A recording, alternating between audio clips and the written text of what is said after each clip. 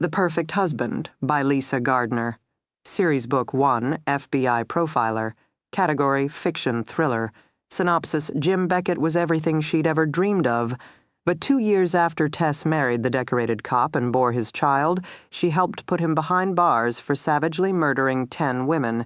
Even locked up in a maximum security prison, he vowed he would come after her and make her pay. Now the cunning killer has escaped, and the most dangerous game of all begins. Last printing, 07-2102, Eden's after a lifetime of fear. Tess will do something she's never done before. She's going to learn to protect her daughter and fight back with the help of a burned-out ex-Marine, as the largest manhunt 4 states have ever seen mobilizes to catch Beckett. The clock winds down to the terrifying reunion between husband and wife, and Tess knows that this time her only choices are to kill or to be killed. The Perfect Husband by Lisa Gardner. Jim had had no hair, not on his head, not on his body. He'd been smooth as marble, like a swimmer, she'd thought, and only later understood the full depth of her naivete. Jim's touch had always been cold and dry, as if he were too perfect for such things as sweat. The first time she'd heard him urinate, she'd felt a vague sense of surprise. He gave the impression of being above such basic biological functions. Jim had been mannequin perfect, if only she'd held that thought longer.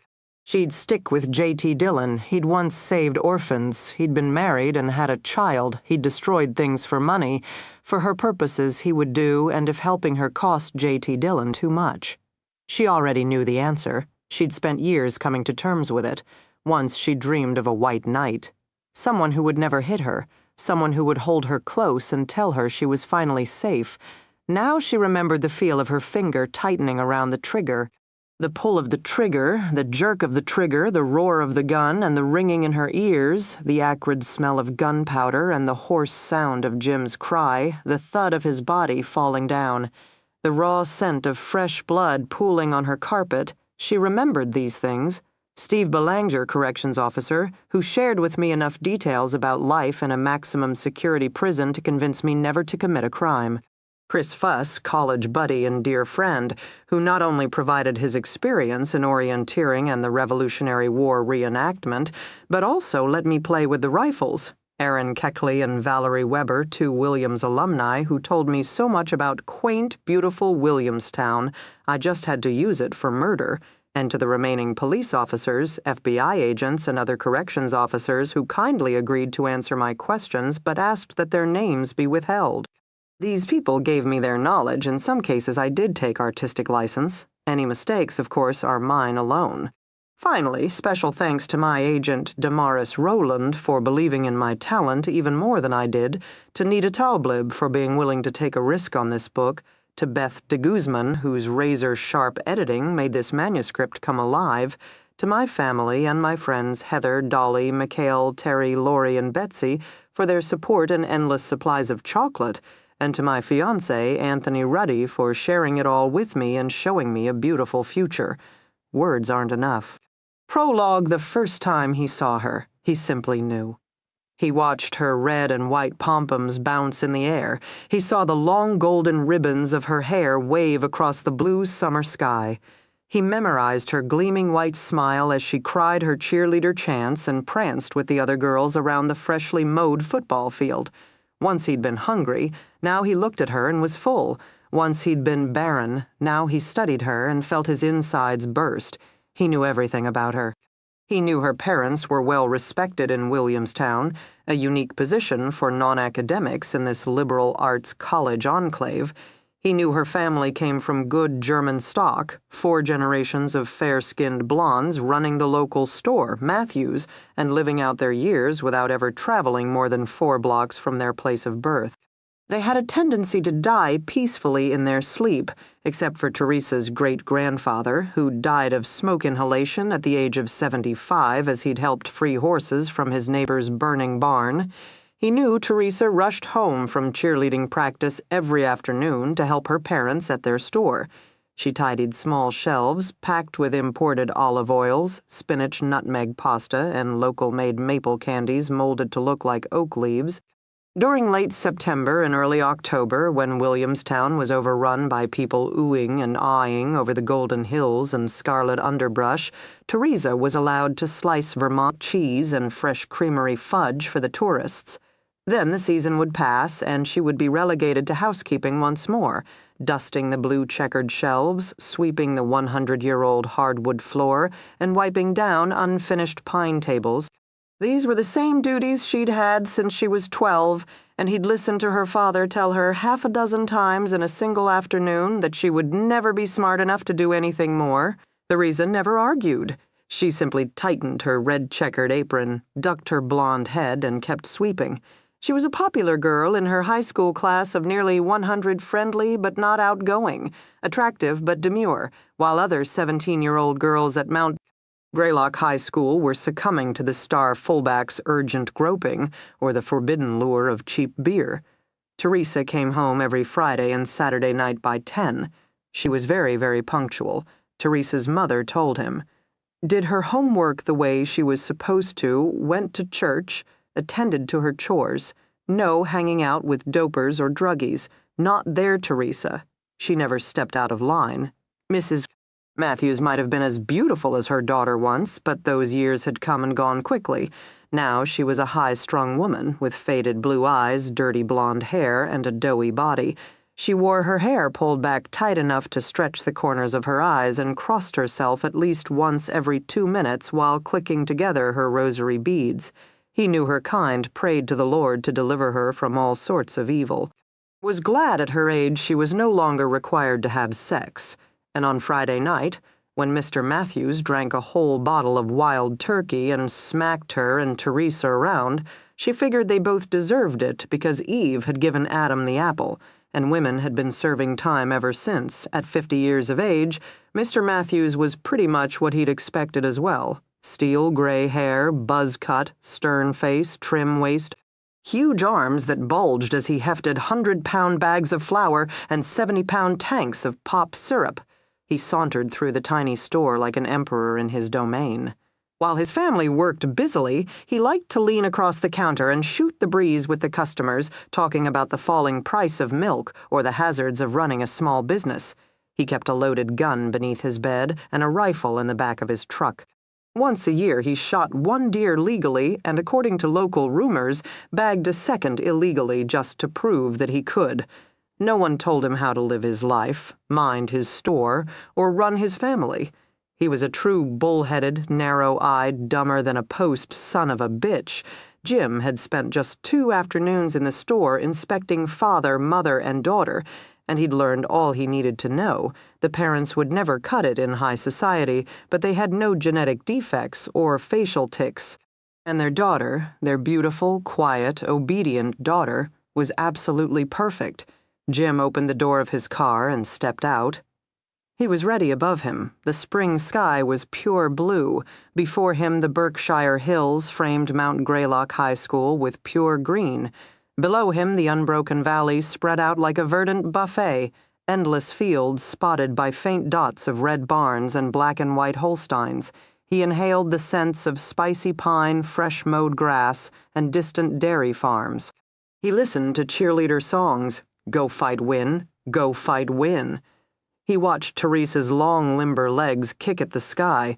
We're from Greylock. No one can be prouder. If you can't hear us, we'll shout a little louder.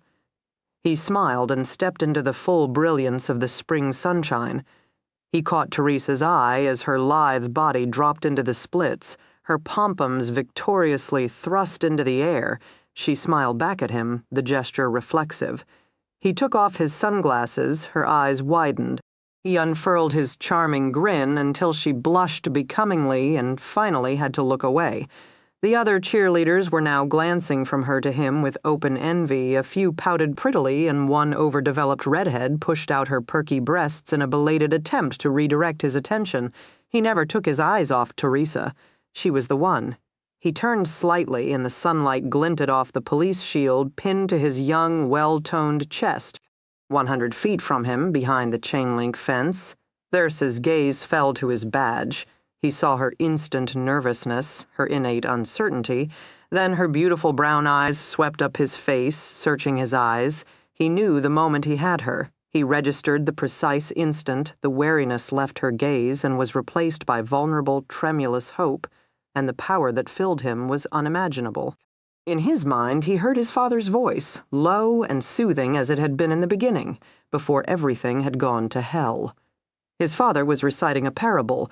There was once a tortoise and a scorpion faced by an incoming flood, fearful, but wanting to do the right thing. The tortoise had told the scorpion he would carry the deadly creature across the raging waters to the opposite shore if the scorpion would agree not to sting him.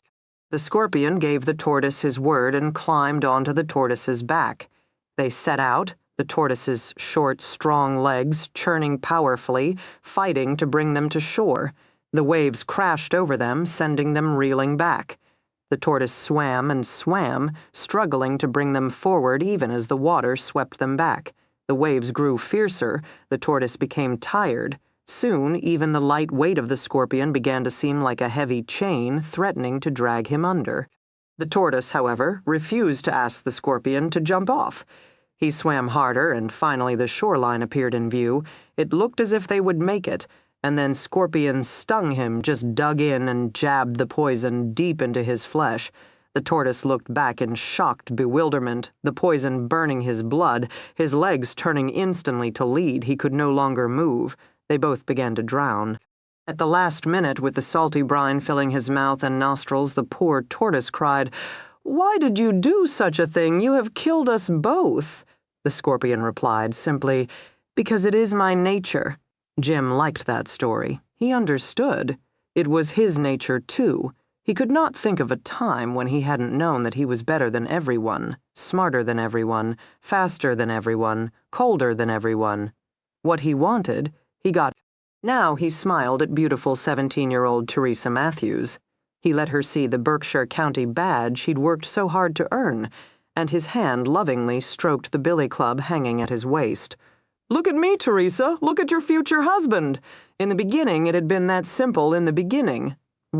5 years later, J.T. Dillon was drunk outside. The white-hot desert sun was straight up in the sky, bleaching bones and parching mountains.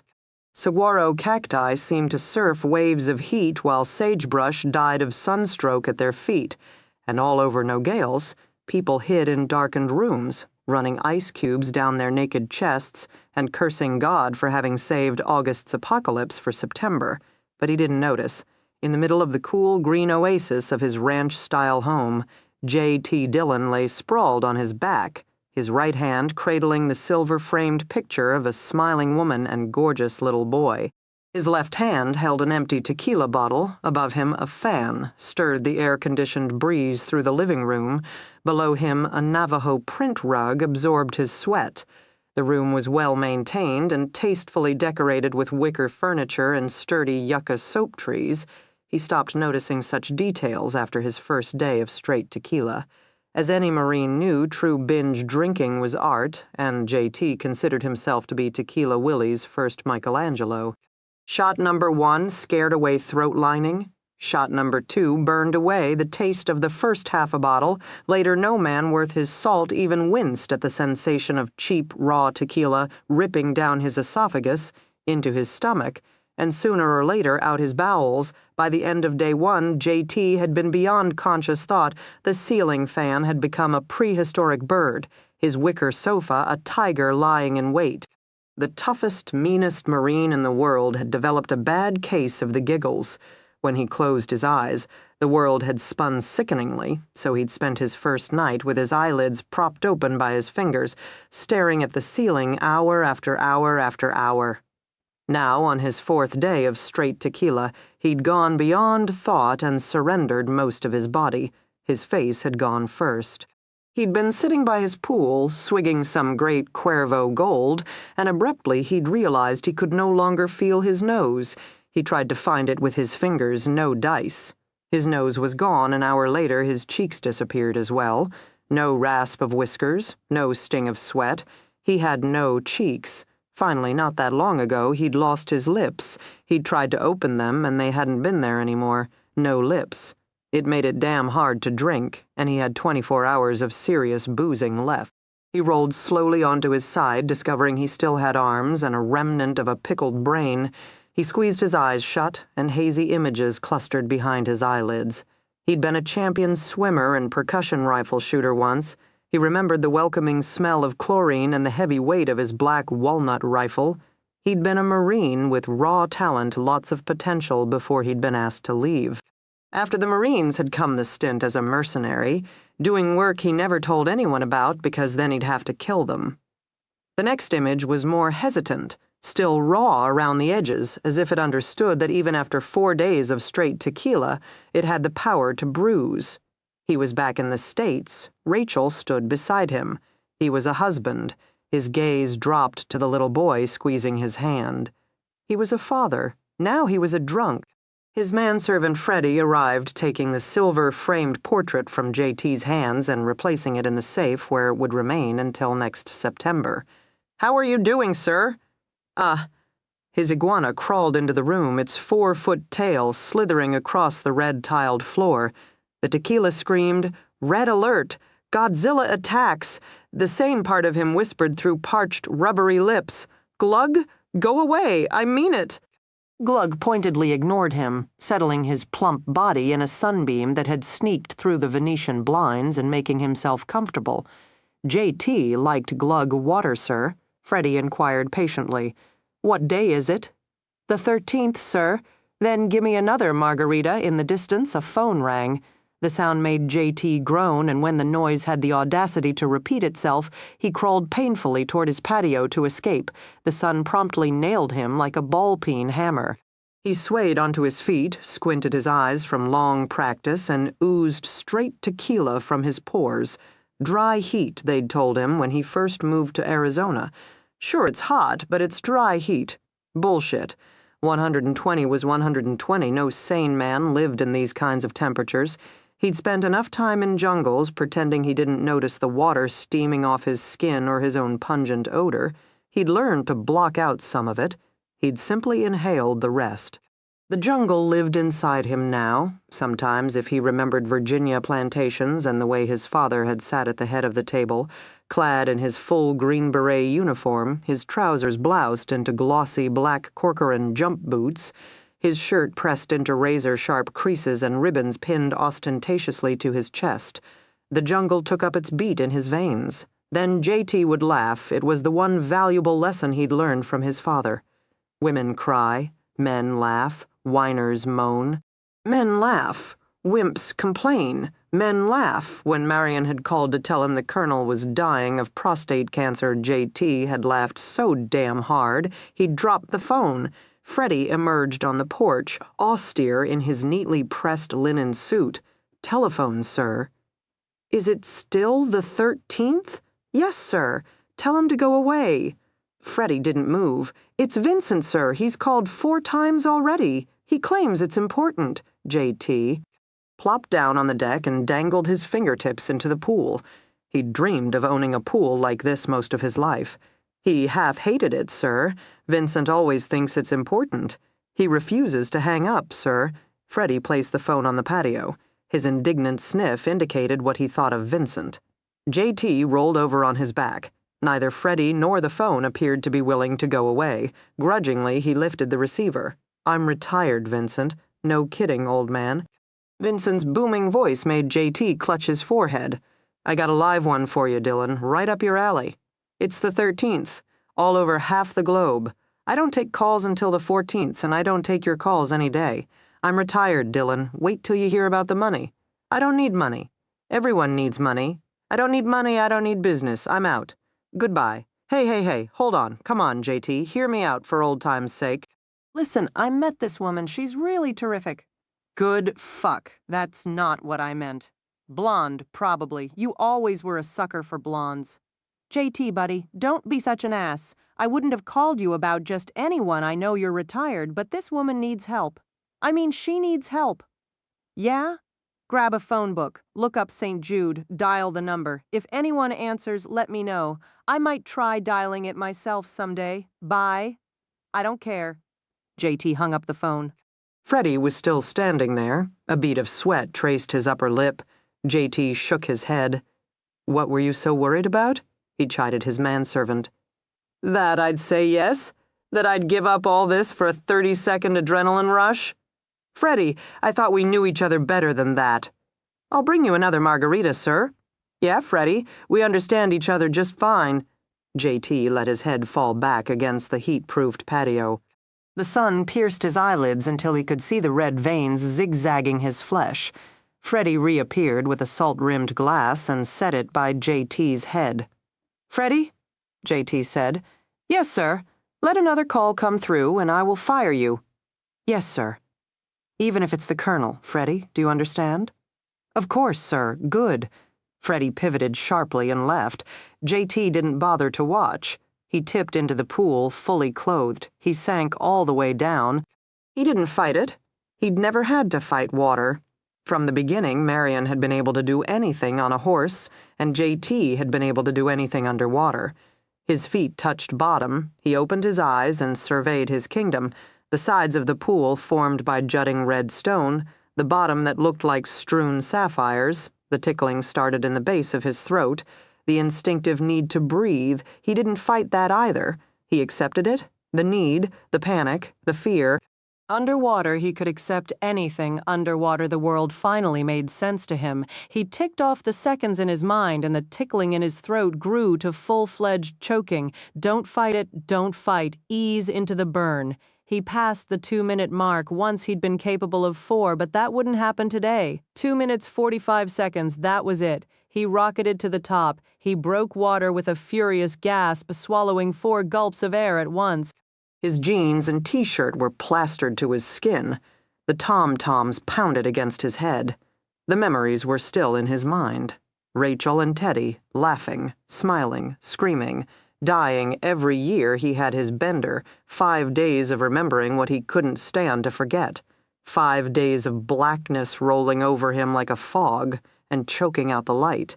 After a minute he began to swim. Then he swam some more. Above him the air was dry and the crickets began to sing as the sky turned blood red.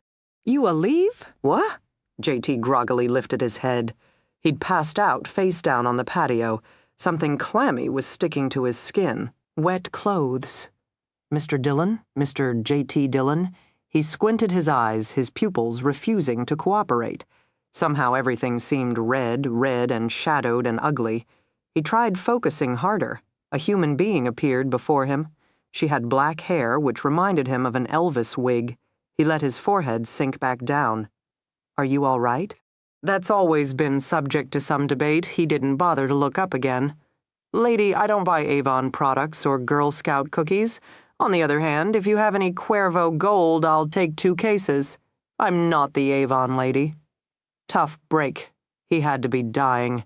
Not since his first day at West Point had he felt this ill. Mr. Dillon. Go away. I can't. Stand up. Pivot 180 degrees, and don't let the gate hit your ass on the way out. Mr. Dillon. Please, just hear me out. He finally pinned her with a bleary gaze. She sat on the edge of a deck chair, perched like a scrawny dove and framed by the mesquite tree. Young, really bad haircut. Even worse, dye job. She tried to appear nonchalant, but her white knees were shaking. He groaned. Lady, you're out of your league. She stood up stiffly and squared her shoulders. Her face was resolute, but the rest of her ruined the impression. Her 2-white suit was wrinkled and ill-fitting. She'd lost a lot of weight recently, and the shadows beneath her eyes were too dark to speak of sweet dreams. Mr. Dillon, Freddie, he called out at the top his lungs. Freddie. The woman's lips snapped shut. He went out, she said after a moment. She began to methodically shred her right thumbnail. Went out. He moaned again, then shook his wet hair. Water sprayed out, a few drops hitting her silk suit, but she didn't flinch. He sluiced a hand through his hair, wiping long strands back out of his face, and looked at his unwanted guest one more time. She kept a careful distance, close enough not to show fear, but far enough to be prudent. Her stance was solidly balanced and prepared for action, legs wide apart with 1 foot back, chest out, arms free. It gave him a sense of déjà vu, as if he should know something about her. But the intuition came and went too fast, and he didn't feel like pursuing it. Your friend left, she said. I watched him climb into a sedan and drive away. Huh! He sat up reluctantly. The world spun, then righted. Considering that his blood had to be 90% tequila by now, his vision was much too clear. How long had he been out? How much alcohol had he sweated from his pores? He was sobering up too fast. He ripped off his t-shirt and dropped it on the deck. Then his fingers went to work on his jeans. "I want to hire you." The woman's voice had gained a slight tremor. He stripped the clinging denim from his legs and tossed the jeans onto the deck. "Better? I'm not sure this is appropriate," she said. JT turned on her with a scowl, hands on his hips. Buck naked, he looked her straight in the eye and wondered why the hell she hadn't smartened up enough to disappear by now. "Lady, does this villa look like a convent to you? This is a private residence and I'm the beast in charge. Now, get the hell out of my sight or do something useful with your mouth." He gave her a sardonic smile, then walked away. Freddie had left him a margarita on the poolside table. It was melted, but he didn't mind. He downed half in a single gulp. "Vincent sent me," the woman whispered behind him. "That son of a bitch?" JT drawled without any real emotion. "I'll just have to take him off my Christmas card list." He downed the second half of the margarita. "I'm counting to 5. Be gone before I'm done, or heaven help you. Won't you please just hear me out? 1, I'll pay you. 2, Vincent did not tell me you were a pig-headed drunk. 3, I need a professional." He turned, his arms crossed over his bare chest, his expression bland. 4, her face grew red, frustration animated her body, bringing up her chin, sparking her eyes for a moment. She was actually pretty. "I'm not leaving," she yelled. "Goddamn it, I have no place else to go. If you'd just stop feeling sorry for yourself long enough to listen." 5, "I won't leave, I can't. Suit yourself." JT shrugged. He placed the empty margarita glass on the table then, and naked as the day he was born, all 180 pounds of muscle and sinew, he advanced. Too sweat baited her upper lip. Her eyes took on a dangerous sheen. Her gaze shifted from side to side. She jammed a hand inside her purse. JT pounced, hurtling his full weight upon her. They went down with a thunder, the contents of her purse spilling, a silvery gun skittering across the patio. She bucked like a bronco and attempted to scratch out his eyes with her ragged nails. He slapped her wrist down hard. He lay on top of her, trying to keep her still, while protecting the more sensitive parts of his anatomy from her lashing feet. She grabbed a fistful of his hair and yanked. "Shit!" He jerked his head free, snapped his fingers around her wrist, and slammed it down. She winced, but when she looked at him, her eyes still contained fire. He was bigger than her, stronger than her, and a helluva lot tougher than her. She wasn't going anywhere, and they both knew it. She made one last futile attempt to jerk free. "Come on," he goaded unkindly. "Try it again. Do you think I'll suddenly change my mind and let you go? Look at me, sweetheart. Vincent didn't do you any favors by giving you my name. I look like the devil, and I am the devil. Genetics decided to play truth in advertising. I have money," she gasped. "Who cares? $100,000. Mel, honey, that's much too cheap for me, funny. You don't look like the expensive type." He arched a brow at her unexpected barb. She wasn't struggling anymore, so she wasn't totally naive. He took the time to give his uninvited guest a more thorough inspection. This close, he could see that she was truly ragged around the edges. The back of her neck was whiter than the front, as if it had been recently protected by long hair, then ruthlessly exposed by desperate scissors. The roots of her dull black hair appeared blonde. Her fingernails seemed to have spent quality time with a cheese grater. She had the peaked look of the anemic. For Chrissick, she probably had a large target tattooed on her back. "Little girl, don't you have enough to worry about without picking fights with me?" "Probably," she said gamely, "but I have to start somewhere." She lashed out with her foot. He shifted and stopped the blow in time. Just as he began to grin smugly, she sank her teeth into his forearm. He paled, his neck corded, and pain shot through him sharp and deep as her tiny white teeth found a nerve. Rage, primal and ugly, rose up inside him, the need to lash back, the need to return the pain inflicted upon him. He felt the jungle drums in his veins, and suddenly he was hearing his father's boots rapping against the hardwood floors. His grip on her left wrist tightened. She whimpered, "Fuck!" He yanked his arm from her mouth, blood dewed the dark hairs and made him even angrier. With a heave he was on his feet, fists clenched, eyes black, anger barely in check. Control, control! He hated men who took it out on women. Control, control the silver Walther. .22 semi-automatic that had been in her purse now lay just 6 inches from his feet. He kicked it into the pool. It wasn't enough once he got good and pissed off. Nothing was ever enough. "What the hell were you thinking?" he roared. She was still lying on the patio, her skirt hiked up around her thighs and revealing slender legs badly in need of muscle tone. She held her wrist against her chest. It obviously hurt, but she didn't make a sound. He swore again and contemplated leaping into the pool. He needed a drink. "You don't draw down on a Marine," he muttered fiercely. "What kind of idiot draws down on a trained professional? You were going to attack me?" she whispered at last. She clutched her wrist closer, the harsh red imprint of his hand staining her pale skin. It shamed him. "I was going to carry you out of here."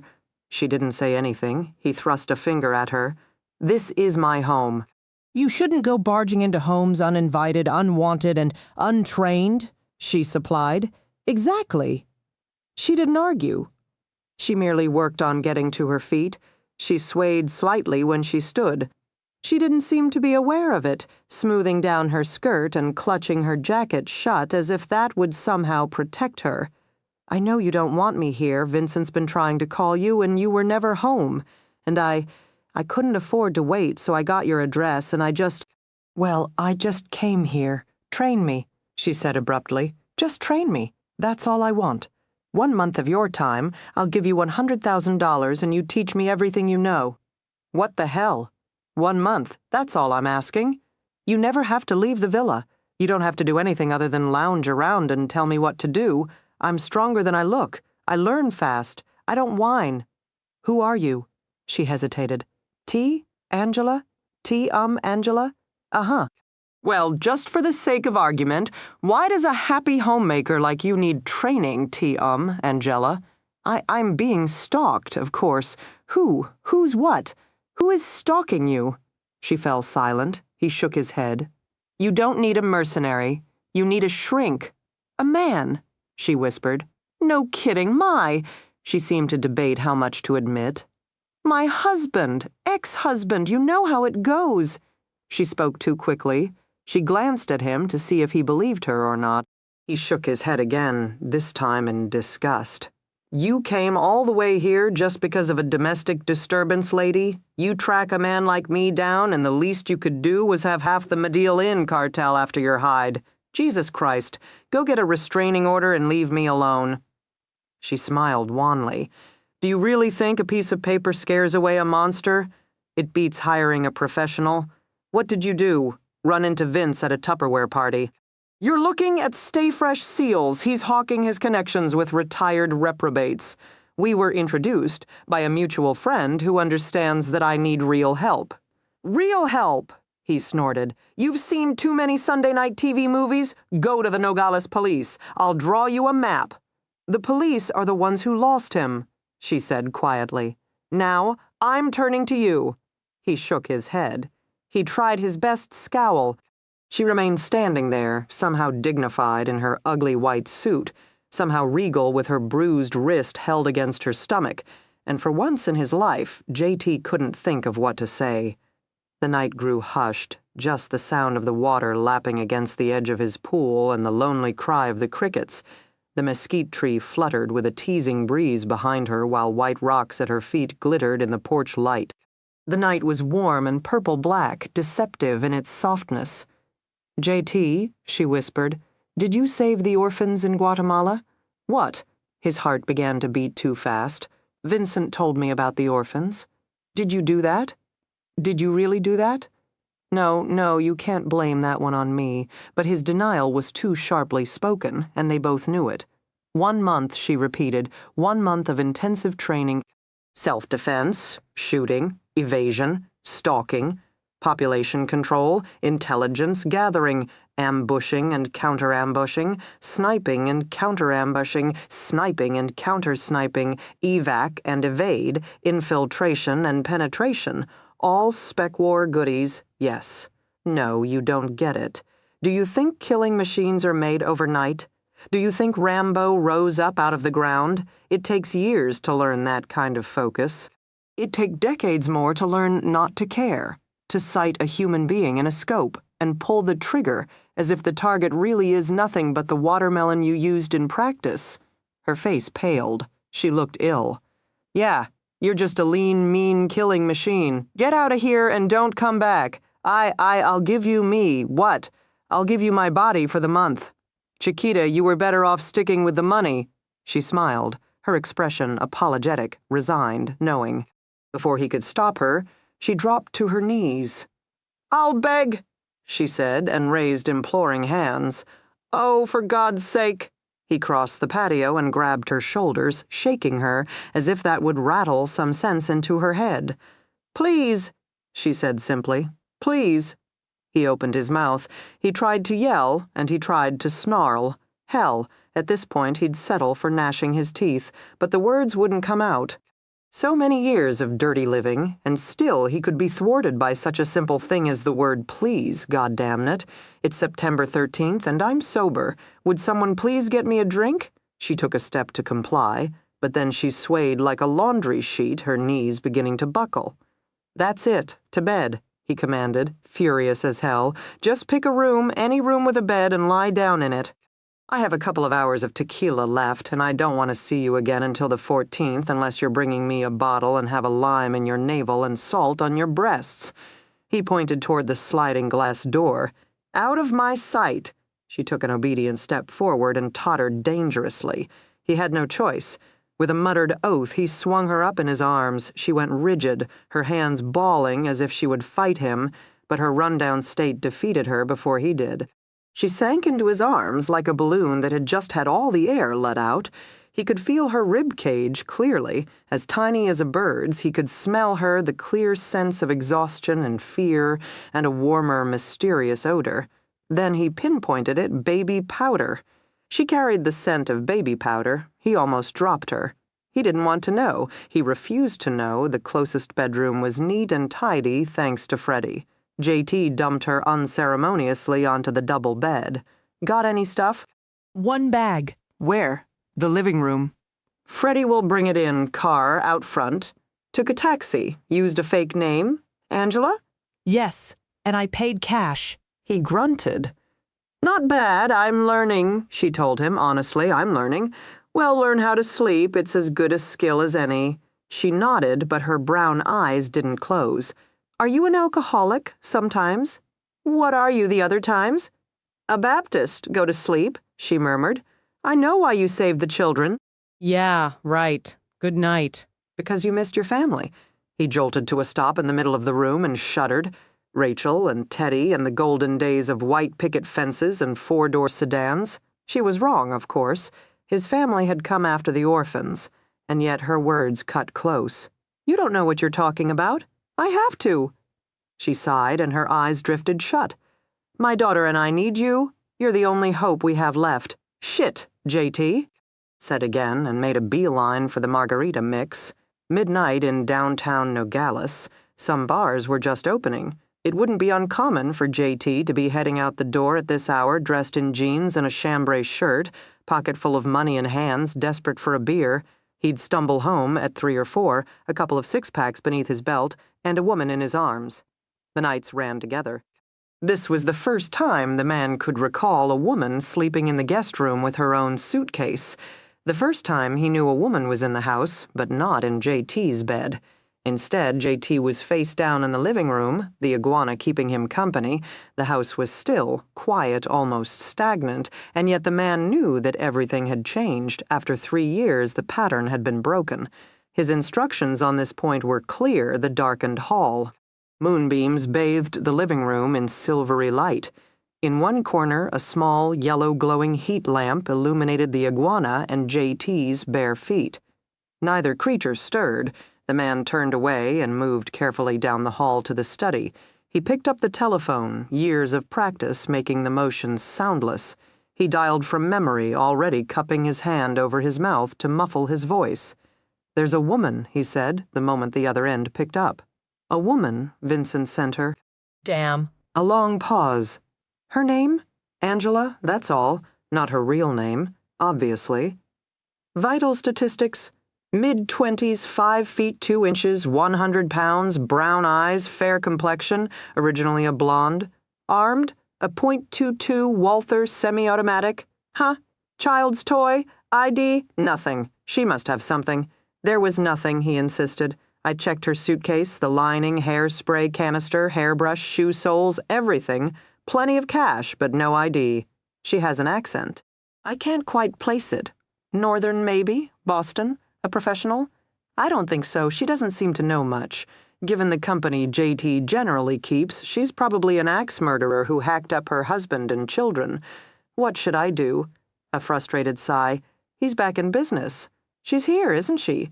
Damn him. Never mind, I'll take care of it. You just hold tight.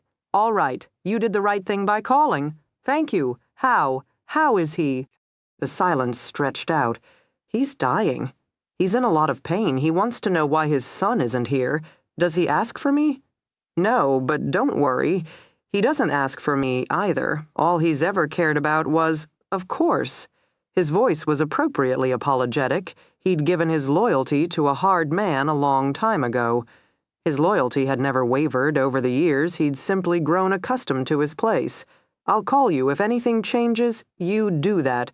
Good night, yeah? Good night. He cradled the phone carefully. It didn't matter. The overhead light snapped on. He turned slowly. JT lounged against the door jamb. His arms were crossed over his bare chest. His eyes were bloodshot, but they were also intent. Freddie, I believe it's time we talked.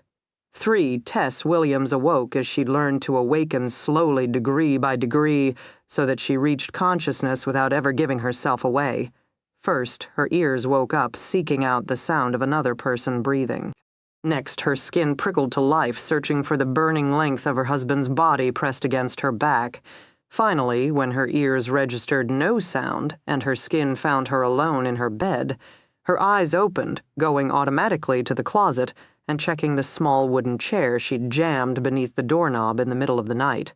The chair was still in place. She released the breath she'd been holding and sat up. The empty room was already bright with mid-morning sun, the adobe walls golden and cheery. The air was hot, her t-shirt stuck to her back, but maybe the sweat came from nightmares that never quite went away. She'd once liked mornings. They were difficult for her now, but not as difficult as night, when she would lie there and try to force her eyes to give up their vigilant search of shadows in favor of sleep. You made it, she told herself. You actually made it. For the last 2 years, she'd been running, clutching her 4-year-old daughter's hand and trying to convince Samantha that everything would be all right. She'd picked up aliases like decorative accessories and new addresses like spare parts, but she'd never really escaped. Late at night, she would sit at the edge of her daughter's bed, stroking Samantha's golden hair, and stare at the closet with fatalistic eyes. She knew what kind of monsters hid in the closet. She had seen the crime scene photos of what they could do. 3 weeks ago, her personal monster had broken out of a maximum security prison by beating 2 guards to death in under 2 minutes. Tess had called Lieutenant Lance Difford. He'd called Vince. The wheels were set in motion. Tess Williams had hidden Samantha safely away. Then she had traveled as far as she could travel. Then she had traveled some more. First, she'd taken the train, and the train had taken her through New England fields of waving grass and industrial sectors of twisted metal. Then she'd caught a plane, flying over everything as if that would help her forget, and covering so many miles, she left behind fall and returned to summer. Landing in Phoenix was like arriving in a moon crater. Everything was red, dusty, and bordered by distant blue mountains. She'd never seen palms here. Roads were lined with them. She'd never seen cactus here. They covered the land like an encroaching army. The bus had only moved her farther into alien terrain. The red hills had disappeared. The sun had gained fury. Signs for cities had been replaced by signs reading state, prison in area. Do not stop for Hitchhiker. The reds and browns had seeped away until the bus rolled through sun-baked amber and bleached-out greens. The mountains no longer followed like kindly grandfathers. In this strange, harsh land of southern Arizona, even the hills were tormented, flayed alive methodically by mining trucks and bulldozers.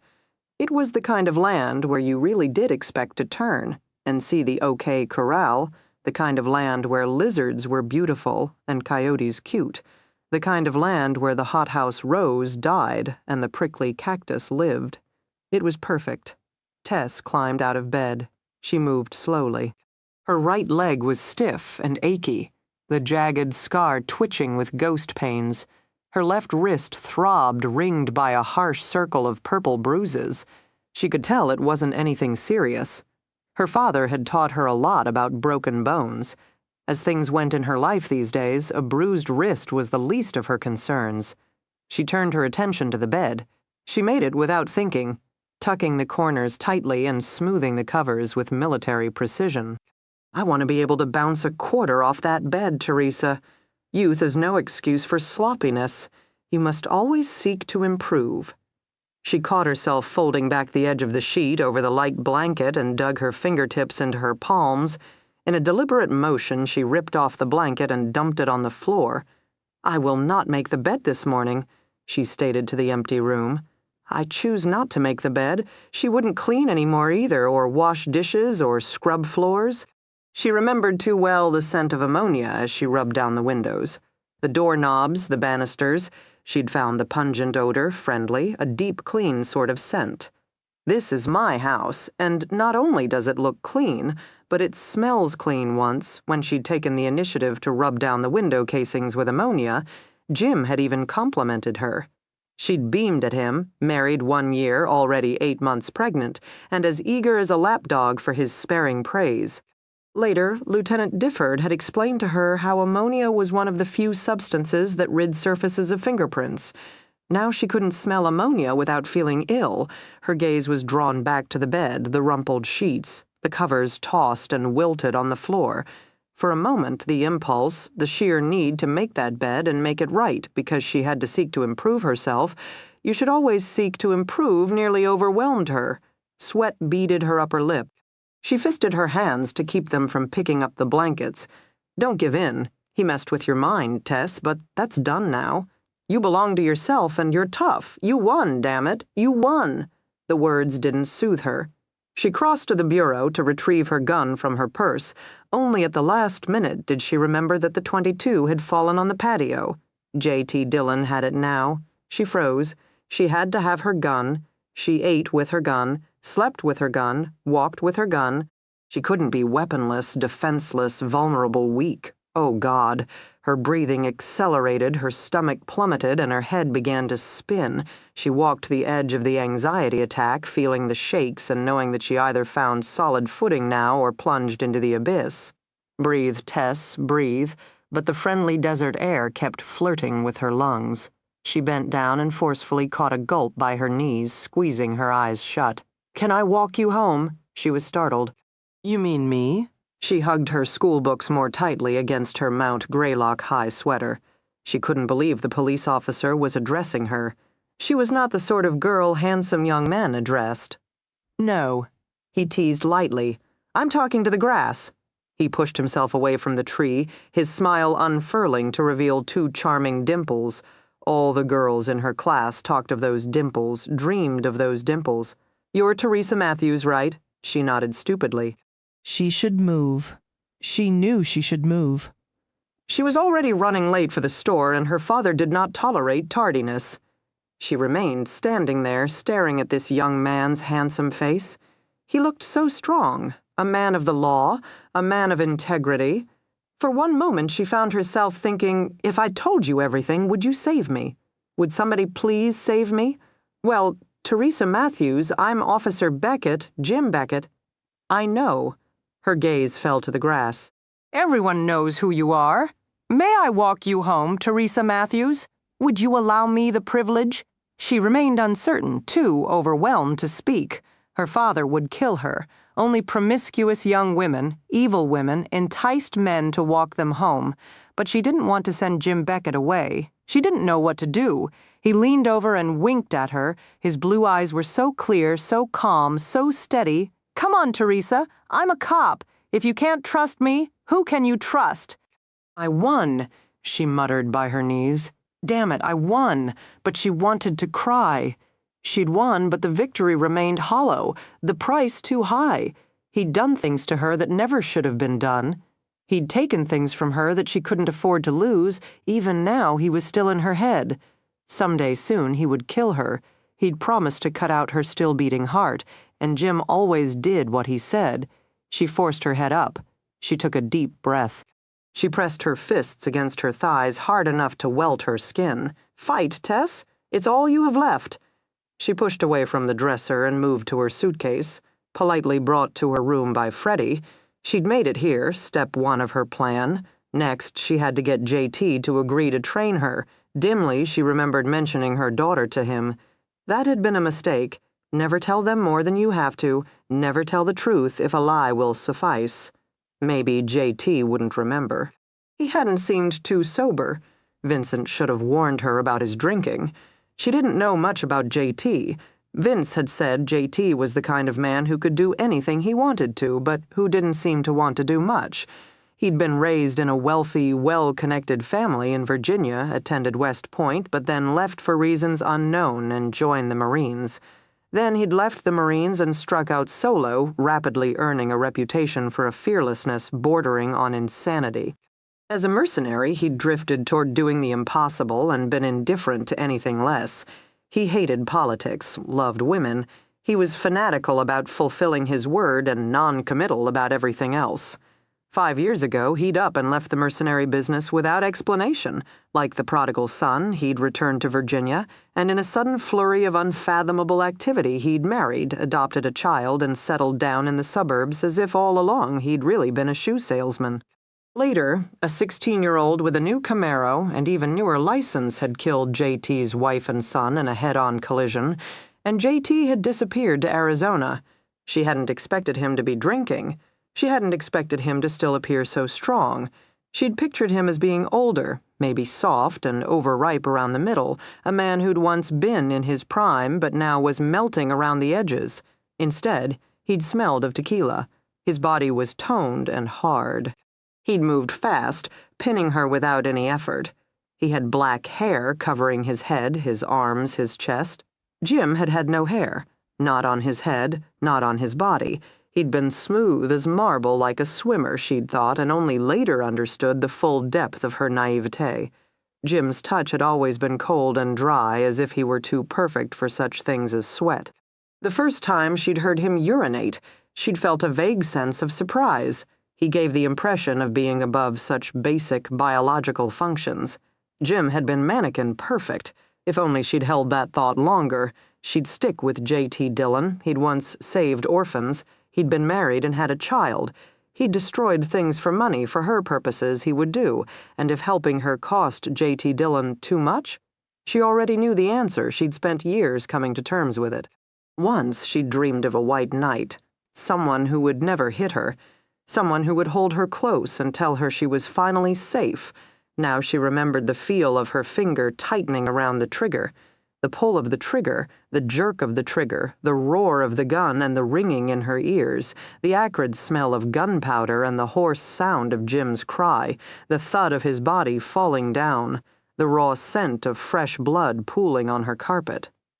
She remembered these things, and she knew she could do anything. For JT was up at the crack of dawn. He didn't want to be. God knows it was stupid for a retired man to be up with the sun, but he'd spent too many years in the military to shake the routine from his bones. 0600 soldier gets up. 0615 soldier does light calisthenics. 0630 Marine swims 50 laps, then showers. 0700 retired man pops open a beer in the middle of his living room and wonders what the hell he's doing still getting up at 0600. Now it was after 9 on the 14th of September. He'd survived another year, hungover, dehydrated, and sick of his own skin, no more tequila. He drank beer instead. He was drinking his third when Rosalita arrived for the annual post-binge cleanup. Born into a family of 11 children, Rosalita had used her survival instincts to become one of the finest whores in Nogales. JT had met her the first week he'd moved to Nogales, picking her up in the usual manner. Over the years, their relationship had somehow evolved to something neither of them dared to label. As a whore, Rosalita had absolutely no morals and no shame, but as a businesswoman, she had rock-solid ethics and the aggressiveness of a tiger. She was one of the few people J.T. respected, and one of even fewer people he trusted. Perhaps they'd become friends. She straddled his lap, wearing a red gauzy skirt and a thin white top tied beneath her generous breasts. J.T. cradled her hip with one hand. She didn't notice. Her attention was focused absolutely on his face. She'd spread an old green hand towel over his naked chest. Now she whipped the shaving cream in the small basin on the right and lathered it generously over his face. Rosalita believed a man should be shaved the old-fashioned way, with a straight razor and plenty of devilish intent. He had enough respect for her temper to hold perfectly still. He sat there watching the world take on the warm, fuzzy hue he'd come to know in the last few years, and even then, he knew when she walked into the room. Her feet were bare and silent on the hardwood floor, but she broadcasted her arrival with her scent. He'd been 6 when his father had taught him to air-dry his clothes, wash with odorless soap, and rinse his mouth with peroxide so the deer wouldn't smell anything as he crept up behind. In those days, he'd accepted such teachings with reverent awe. His whipcord lean, ramrod straight, rattlesnake tough father was omnipotent in his eyes, the only man he knew who could bag a 6-point buck with a single shot. The colonel had had his talents. Rosalita sighted Angela hovering in the doorway. Her fingers instantly dug into his chin. "Higo de puta," she spat out. J.T. gave her a small shrug and lifted the Corona bottle to his lathered lips. "Angela, Rosalita, Rosalita, Angela. Angela is a current guest at our high-flying retirement resort. As for Rosalita, what shall we call you? An international hostess and entertainer." He glanced at Angela. "Every year on September 14th, Rosalita cleans me up. You might call it her frequent flyer program." Angela nodded, her gaze going from him to Rosalita to him with open discomfort. The tension in the room was unmistakable. "Nice to meet you," Angela said at last, her voice unfailingly polite. Rosalita froze, then began to smile, then began to laugh. She repeated the words back to J.T. in Spanish, then chuckled harder. "Nice to meet you wasn't something other women generally said to whores.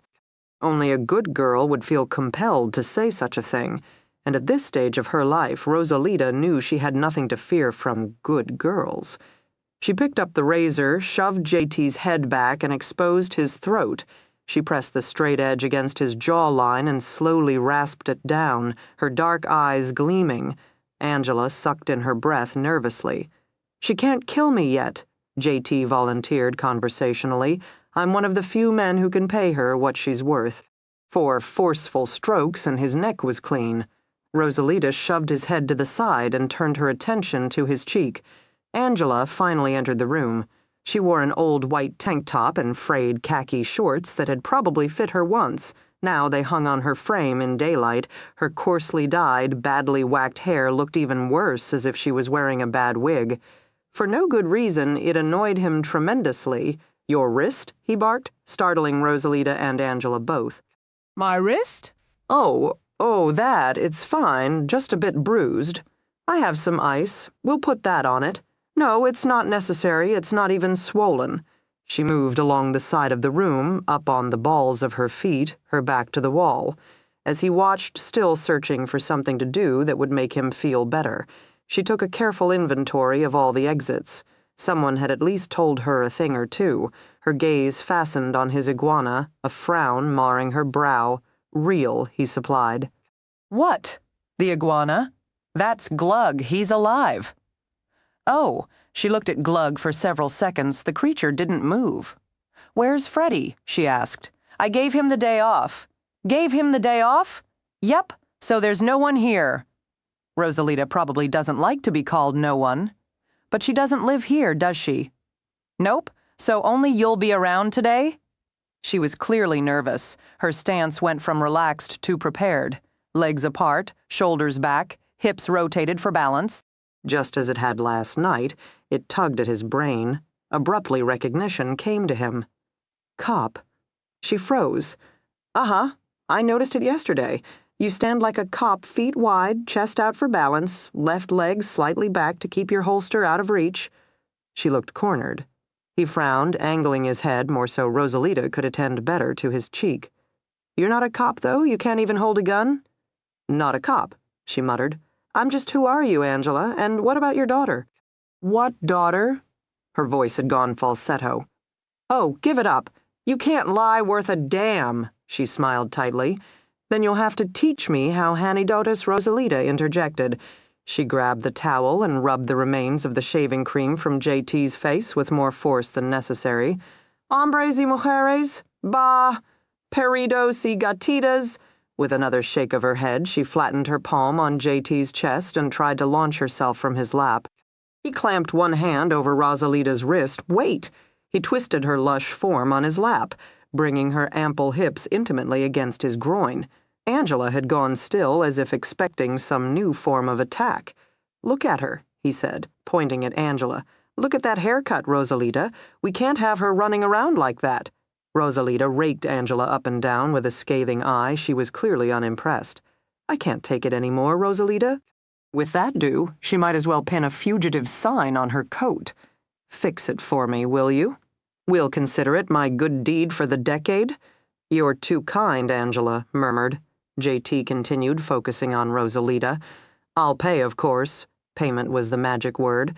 Rosalita started out asking for 20, but settled for 10.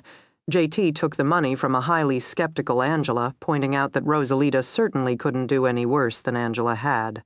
Moments later, Rosalita had Angela positioned in JT's chair, the green towel wrapped around her neck.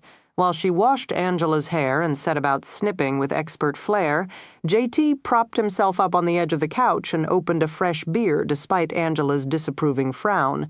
He could see her wrist now on her lap. It was badly bruised, so now you're beating up on women, JT. Just how low do you plan on sinking in the disconcerting quiet of his living room? He didn't have an answer. He'd never considered himself a great man, not even a good man, but he had his few principles and they gave him comfort. Don't lie, and don't pretend, don't hurt people weaker than yourself. There are enough sobs out there who deserve it. Never, ever hurt a woman. If Rachel could see him now, she would be ashamed. He crossed over to the sliding glass door and watched the sunlight dance across the rippling surface of his pool. "Termin," Rosalita announced. Reluctantly, JT turned to inspect Angela's new look. He froze, too stunned for words. Rosalita had hacked off most of Angela's hair. Now intricately layered strands darted before her ears, wisped at the back of her neck, and fringed around her eyes. The short-cropped hair should have made her look like a teenage boy, except teenage boys didn't have cheekbones that high, noses that small, or lips that full. Teenage boys didn't have saucer-shaped eyes of liquid brown framed by thick, lush lashes. "Jesus Christ," he murmured. "Jesus H. Christ." He started pacing. Even then he felt the tension curling up inside his belly. It's a start."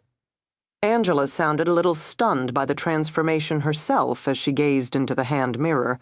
Rosalita bustled away with the basin of soapy water, leaving them alone in the living room. A taut silence descended. Angela's fingers began to fidget on her lap. "Want a piece of advice?" JT said all of a sudden. "It's free. Doesn't that make 2 good deeds in one day? I thought you'd already met quota for the year. You caught me at a weak moment. Now, do you want the advice or what?" "Okay, dye your hair," he said flatly. "It's the trick of a disguise. Come up with something that looks even more you than the real you. I'd recommend a dark brown or auburn, something that fits your natural coloring. Then you'll have a new look that's subtle. Right now you're too obvious. Oh, so there you go. Visit a pharmacy. Buy some hair dye, and 30 minutes later you'll be all set." "Thank you," he grimaced. "Advice wasn't that good." "JT about yesterday? I need to talk to you, will you?" Hungry, he turned to face her. "You need to eat more. I can make oatmeal." She hesitated, clearly wanting to return to the original topic. "That makes 3 good deeds," she pointed out. "Blame it on my upbringing. I certainly do. Breakfast would be nice, I guess." She nodded toward the nearly empty beer bottle dangling from his fingertips. "Looks like you've already had yours." "Yep." "Do you always drink so much? Only to excess?" Vince didn't say you were an alcoholic. I am not an alcoholic, prissy teetotaler. He thumped the bottle against his thigh. She had an accent, a northern accent, well-educated. What had brought a well-educated northern woman all the way to the Mexican border, exhausted, malnourished, and obviously terrified? His gaze fell to her thighs. Shit. He took a step toward her. She stiffened. It didn't matter. He walked right up to her even as she leaned way back, sinking into the chair. Her eyes were wide and fearful. He ignored her distress, reaching out and swiping a finger down the vicious scar marring her pale thigh, broad, shiny, many snaking tributaries, the kind that would be made by a bone snapping and tearing through flesh. He do that? She didn't answer. Damn it, did he do that? She opened her mouth, then gave up and simply stared at him. Who the hell are you, Angela? A woman who needs help? Your husband was that bad. No, she said bluntly. He was worse. JT turned away. He was angry again. That was always his problem. He was too good at getting angry and not good enough at fixing anything. Control. Control. It's not your problem. It's not your business. But he hated the sight of the scar on her thigh. It made him think of things he'd dedicated the last few years to forgetting, and it made him want to find her ex-husband and slam his fist through his face. He forced himself to relax and took a swallow from his beer. He didn't speak again until he trusted himself completely. I'll make oatmeal, thank you. Honey, you haven't tasted it yet. Angela followed him into the kitchen. He was proud of the kitchen Rachel had designed it. He knew a lot about pools, and in the last couple of years he'd become a good landscaper. He didn't know much about decorating, though. In the Marines, you stuck a girly poster above your bed, and that was considered the finishing touch. Rachel had had a natural flair, so she'd designed the house they were going to build in Montana, where the sky was endless and they would always feel free. He was going to learn about horses. She was going to study interior decorating. Maybe they would have a second kid give Teddy a little sister to play with, and Teddy and his little sister would be raised right, without any bad memories to keep them awake on dark nights later in life. Those dreams were gone. JT just had Rachel's kitchen, a large cool room with a red-tiled floor and eggshell blue counter. The stove was big and accented with a wreath of jalapenos. A huge collection of brass pots and pans hung from a wire rack suspended from the ceiling. He'd placed each one just where he figured Rachel would have, having listened to her excitedly describe the kitchen night after night as they'd lain together in bed and dreamed like children. It's a nice kitchen, Angela said from behind him. Do you cook a lot? I don't cook at all. He moved to the sliding glass door, which Rosalita had left slightly cracked. The heat seeped in like a tentacled beast. He shut the door. You aren't going to lock it? Lock what? The door. There was a small pause. He contemplated the pots and pans, trying to figure out which to grab. It had been a long time since he'd tried cooking anything. That was Freddie's job. Do you lock your front door? Nope. Could I do it? He looked at her. She stood by the wood table, her hands twisting in front of her, and her gaze fastened on the sliding glass door. Sweetheart, this is Nogales, the outskirts of Nogales. You don't have to worry about anything here. Please. He was really starting to hate how well she used that word. You're scared, he said flatly. She didn't bother to deny it. You think he followed you here? This big bad ex-husband of yours? It's possible. He's very, very good at that. You said you paid cash, used fake names, yes. Then you're fine. He turned back to the stove, but he heard her move behind him, then heard the click of the sliding glass door lock sliding home. Whatever. He didn't feel like telling her about the small arsenal he kept in a safe and the fact that even dead drunk he could shoot the Lincoln head out of a penny at 200 yards. If she wanted the doors locked that badly, he wasn't going to argue. He boiled water, he opened a canister of oatmeal and wondered how much he was supposed to dump in. He dumped in half and figured what the hell, if he could rig explosives, he ought to be able to manage oatmeal. Generally, people measure it out, Angela commented, returning to the kitchen.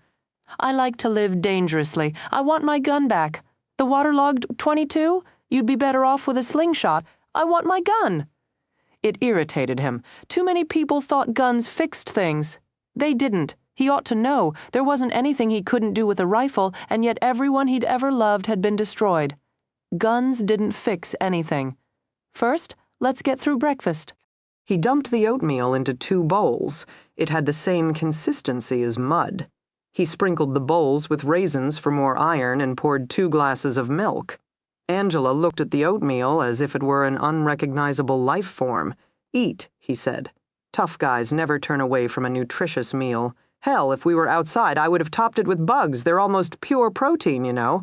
"I didn't know," she confessed, and finally gingerly scooped up the first spoonful and thrust it into her mouth. Her eyes were closed.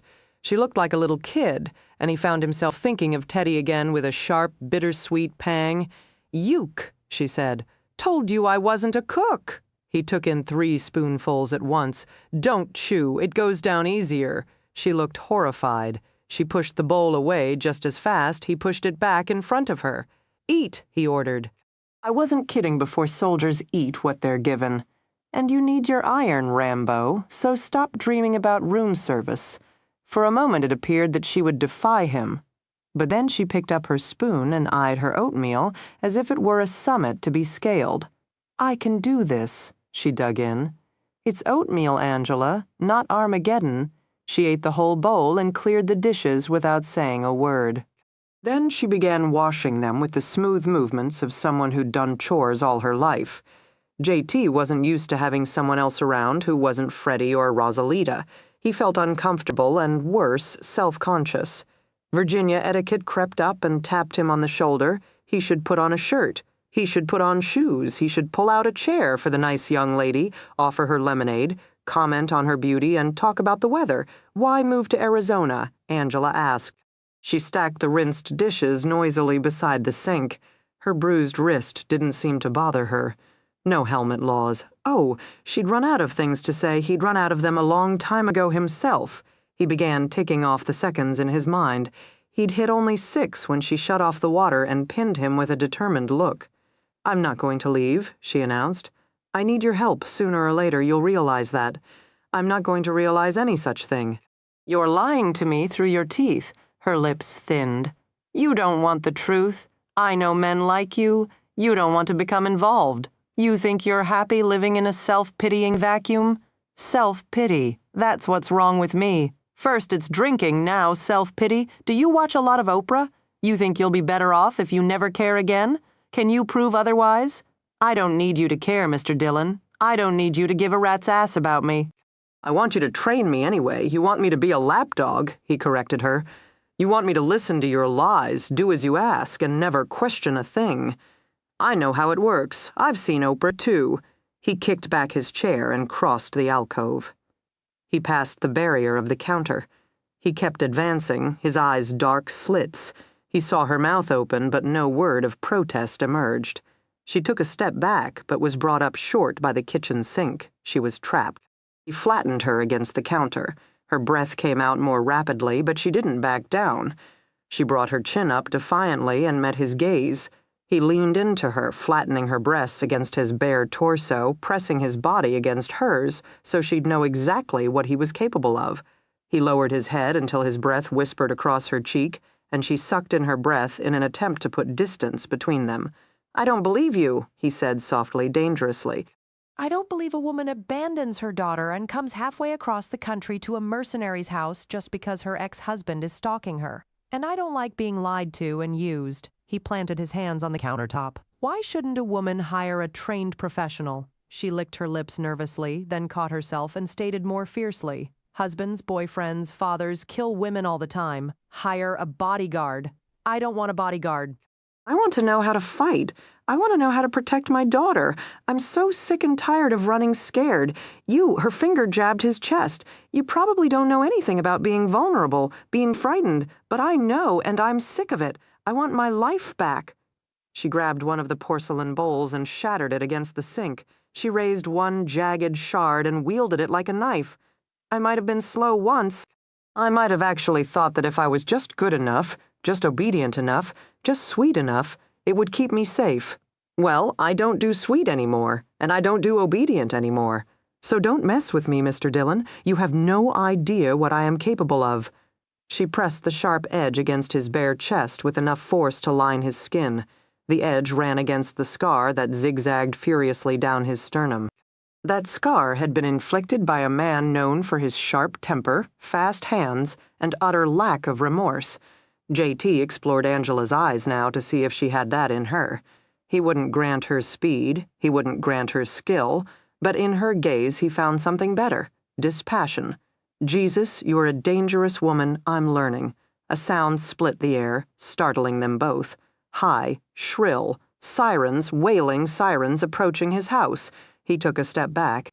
His first thought was Marion, but then he noticed his house guest. She'd frozen, and she appeared terrified.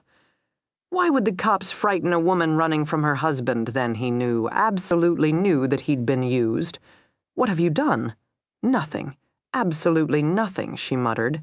The sirens wailed closer. 3 cars, he figured. 3 police cars pulling into his driveway and shattering his peace. "Why are you so afraid? What are you hiding?" Her eyes were no longer so certain. She tried to push away, but his grip was too strong.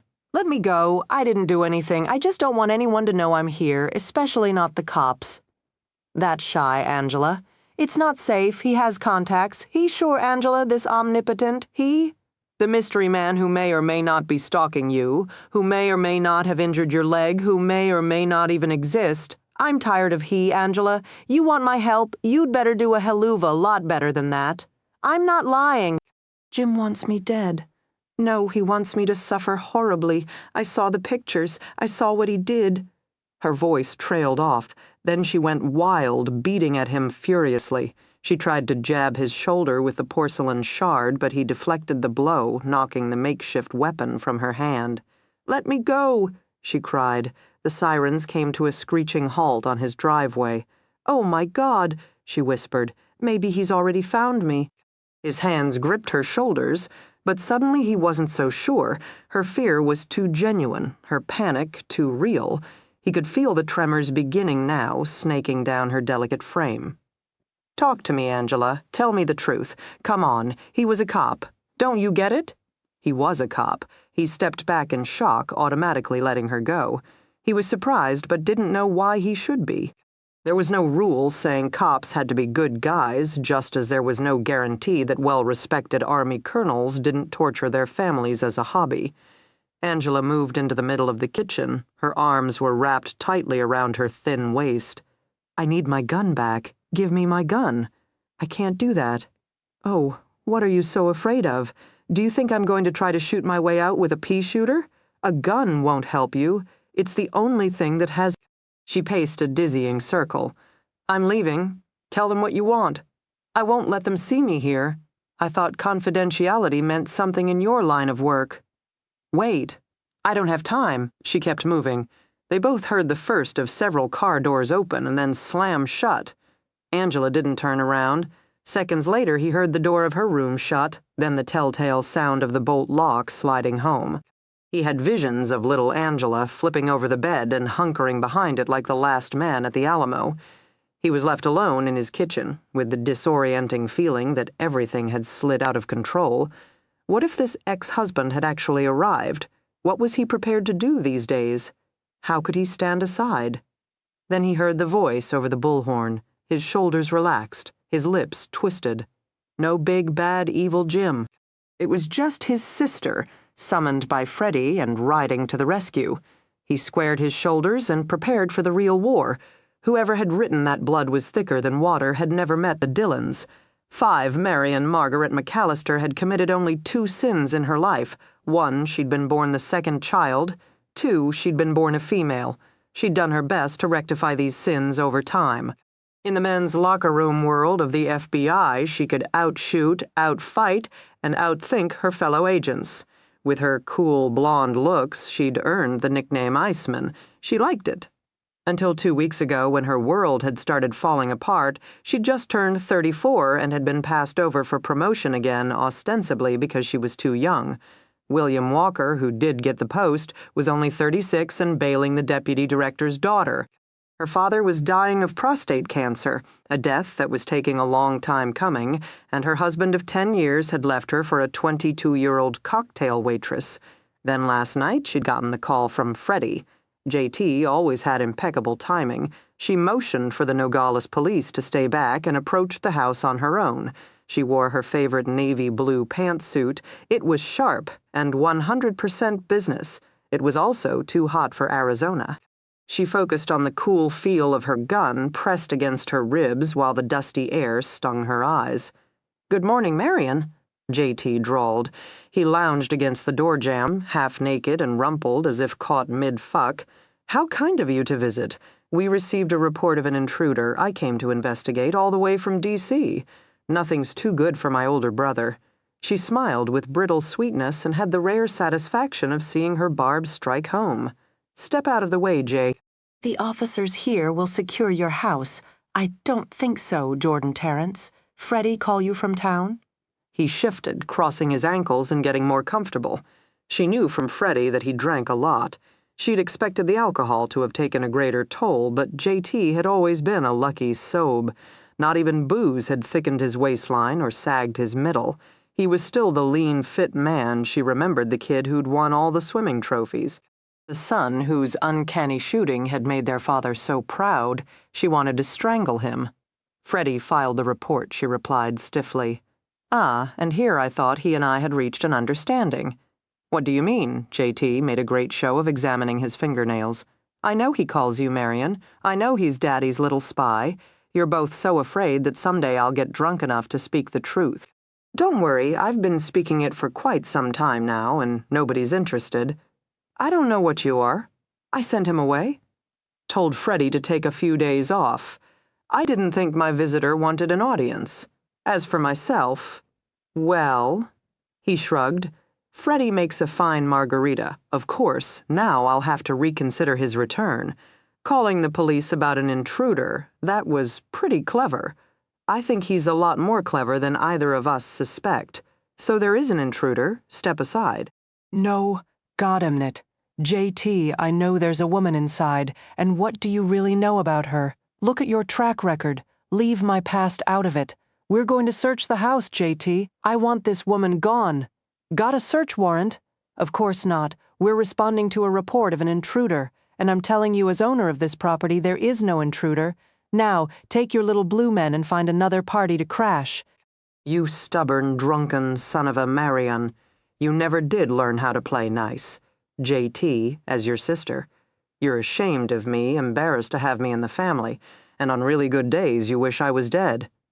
I know, Marion. These open exchanges of family sentiment always leave me feeling warm and fuzzy all over. So help me, God, JT, if I find so much as a BB gun on your property. It's Arizona, lax gun laws. You gotta love that in a state. I'm here to try to help you, JT. No, Marion, you're not. You're still doing Daddy's bidding, and we both know it. His voice grew suddenly soft. Why don't you ever stop by just to visit, Maryberry? Why, with you, is it always war? Marion grew suffocated beneath the neck, high buttons of her suit, and for a moment she was beyond anger. JT straightened away from the door jamb. Send the cops away. Daddy never approved of outsiders nosing around in family business. Is he dead yet? Too bad? Well, it was nice talking to you. We should really get together more often. I'm not leaving. I'm sorry, Marion. You know I care about you, but I have this strong allergic reaction to federal agents. No, I'm afraid I have a strict no cops, no FBI agents policy for my property. You are such a bastard. I used to pray that was the case, but I probably have too much of the colonel in me for it to be true. What a shame. JT's implacable grin told her he wasn't budging. He always had been a stubborn ass. But then she could be stubborn too, and she had her orders straight from the colonel. Fine, I'll check my badge at the door. And your backup band? JT nodded toward the cops. If you can assure us that there's no intruder inside, I'll send them on their way. Oh, the intruder's inside, all right. I think the boys in blue should go on their way anyhow. He smiled at her. Then he walked inside and shut the door. She was left standing in the broiling sun with 3 state troopers looking at her for guidance. She wanted to scream and she wanted to curse, but most of all, she wanted to forget she'd ever met her husband. Go home, she said to the troopers. I have the situation under control. Then she knocked on the door of her brother's house and prepared for round two. Tess sat on the floor of her room, her ear pressed against the door. She'd locked it, but knew from experience that the lock was too feeble to hold. She still didn't have her gun and wasn't sure what she'd do if she did. It was imperative that no one know she was there, but was she desperate enough to shoot an FBI agent to keep her identity secret? When she found herself thinking that she could just wound the woman, she realized she was desperate enough. She'd listened to the exchange in the front yard. Now she heard the woman's voice echo down the hall from the living room. "All right, JT, where is she?" She stepped out for a moment. "I got the impression she didn't much care for the police." "Oh, doesn't that tell you something right there, brother dear? Only that she's spent some time in L.A.? Give it up, JT. If Lizzie Borden were alive today, she'd come to you for help." Tess wanted to resent that comment, but couldn't. Too many newspapers had referred to her as the bride so I married and axe murderer. The late-night talk show hosts had gotten in a few stingers as well. She didn't like to think about Jim. She wanted definitive answers and the clarity of hindsight. She didn't have that. Even after all these years, the images were murky and disjointed in her mind. The press could package her story as neatly as they wanted. She'd lived it, and the truth did not allow her that luxury. Jim Beckett had been handsome, he'd been strong. He was a highly commended police officer and a lonely man who'd been orphaned as a child. His mother had been frail, sickly, he'd told her. She'd collapsed when he was 8, and his father had died in an automobile accident rushing to her side with no surviving relatives. He'd been placed with foster parents. He'd grown close to that family, but tragedy had struck again. When he was 14, his foster father had been killed in a hunting accident. His foster mother had fought to keep him only to succumb to breast cancer while he was in college. Jim Beckett was alone in the world, but then he'd seen her. On their 4th date, he sat with her on the porch swing at her father's house and took her hand. "Theresa," he whispered somberly, "I know about your father, how he treats you, and your mother. I understand how afraid you must be. But you're not alone anymore. I love you, baby. We're alike. We each have no one. But now we'll be together forever. No one is ever going to hurt you again." She believed him. She cried that night while he of Frankenstein. The tabloids had even carried her supposed biography under the headline "Rocked Her Against His Chest," and she thought, finally, my white knight has arrived. 6 months later, she became Jim's bride in one of the largest weddings Williamstown had ever seen. She moved from her father's house and watched Jim hang a blown-up wedding portrait above the mantel of their new home. It was the first thing anyone saw when they walked into the Beckett house, a huge glossy photo of the most beautiful blonde couple in Williamstown. People nicknamed them Ken and Barbie. On their honeymoon, Jim sat her down and explained that there were a few rules she would need to follow. She was a wife now, a police officer's wife. The rules were straightforward. Always walk 2 steps behind him. Always ask his permission before buying anything. Wear only clothes he'd approved. Always keep the house immaculate and always cook his steak rare. Never question him or his schedule. She nodded. She was confused, but she promised to try. She was an 18-year-old bride. She wanted to be perfect. She made mistakes. The second night after they returned from their honeymoon, Jim burned her wedding dress to punish her for buying note cards without asking. She begged him not to, so he burned her veil as well. She wasn't supposed to question him. She must remember not to question him. She struggled to remember that she struggled to adapt. In the first few weeks, she lost most of her personal belongings to the fire: her cheerleading outfit, her baby blanket, her yearbook, for a change of pace. Jim cut up her childhood teddy bear into little pieces, then burned the pieces when she didn't have dinner on the table in time. Jim told her she must be stupid to lose so much stuff, so she tried harder. She didn't want to fail the only person who claimed to love her, and he didn't hit her, he yelled sometimes. He was strict. He told her she was stupid, but he never ever raised his hand. She was so grateful for that, she learned. She ran out of stuff for him to destroy.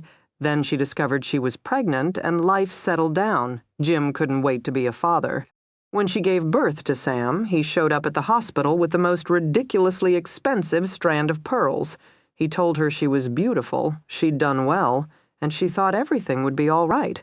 2 months later, Jim announced it was time to have a second child. She sat at the dinner table, breastfeeding Samantha and feeling so exhausted she could barely keep her eyes open. She made a mistake.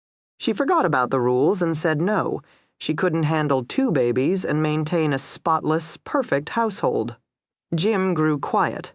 He set down his fork. He pinned her with his over-bright blue eyes. You can't handle it, Teresa? Do you think of hurting Samantha? Is that what you're telling me? Do you think of beating my baby? I know it's in your blood, she cried. She said no, she'd never do such a thing. She could tell he didn't believe her. Later that week, she committed her first act of blatant rebellion. She bought a diaphragm and hid it under the bathroom sink. The week after that, she pulled it out and discovered a pin resting delicately on top. Jim stood behind her, his face implacable. She couldn't take it anymore. She hadn't slept in 2.5 months. She was exhausted, overwhelmed, and frightened. She would fail as a mother. She began to sob. Jim finally moved. She cringed, but he just took her in his arms. He stroked her hair, touching her gently for the first time in months, and told her everything would be all right. He would help her. He lowered her to the bathroom floor. He pushed up her skirt. He took her while she lay there, too exhausted, too shocked, and too much in pain to move. Afterward, he told her he wanted a boy this time, a boy to name Brian after his father. Jim's absences grew longer and his returns crueler. Whatever she did, it wasn't good enough. She was a bad wife, a horrible mother. She was a stupid, stupid girl who should be grateful he'd agreed to marry her. A handsome, charming, well-respected man like him could certainly do better. One day he sat her down in the living room and told her he was going out. He would be gone for a while. Maybe he'd return, maybe not. He hadn't decided yet, no matter what. She was not to go down into the basement. The basement? Why would I go into the basement? Because I told you not to go there, so now you're thinking about it, and you'll think about it the minute I leave. What is in the basement? Why shouldn't I go into the basement? What is he hiding in the basement? I've planted the suggestion in your mind. You won't be able to rest until you go into the basement. I know you that well, Teresa. I can control you that much. No, I won't go into the basement. I won't. But the minute he left, her eyes fell on the basement door. She put her hand on the doorknob. She twisted. She opened the door and stared down into the gloom. Tess quickly cut off the rest of the memories. She pressed her fingers against her temples already tasting bile. Some days she could recall things objectively. She could distance herself, analyze the scenes as if they'd happened in somebody else's life. Some days she couldn't. Now she concentrated on breathing and the feel of the warm Arizona sun. Down the hall, Marion and J.T. continued to war. He is dying, J.T. It's not some twisted ruse. Marion's voice was brittle. Our father is dying. Our father. I don't think so. I gave him to you when you were 14. We were playing poker, as I recall, and I was beating you quite badly.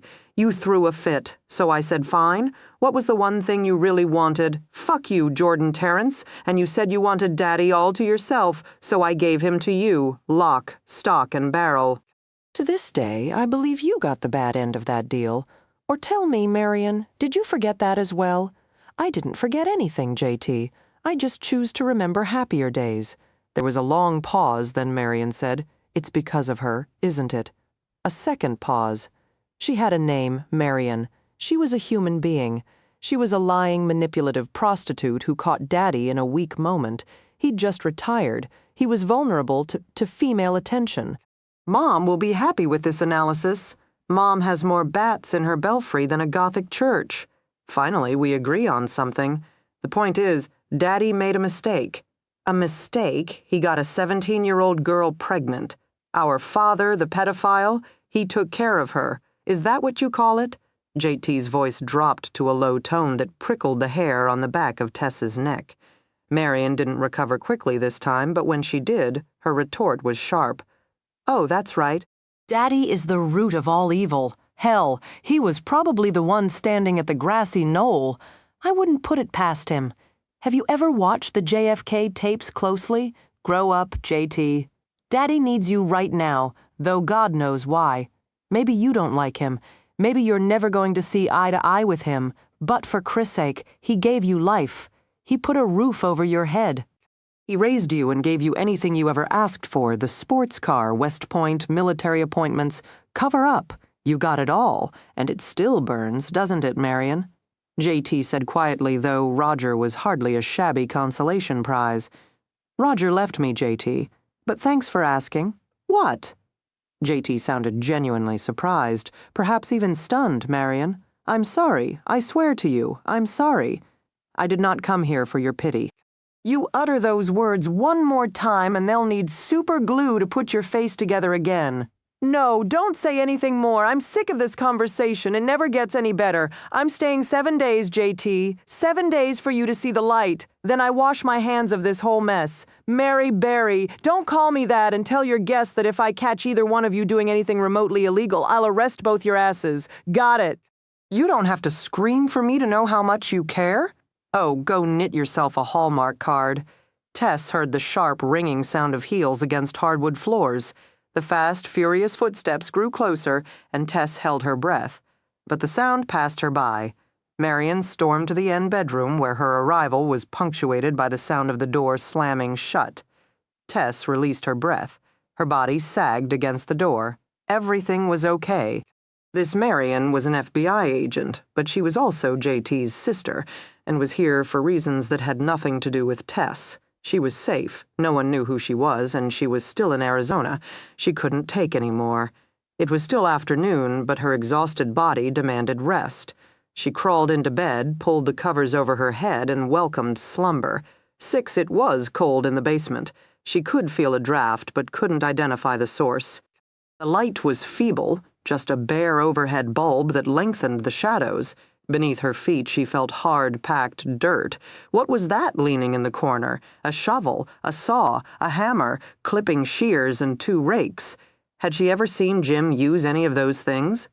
There was a baseball bat as well, a long golden baseball bat. She'd thought he kept his bats in the coat closet. Why in the basement? They hardly ever went into the basement. She smelled fresh dirt and turned toward the scent. In the far corner, she saw a mound of dirt perfectly shaped as a fresh grave. No, no, no, no. A hand clamped over her mouth. She screamed. She screamed, and the palm shoved the sound back down her throat. She was pinned against a body, struggling and squirming wildly. Dear God, help me. Thick fingers dug into her jaw and pinned her head into place. I thought you wouldn't come down here, Theresa. I thought you said you wouldn't. She whimpered helplessly. She was trapped. Now he was going to do something awful. She felt his arm move behind her. A black scarf slid over her eyes, shutting out the light, cutting her off from everything. She moaned in terror. He tied a rolled pillowcase over her mouth, the cloth pressing against her tongue and digging into the sensitive corners of her lips like a horse's bit. He released her, and she fell to the ground. I told you not to come down here, but you had to, didn't you, Theresa? You had to know. You shouldn't pry if you don't want answers. He dragged her to her feet and pulled her across the dirt floor. The pungent odor became stronger, the smell of dirt and something else, something astringent. Lime. Fresh lime to cover the scent of decaying corpses. She gagged against the pillowcase. That's right. You're standing at the edge of a grave. One push and you'll tumble right in. Fall into the grave. Want to know what you'll find there? He pushed her forward into empty space and she screamed in her throat. He jerked her back against him and laughed softly in her ear. Not quite yet. Let me show you everything else. His fingers dug into her hand, forcing it to reach out. She begged, her words muffled, gasping sobs behind the pillowcase. He was going to make her touch something she didn't want to touch. Her hand was buried into a glass jar. Round, firm, and moist shapes slid around her fingertips. Eyeballs, he whispered. I saved the eyeballs from all my past wives. He yanked her hand back and plunged it into something else. Hair, long and smooth and sickeningly damp at the ends. Scalped 'em too, he hissed again. He yanked her hand back and plunged her fisted fingers into something else. Squishy and tangled and oily, caught on her fingers, twisted around her fingers. Guts, lots and lots of guts. And here, baby, is my crowning achievement, her heart, her warm, pulsing heart. Her hand was forcefully closed around the mass, his fingers curled around her throat, tightening, tightening, tightening as his breathing accelerated with excitement in her ear. "You have no idea who I am, Teresa. You have no idea." And just as the spots formed before her eyes, just as the abyss opened before her and she knew she could fall right in and never have to think again, his fingers let her go and the air rushed into her oxygen-starved lungs. The blindfold was snatched from her eyes. She was staring down at blood, so much blood. She turned, too horrified to run. She saw his face clearly, his leering, cold face. Jade T. Dillon smirking down at her with coal-black eyes. Tess woke up harshly, the scream ripe on her lips, her heart pounding in her chest. She clutched her fist to her throat, gasping for breath. Sweat trickled down her cheeks like tears. A pause, then she scampered out of the strange bed and turned on every light she could find. The room had hardly any lamps. She needed more light, lots and lots more, to dispel the shadows lurking in the corners. She found herself in front of the closet doors, securely blockaded by a chair. Open the damn doors.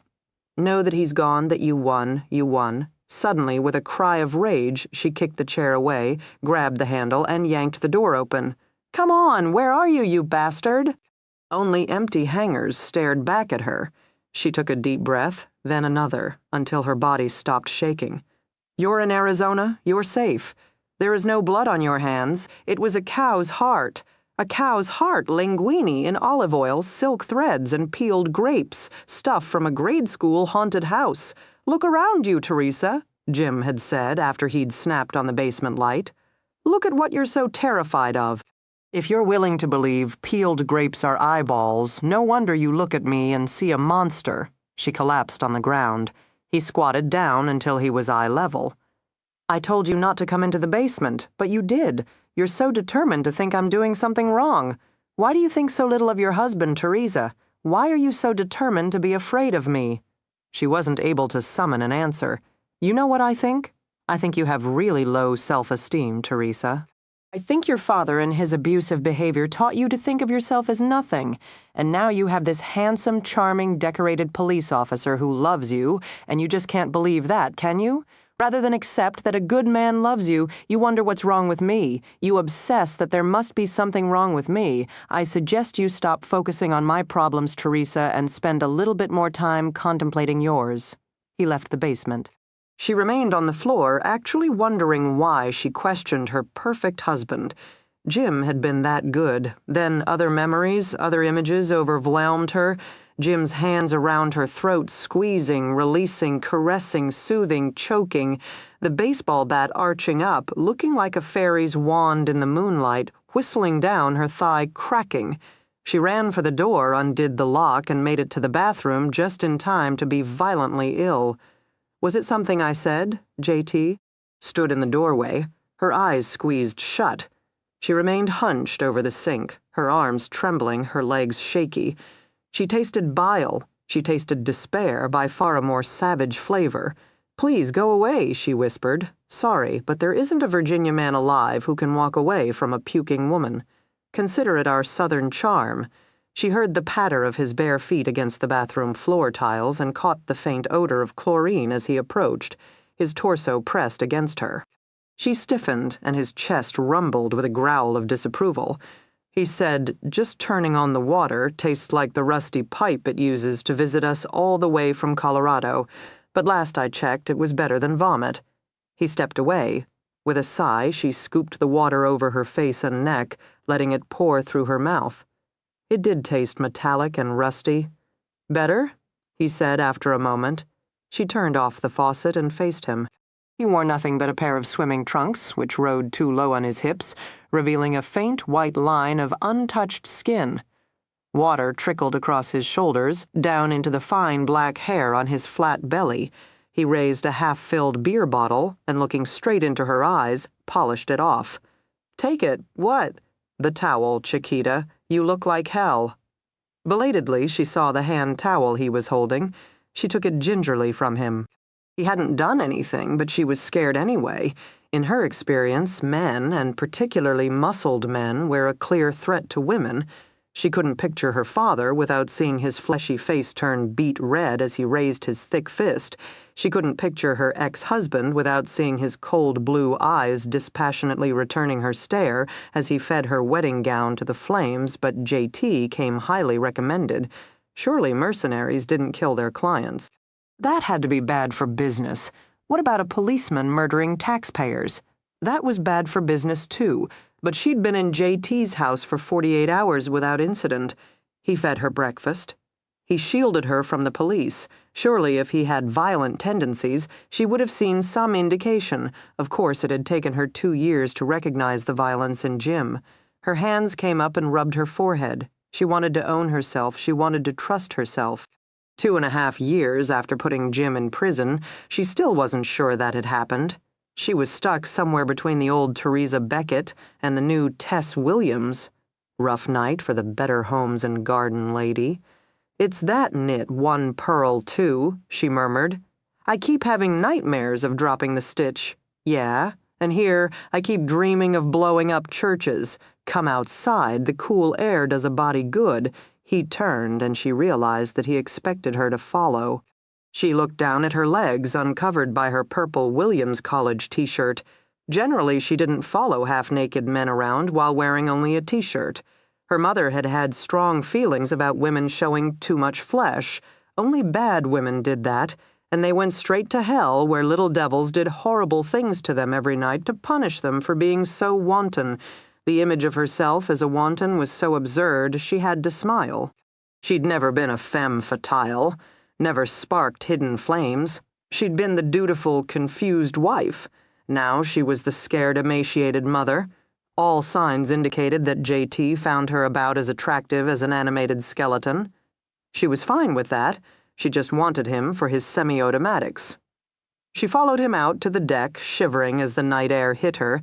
JT didn't seem to notice. He plopped down on one of the chairs and picked up a gold cigarette case. A six-pack sat on the glass table, her arms wrapped around her middle as she stared up at a rich blue sky dotted with stars.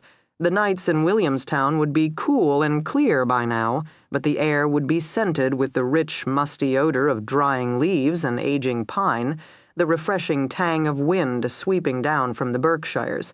She wondered what her daughter was doing just then. Probably fast asleep, tucked in bed with her pink flannel nightgown and her favorite talking doll. If she closed her eyes, she could almost capture the scent of No More Tears shampoo and baby powder. "Baby, I love you. You eavesdropped, didn't you?" JT asked. "Yes." JT flipped open the slim cigarette case, banged out a cigarette, and lit it. He stared at her as he dragged deeply. "Filthy habit. Would you like one?" He held out the case, then snatched it back. "Wait, I forgot. You can barely walk as it is no cigarettes for you." He exhaled, leaning back and crossing his ankles. "I didn't know you smoked. I'd quit. You went out in the middle of the night to buy cigarettes so you could start again?" "Nope. I stole Marion's cigarettes. I was the one who taught her how to smoke, you know." His lips twisted. "At least that's what I recall. You'll have to ask her what she remembers. There seems to be little love lost between you and your sister. I've never been a fan of revisionist history."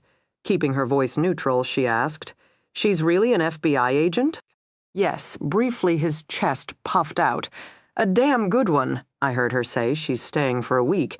She is, so if you're a crook, don't tell her. She'll drag you in, and you would let her, if you're a crook." "Very good," she acknowledged. "You've covered all the bases. If I stay, I must be legal. If I'm gone in the morning, well, I've saved you a bunch of trouble.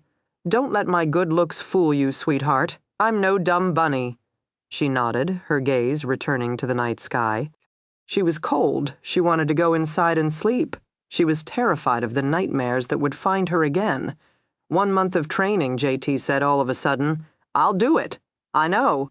Don't be so smug. We start first thing in the morning. 0600, physical fitness, self-defense, small firearms, the works. I'll burn your butt into the ground and turn you into a whole new woman. All right. Do you want to know why I changed my mind? It doesn't matter." But it does matter, Angela. It matters to me. He waved his hand around the villa, the garden, the pool. "I don't own this. Not really. Every square inch of this place, every pebble, every cactus was paid for by my father. You could say I'm still on allowance. I can keep this. I can live this way forever in return for only two things. The first doesn't concern you. The second is that I never return to the business. I take you on, I train you, I lose all this. Do you think I should do that for you, Angela? No, she told him honestly. Then we agree. I'm doing it for me. Because I want to. Because I've got the worst case of orphan envy in the whole wide world. He grabbed a beer, climbed off the chair, and walked toward her. She could feel the tension in him. He was not a man who played by the rules. He probably had blown up churches. He had anger and dark moods she didn't understand. He was unpredictable, raw around the edges. When he moved, he didn't make any sound. And after the marble-smooth facade of Jim, he seemed unbelievably real. If this man had a problem with you, he wouldn't poison your dog or burn down your garage. He'd tell you about it in your face. He'd let you know. If he discovered a father beating his daughter, he wouldn't rig a stockroom ladder to fall, breaking the father's leg. He'd walk up to the man and slam a fist through his face. He stopped so close she could feel the faint heat of the cigarette. You dreaming about him, Angela? Sometimes. When was the last time you slept through the night? I don't know. Fixed yourself a good meal? A long time. Well, stop it. He ran a finger down her arm. She flinched and he shook his head. There's nothing to you, Angela. You've let yourself go now. You're just bones with shadows rimming your eyes. A good stiff wind could blow you over. It's hard, she said. We've been on the run. There are problems. Tough. You have to learn to compartmentalize. From here on out, you separate. You're scared. Sleep anyway. You're anxious. Eat fruits and vegetables. Get some mass on those bones. Then we'll talk muscle. And stop shredding your nails. If you won't take your body seriously, how is anyone else supposed to? Strange advice coming from you. I just preach, never practice. His fingers lingered on her arm. The pads of his fingertips were rough and warm. He doodled a lazy pattern she felt down to her toes. She stepped back. You don't like that. I know I don't, he chuckled. Liar. I'm looking for a teacher, not another mistake. Ah, and that's how you see men. He tapped the beer bottle against his forearm, then lifted it for a deep swig. We'll start in the pool, he said. Try to get you in shape without hurting anything. I'm not a good swimmer. I thought you said you didn't whine. She brought up her chin in defiance, and he laughed. You're good. You have spirit. Oh, that's me, she muttered. I'm just plain spunky. He chuckled again. Then his gaze grew speculative, caressing her cheek. He raised the cigarette. The end glowed red as he inhaled. Several seconds passed before he released the smoke. She found herself watching the small O formed by his whiskered lips. She watched the long strands of his silky black hair brush his collarbone. The porch light flickered over him. She wanted to touch his skin, see if it felt as warm as it looked. She glanced down immediately, caught off guard by her own reaction. Scared? He murmured huskily, his voice too, knowing. No, she said instantly. You're shaking in your boots, and I haven't even tried anything yet. I'm not scared. But she was, and they both knew it. She was uncomfortable, and her thoughts were muddled. Should she trust him? Should she not trust him? Should she run? Should she play it tough? Should she step closer? Should she step away? She was sick of the doubt. She made her decision.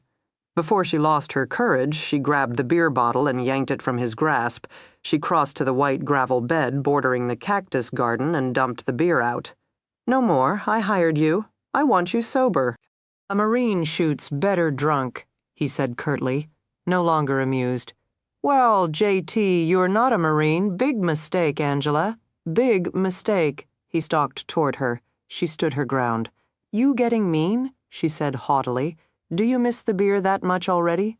Not the beer, sex. His arm whipped out, faster than she could have imagined. One hand palmed her head, his fingertips rubbing her scalp.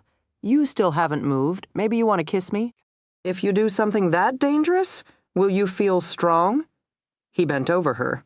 This close she could see the feral gleam in his eyes, could see the individual hairs of his 24-hour beard, facial hair, genuine facial hair to go with the hair on his chest. He had no idea what those things meant to her, No idea what it was like to be confronted by a man who was anything but cold. "Come on, Angela, kiss me. I'll show you the third thing I'm very, very good at."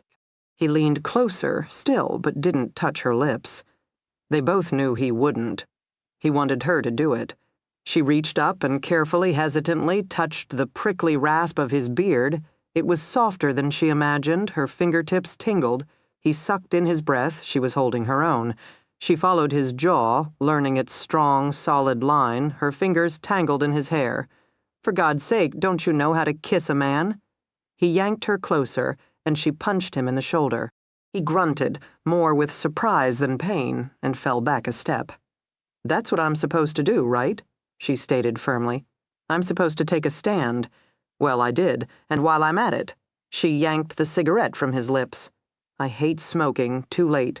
You should have run," Angela exited stage left while you had the chance. He caught her easily and pulled her against him hard.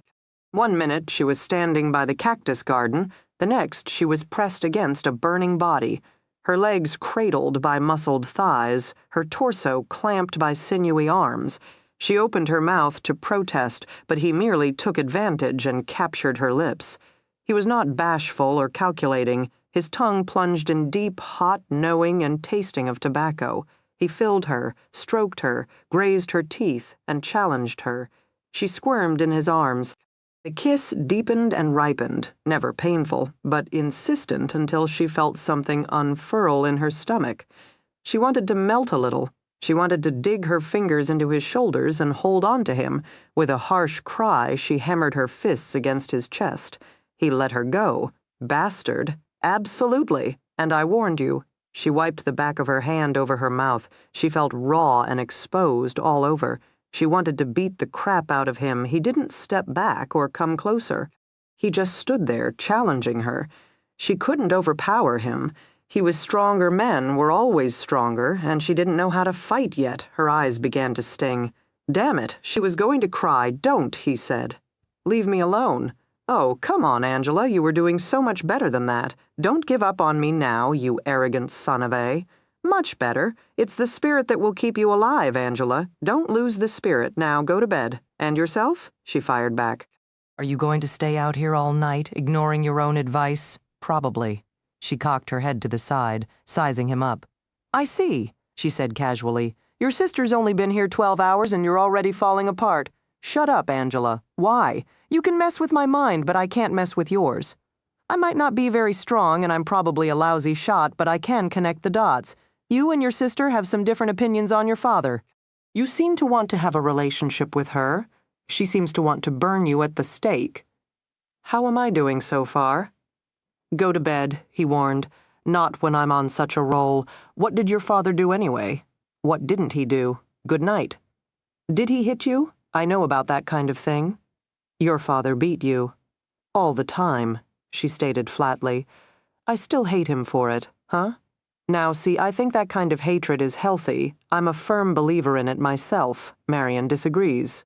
She says our father was merely a little strict. "But you don't agree?" He grunted. The colonel thought child-rearing was a fucking blood sport. He walked to the table, lit a new cigarette, and inhaled. His hands trembled slightly. "Go away, Angela. Surely you got bigger things to worry about than my twisted family?" She didn't go away. They had a connection now, and it mattered to her. "And the woman? The woman?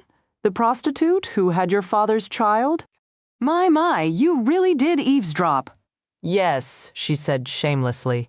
He continued smoking, and she decided he wasn't going to answer her. Then, just as his cigarette burned down to the nub, he said, "My father took a 17-year-old prostitute as a mistress. He liked to do that kind of thing. She got pregnant, so the colonel tossed her out. She stood on the doorstep and begged for her clothes. He told the butler to turn the dogs loose. She left. That's it. Of course not."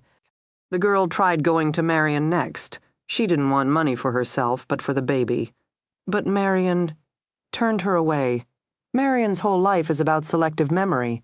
Daddy is her darling. Whatever he does must be all right or the universe will cease to exist. If Daddy says the girl's some lying whore he's never met, then the girl's some lying whore he's never met. So she came to you. JT cocked one brow. "You mean you haven't figured it out?" She shook her head. "The girl's name was Rachel. Her son, my half-brother, was Teddy. Oh, she breathed, her eyes wide as the pieces clicked. That's right, JT said softly. I married her, and she was the best thing that ever happened to me. JT dropped his cigarette on the patio and ground it out with his heel. He saluted her mockingly, and she still couldn't think of a response. Get some sleep, 0600 at the pool, and keep clear of Marion, Angie. She doesn't like you, and Marion knows how to eat a person alive, then pick her teeth with the bones. We're damn proud of her. He left her alone on the patio, listening to the water lap against the pool, while somewhere in the distance a coyote bayed at the moon without ever getting a response. 7. This is Jim Beckett. Interview number 1, conducted by Special Agent Pierce Quincy with assistance from Lieutenant Lance Difford of the Massachusetts Crime Prevention and Control Unit. Location is Massachusetts Correction Institute Cedar Junction at Walpole. Date is November 11, 1995. Jim Beckett has been incarcerated approximately 3 months, with his approval. This interview is being audiotaped and filmed. Do you have any questions? Beckett. Quincy, as in the coroner on TV. Quincy. Medical examiner. Beckett, did you watch the show as a child? Was it your favorite show? Quinn. I saw it a few times. Beckett. What did your father do? Quincy. He's a plumber.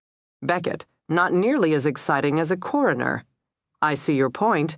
Difford. Cut the crap, Beckett. We're not here to watch you head shrink the FBI. Quincy's only read about you, but I know you, Beckett. Don't forget that. Beckett, Lieutenant Difford, charming as always, the part I enjoyed most about being a police officer was reporting to dumb fucks like you.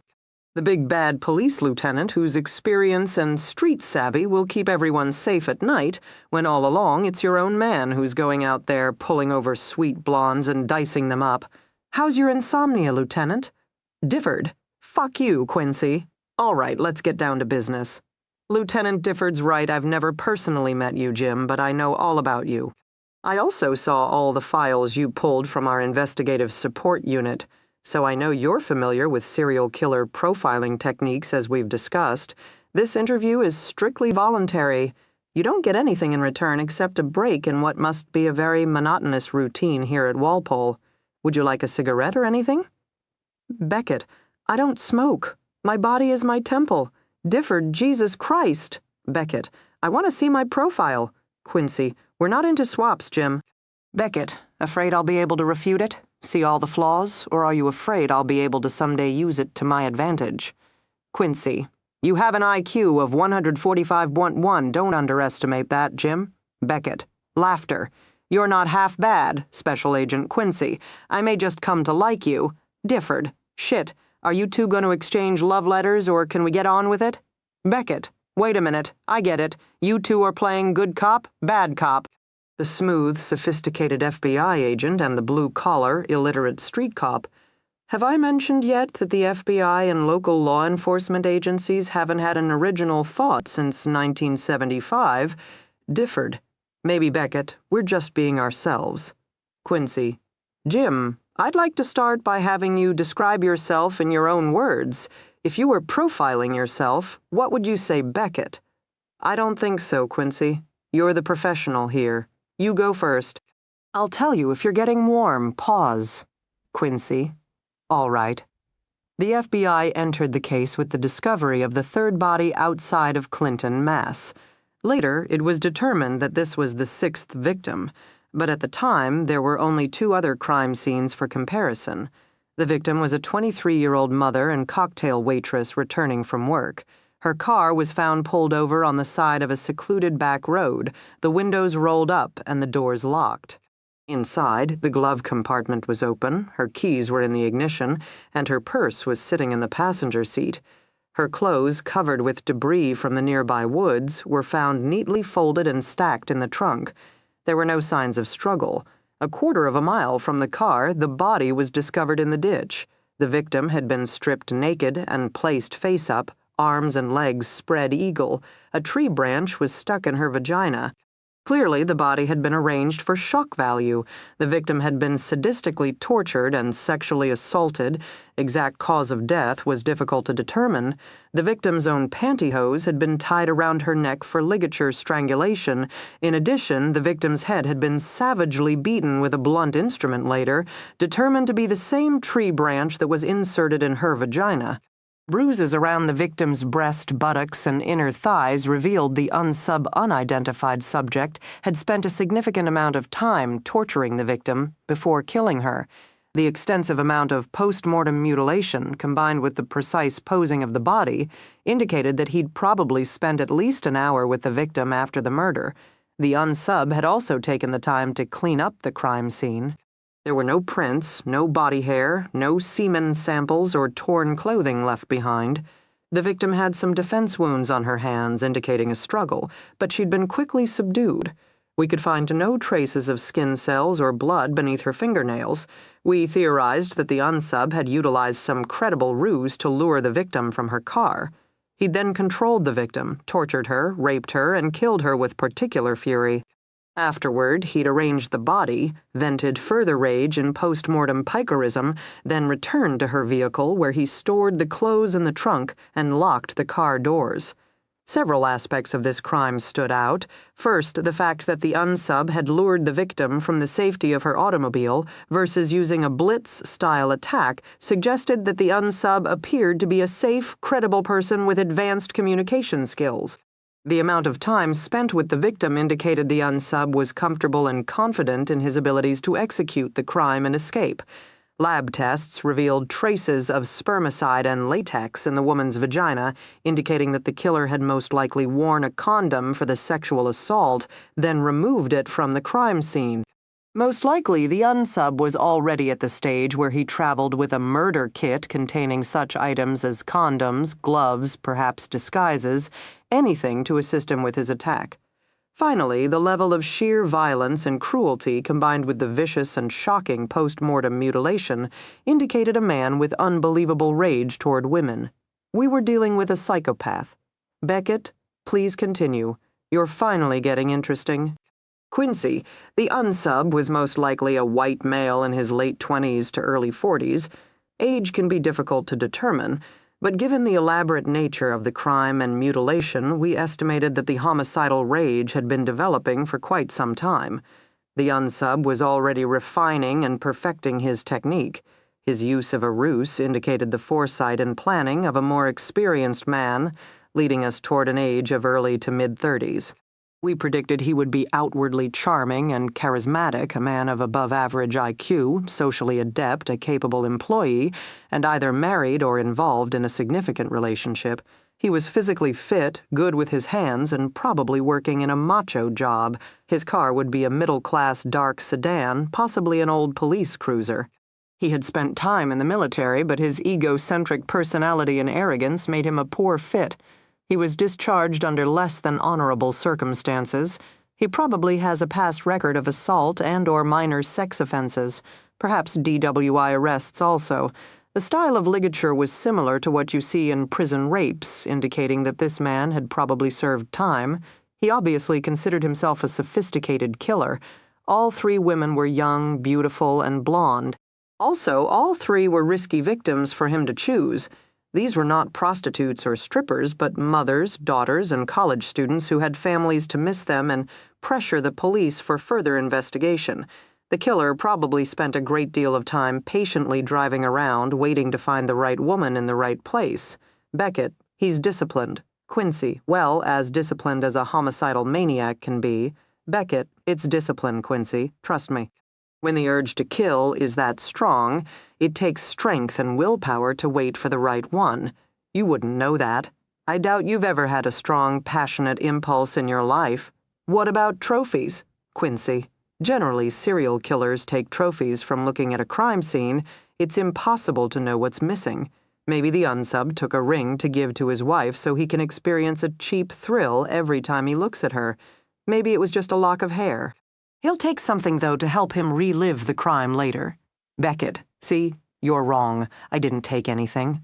Why put something in my possession that would link me to a homicide? Bundy, Kemper, they thought they were smart, but they were really just animals, furious, savage animals who were slaves to their own hunger. I'm not a slave, Quincy. I controlled my impulses. I limited myself to my pattern, Quincy pattern. Beckett, you've never figured it out, have you? Quincy, patterns are a favorite with Hollywood lunar cycles, numerology, astrology. They rarely have anything to do with it. Beckett, I agree entirely, Quincy. Then what do you mean by pattern? Beckett, you're supposedly the expert agent. You figure it out. Pause. Quincy, what about visiting the graves of your victims? Beckett, never, Quincy. You never visited a grave site, not even a memorial service, a vigil, anything. Beckett, discipline is the key. Quincy, what about returning to the crime scene? You could pretend to be there as a police officer. Beckett, I'm a Berkshire County cop. What would I be doing at a Clinton, Massachusetts crime scene? I insist. Discipline is the key.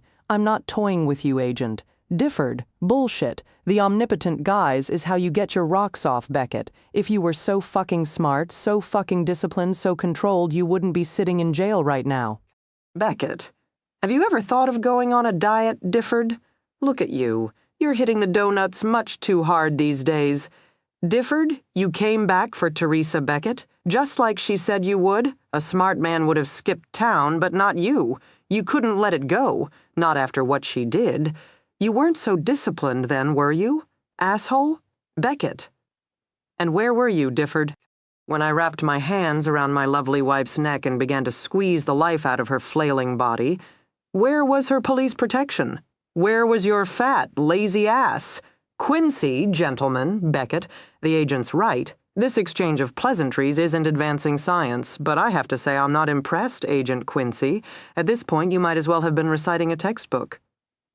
Come on, Special Agent. Dazzle me, pause. Quincy, your first murder wasn't planned. Beckett, elementary. What killer has ever planned his first murder? You have desire, then, in a fraction of a moment of time, you realize that you have opportunity. You either act or you don't. That's what separates the men from the boys. Me from you, Quincy. You pulled her over for speeding. You had every intention of writing her a legitimate ticket. You were on duty at the time. Stop me if I'm wrong, Jim. Then you see her. She's blonde, beautiful, and sitting so trustingly in her car, ready to hand you her driver's license and vehicle registration. You've been under pressure for some time. You've been drinking, Beckett. I don't drink. Quincy, but you've been under stress, even more stress than you're used to. You realize no one's around, the road is deserted, and this beautiful woman is looking up at you and smiling apologetically. Beckett, she wanted me? Quincy, you were sloppy, weren't you, Jim? You thought it was about control, but you had none. You followed instinct, and the next thing you knew, you'd raped and killed a woman with your oh-so-identifiable police cruiser parked behind her car. Beckett, I didn't panic. Quincy, your uniform was ripped, wasn't it? You'd left semen in her body and were vulnerable to DNA matching. People had probably seen you pull her over. What to do next? Beckett, I wrote her ticket, of course. Quincy, yes, that was good. You got into your car. Gave a status report and said you were continuing on, but you didn't continue on. You hid your police cruiser, then you returned to the scene. You dressed the victim, you placed her in her car, covering her with the blanket from your trunk so it looked like she was sleeping. You needed to hide her body, but you can't drive too far away because how will you get back?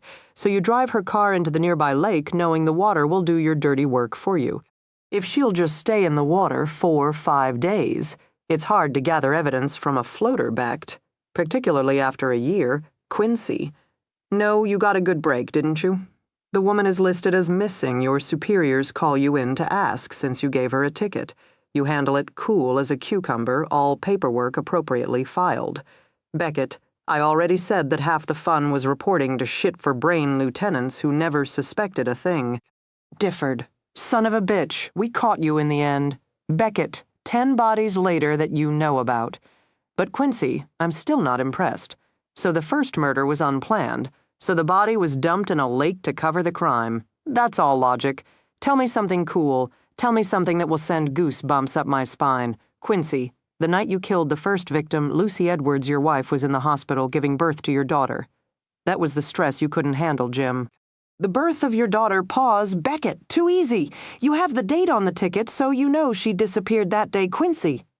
That doesn't mean she was killed the day she was last seen. You know it's impossible to accurately pinpoint the time of death of a body that's spent a year underwater. Beckett, it's still just logic. Quincy, no, it's statistical odds, Jim. All killers have a triggering event. For disorganized killers, it's generally the loss of their job or a major confrontation with their mother. For organized killers like you, birth of their first child rates right up there. The new addition to the family, the financial strain particularly for a police officer who was already living beyond his means. Your arrogance is your Achilles heel, Jim. You want to think you're unique, you want to think you're the best, but really, you're just like all the others. And we can profile you the same way we profile them by looking at what the others did. Pause, Beckett. Then you don't need to talk to me, do you? Quincy, it's not the what we're trying to figure out, Jim. It's the why. You killed 10 blonde women, beautiful, loving, caring women. What drives a man to do such a thing? Beckett, you mean watch a woman beg for her life, snap her neck, then go to the hospital to see his newborn daughter? That was a good night, you know. Have you ever met my daughter, Samantha? She's a beautiful little girl, bright too. Tell him, Difford, you know Sam? Sam is the best thing that ever happened to me, Difford, and if the world has any justice, she'll never know who you are, Beckett. Teresa told her you were dead. She even bought a grave marker. You have a pink marker, Beckett. What do you think of that? Beckett, you're bitter, Lieutenant. Quincy. Jim, why did you kill those women? Beckett. They were immoral, godless sluts who deserved to die. Difford. He's lying. He doesn't have a religious bone in his body. Beckett. Laughter. For a change, Difford's right. But I get so bored with the my mother toilet trained me at gunpoint excuse. Quincy. Did you hate your mother? Beckett. Which mother? Adoptive or biological? Actually, it doesn't matter. Neither of them was worth hating. Quincy. They told me you've been exchanging letters with Edward Kemper III. Beckett, sure. Ed's a big guy, 6'9" and 300 pounds. That's a hell of a lot of psychopath. I work out every day here, you know. I'm up to bench pressing 350. Beckett pulls up sleeve and flexes for camera. Impressive, huh? But I still got a ways to go to catch Ed. Quincy, Ed's IQ is also 145. Did you know that? Beckett, he's a real Renaissance man. Quincy, he killed 10 people as well. Is that why you decided to write to him?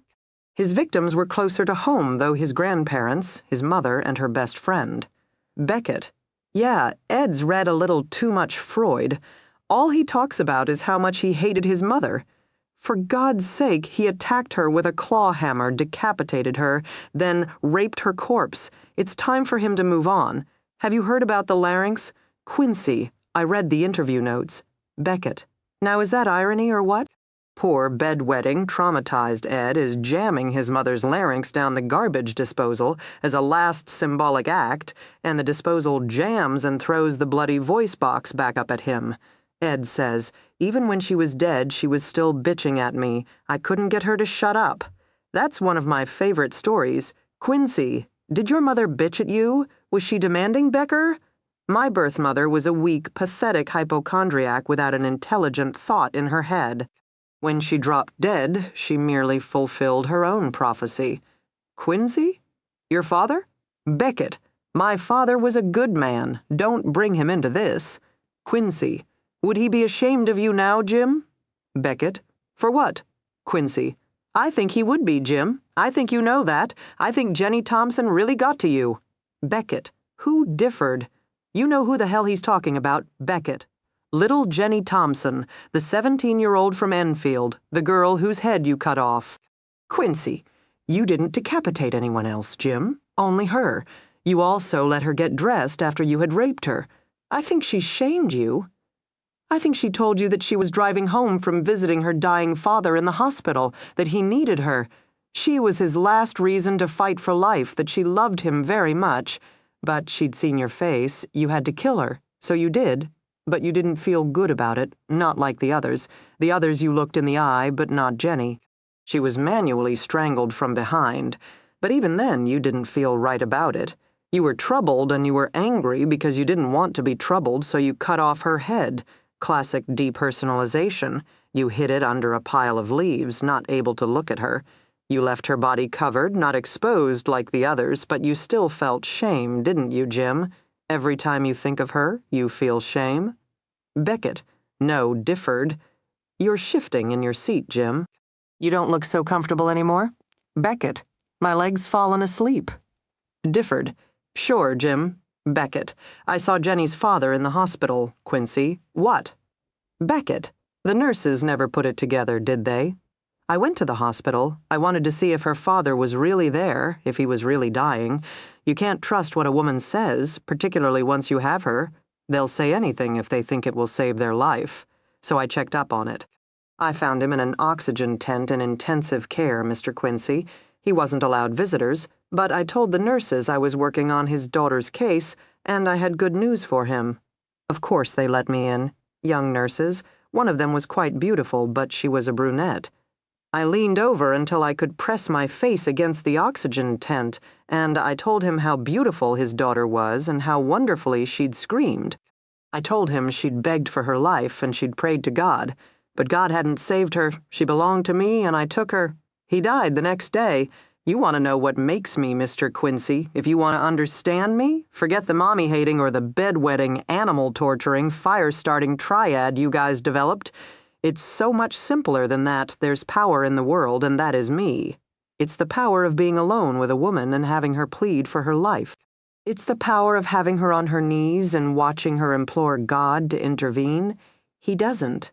She's mine.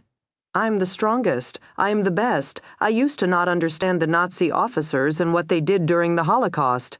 I respected their discipline, but I didn't quite get them. Now I do. I've held a beating pulse between my fingers and I've squeezed, and it's the best goddamn feeling in the world. Difford, you're sick, Beckett. You're fucking sick. Beckett, get over it, Difford. It's guys like me who keep you employed. You were just a backwater, no-name county lieutenant until I came along. I was the best thing that ever happened to your career. You should like me, Quincy. Jim, Difford. You're wrong, Beckett. You're not the most powerful person in the world, Teresa is. Beckett. What? Difford, you heard me. Who brought you down? Who put you in jail? Face it. You married a sweet 18-year-old girl. You thought you could control, manipulate, and terrorize to your heart's content. But instead of simply rolling over and playing dead, she figured you out. She learned you. She fought you. She toppled the omnipotent Jim Beckett. Beckett, Teresa, is a weak, stupid woman who couldn't even stand up to her own father. All you had to do was raise your voice and she cowered in the corner. Difford, she kept a log on you. All the times you said you were on duty when you weren't. All the times you came home with unexplained scratches and bruises. Beckett. She was a jealous wife. Difford. She tracked the mileage on your odometer. She kept a whole little book of evidence against you, writing in it secretly every night until she finally had enough to call the police, and you never suspected a thing. Beckett. Teresa is not that smart. Difford. She turned you in, Jim. You terrorized her. You traumatized her. You burned everything she owned, told her day in and day out that she was worthless, and still she stood against you. Beckett, I made her pay. Every time she takes a step now, she thinks of me. Difford, and every time you hear the cell doors slam shut, you can think of her. Pause. Quincy. One last question. Jim Beckett. Do you know what I dream of? Difford, do you know what I think about every night? I dream of the day I see my wife again. I picture sliding my hands around her neck and feeling her hands flail against my chest. I envision choking her to the edge of unconsciousness.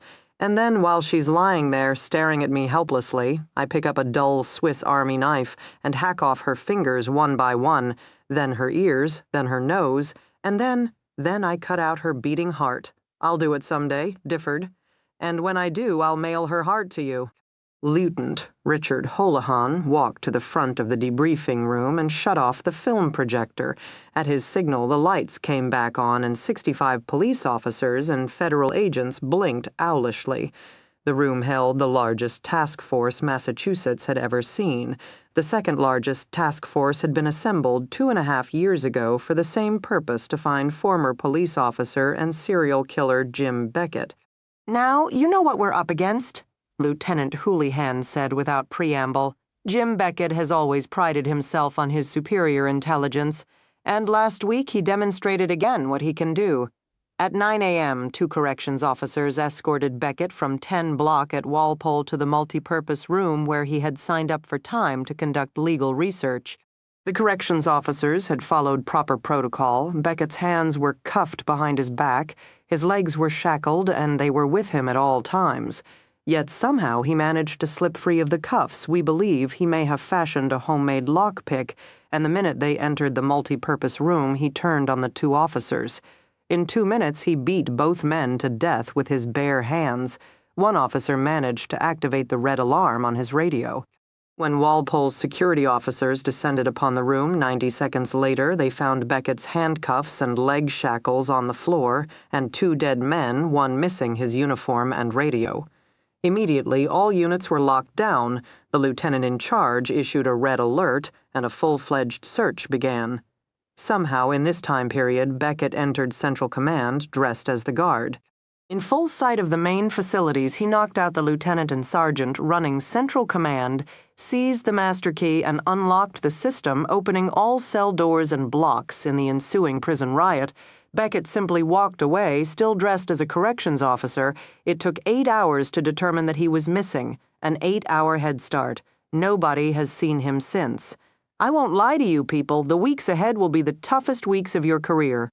The Walpole IPS Inner Perimeter Security team searched the immediate area for 48 hours. They called in the town, county, and state police for support. The National Guard helped search for Jim Beckett. Nothing. The state's fugitive squad took over from there. For the last week, they have combed Beckett's old neighborhoods, quizzed former associates, and turned the state upside down. The man has no remaining family other than his ex-wife and daughter, no community ties, and no friends. In the NCIC, a national warrant has been listed for the man without results. In short, the fugitive squad found no leads, and now it's up to us. You will work harder than you've ever worked, under more pressure than you've ever felt. The governor is watching this case. The state police colonel will receive daily briefings. Some of you have been through this before. Some of you were part of Task Force 22, assembled 2.5 years ago also to catch Jim Beckett. That time he eluded capture for 6 months, then finally surfaced inside the house we were supposed to be protecting. Teresa Beckett almost died that night, and that people was our fault. In this room, we have 3 task forces assigned to cover 3 8-hour shifts. Do not think that because your shift is up, you will simply go home. This case is front-page news. The crime hotline is currently logging 2,000 calls a day. You do not leave until the leads generated on your shift have been recorded, classified appropriately, and followed up as indicated. Friday night, Beckett will be featured on America's Most Wanted, and we're bringing in truckloads of volunteers to help man the hotline. He's also listed on the FBI's website of America's Most Wanted. FBI agents will pass along any leads generated there. Yes, the work will be long, tedious, and grueling. Yes, morale will be low and tempers high. But we will do this, people. Beckett was once a police officer. He used his shield to lure young women away from their cars and kill them. He has attacked fellow officers. He has brutally murdered 2 prison guards. There is no case more personal and more important than this one. Lieutenant Houlihan shifted back a step, allowing his words to penetrate. When the officers began to lean forward, waiting for the next word, the plan that would catch this particular son of a bitch, he continued. Historically, Beckett has operated in 4 states. Those other states have organized smaller task force teams, and they will coordinate their efforts with ours. From New York, we have Lieutenant Richardson. Please stand. From Vermont is Lieutenant Chagette, and from Connecticut is Lieutenant Bertelli. If you receive calls from these men or their officers, do everything in your power to assist them. They will be happy to return the favor. Most of the cross-jurisdiction investigation will be coordinated through VICAP Violent Criminal Apprehension Program. This system is run by the FBI and is designed to collect, collate, and analyze all parts of the investigation through computer and communications technology. If Beckett strikes in another state, the computer will recognize the MO entered by that state into the system and notify them to contact us. You guys don't have to understand it. Your supervisors have been trained in the system and they will assist you. The big trick is, should you come up with a lead, don't sit on it. Bring it to your supervisor immediately. Speed matters. In addition to VCAP, the FBI is providing profiling support. Here with us today is Special Agent Quincy, who you just saw on film interviewing Jim Beckett. He's going to tell us what to look for. Agent? Lieutenant Houlihan stepped away from the podium. No one stirred. Police briefings could be rowdy affairs, punctuated by gallows humor and good-natured ribbing. Not this morning. Every officer sat quietly, feet flat on the floor, eyes forward. The seriousness of the matter was etched into every face, and the fresh lines creasing each forehead. Special Agent Quincy stepped up to the podium. He could identify with the officers staring back at him. He'd served as a homicide detective in Chicago and then with the NYPD before getting his doctorate in criminology and joining the investigative support unit at Quantico. Now he worked over 100 cases at a time, traveling 200 days a year to profile unsubs, advise local law enforcement agencies on how to catch the unsub, and aid with interrogation of the caught unsub. It was stressful work. One wrong piece of advice and the investigation could head in the wrong direction, costing lives. It was hard work, logging 80 hours a week and thousands of miles. Even when he was back in Quantico, he was shut up in a windowless office 60 feet below ground, 10 times deeper than the dead, they said. It took its toll on everyone's life. First, his wife had complained about the travel, then she'd complained about his hours. Then, one Saturday, when he'd made a point of being home, she'd accidentally sliced off her finger while chopping carrots. She'd walked into the living room carrying her index finger and appearing one step away from fainting. Quincy had looked at her bloodied hand and severed digit, and he'd thought of the Dahmer crime scene, the vampire killer Kemper's victims, and he'd heard himself say, "Heaven help him, it's only a scratch, dear."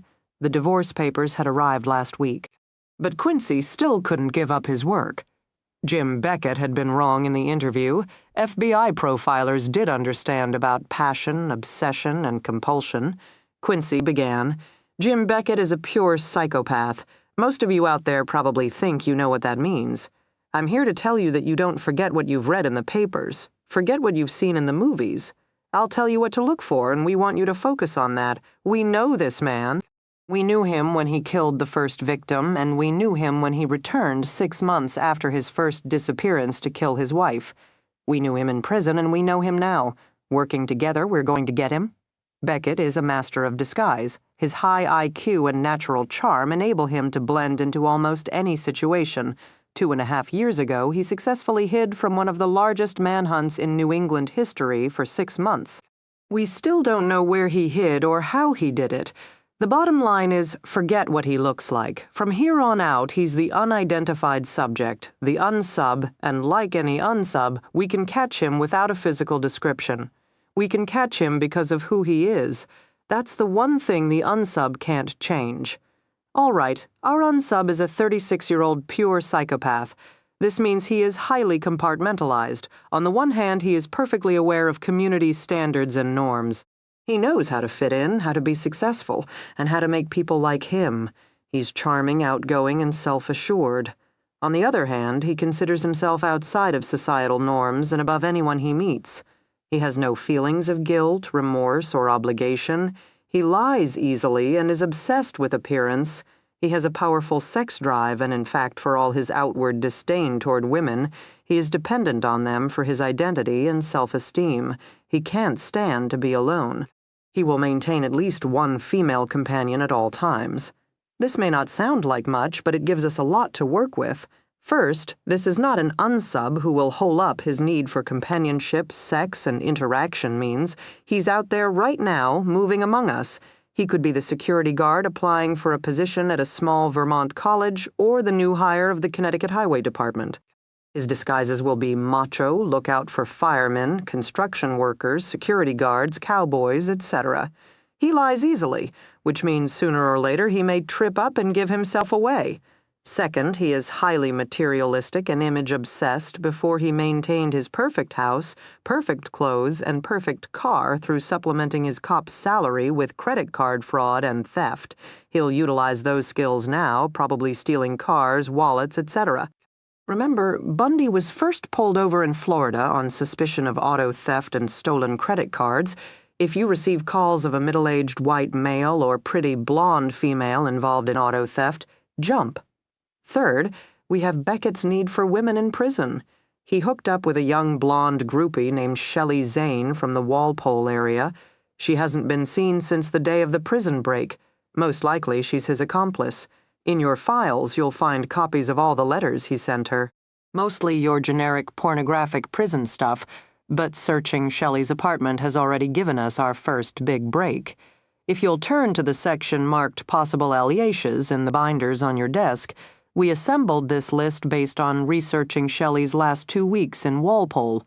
According to her phone records, she made calls to several medical supply stores, different states' motor vehicles departments, and various county records offices. We believe she was helping Beckett create a new identity by researching how to get a new birth certificate. One option, of course, is to order blank certificates from a medical supply store, then forge a doctor's signature and county stamp. That level of forgery would probably hold up to get a license and a social security card. However, Beckett will eventually need to leave the country, and birth certificates are checked out when someone applies for a passport. As anyone who's worked fraud here knows, there's only one good way to get a real birth certificate. You go to the local library and on microfiche, read the obituaries until you find a kid who was born the same year as you but died in a different county or state several years later. As long as the counties don't cross-reference birth and death certificates, the birth certificate will still be on file. You simply request a copy of that birth certificate from the county and assume it is your own. Sure enough, the local librarian told us Shelley had spent 4 days reading the microfiche of old newspapers. Going through the same newspapers, we found only 4 names that would fit the criteria for Jim Beckett: Lawrence Talbert, Scott Hanna, Albert McDougal, and Thad Johnson. We've notified the passport office to contact us should anyone request a passport for those names. There's a good chance Beckett will want that passport sooner or later. When he does, we got him. A hand came up in back. Why are you so sure he'll leave the country? Good question. That brings us to the unsub's last major weakness, his ex-wife, Teresa Williams. As you heard on the tape, Teresa played the key role in Jim's identification and capture. He's never forgiven her for that. Each day in prison, he wrote her a letter, and in each letter he described exactly how he was going to kill her. The women of New England may be terrified now, and they may be locking their doors, but frankly, they're pretty safe. Beckett is going to kill again, yes, and most likely Shelley Zane will be his first victim once she is no longer useful to him. But his real target, his ultimate goal, is Teresa. He'll kill her. He'll find their daughter, Samantha, whom he seems to genuinely love. Then he'll get the hell out of Dodge. Through VICAP, we track most of the United States and Europe. Jim knows that. It's our guess, given his fascination with the Nazis, that he'll head south to either Brazil or Argentina. A new hand went up. Which part of the task force is watching Teresa Williams? The powers that be exchanged glances. Special Agent Quincy stepped aside, and Lieutenant Houlihan took over the podium. Miss Williams has opted against police protection. What? Murmurs broke out. Lieutenant Houlihan raised his hand to settle things down. His reaction had been the same when Difford had called him and outlined the ridiculous plan. She knows she's in danger. She decided her best odds lie with her being on her own. We must have at least a few feds on her. He could get to her and no one would even know it. People, her location is given out only on a need-to-know basis, and no one in this room needs to know. More grumbles. What about the daughter? She is in protective custody with her own guards. None of you need to concern yourself with that. Even more grumbles. Cops hated to be left in the dark. What about the pattern Beckett mentioned? We're working on that. Any other questions? Some people shook their heads, others exchanged dubious glances. To a person, they already looked stressed. Lieutenant Houlihan tapped the podium with his fist. People, that's a wrap. The front doors released a small flood of blue uniformed officers. They poured into the bright fall sunlight, blinking their eyes and readjusting to daylight. Some walked in pairs, others in small groups. All walked fast, men and women with a lot of work to do. At the end of the block, one man peeled off from the group, casually waved goodbye, and disappeared down a side street as if his cruiser was parked there. He didn't get into a car. He walked down that block, then another, then another. He doubled back. Then, finally, when it was clear no one was following him, he disappeared into the woods. He stripped off his uniform, revealing the orange construction uniform beneath it. From behind a boulder, he produced the hard hat he'd hidden earlier. Shelley had been in charge of securing uniforms, following his instructions, of course. She'd done that part of her job well. He tucked the police uniform into a paper bag and re-entered civilization. His face was already expertly made up, a bit of padding here, the skin tucked there to give himself a whole new look. After a 15-minute walk, he arrived at the motel where Lola Gavitz had a room. "Honey, I'm home." Whistling, he locked the door behind himself, then checked the curtains.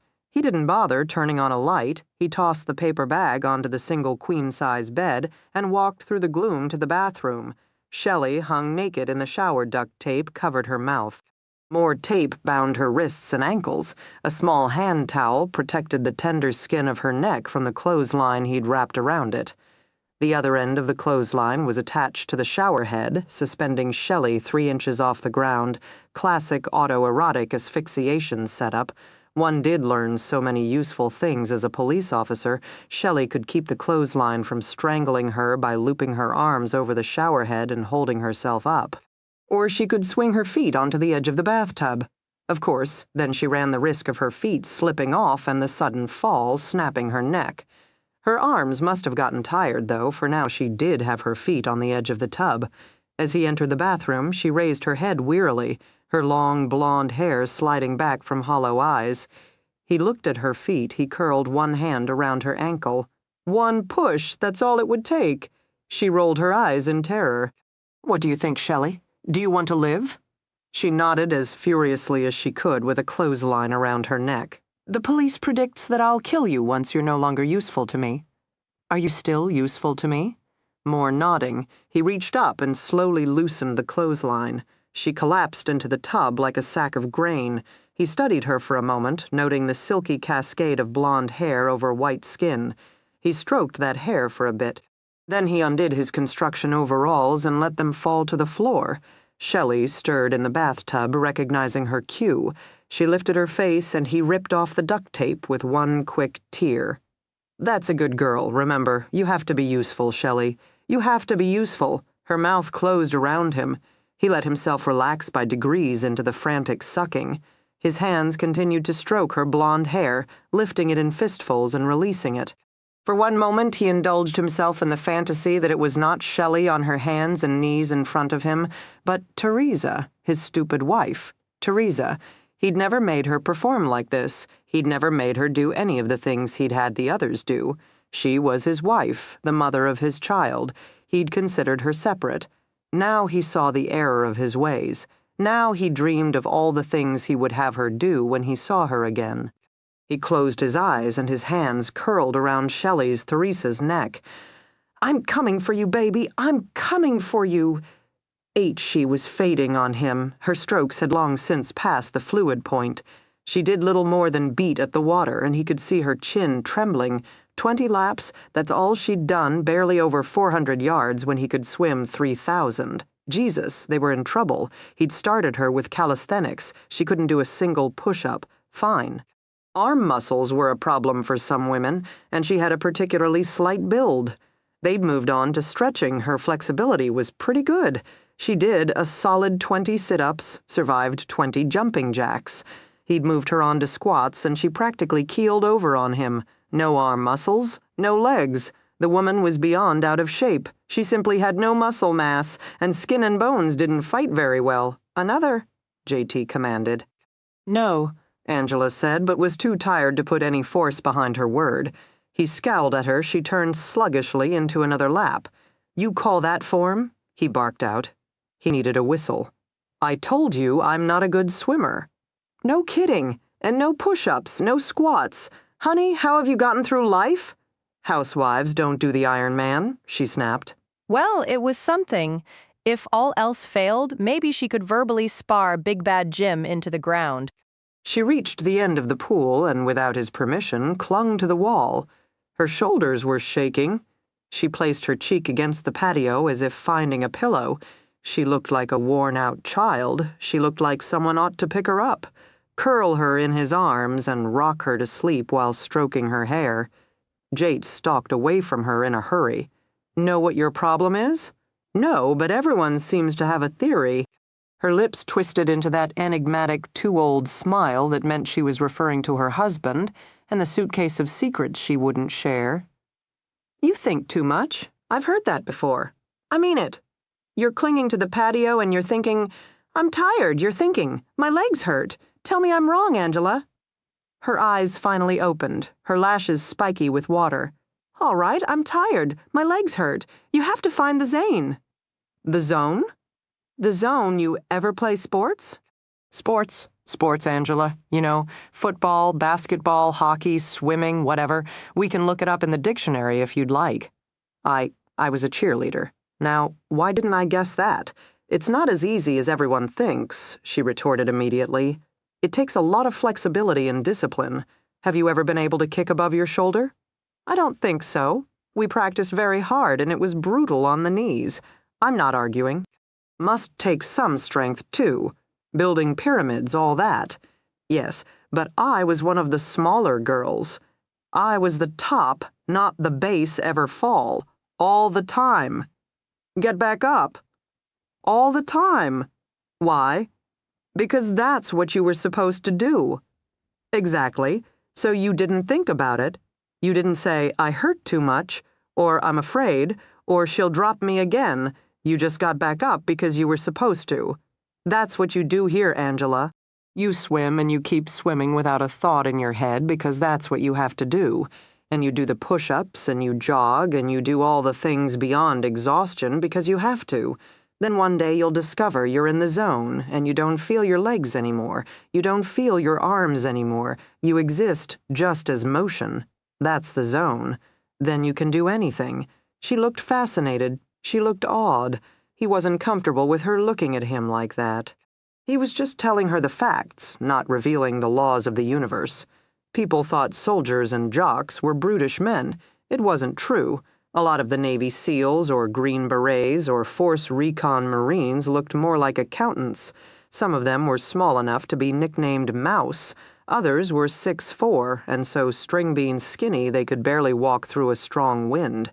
Extreme performance was not physical but mental. It was focus and concentration. It was finding that internal zone where you could zero down the universe to one act, one motion, one goal. You could plow face down through mud in the pouring rain because you were not thinking of the weight of your pack or the cold sting of the rain or the taste of the mud.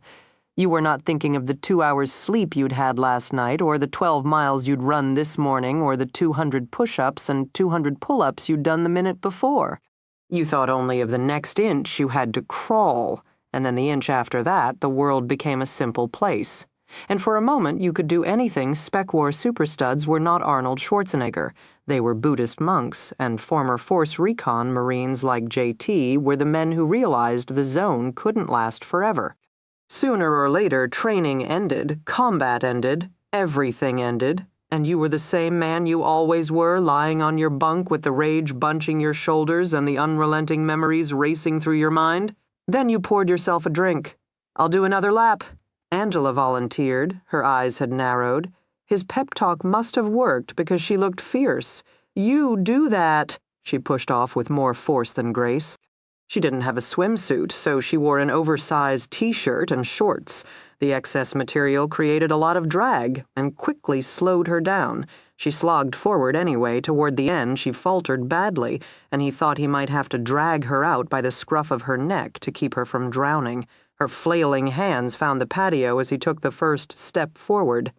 No zone, she gasped. God, this is horrible. He sat on the edge of the pool beside her and stuck his feet in the water. You want it to be simple. It's not. Oh, how the hell would you know? Look at you. She waved her hand at him. You probably catch rattlesnakes by hand. How hard has any of this ever been for you? How hard? Not very, he agreed calmly. I was born for this shit. I hate you. She rested her forehead against the pool edge. He let her feel sorry for herself for a minute. Why not? There was a world of difference between the two of them. The colonel was a mean, lean bastard, and he'd passed his genes to his children. In contrast, Angela had a small, slight build and no natural hand-eye coordination. She would have to fight for every lap, war with every shot. Nobody said life was fair. Your daughter, she's for real? Angela stiffened instantly, so he took that as a yes? Think about her then. Don't think about yourself. Focus on her. What do you think has gotten me this far? Huh? They sat in silence. How old is she? Angela couldn't seem to decide how much to tell him. 4, she said after a moment. She's 4. You have her someplace safe as can be expected? Huh. Okay, it's time for another lap. He was surprised. Chiquita, you're pretty beat. I have to learn how to do this. If I'm weak, then I'd better get strong. 2 more laps, all right. You're stubborn. She appeared startled. I'm not stubborn. Of course you're stubborn. You made it here, didn't you? What do you call that? Desperation, she said frankly. He shook his head. No, trust me, you're stubborn. Really? She looked pleased. I'm stubborn. Good. I'm going to need that. She pushed off while he remained sitting there, blinking his eyes and wondering if he would ever understand her. The woman had spirit. He would have liked to have met her before the world had run her into the ground. He had the feeling that she'd been beautiful once. A petite, smiling woman with long blonde hair. Jesus, JT, give it up. Behind him, the screen door slid open. So where's the mystery intruder?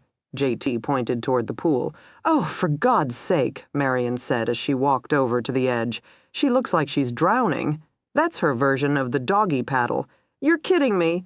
Nope. Still think she's a fugitive? Marion finally appeared skeptical.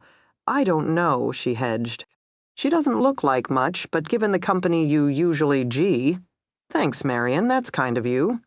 They watched as Angela reached the end of the pool and struggled her way back. It was a long, painful process for everyone. JT shook his head. I don't think 1 month is going to be enough. Angela finally reached JT, and Marion, her face beet red. She clung to the edge of the pool while introductions were made. The two women showed about as much enthusiasm as could be expected. You can call me LB for short, Angela said. Lizzie Borden. Oh. Marion had the good grace to flush. I'll confess you're not what I expected. I'm not a criminal. Angela tried to pull herself out of the water, but her exhausted arms wouldn't cooperate. JT grabbed her shoulders and lifted her as if she were a featherweight. She returned her attention to Marion. In fact, I've worked with the FBI before. Whatever problems you have, I'm sure I can recommend a good law enforcement agency. No, you can't. I've been through it all, I've worked with them all, and I know for certain that law enforcement can no longer help me. What I need is someone like your brother JT is going to help. Wait a second. JT took a quick step back, waving his hands in defense. I'm just training you. Exactly, that's the help I need. So tell me, Sensei, what's next on the list? He looked at her for a moment, then at Marion. His sister was mutinous and disapproving. In fact, the only calm person on the patio was Angela. What's your name? Marion prodded. If you have nothing to hide, you won't mind giving me your name. I have nothing to hide, and I do mind giving you my name. It's none of your business. Besides, if I remember correctly, you told JT you were here as his sister, not an agent. Ignore her, Angela. Marion can't help herself. I'm trying to offer help. Then thanks, but no thanks. Now, if you'll excuse me, I can afford only a month of JT's time and I have a lot to learn. Is it time to eat yet? I'll make the oatmeal. JT is too dangerous with a saucepan.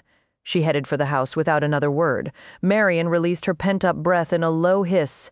Jesus Christ, JT, what have you gotten yourself into now? I'm just training her on how to protect herself, Marion. How bad can it be? With you, JT? Pretty bad. But that's okay. I'll keep my opinions to myself for now. Why don't you go and pour yourself another beer? I can't. You can't, he scowled. I agreed to stop drinking for the month. She arched a brow. Of course, JT, damn it. I'm not an alcoholic. Of course, JT. She smiled sweetly and walked away.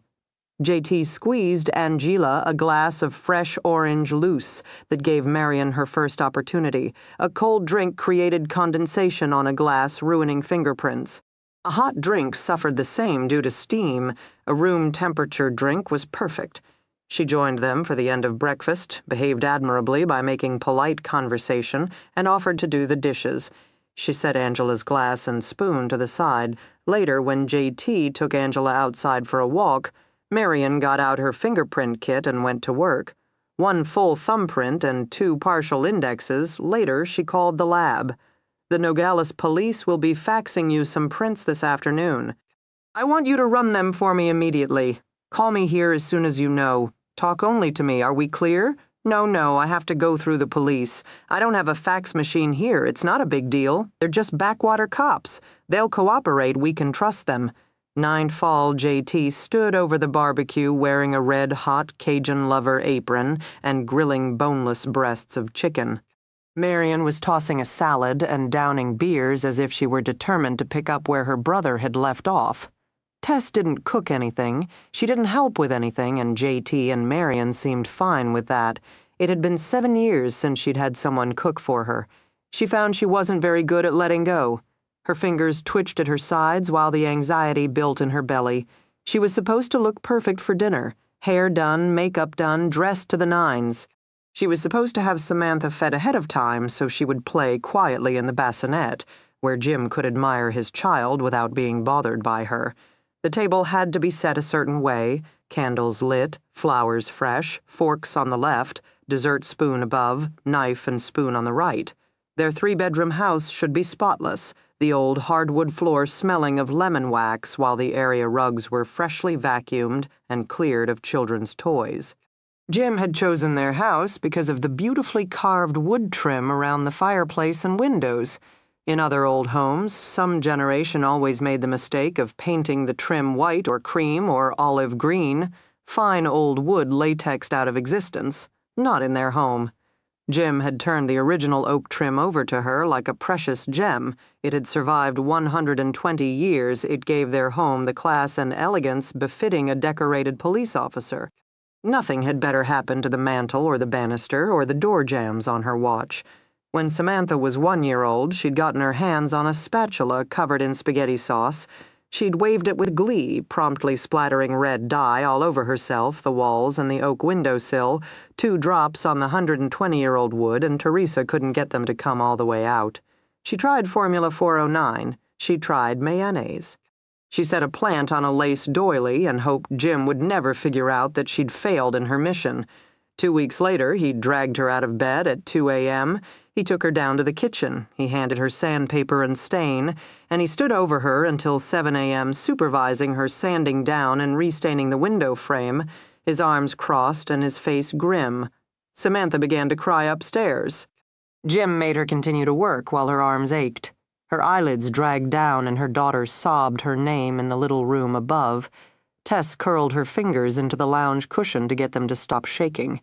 Those days were gone. She could rest if she wanted. She could wear old shorts and a t-shirt to the dinner table. She could play games with her daughter in the living room without worrying about a Lego hiding under the sofa and getting her in trouble later. She could abstain from makeup. She could simply be herself. If she could ever figure out who that person was, she rolled onto her stomach and carefully stretched out her back. She hurt.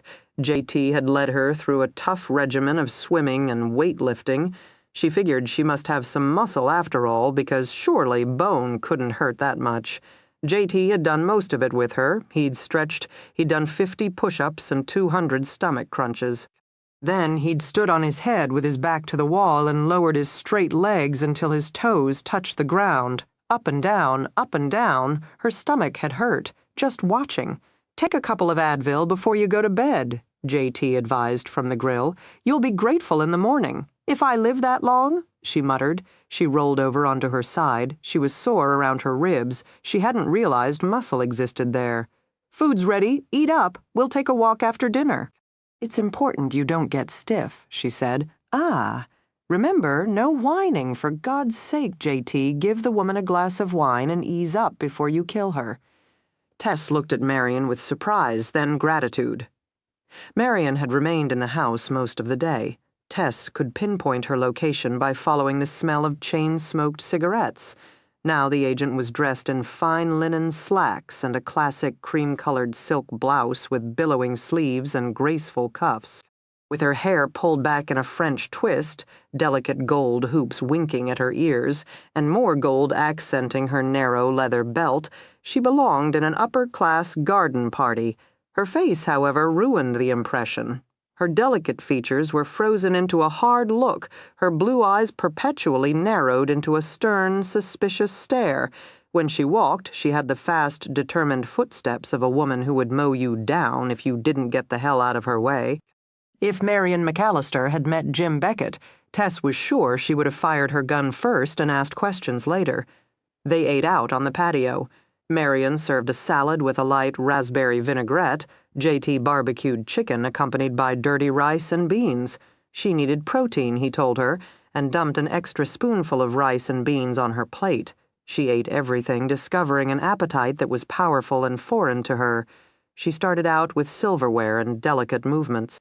Then she gave up and followed JT's example, greedily tearing the chicken into strips and popping them into her mouth with her fingers. "Is Freddie coming back?" she asked. Between mouthfuls, JT and Marion exchanged glances. "No," JT said, his gaze never leaving Marion's. Marion simply shrugged. She ate only the salad and half a chicken breast. After warring with herself for a full minute, Tess helped herself to the other half. "Go easy," JT commented. "I know how to eat." He raised one brow but shut up. For all his words of caution, he ate 2 whole chicken breasts and 3 helpings of rice and black beans. He chewed voraciously, chasing down his food with long gulps of iced tea. And every now and then she saw his gaze slide to Marion's beer with barely tamped hunger. "So what did we learn in fugitive training camp today?" Marion asked at last. Done with her meal, she sat back and lit up. "Swimming and weights," Tess volunteered. "She has a ways to go, Jay," T supplied. The conversation drifted. They listened in silence to the distant sound of crickets singing in the dusk and the occasional whir of hummingbirds among the cactus. "Do you swim?" Tess asked Marion. "A little." "She rides." "Dressage." JT pushed his plate away. His gaze rested on his sister. "At least she did when we were younger." I stopped. There was no point to it," she said sharply. "No one rides horses in real life. It's not a usable or marketable skill." "Really, it was a waste of time." "You think?" JT drawled neutrally. His fingers rooted the empty glass in front of him, sliding up the condensation on the side, then twirling the base again. "I used to watch you ride. I thought you were pretty good. You watched me ride?" "Yeah, I did. Could never figure out how you managed it, such a tiny thing commanding a 1,200-pound beast around the ring. I used to think you belonged to the horse more than you belonged to us." "I never saw you at the arena." I didn't want to interrupt. "Huh," Marion said. There seemed to be a wealth of suspicion in that grunt. Jate turned to Tess. "What did you do?" "Who, me?" "I assume you had a childhood, unless that stork story's true after all." The question caught her off guard. She wasn't used to anyone asking about herself. "I did Girl Scouts," she answered finally. "I didn't have hobbies or things like that. I worked after school. My parents owned a general store with a small deli, cheese, fudge, gourmet foods. It was a lot of work, working-class parents," Marion asked. "New England, right? You have a northern accent." She was obviously taking mental notes. "Down, girl," JT said lightly. He offered Tess a crooked grin. "Forgive Marion. Unlike you, we never worked as children. Our father did the smart thing and married money. Now Marion is hell-bent on overcoming this stigma by turning into a workaholic. We can't take her anywhere anymore. She's liable to arrest the host for income tax evasion. One of us had to have follow-through. You certainly don't." Marion stubbed out her cigarette and reached for another. She said to Tess, "You want to know a little bit about your hero?" "Well, let me tell you." "Uh-oh," JT said. "JT at 17. He's into orienteering. Do you know what orienteering is?" Tess shook her head. Tension swept over the table. JT hadn't moved, but his expression was tighter. Lines had appeared at the corners of his mouth. Marion leaned forward and plunged on. Orienteering is a sport from Scandinavia, developed during one of the world wars. Basically, you're turned loose with a detailed topographic map of an area and 13 controls flags JT supplied. Flags to find you have a compass, you have a map, and you have 3 hours to find however many flags you can find. It can be brutal. The courses are rated for difficulty, and the truly advanced ones, the red and blue courses, aren't even forest trails. They're just flags left in the forest. You get to plow through the underbrush, hike up mountains, cross teeming rivers. People get lost. People get injured. You have to know what you're doing. I knew what I was doing, JT said. I made it back. Barely, Marion returned her attention to Tess. So here's JT, 17 years old and already arrogant. You think he's insufferable now? You should have known him then. I was a saint. Get over it. These competitions Class A meets are a big deal. You compete by age group and prizes are given out. Our father always dominated the blue course, the hardest level. He always won first prize. Then we have JT. He's still too young for the blue course. He's 17 and the toughest course for him is the red, and he's good. Everyone thinks he'll win it, and everyone's talking about how the father will take blue and the son will take red. The colonel's already choosing the spots on the mantle. Her jaw set, her gaze hardened. Morning of the meet, morning of the meet. Does JT register for his category in the red course? No, he registers for blue, a 17-year-old kid registering for blue. I'd already done red, JT said. I wanted something new. You would have won. Trophy's nothing but cheap metal that gathers dust. So what happened? Tess demanded to know. Einstein here, Marion supplied in a low growl. Goes running off in his orienteering suit. 3 hours later, he's nowhere to be found. 2 hours after that, they're arranging the search parties when all of a sudden from the underbrush comes this huge commotion, thrashing and cursing and swearing. Mothers are running to cover ears of their children, and lo and behold, it's JT. Half of his face scratched off, both of his hands mutilated, and his ankle in a twig brace. He'd fallen off the side of a hill. It happens. It wouldn't have if you'd stuck to red.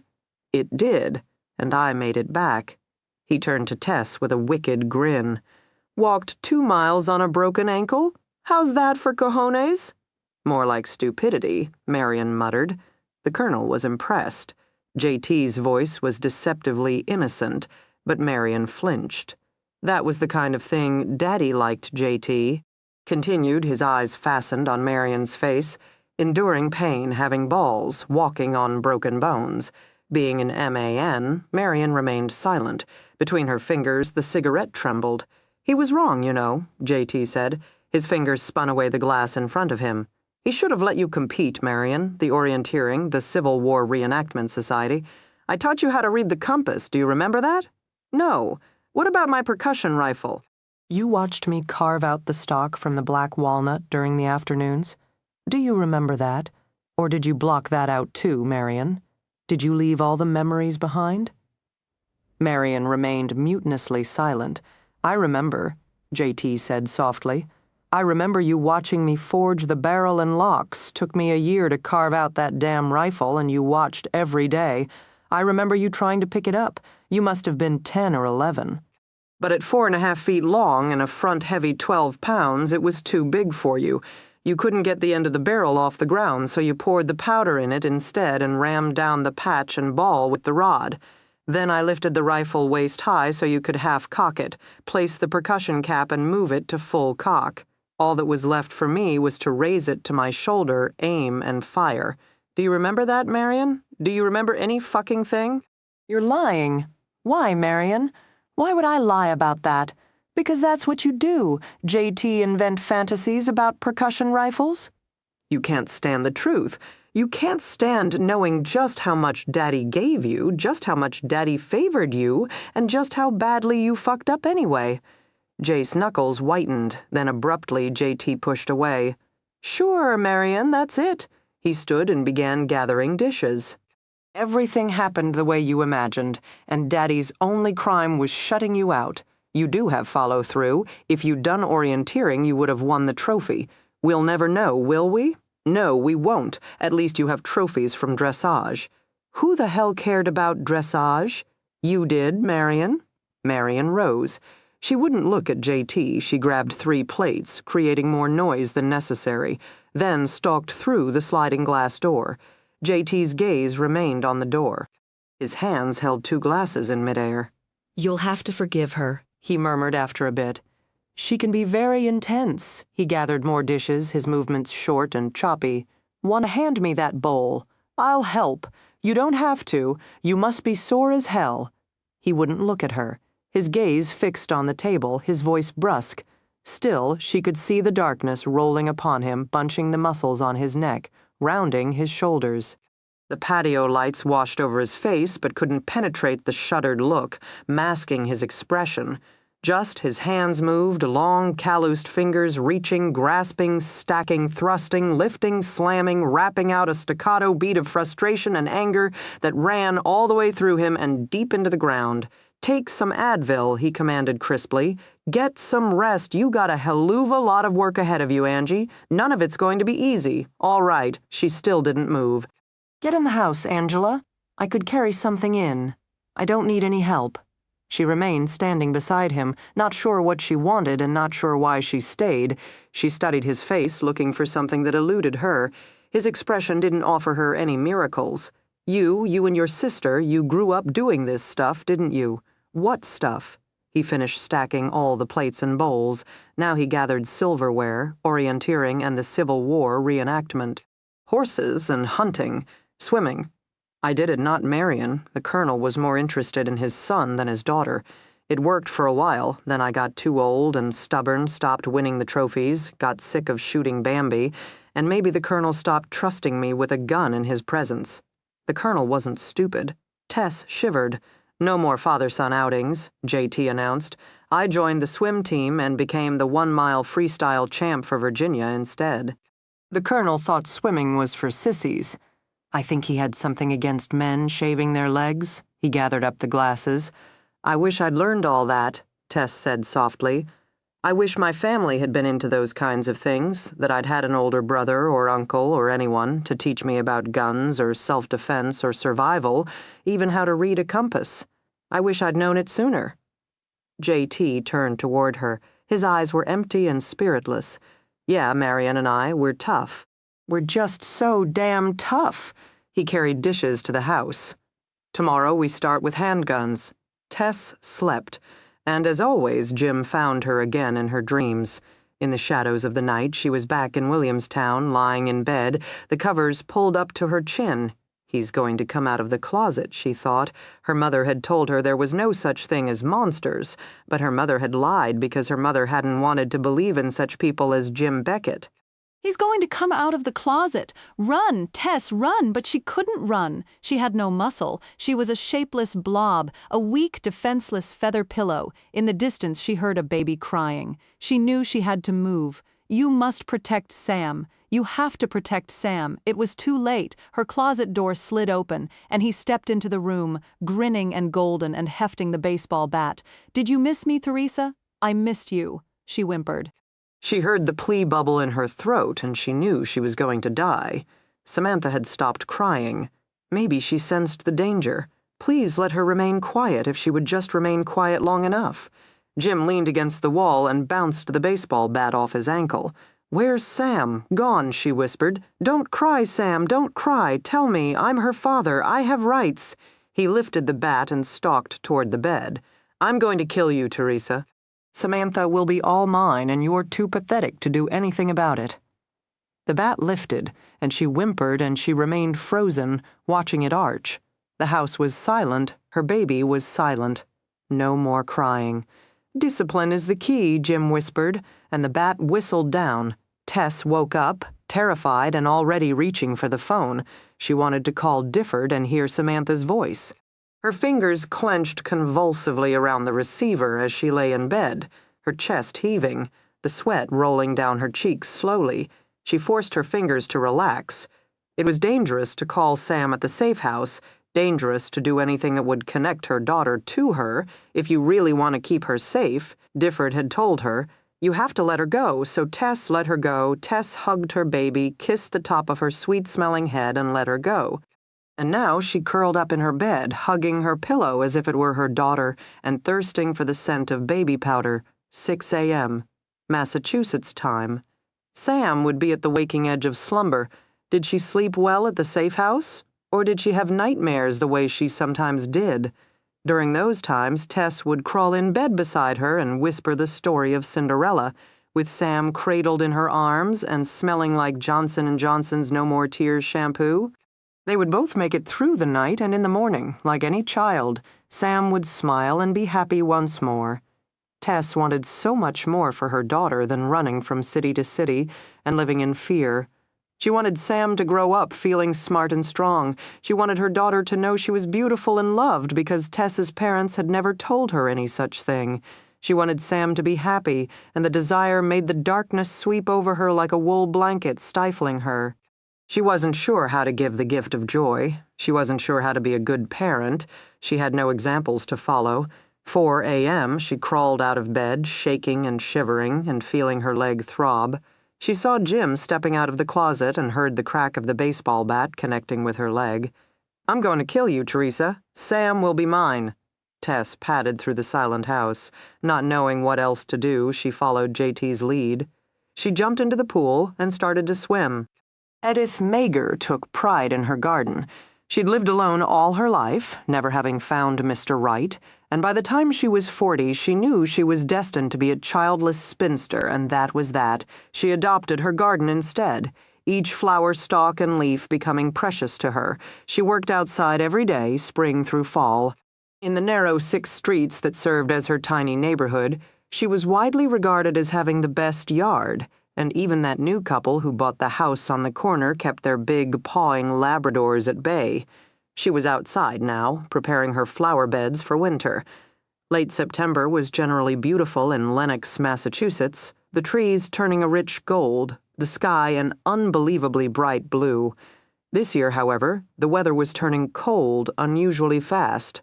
On the news, they were already issuing frost warnings, and even the diehards who vowed never to turn on their furnace until November 1st were beginning to think twice. Edith hadn't decided whether she was prepared to turn on her heat yet, but she was definitely tending to her garden. She believed firmly in being prepared, which was why she'd been able to retire from her bank teller job at the age of 60, instead of slaving away until 65, as so many others had. This afternoon was perfect for gardening. The huge maple tree in her yard reflected a dozen shades of gold, and the slowly sinking sun made the leaves even deeper. When Edith breathed in deeply, she caught the rich odors of drying leaves, fertile earth, and mulled spices. Some people worked on their gardens in the morning, but Edith had always preferred dusk. Yesterday, she'd gotten word that her dear neighbor, Mrs. Martha Olson, was finally returning from Florida. Given the news that that horrible serial killer Jim Beckett, that was his name, had just escaped from Walpole, Edith was looking forward to Martha's return. Living next to an empty house no longer seemed safe. Edith reminded herself every night as she locked up her tiny 2-bedroom bungalow that she had nothing to worry about. Her community was a small one, a quiet one. The heart of Lenox boasted old, beautiful Victorian houses that had once been the summer homes of Boston's elite. Edith Wharton had given Lenox its claim to fame by building her mansion on the outskirts of town. Neighboring Tanglewood spread its lush green grounds and unbelievable mountain view for people who appreciated the Boston Symphony's fine music and Mother Nature's even finer grandeur. Between Tanglewood and the Wharton mansion, Lenox saw a fair amount of tourists during the bright summer months and brilliant fall. Now, thanks to the unexpected cold spell, Lenox was already taking on its winter rhythms tranquil and slow. Nothing much had happened in Edith Mager's community since a few years before when the Joneses' oldest son had broken his arm in a car accident. Every now and then, however, Edith had these spells.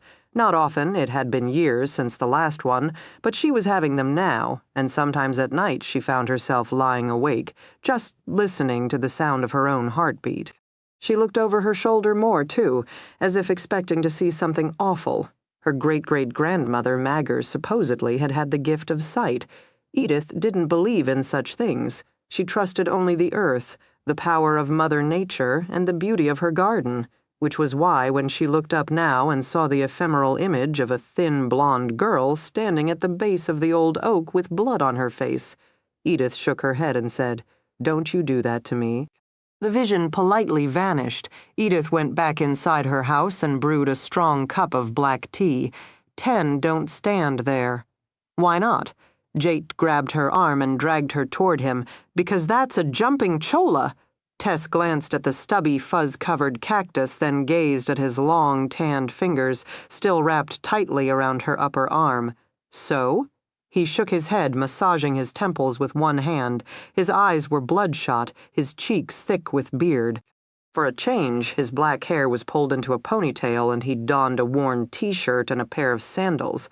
They were his only concessions to civility, however. He'd gone 24 hours without alcohol and was hell on wheels. Jumping chola, Tess. See all those tiny furry spurs? Trust me, you won't think they're so tiny and furry when those glockids leap onto your arms and hook into your skin. But it's just a plant. As she said this, however, she was eyeing the cactus with suspicion and taking a step closer to JT. It's a particularly talented plant. He released her arm, then stepped away. He was definitely cagey. In contrast, she felt optimistic. She didn't care how much oatmeal JT made her swallow, or how many laps she swam. She'd never be able to compare to a man's strength, but again, as JT lifted the small, silvery semi-automatic out of the case, she nodded. She was going to become a master marksman. That would be her advantage. Jim might be stronger than her, and he might be faster than her. But not even the omnipotent Jim Beckett could outrace a bullet. In the hot, dusty desert of Nogales, Tess was going to become the next James Bond licensed to kill, and she would stand there in the shadowed room watching Jim step out of the closet like the real-life monster no one wanted to imagine. She wouldn't cower anymore, she wouldn't shake. She would not beg for her life, and she would not fear for her daughter. She would stand, tall and regal, her face as cool and composed as Marian's. She would point her .22 watching Jim suddenly freeze, suddenly pale, and suddenly realize that now she was the one in control. "Can I hold it?" she asked quietly. Jate lifted up the gun, then froze when he saw the gleam in her eye. "It's not a toy," he said sharply. "I hope not. Keep the safety on, never place your finger on the trigger until ready to shoot, and don't ever point it at a person, even in jest. Those are the rules?" "Yes, sir." JT shook his head. "You just don't get it. You Jew. Is that the target?" She turned away from him, her veins humming with heady adrenaline. 21 feet from her 2 bales of straw sprouted from yellow Arizona dust. Red and white ringed targets were attached to the front of each bale by thick nails in the corner. The targets weren't that far away. They were good-sized. She thought she could take them. JT didn't say anything, but she felt his gaze on her as he gave her the semi-automatic. She held it out and practiced looking down the sight. She'd held a gun a few times before, fired one a few times, hit a man. She knew more than JT suspected. She liked it that way. "When can I take the safety off?" "Take the safety off? You're not wearing earplugs nor eye protection, and the gun's not loaded." "Where did you learn that awful stance?" His harsh words briefly dimmed her euphoria, but she nodded. She was there to learn. He would teach her. Jate tossed her earplugs and eye goggles, shoved a box of bullets in his pocket, and wrapped his body around hers. "Here, like this." His arms sandwiched hers, bringing her arms up straight and adjusting her grip. His groin cradled her hips and his thighs burned into her legs. Something hard and unyielding pressed into her left buttock. The box of bullets, she thought. Her stomach felt hollow. Jate adjusted her arms and legs as if she were a mannequin. "We'll start with the Weaver stance, which uses 2 hands for better control while twisting your body so you make less of a target. Face to the side, feet slightly apart for balance. Now extend your right arm toward the target, using your left to pull your arm against your chest and secure your grip. There you go. Now look down the barrel. Don't squint."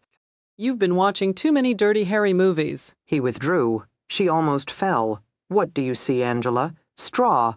No shit. Pick a ring. Any ring. The bullseye," she said fiercely. She made the mistake of moving and lost her stance. He arranged her once more, looking impatient. Shoulders down, arms straight, tuck the butt of the gun in the V between your index finger and thumb. Grip it firmly. Now see the front notch on the gun? She nodded. That's your front sight. You want to align it perfectly between the two rear sights. Then you want to aim at the target so the bull's eye sits right on top of your aligned front sight, like a full moon. Got it? She nodded vigorously. Can I take off the safety? Fine. We'll do a dry run first so you can get used to the feel of the trigger. All right. It took her 4 tries to push the safety down. Okay, JT continued crisply. You have a Walther. .22 semi-automatic pistol there, just like the one you were carrying. It's not a powerful gun and it's not super accurate, but it's small, easy to conceal, and reliable. If you're at close range, you'll hit something. So for you, that means let the attacker get in close, aim for the chest, which is the biggest target, and once you start firing, don't stop. You wing someone with a .22, and it's like grazing a charging lion. You'll only piss him off. How reassuring. Align your sights. Find the target, take a deep breath, exhale slowly, then hold the rest of the air in your lungs and pull back the trigger steadily. Okay, fire. She squeezed the trigger. The first pull was long. Her arms bounced up and her elbows locked, but the trigger came back easier than she'd expected. The trigger mechanism clicked dully in the silence, gutless without bullets. With more enthusiasm, she followed up with quick, short jerks of her index finger, all that was now necessary for the double-action pistol. Congratulations, JT informed her. You just killed a cloud. He taught her how to load the magazine, then showed her how the gun locked open when the last shot was fired. With a push of a button, the old magazine was released and she could pop in a new one. Simple, easy, foolproof. The gun held 6 bullets in the magazine, plus 1 in the chamber, giving her 7 tries to get things right. She put in the earplugs, donned her goggles, and leveled the loaded gun at the sacrificial bales of straw. She fired the gun, then leapt like a scared jackrabbit at the noise. Let me be more specific, JT drawled beside her. Before you pull the trigger, open your eyes. I did? Uh-huh. Try again. Hammer's already cocked back from the first pull, so you don't have to squeeze too hard. Remember to actually hold your breath while squeezing the trigger. Otherwise, your arm automatically jerks up when you inhale and down when you exhale. You want to minimize your arc of movement. If it helps, picture my head on the target. He smiled sweetly. She pulled the trigger 6 times. She finally hit the hay bale. The target remained unscathed. Sugar, I didn't know you cared. Shut up. She no longer felt cocky or triumphant or ready for battle. How could anyone miss with 7 shots? She tried thinking of the zone thing. She tried picturing her daughter. She thought of that night in the basement, her hand wrapped around the cow's heart, thinking it was a real heart, a real human heart. She swayed on her feet. Jate caught her elbow. Maybe you want to try again tomorrow, he suggested quietly. No, I have to be able to do this. It's not such a great thing to know how to do, shooting a gun. She pulled herself together. It's the only thing? He was silent for a moment. He shrugged. Suit yourself. I'm just the teacher. His hand slipped off her elbow. She stood alone. He rammed a fresh magazine into the gun and handed it to her. She fired the first bullet. Her trigger pull was jerky, and she missed the hay bale altogether. Furious and frustrated, she bobbed the gun down and pulled back the trigger with vengeance. She finally hit the edge of the bale. Then she hit it again. 4 more shuddering shots, each more difficult than the first, and she still didn't hit any red rings on the target.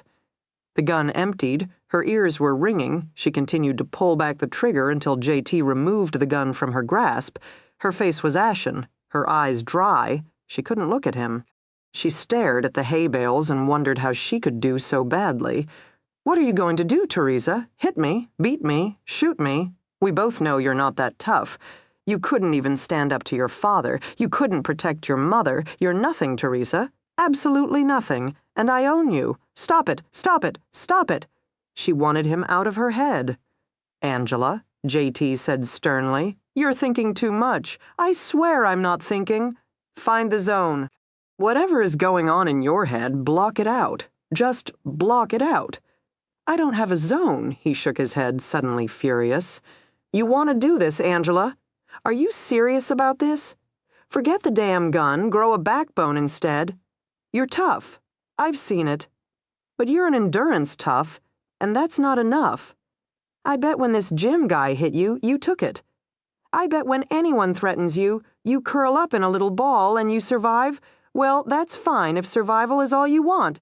But you came to me. You said you wanted to do more than wait. More than endure, you wanted to fight, so learn how to fight. Stop squeezing your eyes shut and open them wide. Stop flinching at the sound and open your ears. I don't care what your mama told you, the weak will not inherit the earth.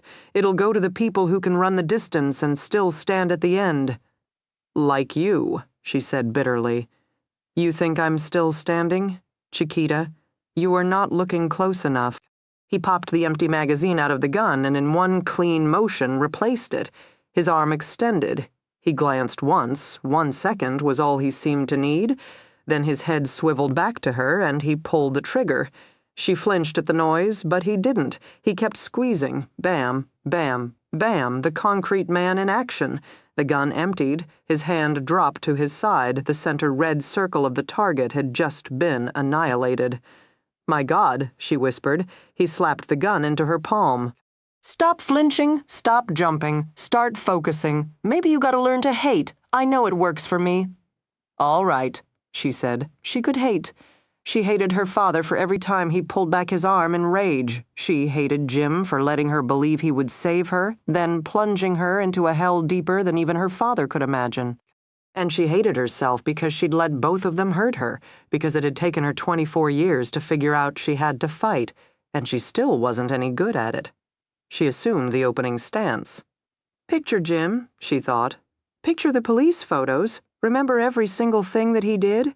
She gagged. She started firing. Tears were on her cheeks. You're blind. You're stupid. You didn't see who he was. You didn't stop him sooner. But I figured it out before anyone else. I stopped him, eventually. I fought, damn it. Too late, not good enough. How could you have let him use you like that? I was just a kid, a mixed-up kid, and he chose me for just that reason, because he knew how much I wanted someone to love me, how much I needed anyone to love me. He knew you were weak. He knew you were malleable. You didn't disappoint. Jate grabbed the gun from her hand. Stop it, he barked. What the hell are you doing? She blinked her eyes rapidly. Slowly, he came into focus. Her ears were ringing from too many gunshots. Red dust was glued to her cheeks. She looked at him. She looked at the hay bales. Straw had flown in all directions from the top of the bales. She'd finally hit the white fringe of the target with a couple of shots. The red rings remained intact. You're not paying attention, JT raged. You're pulling the trigger like Dirty Harry and your mind isn't even on it, and that's blasphemy, lady. Pure, simple blasphemy. I'm trying, damn it. She was furious, not at him, but he was available, so she chose him. She stabbed her finger against his chest. I hired you to teach me, damn it. If you're so great, teach me how to fire this thing. Fine, he said tersely. Fine. He stepped behind her without foreplay. She was flattened against his body, her shoulders molded to his chest, her hips against his groin, her thighs against his thighs. His chin settled on her shoulder, and his breath whispered across her neck. Point, he ordered. She brought the gun up. Aim. She sighted the target. I said aim, Angela. What are you trying to shoot? The dirt, the sky, a cactus. 2 hay bales aren't enough for you. I'm aiming. Look down that barrel, woman. Picture your husband, JT muttered in her ear. Picture his face as that bullseye, sugar, and give him hell for what he did to you. Her body stiffened. Her arms leveled and her eyes narrowed. Suddenly she felt very calm and very cold. She sighted the target, steadied her grip, and with a triumphant flood of adrenaline yanked back the trigger. The bullet sailed so far wide of the target, it was going to have to catch a train to get back to Arizona. She stood there shocked and appalled. Shit, JT murmured, then shook his head and rolled his shoulder. He stepped back. We'll try again tomorrow, Angela. You have 3.5 weeks. She looked at the target again, then at the gun in her hand. It had betrayed her. The gun was supposed to be her advantage. If she couldn't shoot, how could she win? If she couldn't outfight, outrun, or outshoot Jim, how was she going to win? But I hit him once before. You shot your husband. I hit him in the shoulder. It was solid. She shook her head in a daze. He was moving at the time. Maybe he ran into the bullet. You shot your husband, JT? His brows knit into a single dark line. What else was I supposed to do? Let him beat me to death with a baseball bat? What? She wasn't paying attention to him anymore. She threw the gun to the ground. JT snapped his hand around her wrist. Don't do that. A gun isn't a toy. If it had been loaded, you could have shot us both. Well, then at least I would have finally hit something. Don't take it out on the gun, and don't take it out on me, Angela. It takes time to learn these things. Did you think the money would buy you a sharpshooter's badge? You don't get it, she cried. Her gaze went to his fingers, tight and strong around her thin wrist. Those fingers could snap her bone the way Jim's fingers had wrung her neck. You don't know. You don't understand the things he did, her voice cracked. I lied to you, JT. I lied, he went rigid. I don't like. Ha! I thought if you taught me it would be enough, but let's face it, 3.5 weeks won't be enough. You have to help me, she whispered. Don't tell me what I have to do. He released her wrist, one quick movement, and he'd brushed her off as if she were nothing but a clinging chola glockid. You don't shut up. She realized then that she'd been wrong. She'd thought him unaffected, but he was over-affected. His face contorted, his fists clenched at his sides. There was anger, and there was rage, and then there was an emotion too potent to describe. Something had been poured into him at creation, and he was consumed by it from the inside out. He took 2 steps forward, and she shrank back. What is it with women? Can you tell me that, Angela? You come here, you barge into my life, and what the hell I let you stay? I tell you who I am, I tell you what I can give, and maybe I'm hard, and maybe I'm crude. Maybe I want a beer so badly I'm waking up in a sweat in the middle of the night. But I haven't touched one, sugar. I told you what I could give. You told me what you wanted, and we struck a deal. And now you want to change the rules? Now you suddenly want more, and I'm the bastard for not giving more. Lady, I've been down the hero path, and let me tell you, the laurels don't fit. I know they don't fit. I don't try to get them to fit. I don't give a damn that they don't fit. I will not play that game again. You hear me? I will not play that game. His hair slipped free from its band and flew around his face. She could feel his hot breath on her cheek, the strength of his body bending over hers. She said, liar. He stiffened as if struck. What? It was daylight and the sky stretched out blue and unchecked as only a desert sky could spread. But he squeezed her view down to just his presence, just his black, glowering, threatening presence. She brought her chin up. She couldn't shoot a gun, so she might as well talk smart. You can say what you want, but I know more about you than you think. You're not as cold as you pretend. You care about your sister very much. You obviously loved your wife and son. Oh, those are great credentials. My sister hates me and my wife and son are dead. I'm going back to the house. Wait. Her hands reached for him. He slapped them down. I thought you didn't trust anyone, Angela. I thought you said you were going to take care of yourself. The words stung. I'm not as good as I thought. Learn to be better. He yanked open the gun case, stuffed the gun, and spent shells back in and walked away. 11, tuck day at work, darling. Marion called out with mocking sweetness as JT stalked back into the pool area. Women are the root of all evil, he growled, then stormed into the house, tossed the gun case into his safe, and locked it up, tight. That detail attended to, he walked back across the living room, unbuttoning the fly of his jeans as he went. He thrust open the sliding glass door just in time to encounter Angela about to do the same. They both froze. He scowled first. Rosalita will dye your hair. 3 o'clock, go eat lunch, coward, she said, and shouldered her way past him. He stood stock still for a moment longer, flexing and unflexing his fingers. Lovers quarrel? Marion asked innocently, and took a long sip of an icy cold beer. One of his beers, one of his favorite beers, shit. He ripped his t-shirt off over his head in a single yank. 2 quick jerks, and he kicked his jeans across the patio. Clad only in boxers, he made a beeline for the pool. He clambered up to the low-diving platform and assumed a runner's stance. Cannonball, watch and learn, little sister. He bolted down the slim board, energy harnessed, focused, then unleashed with the force of lightning. Bam, bam, bam, leap, and soar through the air like an eagle. Free, suspended, graceful, fuck them all, he dove clean and arrow-straight into his deep blue pool, firing all the way to the bottom, and the crowd goes wild. JT didn't come up right away. He drifted along the beautiful blue tiles, suspended like a stingray as his lungs began to burn. He rolled over on his back, fighting to remain down, reveling in the feel of oxygen-starved tissue semper fidelis, baby once a Marine, always a Marine. God, sometimes he missed those days, treading freezing cold water next to his buddy as part of the hydrograph survey team. They'd do a neat over-the-horizon insert, navigate to the beach, and hide the craft. Then, while two guys directed, they'd extend the chem-light rope out 300 meters into the ocean, a pair of Marines treading water every 25 meters in order to analyze the gradient and consistency of the ocean floor, information that would be used for a major beach campaign. It could take 8 hours to get all the info, 8 hours of dark silence, treading water, and feeling your legs go numb. Basic biological functions happened in the course of 8 hours. New guys got embarrassed or ashamed. Old guys simply accepted the warmth of urine suddenly passing through cold water as a kind of camaraderie, a kind of sharing that made your teammates closer to you than your wife or mother or sister. You couldn't explain that to women. They just didn't get it. Being a Marine made you part of something, linked you to something noble. He'd gone out there with guys, good guys who did good work and never offered excuses. He'd recognized the look in their eyes because it was the look he had in his own. He'd known the set of their jaws, the sheer determination of their will. They'd sat up there on planes, prepared to make midnight jumps down to drop zones they couldn't see, and no one had bitched and no one had moaned.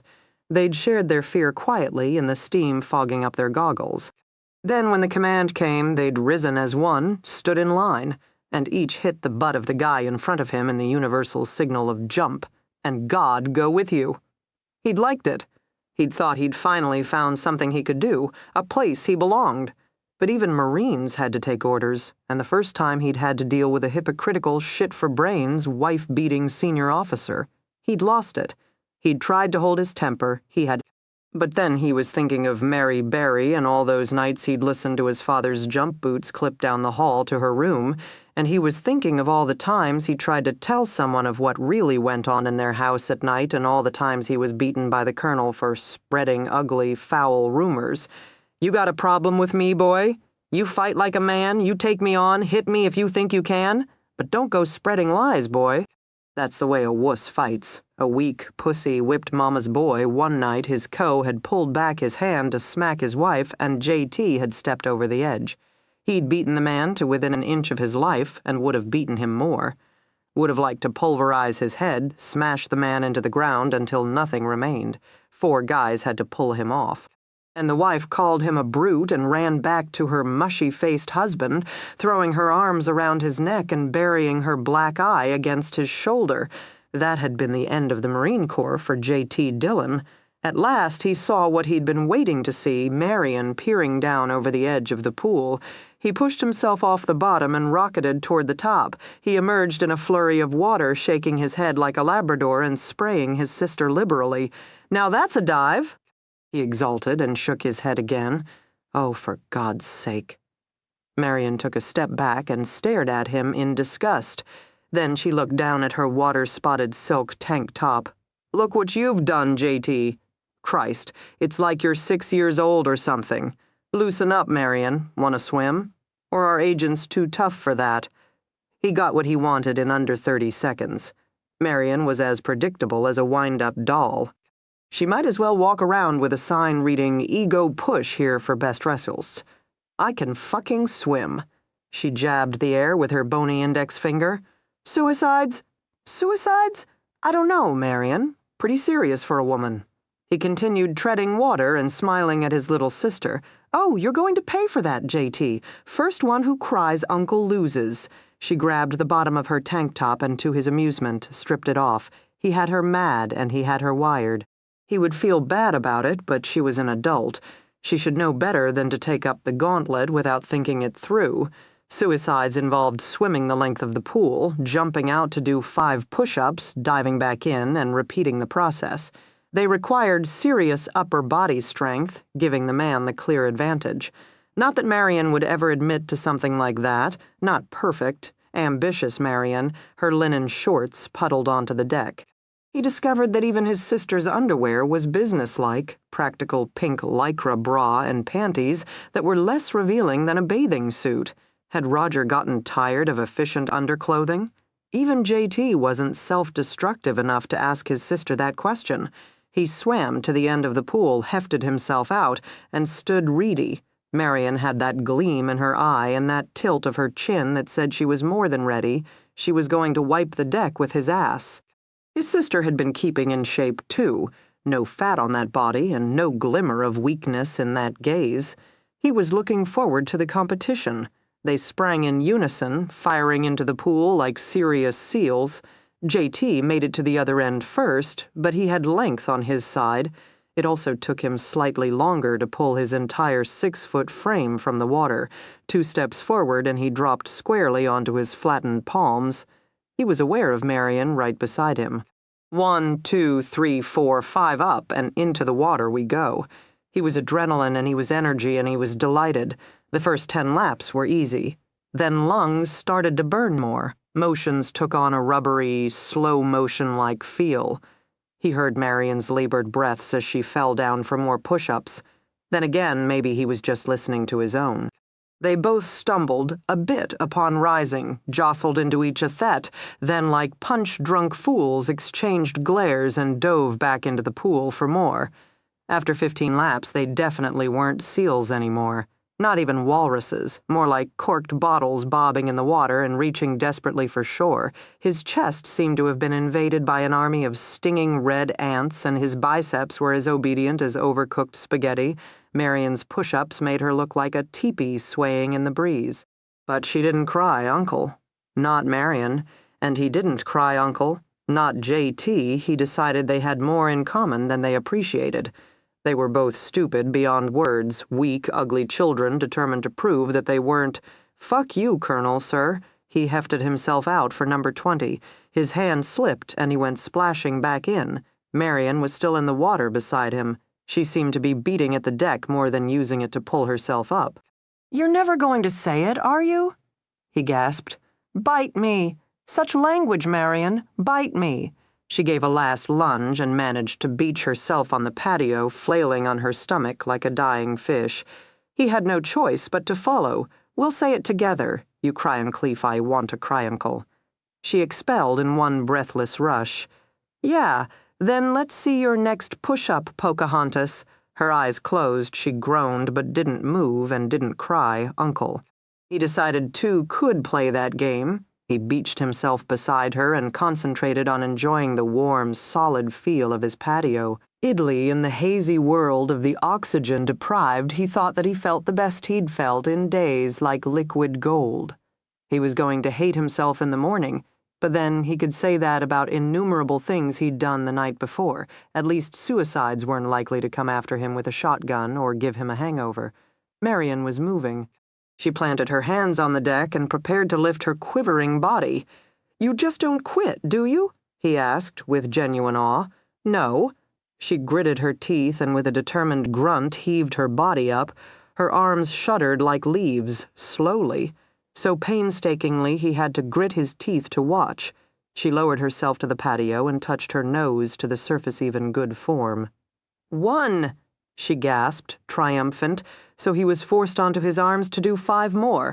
"Oh, well," he thought philosophically, sooner or later one of them was bound to drop dead.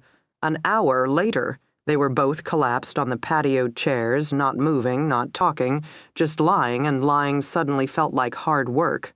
Through the sliding glass door, JT could see Rosalita bent over Angela's seated form, massaging suds through her short-cropped hair. Angela had changed into a pair of old khaki shorts and a white tank top. From his vantage point, he could see her legs clearly, the way her thighs curved into rounded kneecaps, which gave way to slender calves which tapered to delicate bare ankles. He'd always loved bare ankles, exposed ankles and bare feet. Feet could be incredibly sexy, especially small, dainty feet sporting red-painted toenails. Rachel had painted her toenails. Sometimes, if he'd been a very good boy, she'd let him paint her toenails.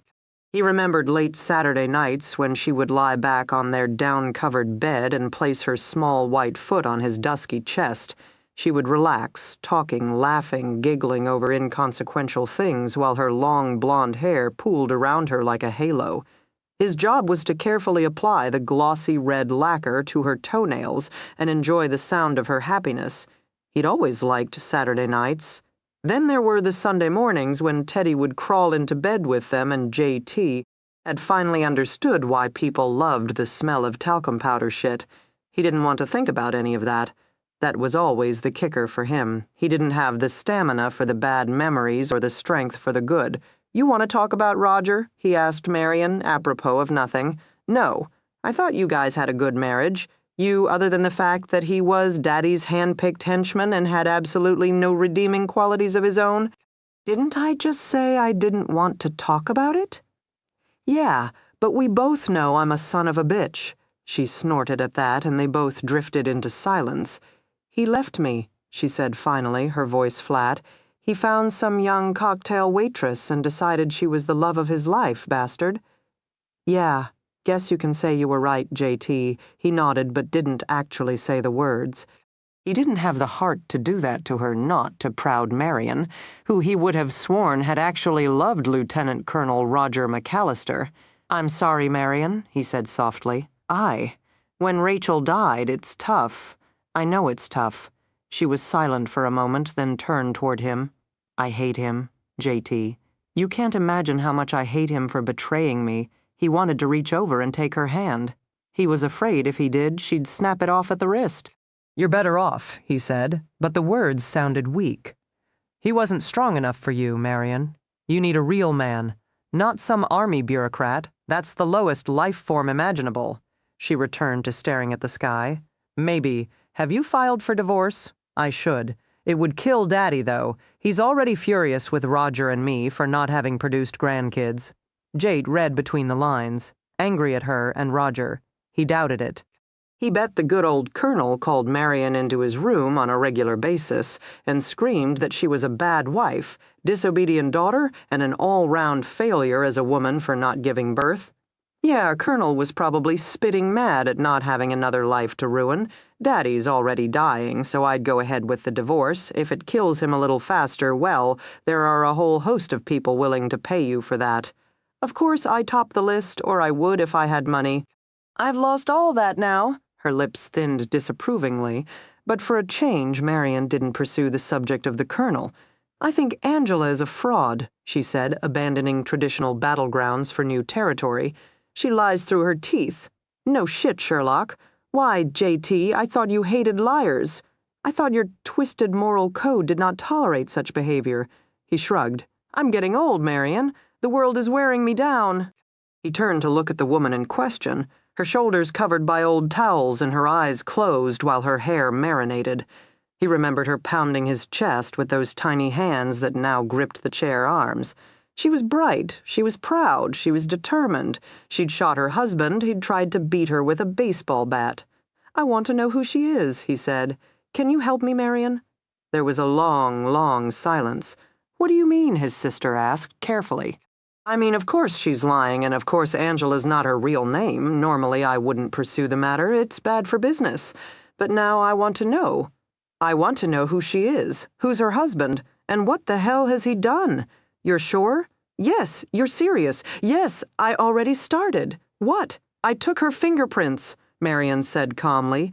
"I faxed them in to be analyzed against the national database. It's already been 24 hours. Any time now I should be getting a call telling me exactly who she is." His mouth opened and closed several times. He wanted to be angry, but couldn't pull off the emotion when he'd agreed to let his sister stay. Had he really thought she would do anything less? Proud, ambitious, driven Marion, and he wanted to know the answer.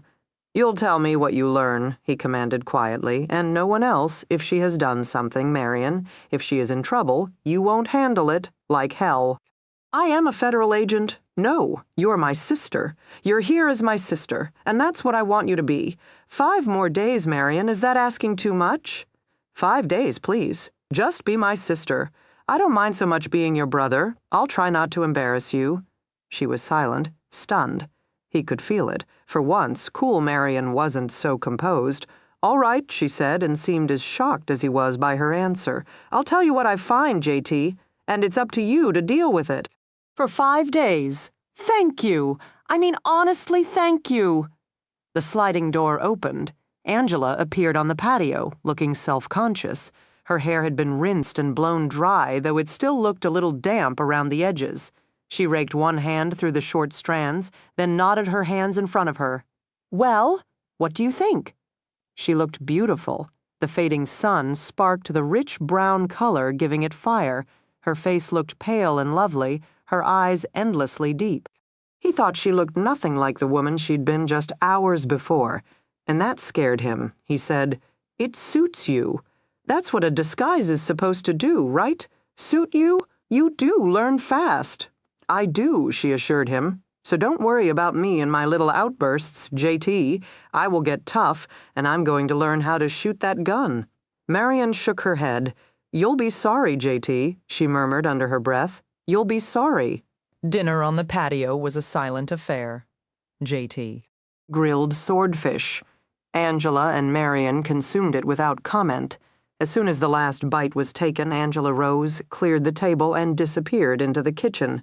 Marion lit a cigarette. JT stared at all the stars and wished his throat didn't feel so dry. He could feel sweat bead his upper lip, his shoulders, his arms. He told himself it was the heat, but he was lying. He wanted a beer. He was staring at Marion's and coveting it like a man lost in the desert. Find the zone, he told himself.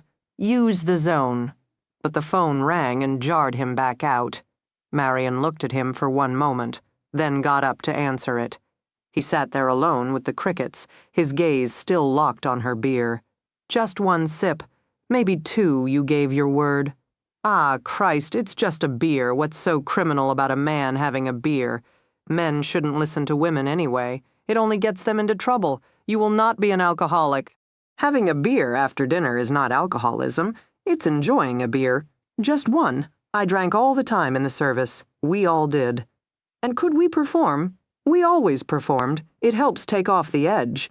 Christ, I want to take off the edge. Find the zone. Fuck you, JT. You know you're a liar. You know there's no real zone. Only time you find it is when you're in battle and rifle shots crack the air and adrenaline buzzes in your ear.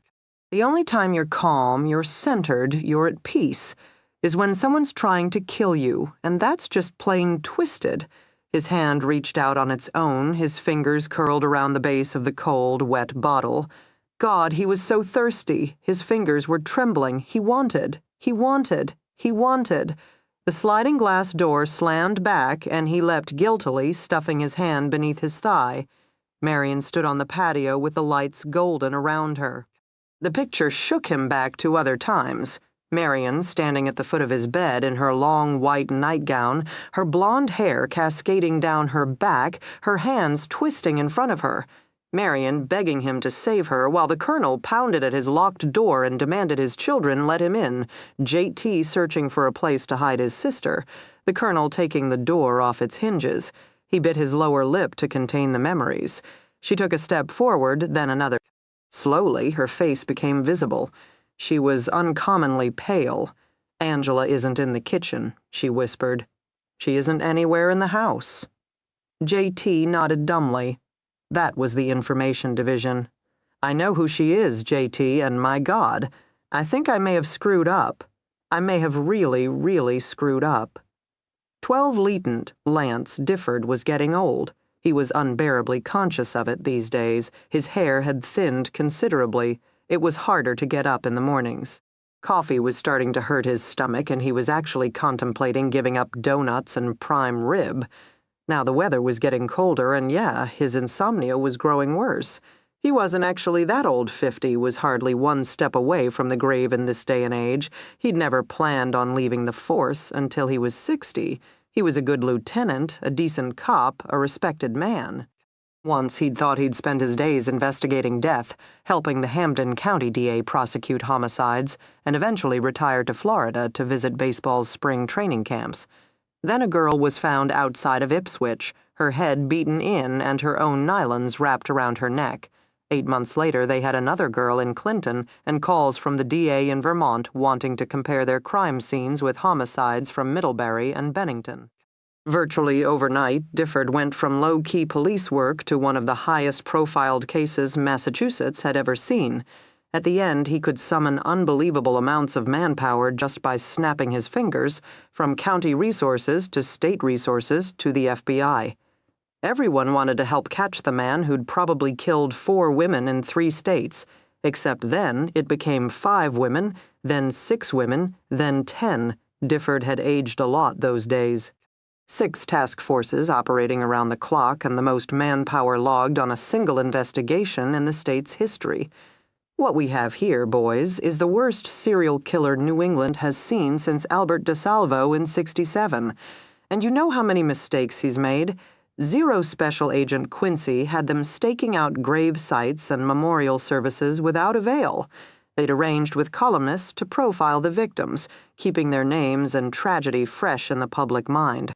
Maybe the guy would contact a loved one to brag.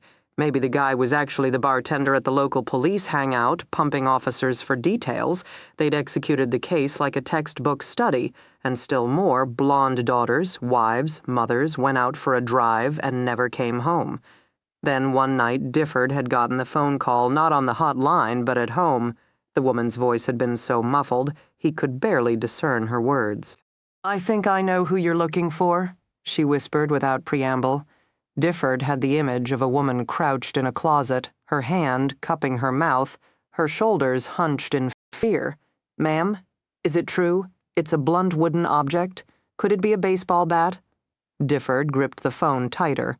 "That could be, ma'am," he said carefully. "Would you like to make a statement? Could you come to the station?" "No, absolutely not. He'd kill me. I know it." Her voice rose an octave before she cut it off. Difford listened to her deep, steadying breaths as she tried to pull herself together.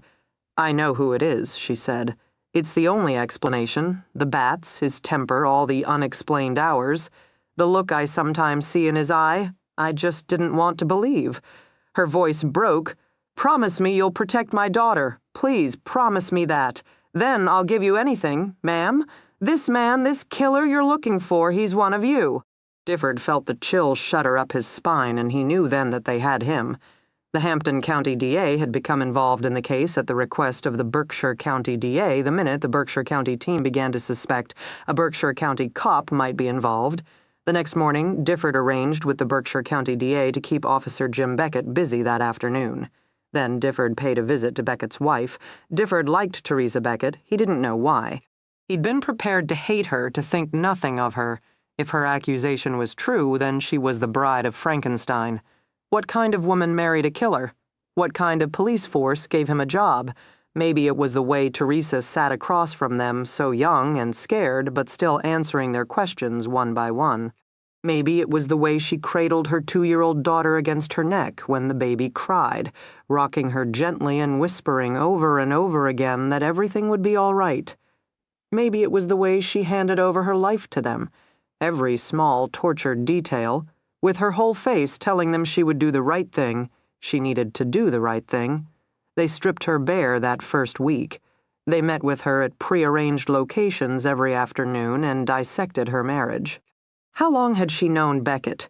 Where did he come from? What did she know of his family? What was he like as a husband, a father? Was he violent? Did he ever try to choke her? What about sex? How often? What kinds of positions? Any S&M, choking, sodomy, hardcore pornography? And she answered.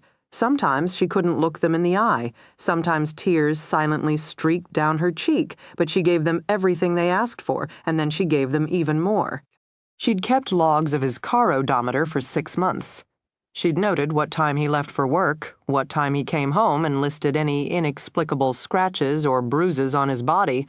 She told them that Jim Beckett actually wore a wig. Shortly after their marriage, he'd shaved his head, his chest, his arms, his legs, his pubic hair, everything. The man was completely hairless, like a marble sculpture, the kind of perp that would leave no hair samples behind at the crime scene. She told them he was cold, arrogant, and without remorse. The kind of man who would poison the neighbor's dog because he objected to a Pekingese shitting on his lawn. She told them he was relentless, the husband who always got his way, the kind of person who knew instinctively how to make people suffer without even raising his fist. And each afternoon, when they tucked their notebooks away, they told her they needed more conclusive information before they could move against Officer Beckett, and they left her to face her husband alone for another evening. By the 7th day, they thought they had enough, but apparently so did Beckett. They never figured out who leaked what, but he walked into a sandwich shop on his lunch hour, tailed by 2 agents, and never came back out. That simply he dropped off the face of the earth. They moved in force. Difford still remembered the look on Teresa's face, the way her eyes widened, the way her whole body swayed that afternoon as she opened her door and investigators swarmed her house. They all wore white air packs borrowed from the fire department, full laboratory treatment suits with hair covers to keep them from further contaminating the crime scene. They looked like creatures from a bad sci-fi flick, weighted down with equipment, moving with an eerie rustle, and descending upon her home. Samantha had begun to cry, so Teresa called her mother to come take her daughter away. Then she sat alone on the sofa as the men pulled up her hardwood floor, ripped up kitchen tiles, dug up sections of the basement floor, and chipped mortar from between the stones of her fireplace. They vacuumed all surfaces with a special high-powered vac that picked up hair particles and dust particles. The bags were sent to the Mass State Police crime lab for analysis. Stains on the carpet were cut out and sent ditto with the kitchen tiles. Later, the police crime lab said it had never churned out so many reports on baby saliva and spit-up peaches. One patch of dirt in the basement revealed bovine blood, approximately 1 year old. Next, they brought in the lights. The 500-watt quartz light that helped highlight unseen hair and fibers, the ultraviolet radiation light with a 125-watt blue bulb to fluoresce hair, fiber, and body fluid, the blue-green Luma light also to reveal hair, fiber, body fluids, and fingerprints. Finally, they even dragged in portable laser lights and infrared, all the toys the CPAC boys never got to play with. Never had the resources for that were now being offered up to them from other states, other agencies, and the FBI. Half the state police force looked under every stone and twig for the elusive Jim Beckett, while the other half dismantled his house in search of evidence of his crimes. Their first discovery was a 6-month supply of birth control pills stuffed behind a piece of insulation in the attic, right over the boxes labeled Samantha's old cloths. 2 months. They're mine, Teresa told them. Her gaze rested on Difford. I got them from a clinic in North Adams. He wanted a second child. I couldn't. I just couldn't, she added without thinking. Please don't tell Jim. You have no idea what he can do. Then, her own words penetrating, she sank down onto the sofa. One of the officers, a victim trauma expert, sat down next to her and placed an arm around her shoulders. In the front hall closet, they found a family pack of condoms. Teresa said Jim never used them, so the condoms were sent off to the lab for the latex to be analyzed and compared with residue found in the victims. They also discovered 5 baseball bats and a receipt for an even dozen latent analysis of the fireplace ashes, revealed wood compatible with the kind used in the bats, plus a chemical compound reminiscent of the glaze finish. They also recovered 4 test tubes containing pre-measured amounts of a blue liquid identified as the sleeping drug Halcyon, as well as the compendium of pharmaceuticals and specialties, a virtual Bible of most drugs, their manufacturers, their properties and side effects. In the attic, tucked behind a loose board, they retrieved a stun gun and a rubber mallet, but they couldn't find any direct links between Jim Beckett and the victims. Not the trophy serial killers were liable to take or any traces of blood or hair. What they did find was copies of files requested by Beckett from Quantico's training division. The files contained the profiles and interviews of several serial killers. Beckett had gone through and marked them up with such notes as his first mistake, his second mistake. That was sloppy. At the end, they found one last summary comment. Discipline is the key. And the week turned into 6 months without any sign of Jim Beckett. Now Difford rose off the sofa. He looked out the window of the safe house and identified the unmarked patrol car keeping guard across the street. He checked the front door, and then, because he still remembered what had happened that one dark night, would always remember what happened that night. Beckett returned for his revenge. Lieutenant Difford checked the closet. All was clear. He walked down the hall of the tiny bungalow and opened the last bedroom door. Samantha Beckett slept in a puddle of moonlight, her face soft and smooth and surrounded by beautiful golden hair. Difford leaned against the door jamb and just watched her. She looked so unbelievably tiny. She still cried for her mommy. Sometimes she even cried for her daddy. But she must have a lot of Teresa's blood in her because at 4 years of age she was also a real trooper. Most afternoons the kid beat the pants off him in dominoes. Difford sighed. He did feel old, but maybe these were the days for it. "God, Teresa, I hope you know what you're doing," Difford muttered. He tucked the blankets beneath Samantha's chin, then finally closed the door. "I failed your mom," he confessed in the hush of the darkened hallway. "But I won't fail you, kid. I swear I won't fail you." He sat down in the living room, the light on his police revolver across his knee. He still couldn't bring himself to close his eyes. The previous week, the media had asked Difford what concerned citizens should do to safeguard their lives now that the infamous Jim Beckett had escaped. There'd been only one thing he could think of to say: lock your closets 13 when it grew past 7, and there was still no sign of Angela. JT admitted to himself that he was worried at 7:30 he gave up memorizing the ceiling fan and pulled on a pair of jeans. He had only one hunch, but it was a good one. It was cool outside, fall moving into the desert and bringing some relief. The sky had expelled the sun, and now a moon rose waxy and pale, just enough light to frame the saguaros as frozen soldiers. The desert wasn't quiet. It hummed and pulsed with the low rhythmic chorus of the crickets, the eerie cries of the dry wind, and the faint fluttering of Gila woodpeckers whirring among the saguaros. Somewhere, far off, a lone coyote mournfully howled. JT left behind the oasis of his swimming pool and headed for the shooting range. He may have locked up his .22, but Angela had reclaimed hers. He spotted her from 30 feet back, and his footsteps slowed. He didn't call out because he didn't want to startle an armed woman. Then he didn't call out simply because he couldn't think of anything to say. He stood in the moonlight and watched her point her unloaded gun at hay bales and pull the trigger again and again. And then she moved and pointed, trying new stances, practicing moving and shooting over and over. He could see that her arms shook. He could tell that her fingers had grown thick and sluggish, but she didn't stop.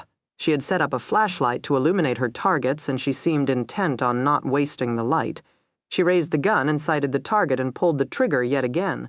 And he could tell that the minute she tightened her finger around the trigger, she dipped the nose of her gun, so that maybe she thought she was hitting the target, but really she was simply killing dirt. A long time later, Tess walked back to the house, her fingers too sore to curl and her arm a mass of knotted muscles. The palm of her hand hurt, her biceps hurt, everything hurt. But she was trying. She walked into the yard. And as her hands pressed against the sliding glass door, she knew she wasn't alone. She turned, the gun empty against her bare thigh, and peered out into the night. She didn't see him. She felt him. His gaze washed over her. She felt it touch her face, then move down slowly, caressing the pulse throbbing in her throat, her breasts, her belly, her hips. It traveled back up, settled on her mouth. A red match glowed in the dark. He brought it up to his lips, cupping it in front of him so that it briefly illuminated his jaw. He inhaled sharply until the end of his cigarette glowed. Then, with 2 quick jerks, he shook out the match. The darkness settled back between them, no longer calm but filled with a slow, heated pulse. She felt the throbbing rhythm in her blood. She felt the fierce, feral pull of his gaze, her lips parted. He stepped forward. "We need to talk." His arm came up and he dumped a 6-pack of beer on the patio table. "There for you, Teresa Beckett. Start drinking and tell me everything." They couldn't find him, they told me. They had him under surveillance, that they knew what he was doing at all times, that I was safe. Then one afternoon he entered a sandwich shop and was never seen again. Special Agent Quincy predicted Jim would be back. Sooner or later, Jim would return to kill me. You turned on him, Mrs. Beckett, and he didn't see that coming. That's a big blow to a man like him. Now the only way he'll be able to restore his ego, his sense of self, is to kill you. He'll come back, and he won't wait long. I made them put Samantha in hiding. We didn't think Jim would hurt her. He seemed to honestly adore her, but we couldn't take any chances. I remained in the house night after night, just waiting. For 6 months, she lay in bed every night, covers pulled up to her chin, ears strained, eyes open, and heart stuck permanently in her throat. She chewed her fingernails down to raw nubs. She leapt at small noises. She forgot how to live, how to feel. And winter rolled down from the hills and blanketed Williamstown with snow. They searched for him everywhere, but they didn't have many leads. He rarely spoke of the past, and the investigators uncovered little. His family was dead. His foster parents dead. His only friends were from the police force, and they were more like acquaintances. There didn't seem to be any place for him to go, and yet he disappeared absolutely, completely, as if he'd never existed. I used to wonder if he wasn't just some horrible phantom. I guess the cops began to think the same. Originally, there were 10 men watching my house, but then 1 week turned into 2 months, then 4 months, then 6 months. Just 2 plainclothes officers were still around.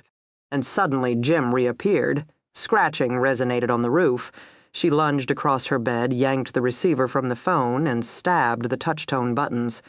Lieutenant Lance Difford would pick up, she'd murmur the code, and the police would descend if they hadn't already spotted Jim on the roof. It would be all right, except the phone had no dial tone. "Waiting for me, wife?" She looked up. And her husband stepped out of her closet, wearing his Berkshire County Police uniform and looking like a young Robert Redford. He was hefting a baseball bat, and she could see dark smudges and loose hairs matting the end. She leapt for the nightstand, her ragged fingernails sliding ineffectively across the smooth surface, and with agile perfection, Jim lunged forward and wrapped a hand around her ankle. "No, no." She cried hoarsely, clawing at the mattress, bruising her fingertips on the bedpost.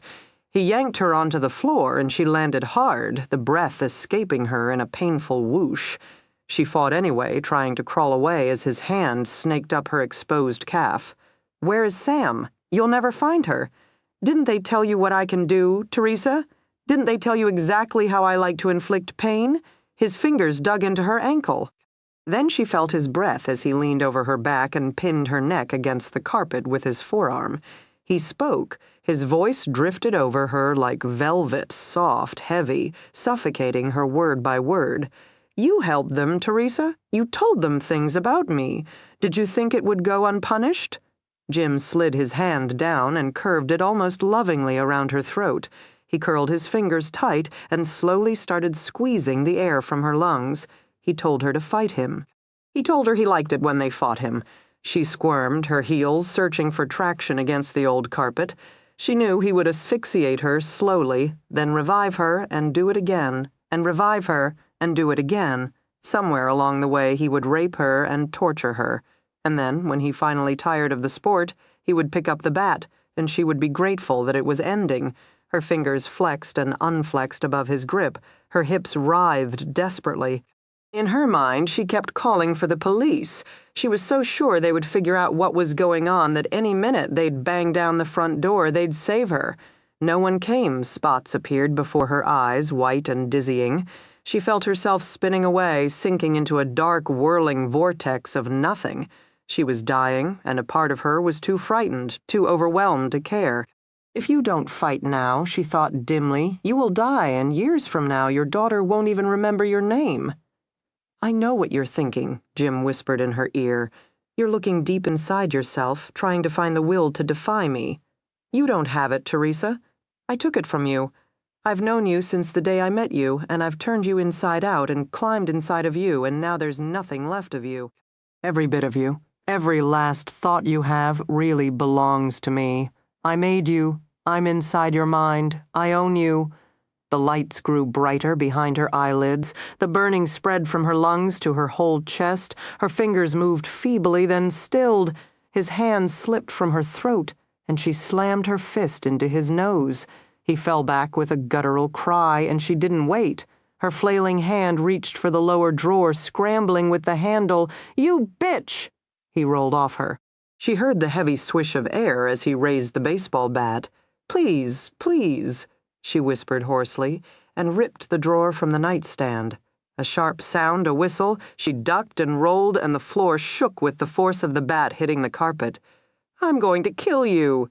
She was crying and rolling and crying and fumbling with the damn drawer, scrambling through the contents and praying for one last miracle to save her.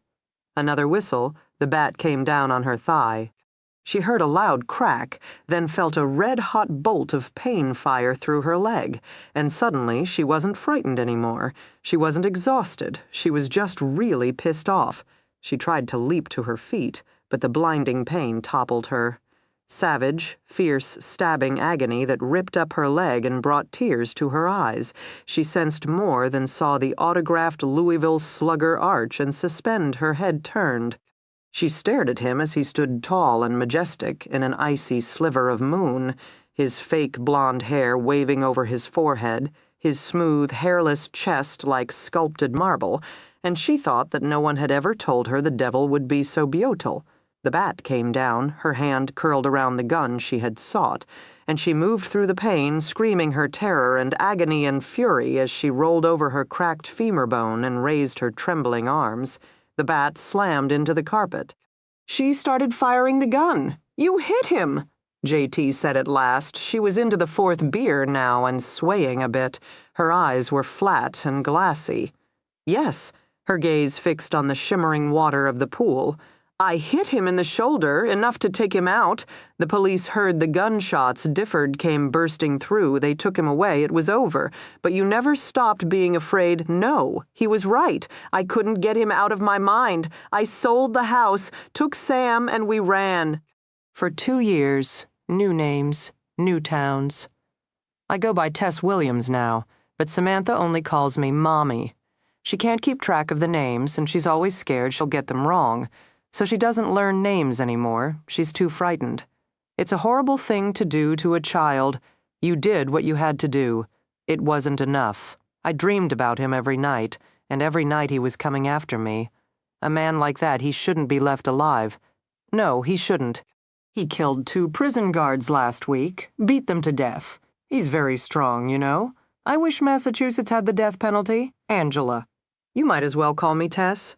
No, I don't think I should. You're using an alias to protect yourself. From everything you've just told me, that's an excellent idea, but Angie Marion took your fingerprints. She faxed them through the Nogales Police Department to the FBI. That's how I found out your real name. She was silent, minute turning into minute. Oh, Jate found himself reaching out and taking her hand.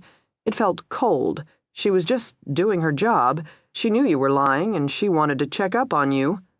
I understand. She knows she's screwed up. Given Beckett's background, it's understandable that you wanted to keep your identity secret even from the law. Well, that ship has sailed. Marion would like to bring you in now. She'll escort you back to Quantico personally, set up a safe house, and provide round-the-clock protection. Didn't you just listen to the story I told you? The police made a mistake the first time, but they're smarter now. It doesn't matter. She yanked her hand from his and stood. Don't you get it? He's a cop. He knows their procedures. He thinks like them. As long as I'm with them, I'm not safe because, let's face it, cops operate with rules and Jim has none. He can anticipate them, outmaneuver them, and I'm the one who ends up alone, facing a baseball bat. I won't go through that again. I won't sit around like a stupid mouse waiting for the cat to pounce. He looked at her silently. I'm staying here, she stated. Even if the Nogales police know who I am, Jim has no contacts in Arizona, right? And the FBI agents in Quantico who called Marion, they can be told to keep their mouths shut, right? I'll speak to Marion about it. Fine, then it's settled. You don't understand, JT? You think you do? You watch me try to swim and shoot at hay bales and you think I'm helpless? But there is one thing I'm good at. I know how to think like Jim Beckett. Her lips twisted. Her eyes were shiny with a glaze of tears. She brushed them away with the back of her hand. I'm staying. If he does find me here, then I'll deal with him. Or you'll get to deal with him. You may not like it, you may not agree with me, but I was smart when I came here. If there's any person fit to take on Jim Beckett, it's an angry, arrogant asshole like you. Christ, she looked like something. She looked strong and she looked fierce. He wanted to yank her down onto his lap and kiss her until her fingertips gripped his shoulders and she roared his name with need. He wanted to feel her quiver as she came. We're back on the shooting range tomorrow, Angela. You can put your money where your mouth is then, because, sugar, from here on out, I'm going to push you hard. Good. You might want to leave now, Angela, or I'm going to rip your clothes off and take you on the patio. Oh. You're still not moving. It's just the beer, she assured him hastily as she remained in place. He shifted forward and she finally jolted to life. She scurried across the patio, thrust open the sliding glass door, and ran into the house. He could already picture the lock on her bedroom door slamming shut. He remained sitting in his garden, listening to the crickets, thinking about her story, and staring at the 2 unopened cans of Michelob. 14 the sun was straight up, no longer fierce but having gentled through the course of the week to a kindly benefactor. It caressed Tess's cheeks and arms, trying to infuse her skin with a hint of color. The rest of the desert, however, remained acrimonious. The saguaros looked grim and mocking. The sagebrush shuddered in the breeze. A gray roadrunner darted by in the distance. The bleached-out hills sat glumly weighted down by rickety shanties and hundreds of lines of drying laundry. The world was muted gold, dried-out brown, and sun-sapped green. Tess stood in the middle of it, wearing a worn white tank top with khaki shorts and feeling just as insipid and plain as her surroundings. "Are you going to shoot him or sculpt him?" J.T. quizzed dryly. He'd stripped off his T-shirt to catch a little sun, clad in ripped denim cutoffs and beat-up sandals. He looked more like a California surfer dude than a desperado. After 2 hours of watching Tess miss the targets, he also looked bored. Marion had stopped by the first hour to lend her expertise, like J.T. She insisted Tess needed to find the zone. Concentrate, the agent had told her again and again. Visualize your hand extending to the target, touching the bull's eye and sending a bullet through the brain. In case that didn't work, J.T. had been modifying her .22, decreasing the trigger pressure for a smoother pull and trimming the grip so the gun would fit more comfortably in her hand. There were 6 fundamentals to shooting: position, grip, breath control, sight alignment, trigger squeeze, and follow-through. Tess was now trying to focus on all of them at once. She had a headache. Tess adjusted her earplugs and rolled her shoulders. Her hands and forearms throbbed dully. It took a lot of strength to pull a trigger repeatedly. Marion had shown off her own forearms, roped with long lines of wiry sinew. To become an agent, a cadet had to be able to pull a handgun trigger 29 times in 30 seconds. A lot of female cadets couldn't do it, but lean, mean Marion could, and she had the muscles to prove it. Tess was beginning to believe that there was nothing the Dillon children couldn't do. She just didn't like the gun. She didn't like its weight, its feel, its noise. In her mind, the gun remained inherently evil, too vicious and too powerful, and maybe she feared more than anything that once she became comfortable with it, she would turn a corner in herself and never be able to go back. She'd permanently become part of the violence. She would never escape. "You are part of the violence," she reminded herself. "Your options are to control it or be victimized by it." She took a deep breath. She told herself the gun was her friend. She'd used it before, and it had saved her. She would master the fear, and she would master the weapon. She adapted the stance J.T. had taught her and leveled her arms. "Okay, Tess, you're a lean, mean, killing machine. Align, inhale, hold it, squeeze." She pulled the trigger. It boomed. She jumped and closed her eyes. "She was an idiot," she finished out the clip fatalistically. When she was done, she turned to J.T. He shook his head as he'd been shaking it all afternoon. "Tess, why are you so afraid of an inanimate object? There's nothing inanimate about a gun. Then you've been watching too many Disney movies." He took a step forward and clasped her wrist. He ran one calloused finger up her bare thigh, brushing the bottom of her khaki shorts. She flinched. She blanched. She blushed. "What are you doing?" she asked furiously. "Nice scar," he said. "Didn't you learn anything from it? Apparently not enough, she shot back, unable to meet his gaze. He stood too close to her, and she wasn't prepared for the intense desire to lean forward and press her lips against the scar snaking down his chest. How? How did you get your scar? Guatemala, I think. He was still standing before her. His hand was still on her thigh. You think? Could have been El Salvador? After a bit, all jungles look alike. So you were fighting over a beautiful woman, I'm sure? Of course. She had a feeling that with him there had truly been a lot of beautiful women. It's true, I think. I see, after a bit, all beautiful women look alike. Sure, just taste different. She pulled away, trying to cover the motion by retrieving spent shells, but obviously not covering it well enough. I offended you, he said after a moment, his voice emotionless, his arms crossing over his chest.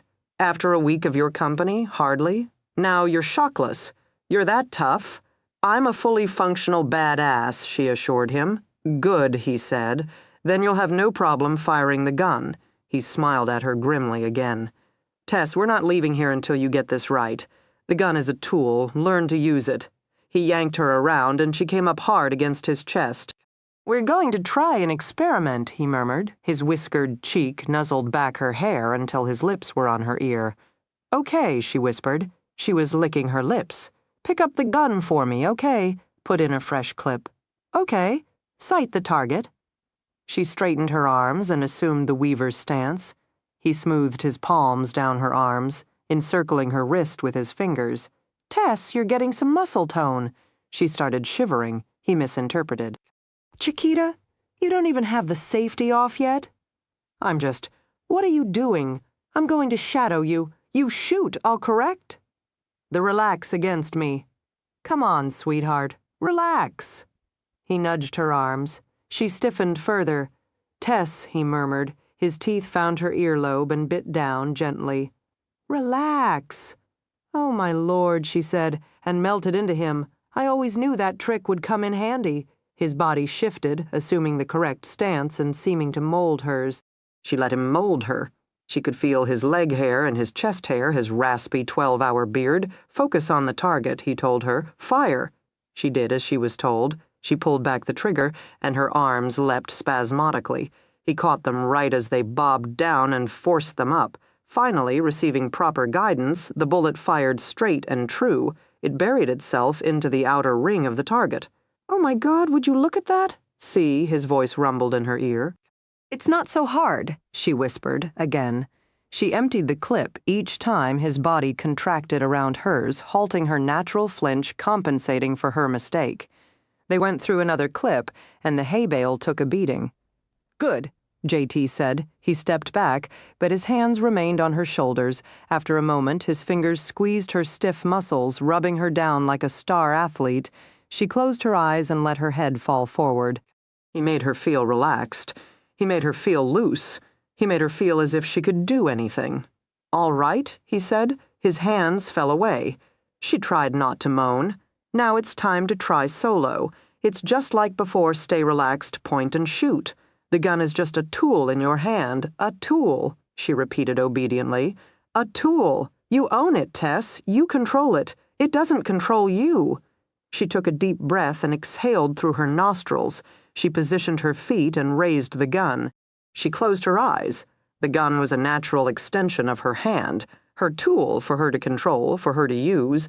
She didn't have to pull the trigger unless she wanted to. That was strength, the power to choose. She chose to pull the trigger. 1, 2, 3, 4, 5, and the paper target went flying. She stared. She was so stunned she couldn't even move. And then she turned to him and she smiled with 1,000 watts of triumph. Did you see that? She cried and pointed with her left hand just in case he'd somehow slept through the occasion. Did you see that? He smiled at her calmly and nodded. You hit it, all on your own, you hit it. And then he did something she never would have imagined him doing. He reached over and shook her hand. She couldn't say a word. She felt his firm, reassuring grip. She returned it with one of her own, badass to badass. She'd done it. Then she grinned at him and whooped. I killed the hay bale. I killed the hay bale. She unceremoniously handed him the gun and raced to the long-suffering straw to inspect her work. Jate watched her go. She hunkered down beside the bale of straw and promptly stuck her finger in a blackened hole like a little kid. Her hair burned like copper wire beneath the sun. It matched her smile, bright, brilliant, and intense enough to make a man look twice. She found another hole and poked her finger in that one, too. God, the grin on her face. When had she become so beautiful? She looked over at him and smiled again. Then she rested her head against her big game trophy, and he had to blink his eyes against the tightness in his chest. In this moment she looked perfect, the way she should have looked from the beginning. She was vital and radiant, earthy and innocent. It was the kind of moment a man should record on film and carry with him in his pocket to remember on other darker occasions. His mind, relentless and ruthless, as always, filled in the other snapshots to come.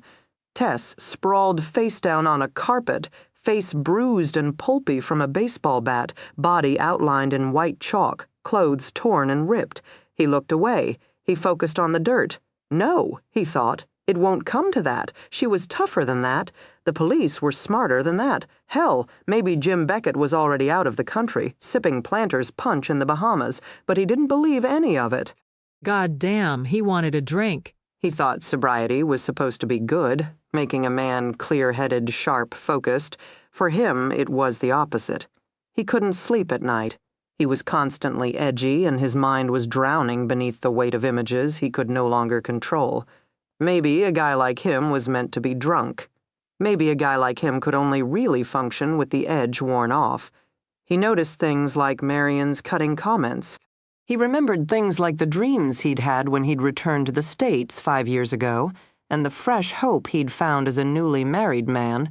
He remembered the first time he'd seen Rachel holding a squalling baby and haltingly telling him she had no money anymore. The Colonel had thrown her out, her savings were gone, and men didn't pay much for an exhausted mother. She'd come to him because she didn't know who else to go to. And then the first tear had trickled down her cheek, large and silent as she'd looked away, clearly ashamed. He'd watched her try to calm her screaming baby and simultaneously wipe the moisture from her face. When he still hadn't given her a reply, she'd walked away, her thin shoulders held with more dignity than he could imagine. He'd known then that he would help her. Whatever the Colonel had done to her, she was worth more. She was a better person than he'd made her. He noticed things like when he lay down at night, the ceiling fan never stopped moving. It hummed and hummed and hummed and hummed and stirred the air against his skin so delicately it was maddening. Just that morning, he'd fallen asleep enraged by the air and woken up to see Rachel standing by his bed. He would have sworn it was her, and not the early Rachel, but the woman who'd become his wife. So beautiful, so lovely. She had smiled at him, soft and serene. His heart had broken in his chest all over again. Hey, babe, Teddy and I are just going to run to the grocery store. We'll be back in an hour. What would you like for dinner? And last night he'd had more dreams. This time he was running after the Camaro. He could see it so clearly. The stupid kid was driving in the middle of the road, swerving from side to side. Up ahead he could see the approaching headlights of Rachel's car. And he was screaming, and he was running. But the damn Camaro was going too fast. He couldn't catch it at the last minute. The kid turned his head, but he wasn't the kid anymore. He was a bald, hairless man with cold blue eyes, Jim Beckett. Beckett was grinning, and then JT looked through the windshield of the approaching car and saw Tess's screaming face. "Let's celebrate," Tess said, trotting back over from the bale of straw. "What do you do to celebrate?" He jerked himself back to the present. "To celebrate a successful kill?" "Yes, a successful kill. What do you do?" Straight shots of Cuervo Gold, followed by mad, passionate sex. "I'm game if you are." She blushed. Her breathing accelerated. "I know," she said brightly, no longer looking at him. "Let's buy strawberries. Can we get strawberries out here?" "Sure." His gaze remained on her face. Her lips had parted. Now her tongue darted out to moisten them. She had very pink lips, like rose petals and fresh whipped cream, she murmured. "And shortcake. That's it. I'll make strawberry shortcake with dinner. Tess," JT said hoarsely, "stop toying with me." He grabbed her hand, swung her against his chest, and devoured her mouth. He discovered those pink lips, and he thrust his tongue between them, hearing her gasp, then hearing her sigh. He kissed her deeply, like a drowning man trying to find shore. Her fingers dug into his arms, and her grip was strong and urgent, just as it should be. He ate her lips, tasted her, and consumed her, and she opened her mouth for him greedily and drew him in even deeper. Good Lord, he was drowning, and he wanted to drown, as if from a distance he heard her moan. His hands found her ass and rotated her hips against his hardening length. Her fingernails welted his skin. She was hungry. Her leg was already rubbing his thigh. Her fingertips danced up his arms, then his collarbone, and tangled in his hair. She pulled on his head. "Jesus," he muttered thickly. "You take it wild." "Okay," she said, and ground her teeth against him.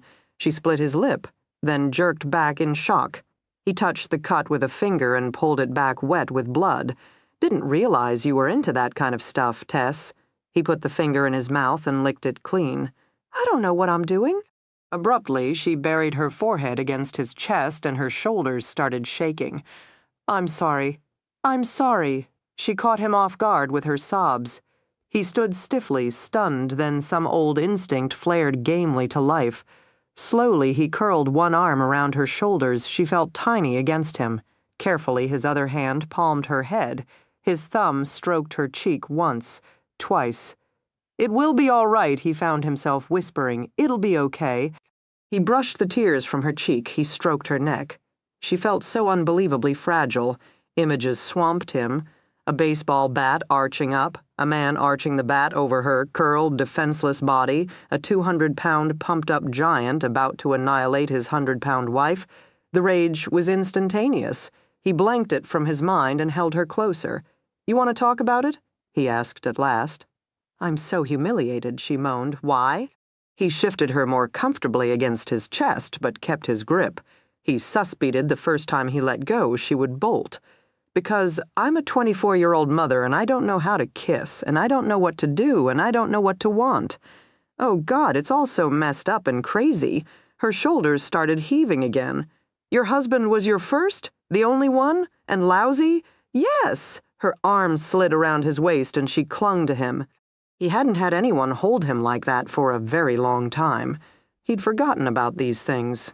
The sweetness of a woman's touch, how much comfort she could give a man, how much she could make him feel whole, and he felt something inside him rip a little. He didn't want that. Oh, he didn't want that. He took her hands in his and as fast and painlessly as possible disengaged her from his body. "You got time now," he said stiffly. His gaze bounced all around, landing on everything but her. "Jim Beckett was a bastard, and you left him. Now you got your whole life to figure out the rest. You're starting out fresh, and 24's not that old? Was I that horrible? God, she was killing him. No, Tess, you weren't. It's like you're shooting. You were trying too hard and bringing too many things into it with you." Oh, her lips twisted. "So there's a zone for kissing, too? I should have figured that. Yeah, you know those zones. I bet you have them all down." Not all of them, but shooting, swimming, fucking. Yeah, I guess I have my strengths. She fell silent. He used the opportunity to clear his throat. It felt too dry. He suffered another pang of longing for a beer. Any beer, dirt cheap beer, he didn't care. We should get back to the house. What are we going to learn this afternoon? Hand-to-hand combat. Not hand to baseball bat. He winced. We'll cover that too. More silence, then she pulled away. All right. He heard her footsteps as she moved over to the gun case, heard the sharp clack as she popped it open, then the tinkle of shells being poured into their container. He tried to pull himself together. He kept seeing that damn Camaro and his father walking down the hall. He shook his head. "Push it away, JT. Just push it away. It didn't work. He needed a beer. 15. I know where Jim Beckett is. Yes, ma'am. I've seen him in my dreams." "He's with a blonde woman, and there is the sound of dripping water. Slow dripping water. Drip, drip, drip. Ma'am, I smell fresh snow and pine trees. Yes, he has gone to the mountains, the beautiful, beautiful mountains. There he will be reborn." "Yes, ma'am. Which mountains? How should I know that, silly girl? You are with the police. I have given you direction. Now you must follow." The phone clicked. The operator sighed. "Yes, ma'am," she whispered. She hit the reset button on her keyboard and her terminal immediately lit up with a fresh call. "I've found Jim Beckett." "Where, sir?" "He's living across the street from me. I spotted him last night through the window. I broke my leg." "See, but that doesn't mean I'm helpless. Sitting at my window, I see all sorts of things. And last night I saw him standing in the window arguing with a woman. I think he may have killed her. May I have your name, sir, Jimmy Stewart?" That's J.I.? "Jimmy Stewart? As in Jimmy Stewart?" "That's right. Do you watch a lot of Hitchcock films, sir?" "Why, yes, I do. Thank you, sir." She disconnected that call on her own. Her terminal immediately lit up again. 5,000 calls a day and still going strong. Jim Beckett is my next-door neighbor. Of course, sir. He just moved in last week. I was suspicious right away. The man's bald, you know. What kind of self-respecting man goes around looking like a bowling ball? He's Irish, isn't he? You can't trust the Irish. May I have your name and address, sir?" "My name? Why do you need my name? We just need a contact, sir. A police officer will follow up with you and take an official statement. I don't want a cop coming to my home. We can do it by phone, but we need your name. Hell, I don't want a cop coming here. Everyone will think I'm a snitch. I'm not a snitch."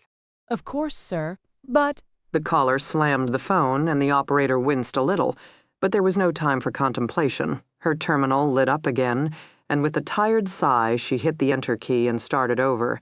Across the room, Special Agent Quincy ran down the log sheets, seeing if anything leapt out at him. He'd been in Santa Cruz working on a series of grave robberies and mutilations. Since many disorganized serial killers started with corpses before graduating to living victims, the local law enforcement had gotten the FBI involved early. The hope was they could catch the guy before young women suffered the same fate as the dead. Unfortunately, they weren't having much success. At 11 p.m., Quincy had caught the red eye to Boston. He was exhausted, rumpled, and unshowered. He was used to it by then. He moved on to the 10th page of the log sheet, but still nothing leapt out at him. Operators took each call, logging the caller, their address, return phone number, and tipped the police officers on duty, then sorted through the log sheets, scratching off about 80% as worthless, 18% as worth calling back, and 2% as worth checking out in person. From Jim Beckett is really Elvis to reports of grand theft auto, the officers got it all. Quincy abandoned the log sheet and poured himself a second cup of coffee. Instant. He hated that crap. There would be justice in the world the day police officers had cappuccino machines. Lieutenant Houlihan spotted him from across the room and approached. "You look like hell," the lieutenant stated. "Thanks. It's part of the new bureau regulation. All agents must look overworked, or they're being paid too much. So how's it going here? The bad news is we still have no sign of Jim Beckett. The good news is we may have found Jimmy Hoffa. Oh, and we've averted 2 attacks of aliens looking to overrun the U.S. government. Not bad. How's the coffee? Pretty damn awful. Thank you. We take a great deal of pride in that. Notice the economy-sized jug of Tums sitting next to it." Quincy nodded and finished off the cup. He couldn't help wincing at the end, but at least it was caffeine. He set down the cup, rolled his neck, shook out his arms, and worked on feeling human. He nodded toward the gold medal. Houlihan wore around his neck. He didn't remember having seen it before. "New good luck charm?" Lieutenant Houlihan shifted from side to side, looking suddenly sheepish. "My wedding band?" "Really?" "Well, it meant a great deal to my wife that I wear a band. I kept telling her, in my line of work, you don't want to give that much personal info. 3 days ago was our 1-year anniversary. She had my band melted into this medallion and gave it to me. Now we're both happy. Maybe it is lucky." "Luck wouldn't hurt these days, you married?" "Recently divorced." Houlihan pointed to his necklace. "Third wife," he confessed. "She's a trauma nurse. It works out much better. I come home 3 hours late saying I'm sorry, but there was a traffic accident and it took us 2 hours to find the driver's arm." She just nods, tells me she was held late with a drive-by shooting and dinner's on the table. I see your point. But I imagine with all the traveling you do, it's still rough. Nothing spells cop or agent like DIVORCE. Quincy shrugged. The breakup of his marriage still bothered him. "Yeah, and then guys like Bundy are getting married and fathering children from death row. I'll never understand women. Not that you're bitter. Quincy laughed reluctantly. Not that I'm bitter, he agreed. So, Agent, do you have any good news for me? I have news, Quincy said with a sigh. But I don't think it's good. He led Houlihan over to the small working space he'd managed to claim. His laptop was already open and running. Okay, so Beckett has a pattern. You solved Beckett's pattern? We did, and you're going to like this. We've been looking at numerology, astrology, lunar cycles. I had a friend of mine from the CIA, a decoder specialist, looking up longitudes and latitudes of crime scenes and trying to crack an encrypted message. Computers have been chewing away on this stuff, all because we know how clever Jim can be. And you want to know the answer? I'll show you the answer. Quincy turned his computer so Houlihan could see the screen. Shit, the lieutenant said. Absolutely. Strictly grade school stuff. You know how hard he must have been laughing over this in his prison cell? He's so clever. He makes stupid look good. Quincy shook his head. It was all there on the screen, and he'd discovered it purely by accident. He'd been listing all the female victims in order in one column.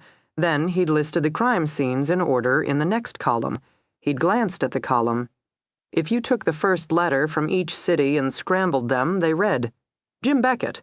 The bastard had spelled his name in dead women. Help me out here, Agent. What does this mean? It means there's method to his madness.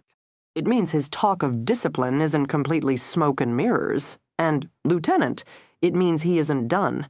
Sure he is. He spelled his name. No letters are missing. These are the dead women, Lieutenant. His past work.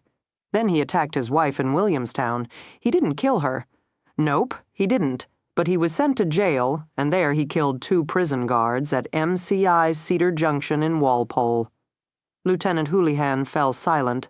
Then, he wanted the letter W. Jim Beckett. What does that mean? It means he has more to say. Maybe Jim Beckett was something, or Jim Beckett wants something, I don't know. But there's a phrase in his head, and he won't stop until he's gotten it out. He's not done, Houlihan. He's not done. Lieutenant, a voice called across the room. I have Lieutenant Bertelli from Connecticut on the phone for you. Houlihan and Quincy exchanged glances. Houlihan took the call at a nearby table. It lasted just a few minutes. They found Shelley Zane. You coming? Yes. What city? Avon? Avon, Connecticut. Quincy added it to his column. It took 3 hours to drive to the cheap roadside motel outside of Avon. The crime scene photographer had just finished up, and now the Connecticut task force officers were bagging the evidence. 2 officers were trying to figure out how to move the queen-size bed, which was bolted to the floor. Finally, they decided severing the bolts would disturb the crime scene too much, so they instructed a rookie to crawl beneath the bed and retrieve the victim's fingers. When Quincy walked in, that was the first thing he saw, some rookie's butt sticking up from beneath the bed as he reached for Shelley Zane's fingers. Those were the games Beckett liked to play. He liked to mutilate his victims' hands, and he liked to mess with cops. Somewhere right now, Jim was probably driving down a highway and chuckling at the thought of some rookie on his hands and knees recovering bloody fingers and trying not to retch. Quincy walked into the bathroom, where Shelley Zane's body lay splayed out on the cracked blue-tiled floor between the toilet and the bathtub. Her arms were over her head, her mutilated hands palm up, as if she were caught in the act of surrendering. A pair of nylons were tied so tightly around her neck they'd almost disappeared into the flesh. Quincy had already spotted the empty package of Hanes Alive support hose in the wastebasket. Bundy had bragged that they had superior tensile strength, making them the garrote of choice for ligature. Apparently, Beckett had paid attention to that part of the Bundy interview notes. Post-mortem lividity was most pronounced in the head above the ligature line, and in the arms and lower legs, indicating that she'd been hanged around the knotted nylons. Ruptured blood vessels had turned her neck black and blue. Petechial hemorrhages had darkened the whites of her eyes blood-red. The back of her head was thick with blood and gray matter. The walls bore the spray pattern. Beckett had strangled her to death, dropped her down, then beaten her with a blunt wooden instrument. Typical homicidal overkill. 13 victims later, Beckett's rage was only growing worse.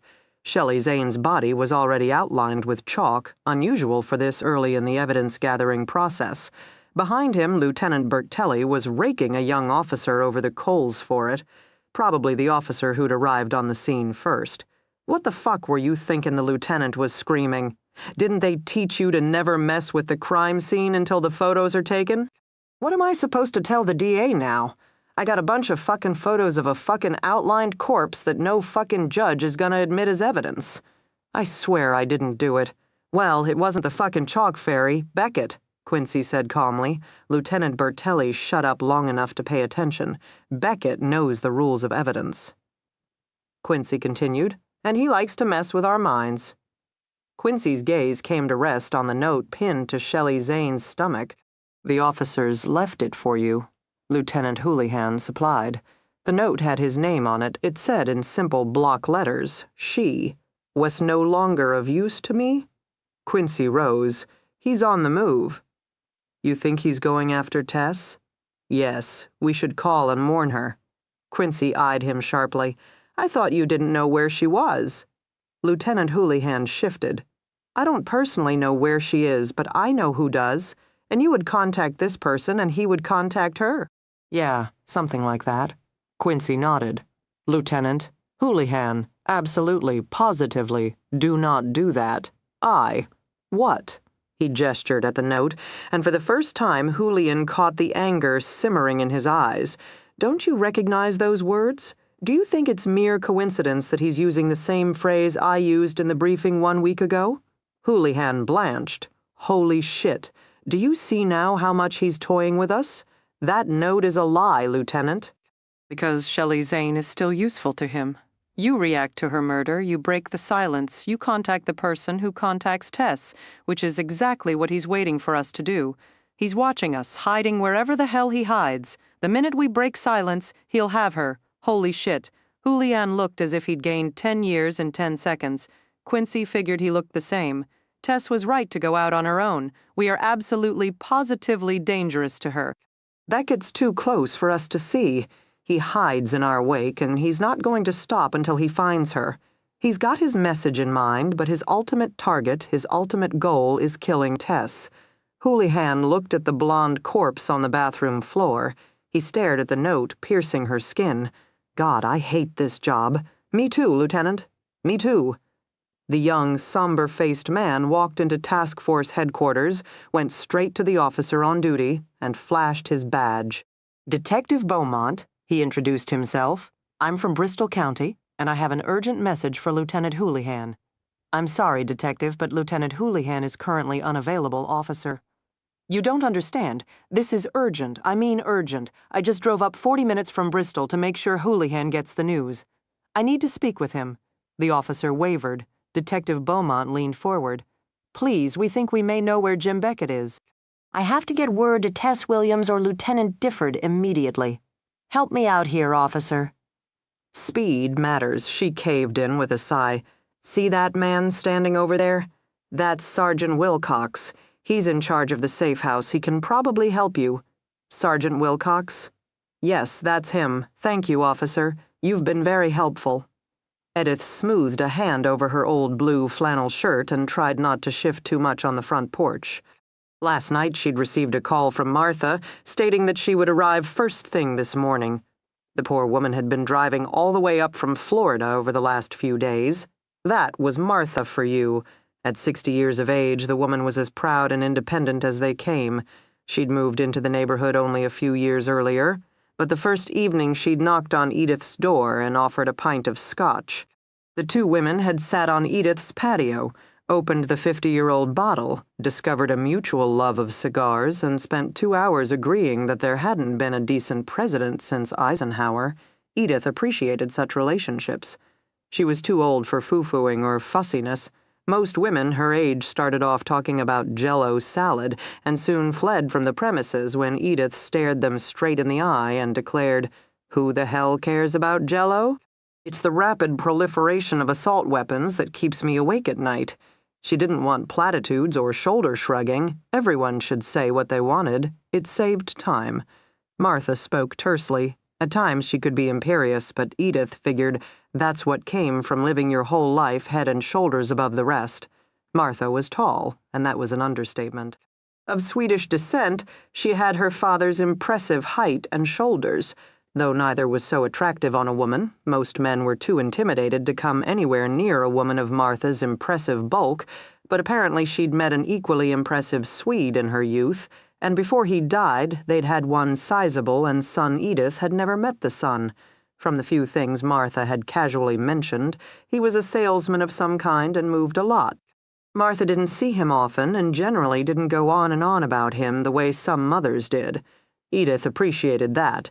Having spent all her life childless, she got impatient with endless stories about whose son was being promoted to what position and whose daughter was giving birth to how many grandchildren. Good Lord, the world was already overpopulated and overextending the Earth's resources. Didn't people give the matter any thought?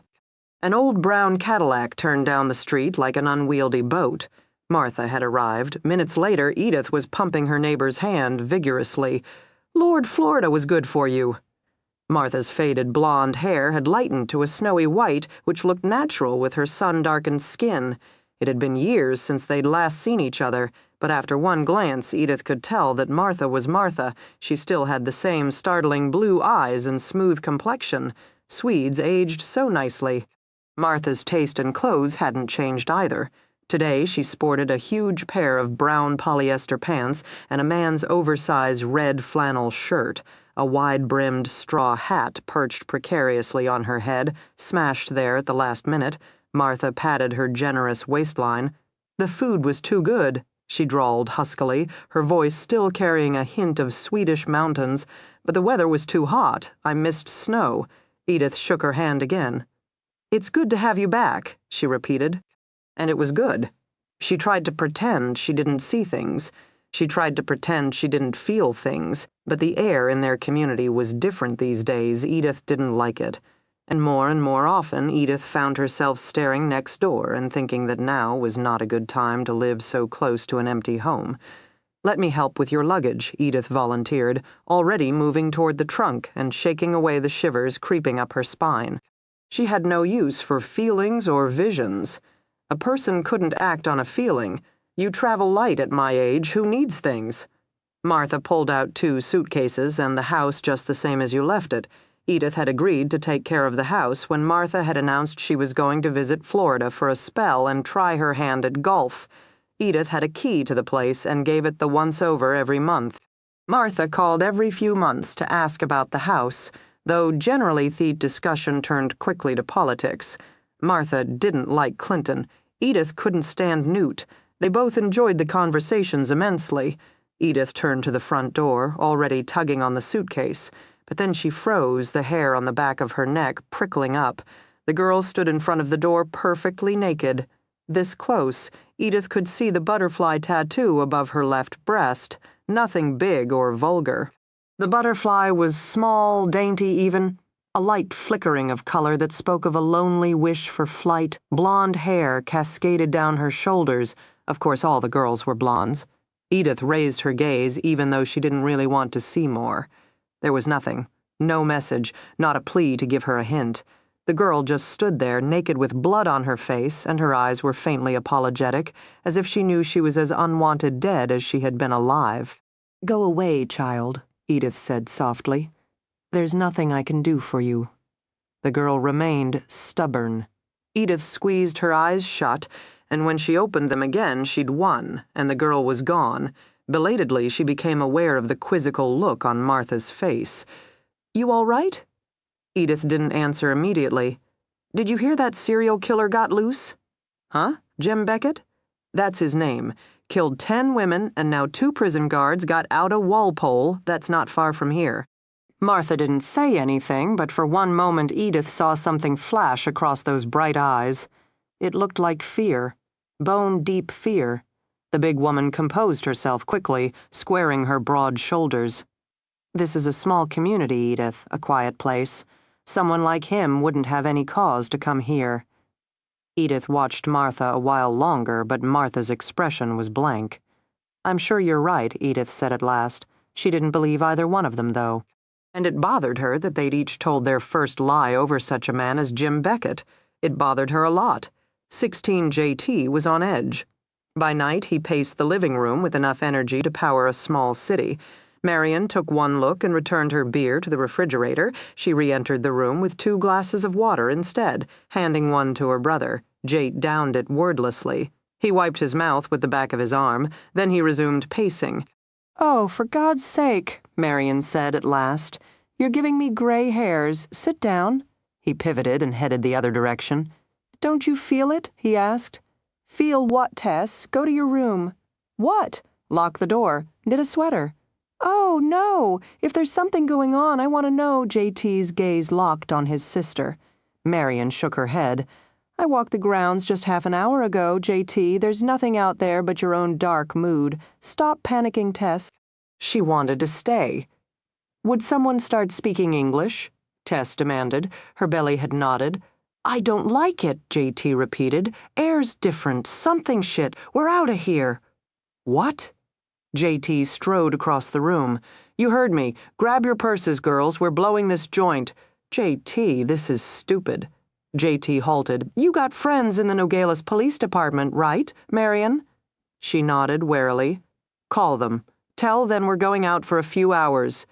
Tell them we're worried about the intruder returning. Ask them to send a patrol car to cruise around a bit, say half-hour intervals." "I don't know." "Marion, what can it hurt? That got her." Marion placed the call while Tess found a light jacket. Tess returned to the living room quickly. She no longer felt like being alone. Wordlessly, they piled into Marion's car, 3 people staring out at a black landscape trying to see what was out there. A bar, Tess declared 20 minutes later, staring incredulously at the neon-clad rock-and-roll blaring joint. "JT, this isn't a good idea." "Why don't we go to a movie?" He kept walking. "Crowds are good, Tess, and so is a place with 5 exits." Marion and Tess exchanged dubious glances. JT strolled inside, obviously no stranger to the establishment located on a busy street in downtown Nogales. It advertised itself aggressively with loud music and rowdy patrons.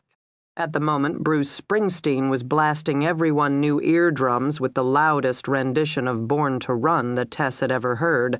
Above, a 70s disco ball swirled madly, casting a dizzying array of diamond dots onto a dance floor filled with people who truly knew how to move.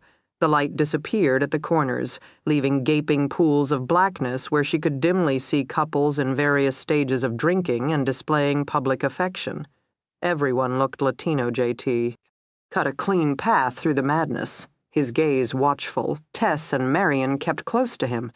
Jate raised his hand and pointed to a corner, his lips moving but his words lost in the thundering music. Tess and Marion moved quickly to follow, fading deeper into the hallway, the music receding behind them. New odors assaulted their senses: beer, urine, sex. Finally, JT came to a doorway guarded by tendrils of orange and red glass beads. He held the curtain back and motioned for Marion and Tess to enter. His gaze swept the hall behind them. Then he let the curtain drop. "A video arcade?" Marion huffed. "You brought us here for video games? They're better than the beer, Marion. Or are G-men too tough for pinball?" Tess stared. They weren't alone in the room by any means. It was filled with a huge crowd and electronic sounds. She heard a coin machine dispensing change and the glug-glug of some animated character dying. Several men looked up when they entered, appeared a little surprised, then went back to what they were doing before. There were few women in the room. One of them, scantily clad in a crimson skirt and halter top, looked like hell on wheels sitting at a car game. She'd attracted several onlookers and didn't seem to mind. Jate went straight to a row of older pinball machines and selected one dead man. Walking, it said. Tess shuddered. "Come on, ladies. It's hand-eye coordination." "I don't have any. Thanks," Tess volunteered. With another scowl and frustrated sigh, Marion gave up on protesting and sized up the machine. "All right, you're on. 2 out of 3, 4 out of 7. You're obviously not new here." "High score is mine." "Oh, really? How drunk were you at the time?" "Stone cold sober," JT drawled. "Down here, Marion." Pinball's serious business? Yeah, well, so is cotton, she muttered. Tess, JT said calmly. Watch the doorway, will you? If anyone white walks in, let me know. I don't think we were followed, but it's been a bit since I played cat and mouse. JT popped 2 quarters into the machine. Marion cracked her knuckles and stretched out her arms. The two of them got down to the obviously serious business of pinball, but Tess didn't relax that easily. Her gaze kept darting back to the doorway just in case Jim Beckett magically appeared. JT was no slouch. He hit 5 digits before his turn was up and gave way only after delivering a mocking bow. Marion took over with narrowed eyes and thinned lips. She looked as if she'd gone to war. She moved too fast, and the first silver ball escaped through the paddles before she'd made much progress. She slapped the machine, earning a tilt sign. Relax, Marion. It's just a machine. Fucking machine, she supplied. Have it your way? She attacked the second ball, and since she had phenomenal hand-eye coordination and a wicked learning curve, she made the machine sing. A light began to burn in her eyes, and for a moment she looked exactly like JT. She's something, isn't she? JT murmured. Tess nodded. What did your parents feed you? Lies, pure lies, taught us the truth of the world early on. His lips curved into a ghost of a grin. See any sign of trouble at the door? No. Huh. Maybe Marion was right. Maybe I just need a drink. Shit. Marion yelled and hit the machine. Piece of junk. J2 jostled his sister aside. Easy, honey. Machine can't help it if I'm better than you. Marion leaned against the wall next to Tess, but she no longer looked relaxed. JT settled in at the pinball machine, looking like a captain at the helm of his ship. Face it, Marion. You should have joined the Marines? No, thanks. I figured one Dillon punching out COs was enough. JT pulled back the handle and sent the silver ball flying. I suppose I could have just enrolled him in the Communist Party, but beating the crap out of his own wife seemed to deserve something a little bit more personal. Communist Party? Tess asked. She wasn't sure she wanted to understand this conversation. West Point, JT supplied. I enrolled the director in the Communist Party. I hated West Point. And that got you kicked out? Nah, that was considered a boys will be boys prank. When he came to call me on it and found me in bed with his daughter, that got me kicked out. You seduced the director's daughter? He's a pig, Marion said. Absolutely no self-control. How do you know I was the seducer? JT quizzed innocently. Marion shook her head. Give it up, Jordan. If you were turned loose in a nunnery, by the end of the day they'd all renounce God. Thank you, I try. JT gave Tess a look that was blatantly wolfish. Did I scare you when? She was having trouble concentrating earlier. When I asked Marion to call the police, I guess I have a lot to be scared of. You have both Marion and me here, Tess. It's even legal for Marion to shoot to kill. He's right, you know, Marion said.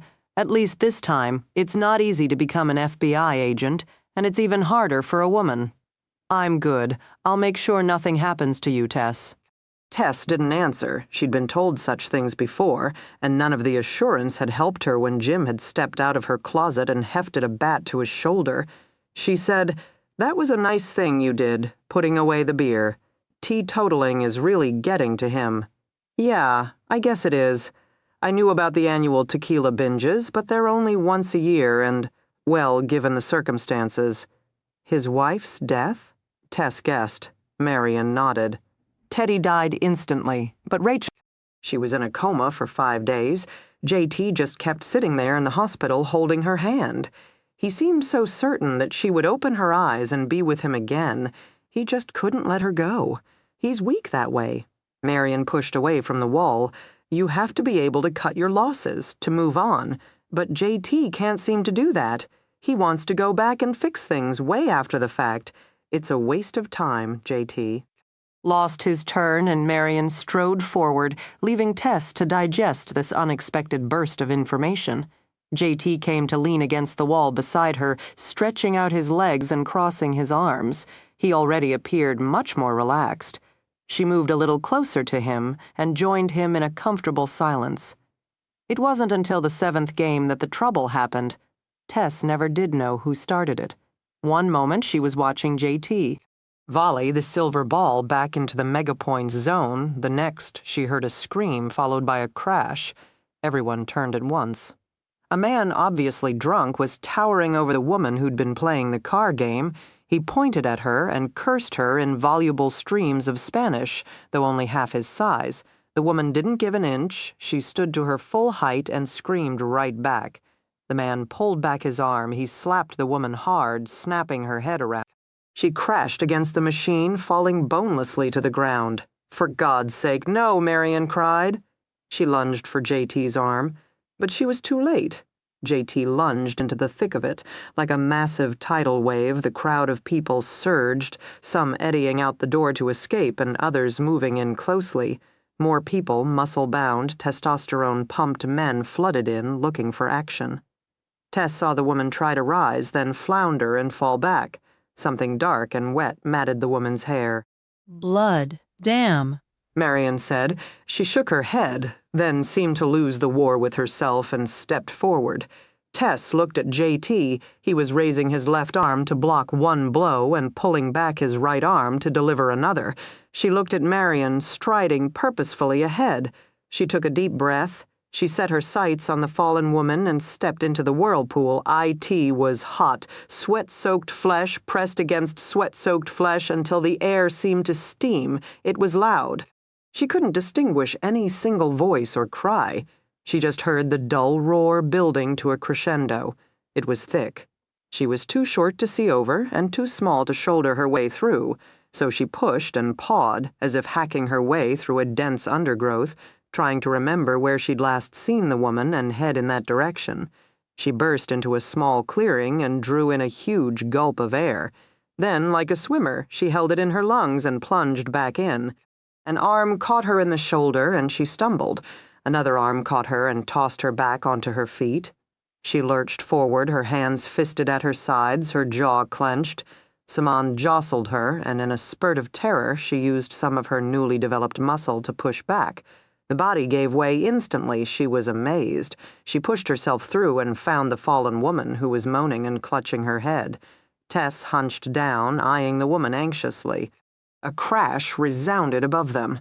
Tess and the woman swiveled their heads simultaneously to find the new threat. A man stood beside them, looking not at them, but at another charging man. The first man wielded the jagged half of a broken beer bottle in front of him. "Damn," Tess swore. Out of the corner of her eye, she caught Marion bursting from the crush, her hair disheveled, her blouse ripped.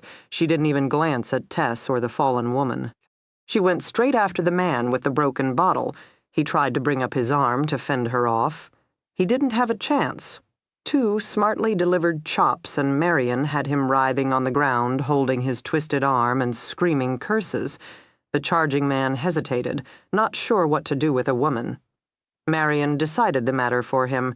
Her foot hooked him neatly behind the ankles, and with a fierce yank she toppled him to the ground. A new cry rose up from the crowd. Tess stopped thinking. She offered her hand to the fallen woman and helped her to her feet. The woman clutched her bloody each missile head. "Look out," Marion cried. Tess froze. The man who'd started it all was there, towering above them, his eyes bright with rage. He carried a chair leg in one hand. Tess stared at the rounded wood, and she thought, it's not nearly so sturdy as a baseball bat. The chair leg was raised up into the air. Then Tess shivered. Her gaze locked onto the images suddenly in her head, the baseball bat swinging down the crack of her thigh, the burning pain, the scent of blood, the knowledge of all the other times the bat had whistled down and connected with human flesh and bone.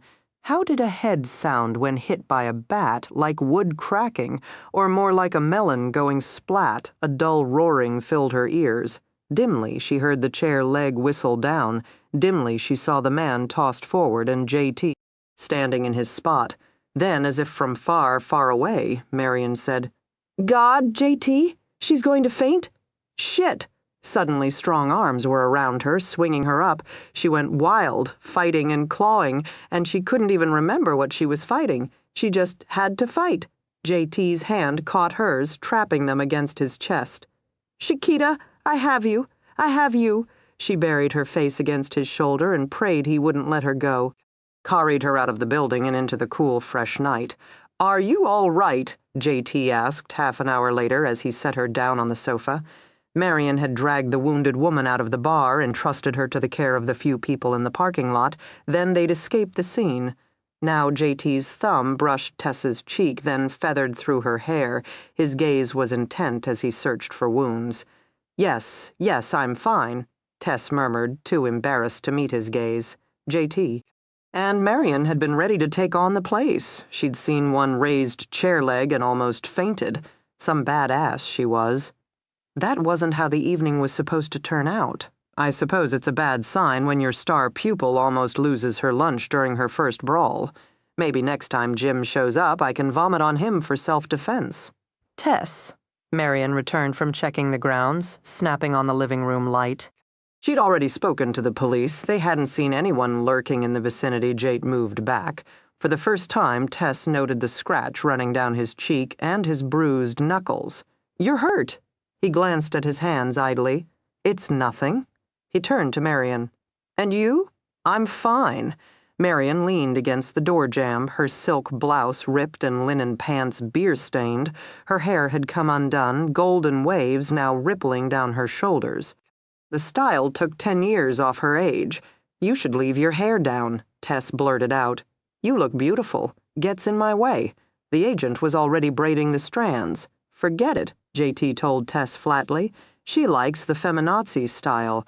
I prefer the word professional. Would you like some ice for your knuckles? Whatever."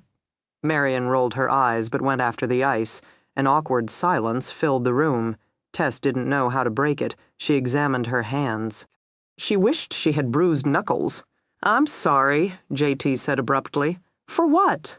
"The bar fight. They aren't so unusual at that place." "You wanted a fight?" A pause. "Maybe. All the swimming," Tess murmured. "All the weights, the jogging, the shooting. It's not enough for you, is it? I'm an intense kind of guy." She looked at him, then she stared at the doorway that led into the kitchen. "JT, why are you always so angry?" "Who, me?" "Marion has that anger, too." "Marion has ice in her veins. She likes it that way, versus you. Who has tequila? It's been a long night, Tess. We all need some sleep." "Did you really think someone was watching the house tonight, or was that just an excuse?" "No," he said immediately, but then looked troubled. "I don't know, maybe Marion was right. Maybe it's just withdrawal. I'm a little on edge these days." He looked her in the eye. "Tess, when it comes right down to it, Marion is the one you can count on. I have raw talent. She has follow-through. I get in trouble. She gets things done, remember that? All right, if push comes to shove, go to Marion. She'll take care of you." "You're wrong," she told him. "When push comes to shove, you're the one who's going to help me, JT. You're the only one I know who's intense enough to take on Jim." He silenced further declarations with a finger over her lips. Wordlessly, he took her hand and drew her off the sofa. There was no light on in the hallway. It loomed dark and endless, as hushed as a sanctuary. Her footsteps slowed, so did his. When they arrived at her room, she didn't open the door.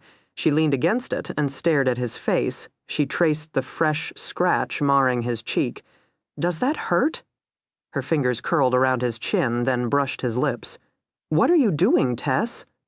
"Nothing." She touched his nose, his cheekbone, his eye. Her hand curved around his neck, rubbing the taut, corded muscles there, and she heard his indrawn breath leave him hoarsely.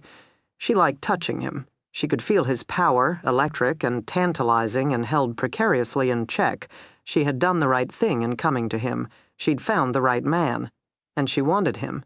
She knew so little about desire, she thought he was the kind of man who could teach a woman all about it. The kind of man who could draw a woman in and wring her out with passion. She leaned forward. "Don't." He grabbed her shoulder and pinned her back. "Don't. Why not?" "It's not what you really want, Tess. I'm stronger than you think."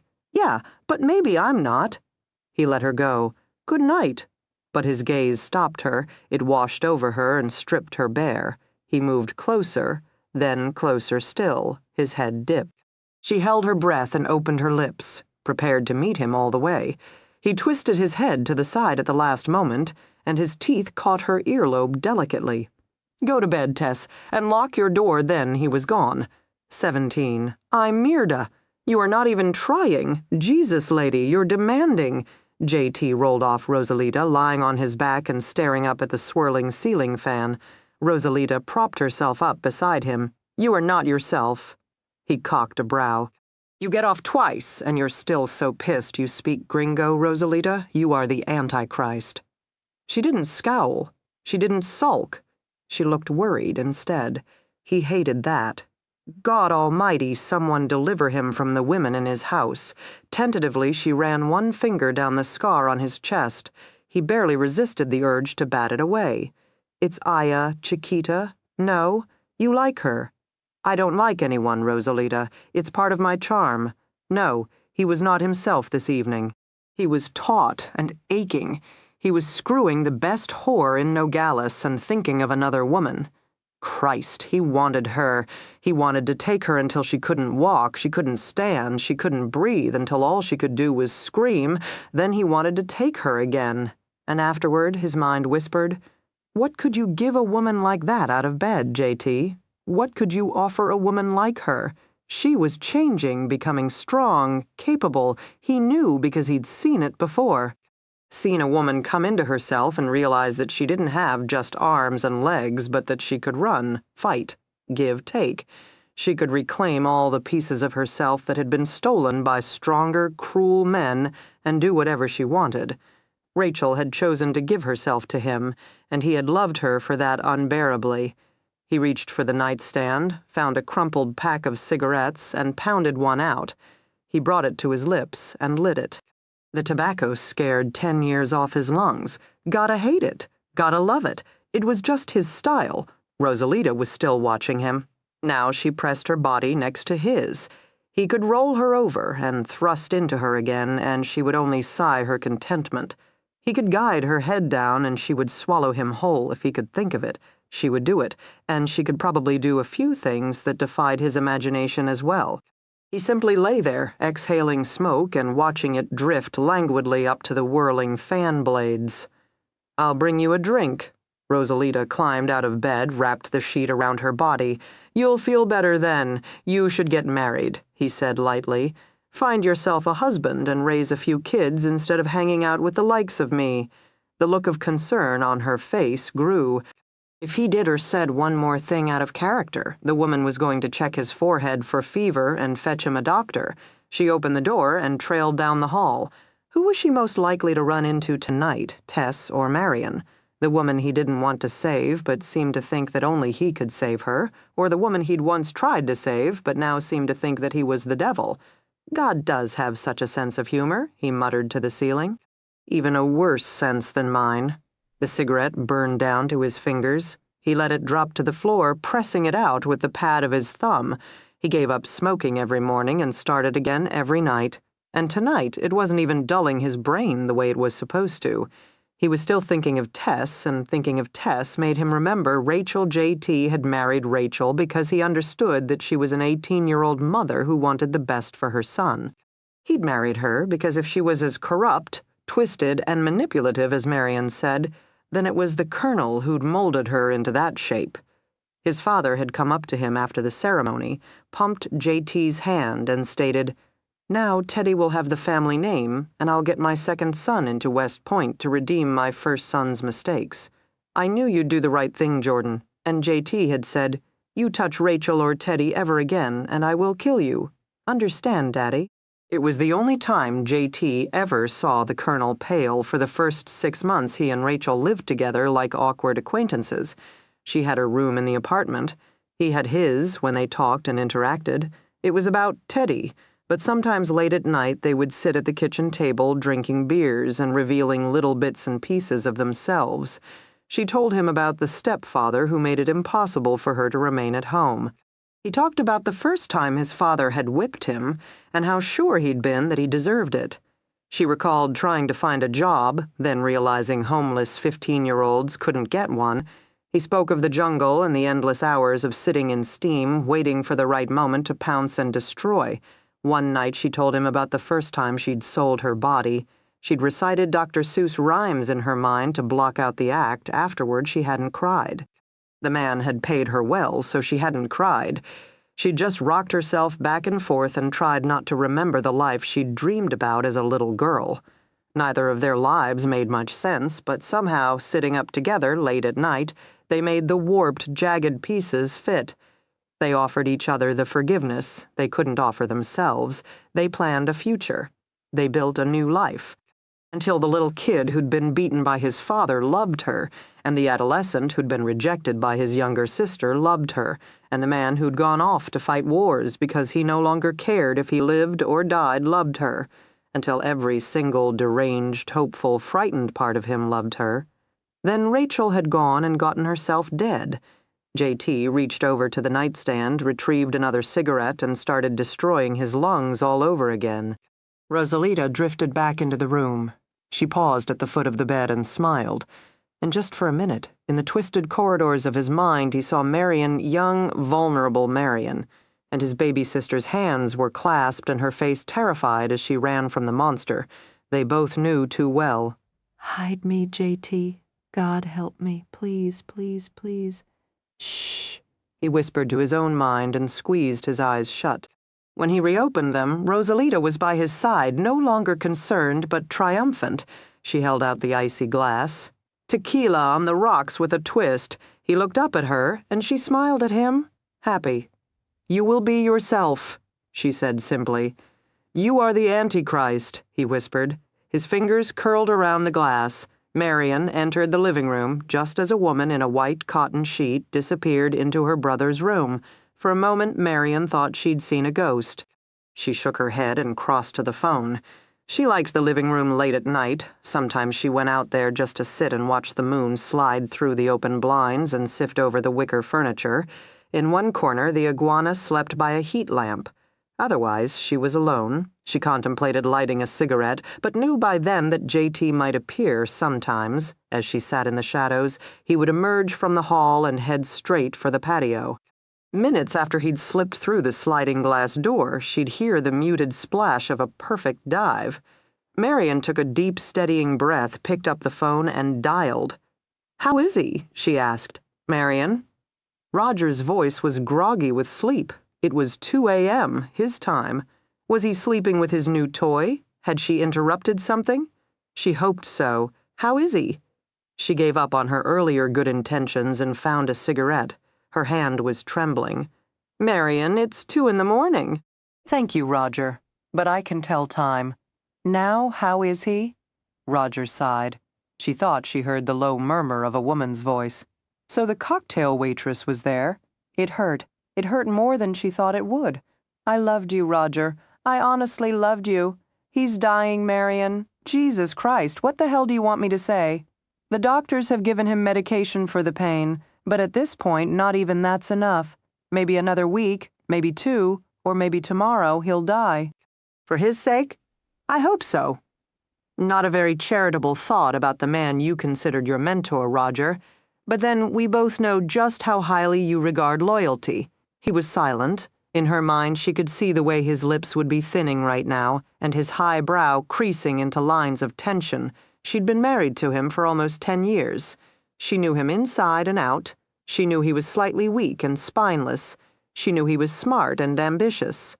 She knew everything about him. She'd thought that was what marriage was all about. "All right, Marion," he said quietly. "Be bitter if you want to, but you're the one who called me. I'm just the messenger telling you that your father is still in the last stages of cancer. He's in pain. He's delusional.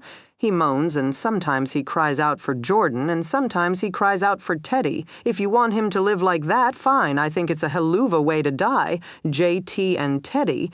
She wasn't surprised that the colonel hadn't called her name. He'd never had any use for a daughter. "And Emma?" she threw in, referring to her mother. Marion didn't like Emma. She considered her a weak bitch, more content with fantasy than being a good wife to the colonel. But Roger had always had a soft spot for the demented old bat. "I worry about her, too," Roger said predictably enough. "She's quoting Sophia Loren's lines from El Cid. I'm half afraid she might actually stick his corpse on a horse one of these days. You know, she's always worse under pressure. Pressure the woman cracks under the strain of what shoes to wear in the morning. Marion, why did you call? I wanted to make sure nothing had happened." Another lengthy silence. This time she knew he was not frowning. Instead, he was painstakingly choosing his words. Roger was a very diplomatic man, a born spin doctor. She imagined his career would continue to advance nicely in the army. Marion, his voice was soft. She automatically stiffened her spine. I know this is a tough time for you. I know I hurt you. Hurt me. Hurt me. You walked out on our marriage. I know, Marion. But what? We had respect. We had friendship. We had 10 years of history. My God, Roger, we had a solid relationship, except that you froze every time I touched you. She went rigid, the cigarette burning down to her lips. She couldn't breathe. She couldn't speak. She couldn't move. I'm sorry, Roger said. God, I'm sorry, Marion. I know that hurts, but how was I supposed to take that? How was I supposed to live like that? I have needs. It's my job, isn't it? You've always been jealous, haven't you? Thought it took too much of my time, kept me from being the perfect army wife and hostess. And my career is a good career, too. One as good as yours, and I'm stronger than you. I shoot better than you. You're just an army bureaucrat, and I'm the one out there actually making a difference. Her voice was harsh. It kept her from falling into a million pieces. Well, I wouldn't have minded a wife who came home on occasion, a wife who didn't compare me to her boss or to her darling father. Is that so much to ask for? The carefully crafted words were spinning away from him. She took sublime satisfaction in that. You're weak, she spat out into the phone. You're spineless and only half the man the colonel is. You're not a real lieutenant colonel. You just know how to play political games. I'm glad you left. It's better this way. You play with your little child. At least you finally found someone you can be better than. Damn it, Marion, don't do. She didn't hear the rest. She slammed the phone down so hard, Glug flinched. She stared at the lizard, willing it to move so she'd have an excuse to tear it to pieces. The iguana wisely played dead. She lit a fresh cigarette and inhaled the acrid smoke until tears stung her eyes. Her body was trembling and she hurt, way down deep inside. For just one moment she wanted to curl into a ball and weep. She wanted to hold out her arms and have someone wrap her in a strong embrace and whisper soothing words in her ear. It'll be all right, Mary Berry. I'll save you. I'll save you? The words came out of nowhere, as faint as a dream. She rubbed her cheeks with her fists, swallowing through the tightness in her chest. To hell with Roger. He was a weak man consoling himself through his midlife crisis with a 22-year-old. She was tougher than him. She was tougher than most men she met. It unnerved all of them. Even in the 90s, men expected a little simpering, a little need. They told her she would have equal opportunity as a female agent, then tried to hide dead bodies from her sight as if she might faint. And then when she bent down and investigated the scene, they exchanged glances over her head, as if she were some dyke in disguise. They told her they didn't mind independence, then looked wounded the first time she didn't cry in their arms because she'd seen a murder. They said they understood her strength, then resented it when she outperformed them on the shooting range. She was not the one changing the rules. She was not the one saying she was comfortable with one thing and expecting another. She'd married and she was faithful. She'd taken a vow of fidelity, bravery, and integrity, and she was a good agent. She'd promised the colonel she would make him proud and she would be at his side holding his hand when he died. And she'd see to it that he got the best send-off any man had ever had. She brushed off her shirt. She patted her hair, which was pulled back into a French twist. She told herself she was composed and together and the strongest thing this side of hell. Then she walked down the hall to her bedroom, her feet slowed by JT's door. The urge welled up so strongly her hand actually curled around the doorknob. Open the door. Go inside. He'll help you. He'll help you. Jordan will save you. Then she remembered that day at JT's orienteering match when their father had come back and he hadn't. She'd stood there while the adults had conferred, holding her stomach against the anger, knotting her belly. Jordan had gone and done it. He'd escaped. He'd run away. He'd left her. Then he was crashing through the underbrush, and instead of being relieved, she hated him all the more. Because he had come back, the dumb bastard, and for just one moment she'd thought that he was free. That JT had at least escaped, and she wouldn't have to be scared for him any more. While the colonel had patted JT on the back for walking on a broken ankle, Marion had leaned into the woods and vomited until she dry heaved. "I hate you," she now whispered, the words choked with tears. She stormed into her room. "Goddamn everyone in this house," she muttered. "Goddamn them all." She slammed the window open, found a fresh pack of cigarettes, and tapped out one. That was it. She'd had enough. She'd given JT his 1 week to decide. Tomorrow she would give him his last chance to see the light. Then she was getting out of this hellhole. The cigarette trembled between her fingertips. She couldn't get it to light. She broke it in half in disgust and stared out the window. She found her arms wrapped around herself, and for an uncanny instant she suffered the sensation she was being watched. She bolted from the window, grabbed her gun, returned to the window with it already cocked, eyes sharp in the night, peering this way, peering that way. "Shit, Marion, what are you doing? Jumping at shadows, ready to shoot at cacti. When did you become fucked up?" She lowered the gun and hung her head between her shoulders. "Get some sleep," she ordered herself. "Close the window and get some fucking sleep." She crawled into bed. The night was quiet and still. Just the crickets, the relentless crickets, murmuring through the night. She wrapped her arms around her pillow and the exhaustion crashed over her. In 2 breaths she was asleep. Mary Berry had some dreams. The first 2 were nightmares, making her toss in bed and her lips move in soundless prayer. A tall, dark figure strode into her room. She heard the sound of jump boots against hardwood floors, and the ringing nauseated her. Then that image spiraled away and she'd arrived in Arizona. She was running around the hacienda calling JT's name. She had to protect, she had to find. She rounded the corner, and there he was, Jim Beckett's face pressed against the window, his tongue licking the glass. She murmured in her sleep, trying to push the dream away. She was so tired and she was so afraid. There was never anyone to comfort her anymore, never anyone who cared. Sleep took pity on her and dragged her into a softer embrace. She was little and strong. She rode the big gelding effortlessly, feeling his muscles bunch and flex at her command. "Faster," she whispered to him. Faster. Her hair flew behind her, the wind brushing tears from her eyes. Around and around they went faster and faster until she saw the jump, the big, huge jump looming ahead. They were going too fast. They would never clear the hurdle. Frantically, she pulled back on the reins, but her horse fought the bit, his massive head twisting. JT's voice called out, soft but clear. He'd been there all along, out of sight, but she'd known he was there. She had depended on it. "You can do it, Mary Berry," he shouted. "You can do it." She took the jump. She heard him clapping his hands, and for just 1 moment she was free. Jim was ready. In the dark hours right before dawn, he sat naked in the shuttered room and finished his preparations. On the floor, he had lined up 2 plastic eggs filled with neon purple silly putty, a box of clear sandwich bags, 2 bags of pillow stuffing, 4 packages of women's nylons, eyeliner, and a fairly expensive black wig guaranteed to make him appear 10 years younger, according to the salesman.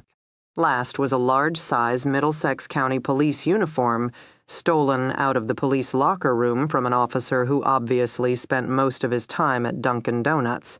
Beneath the harsh glare of a bare bulb desk light, Jim labored over the uniform, his long, lean fingers meticulously ripping stitches and pulling off patches. In the majority of situations, just the appearance of a uniform was enough. To an inexperienced eye, all cops looked alike. But in fact, different departments, cities, and counties had their own distinct patches.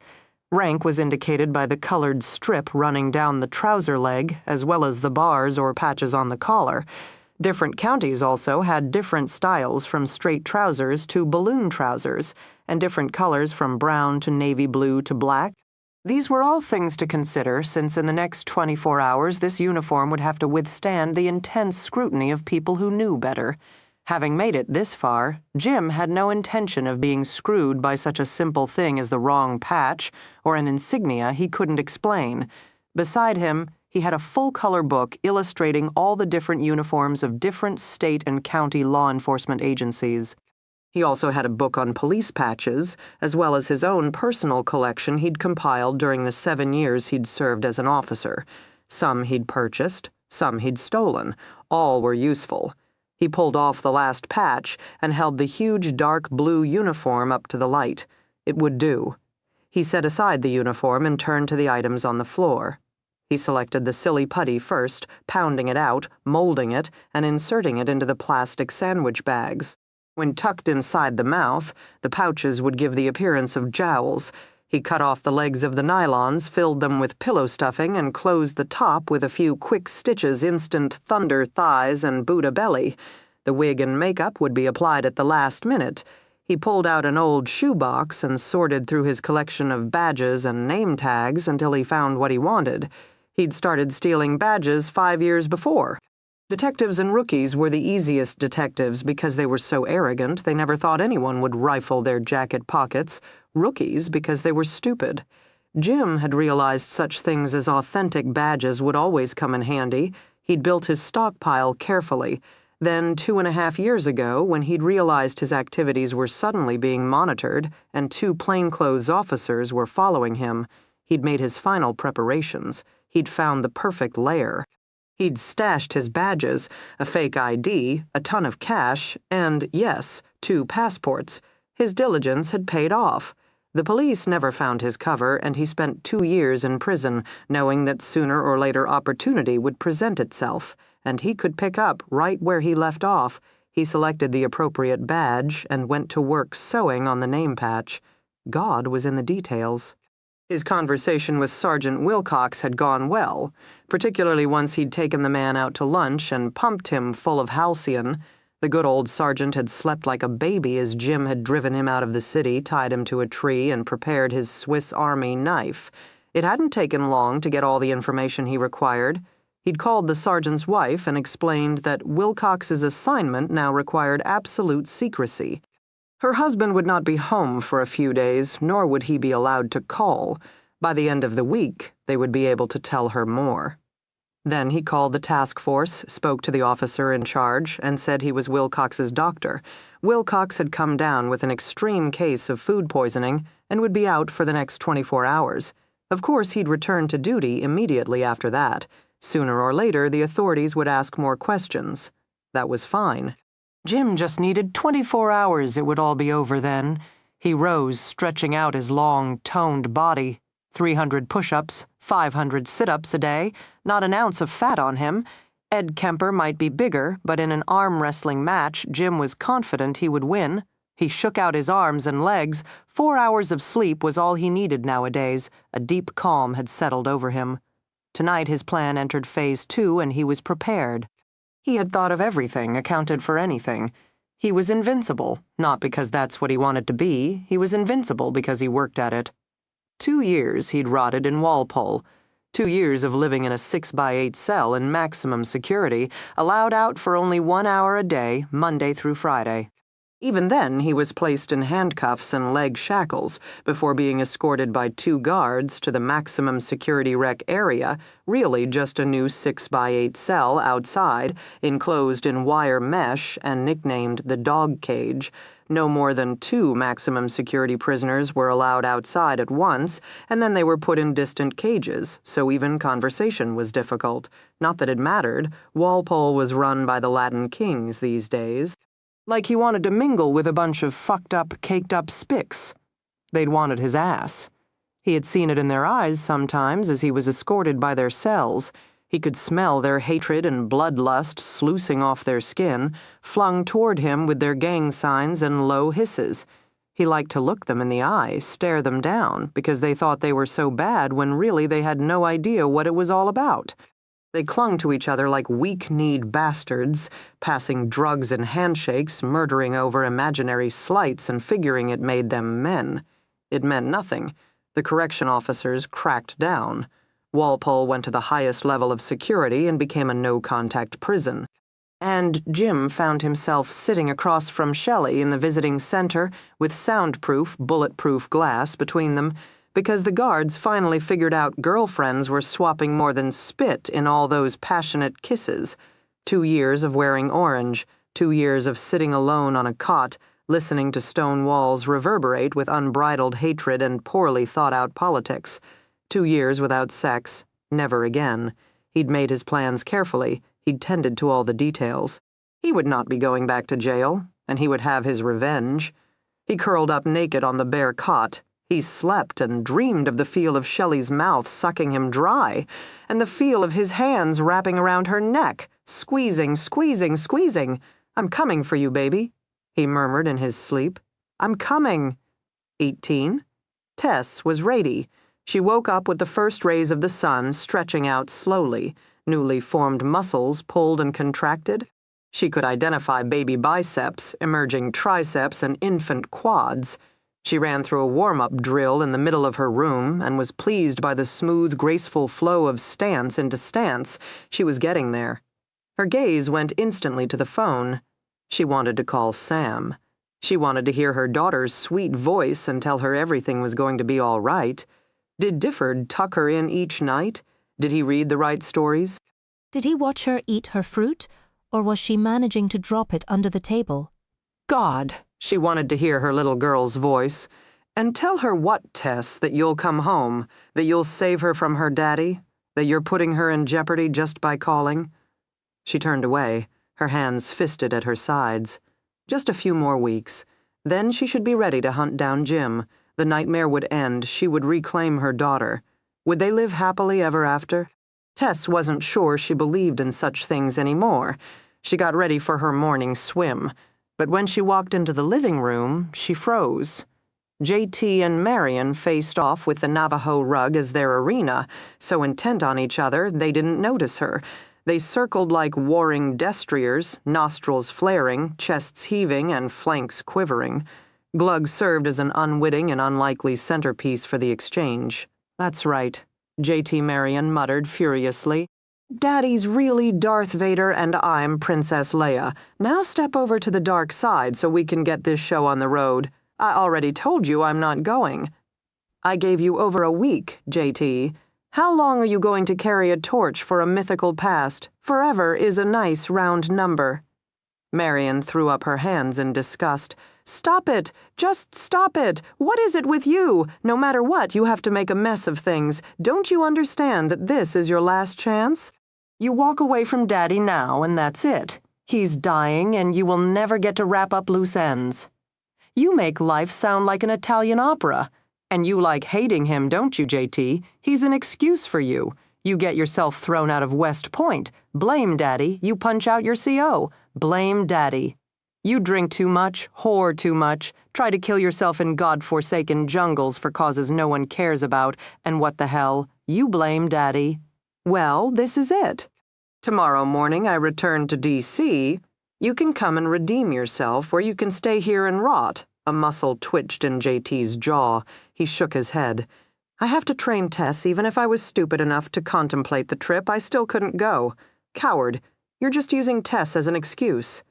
Excuse? What the hell, Marion? Aren't you the one who keeps telling me just how dangerous Jim Beckett is?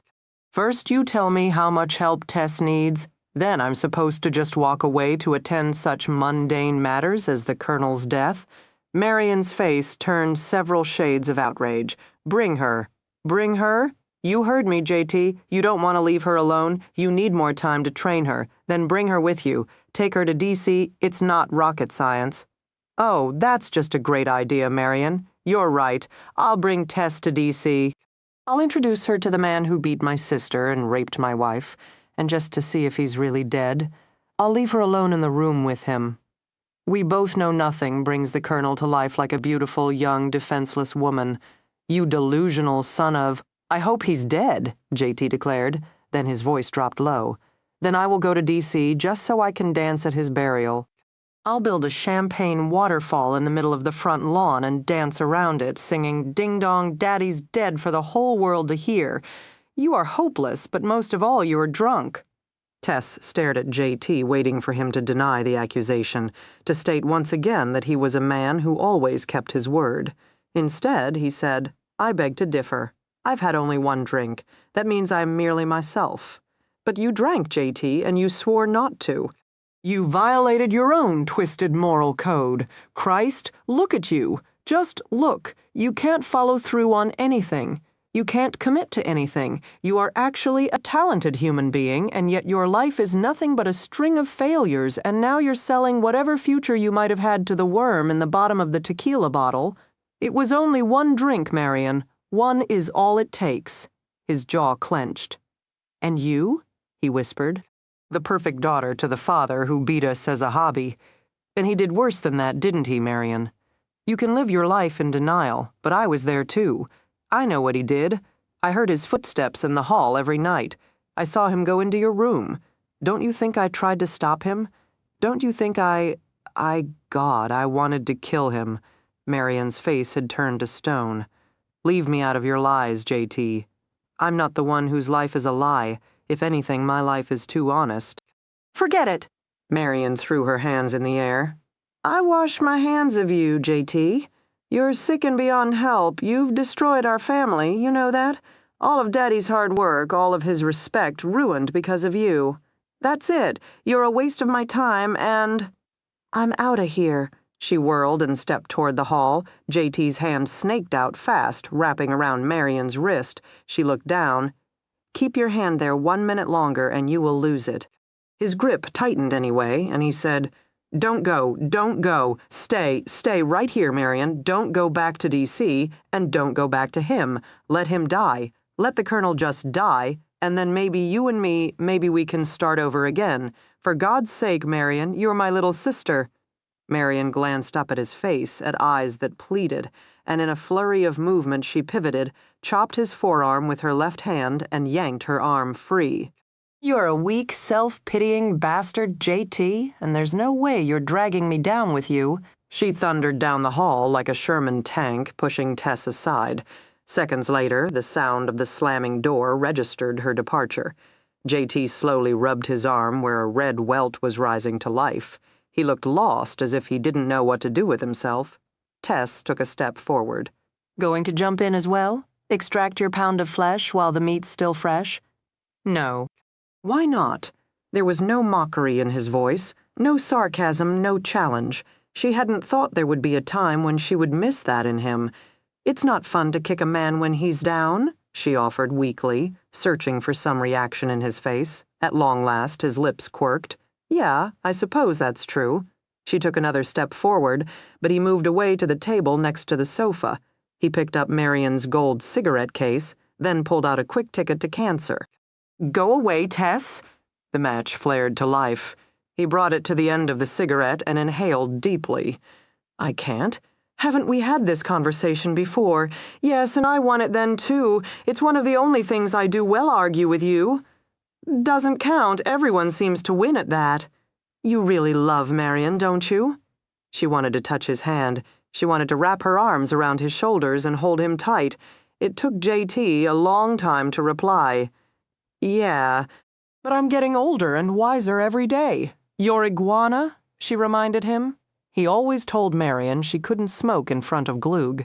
His gaze went from her to the pet to her. She could practically see the darkness suddenly bloom in his eyes, the wild self-derision that had been beaten into him by his father and stoked by his sister's rejection, the self-destructive rage that knew his sister was right and he had failed at everything. In fact, he had planned his life just that way. The darkness scared her. It touched her. It brought goosebumps to her arms and shivers down her spine. Jim's rage had terrified her because it had been so cold. JT's anger moved her because it was so real. "JT," she whispered and reached out her hand to him. "You're right," he said abruptly. He lifted the cigarette from his lips. He admired the glowing red tip with mock exaggeration. He held out his left hand. "Don't," she cried, but it was too late. As she watched, he ground out the red tip in his palm. "What are you doing?" His pain was in her voice. "What I was taught, Jate." She took a step toward him. "Don't do it," he growled. "I'm a bastard, and I am a son of a bitch, and I am so on edge I don't know myself anymore. You step into this room, and I will not be held responsible for my actions." "I'm not asking you to," she cried. Then she took another step and another step. She planted herself in the middle of the living room. "I have seen evil, JT. I've seen bad, and I've seen worse. You are not it, JT. You aren't. Goddamn you," he said. "Goddamn you." He threw the cigarette case across the room in a fury, and it landed with a ringing thud.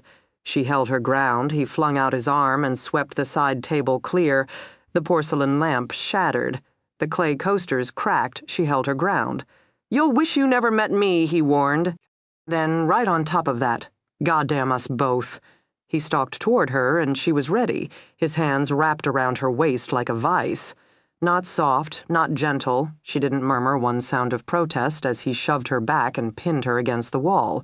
If she was going to run, she should have done it earlier. Now she was committed, and there would be no stopping. He lifted his hands and planted one on each side of her face. "You think I won't take what you offer?" You think I'll come to my senses at the last minute and walk away? You think I'm good. You think I'm decent. You haven't listened to a word of what Marion said. He caught her lower lip furiously, pulling on it with his teeth. She wrapped her arms around his neck and bit back. It was rough and crude. He attacked her mouth. She fought back. Her life had been passivity and coldness, fright and rejection. Now she met passion head-on.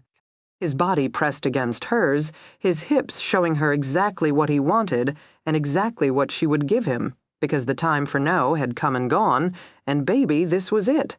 He sank his teeth into the tender flesh above her collarbone. She cried out, and he stuck his finger in her mouth like a plug. She bit it, sucking it, rubbing her tongue along its length. "Christ, you're greedy." His fingers slipped up her shorts, dipped into her panties, and thrust into her. She cried out again, shocked in spite of herself, unprepared in spite of him. He slowed. His head came up. He looked at her with glittering eyes. "You really don't know anything, do you?" he whispered thickly. "No," she confessed. "No. You're too late," he muttered. "You're too late. I know, I know." His fingers slid deeper, penetrating, stretching, seeking his palm pressed against her, rubbing rhythmically, giving her a tempo she instinctively understood. She felt the mysteries press against her. She closed her eyes and saw unspeakable colors building behind her lids. "JT," she groaned. "JT, open your eyes. Look at me. I want to see it. I want to see everything." Her eyes cracked open, glazed and vulnerable. His finger moved faster and faster. There was no tenderness, just raw, primitive need. She bit her lip, and he whispered hoarsely, "Now?" She climaxed, screaming and shuddering and melting from the inside out. She was barely aware of being dragged to the floor. He tore off their clothes, then he was on her, his hands impatiently parting her legs. He rubbed against her one last second of tantalizing pressure, then he whispered, "Hold on to me, Tess. This is going to be rough." He thrust inside her, and she was filled. She was annihilated. She grabbed his shoulders and hung on for dear life. He pulled back, his arms trembling with the strain. He flirted with her again, rubbing against her, making her squirm. Her legs wrapped around him tightly, and she stopped simply receiving, instead arching to meet each demanding blow. The climax slammed into them both, screeching through their blood for a long, suspended moment when they could not breathe, could not move, could not feel even the pounding of their pulse. He pulled away abruptly the way she knew he would. He rose quickly as she'd expected. He looked down at her, his face an unreadable mask. "You don't have to say anything," she told him. She felt bruised and battered, used and abused, and unbelievable satiated-wise with the power of the mysteries and sense of her own self. He strode away from her, already heading for the pool. "I guess I don't have to ask if it was good for you," she called out proudly. He paused, his hand on the sliding glass door. "Did I hurt you?" "No, I was rough. I wasn't complaining." "Maybe you should have already blaming yourself, JT? Adding me to the long list of things you beat yourself over the head with late at night? I know you better than you think. I believe in you more than you do, so don't bother hating yourself for showing me the wonders of animal sex. Really, I accept full responsibility for my actions. Tess, JT, if you apologize now, I'll never forgive you." He stiffened. "Fine." He walked out the sliding glass door and jumped into his pool. "Remember, Tess?" she whispered to herself. "You are strong. You are very, very strong." It was a seedy place. Beat-up old trucks and battered blue Chevrolets dotted the parking lot. There might have been painted yellow lines once, but now they were obscured by dust and tumbleweeds. Removed from the nicely paved streets of central Nogales and the all-American McDonald's, the bar sat back in the desert, framed by a distant hill covered with run-down shanties. No smooth adobe walls or cheery red roof. This was wood, gray, beaten wood haphazardly stuck together with gnarled nails and sheer determination. Rusted tin formed a brown-spotted roof. When it rained, the place sounded like a bongo drum. Now faint sounds of salsa leapt from the cracks, as if even the music was desperate to escape the dreariness. Smoke wafted out, ghostly tendrils curling up to the sky. A flickering red neon sign pronounced the joint. Manny's, just Manny's. Tired, dusty, forgotten. Marion thought it was perfect. Her sleek blue rental car looked out of place, but then so did she. She pushed open the door without apology, entering the joint like the proverbial new gun in town. The music didn't stop for her, but the patrons did.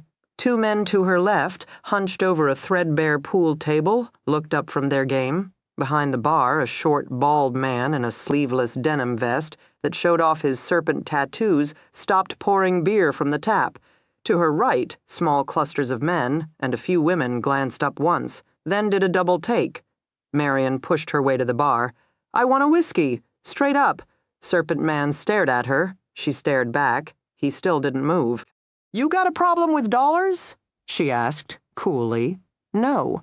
Then I think we can be friends." She pulled out a crisp 20 and slapped it on the counter.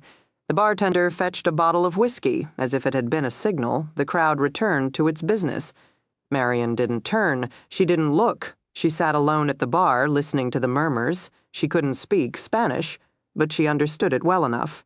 When the bartender gave her her drink, she thanked him with a mocking toast. She raised the glass, she parted her pink lips, and she tossed back the whiskey in one gulp. She slammed the glass down, she swallowed through the pain in her gut. Then delicately she touched the corner of her mouth with a single French manicured nail. "Give me another, si, señorita." "Exactly. 19 want the Apple Jacks." Okay, Difford muttered, pushing open the door with his foot and balancing 4 grocery bags with his arms, fingers, and hips. Samantha went barreling in, unmindful of his precarious juggling act, decked out in her pink winter coat with the hood pulled tightly around her face. She looked like a strawberry version of Frosty the Snowman. Her blonde hair peered out around the white furry trim of her hood. Her cheeks were a healthy, happy red. It was probably still too warm for full winter gear, but Difford had never dressed a kid before, so he liked to err on the side of caution. "Apple Jacks, Apple Jacks," Samantha sang at the top of her lungs.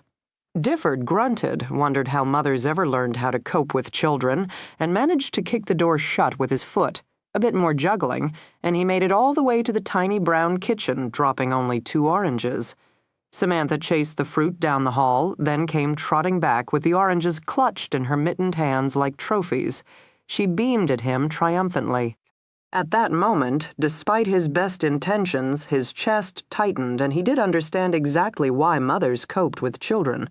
"Thank you," he said with somber politeness, and accepted the oranges. "Okay, the cereal now." Her smile grew. She was perfectly delighted with herself and her persistent efforts that had finally yielded the sugar-coated cereal. He'd been so careful to buy only healthy things. Tess had given him a list of appropriate grocery items, and he'd been plugging Samantha with bowl after bowl of Raisin Bran. But today, at the store, she'd noticed the Apple Jacks on special display at the end of the aisle, and that had been that. She wanted Apple Jacks. Difford discovered he could command a whole police department, but not one determined 4-year-old. They bought the Apple Jacks. 2 boxes. Buy 1, get 1 free. He was such a sucker. Lunch first, he insisted.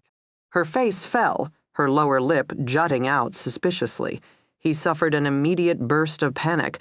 "Oh, no, you don't," he said, shaking his head. "Nutrition is important. We have turkey or ham."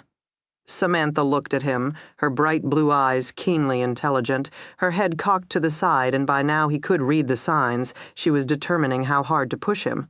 This was his own fault. The first few days he'd given her heaven and earth every time she cried. Samantha had quickly internalized that lesson and become hell on wheels. He forced himself to stand firm.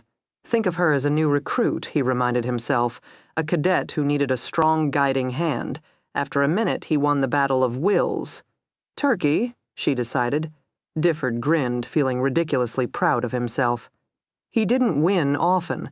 Tess hadn't warned him of a small child's capacity for deviousness. Okay, he said, and put away the groceries. He then laid out the bread, mustard, and mayonnaise.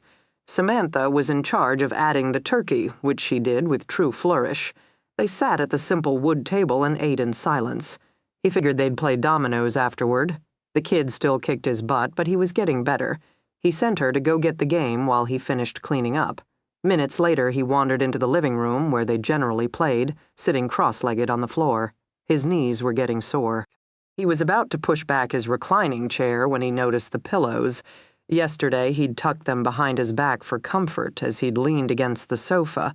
He wasn't much of a pickup guy. He'd thought he'd left them on the floor. Now one sat neatly in each corner of the couch. Samantha walked into the room carrying the box of dominoes.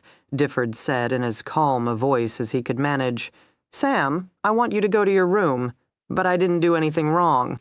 "I know, sweetheart." His eyes darted around the room as he reached beneath his jacket for his gun. "We're playing a new game, honey. I just want you to go to your room for a few minutes, okay? I'm preparing a surprise for you in the living room." She looked troubled.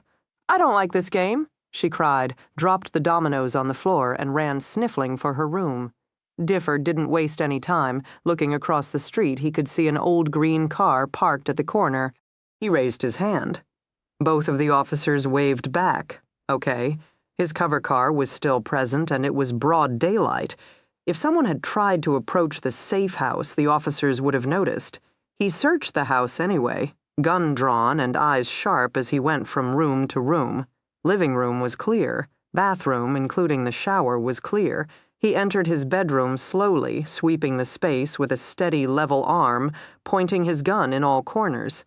Then he pressed himself against a wall and slid the closet door open with his foot. Quick step and pivot, and he faced off against his clothes. Nothing moved, nothing stirred. He brushed his gun through the hangers, empty. He started to breathe a little easier. Nerves, he told himself. Just nerves. The news of Shelley Zane's murder had gotten to him. The knowledge that Beckett was out there somewhere gunning for Teresa was definitely keeping him up at night, but Beckett was just a man. Tess had stood up to him before. Lieutenant Houlihan and Special Agent Quincy were doing their best to make sure she would never have to again. A lot of good people were working this case. Sooner or later, they'd get Beckett. He finished the sweep of the house, telling Sam it was part of the game as he checked her room, her closet, beneath her bed. He could tell she didn't believe him. But the house was clear. All was still well. Maybe he'd just forgotten about picking up the pillows. Maybe Sam had done it. He replaced his gun in his holster. He offered. "Samantha, his hand?" She took it without question. "Dominoes?" He tried. "I want my mommy. I know. Do you know where my mommy is?" Her lower lip had begun to tremble. "Yeah, honey, I do. Make her come home." Difford squatted down. "She wants to come home, Sam. She really does. No one loves you like your mommy does, but she has to take care of some things first. She's, making everything safe, you know. And once it's all safe, she'll come get you and you'll always be together. I want her now," Sam whispered. "I know, Sam, I know. Come on, kid, let's play dominoes." He led her into the living room, not knowing what else to do. Samantha didn't sit across from him as she usually did. Instead, she sat right beside him, her little shoulder against his side. After a moment, he put his big arm around her and patted her awkwardly. She braved a tremulous smile and opened the domino box. "My mummy will come home soon?" "Right. And then we'll always be together?" "Yeah, honey. Everything will be all right. Can we watch Jurassic Park again tonight?" "Okay," he said, but couldn't quite stop the sinking feeling in his chest. He patted her shoulder again. Okay, Tess went to find JT. The patio was empty, the pool flat. She felt the pinprick of unease. Gravel crunched. She whirled toward the sound with her hands already fisted. JT emerged from the side of the house, buck naked and wielding his gun. He didn't even glance in her direction. He disappeared around the left side, his gun leading him forward. She was still standing there stupidly. JT rematerialized on the patio, his gun down by his naked thigh. "I thought I heard something," he muttered. I didn't see anything. Yeah, well, you were staring at my butt." Her cheeks flushed crimson. Just admiring the view. Huh.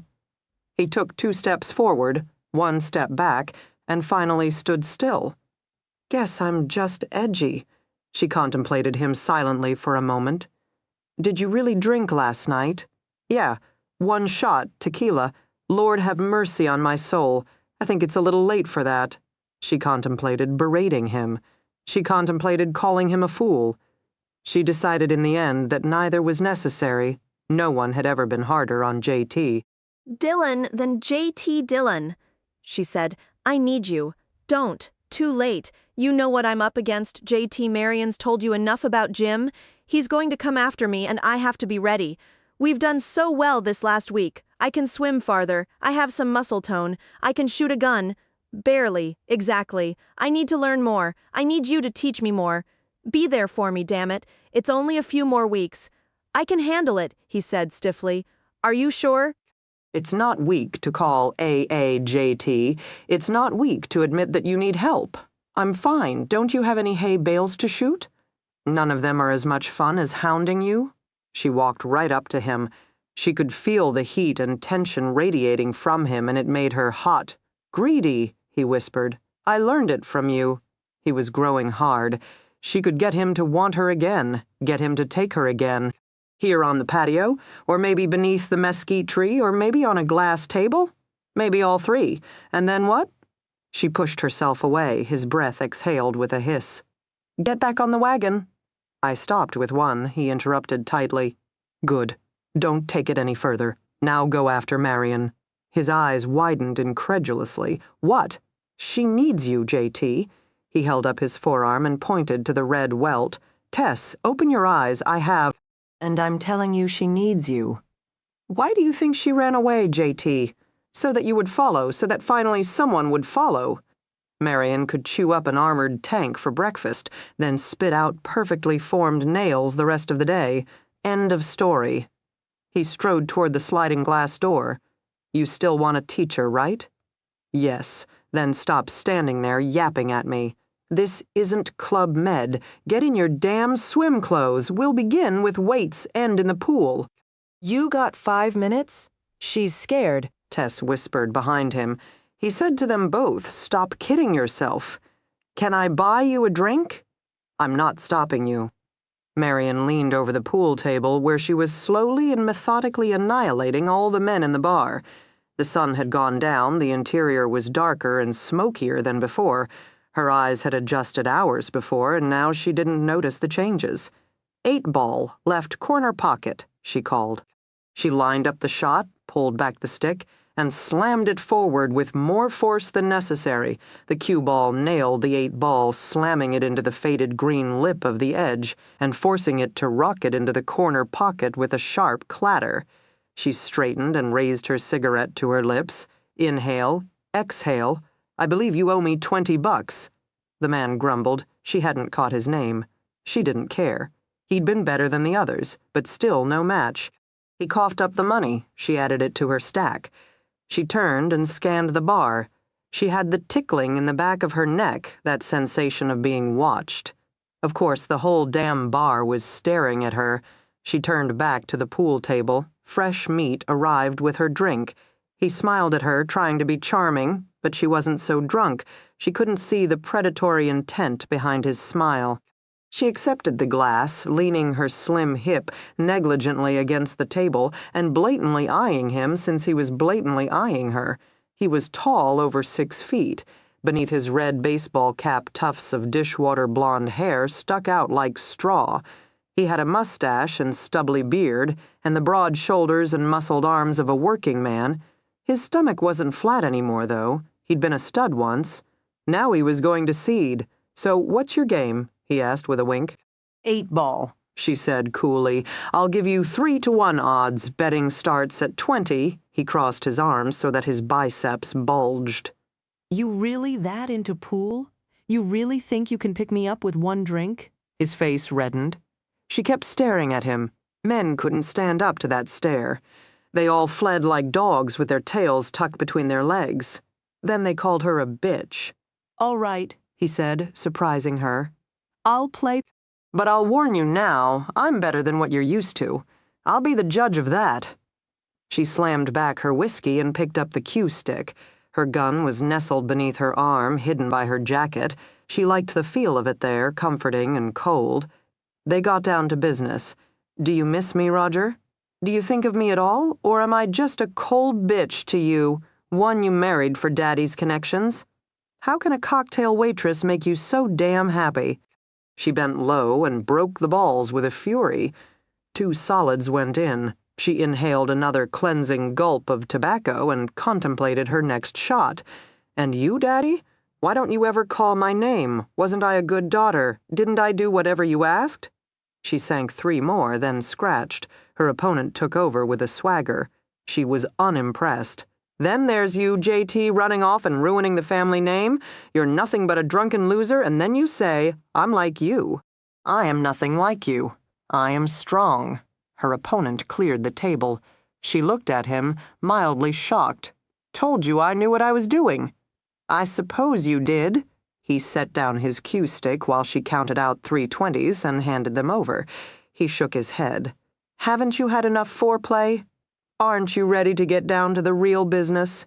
She contemplated acting outraged. She contemplated feigning ignorance. She set down the money and with a shrug of her shoulders said, All right, what did you have in mind? Come with me, darling. I'll fuck your problems right out of your head. She stared at him. He was past his prime, but his arms were still lean and hard. He knew how to play pool and was more man than anything else that had walked into the room. She should tell him no. She was the good daughter who'd only ever slept with Roger.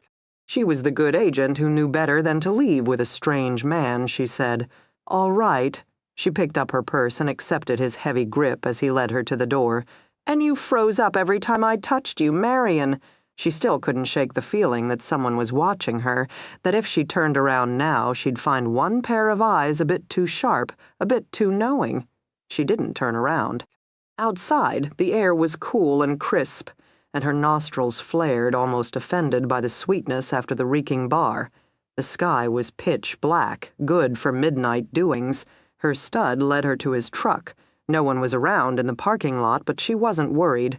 He held open the passenger door for her. She wasn't sure if that was a positive sign or not. She didn't ask where they were going. She didn't contemplate the events at hand.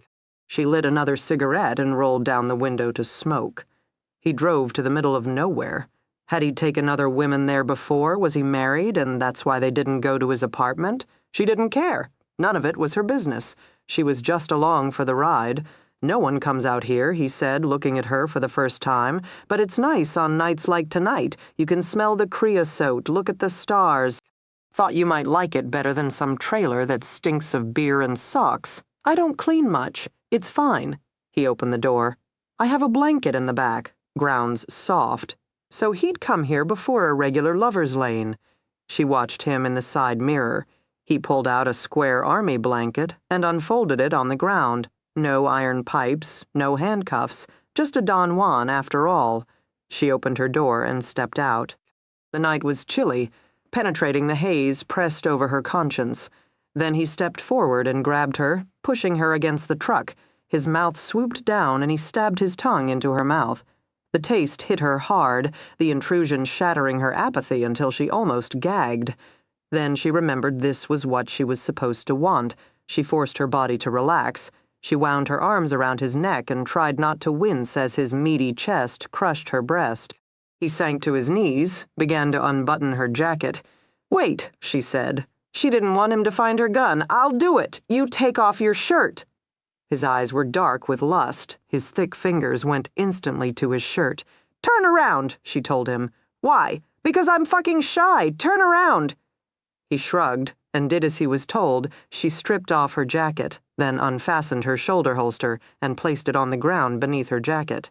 He turned back around and attacked her, tearing off her silk shell.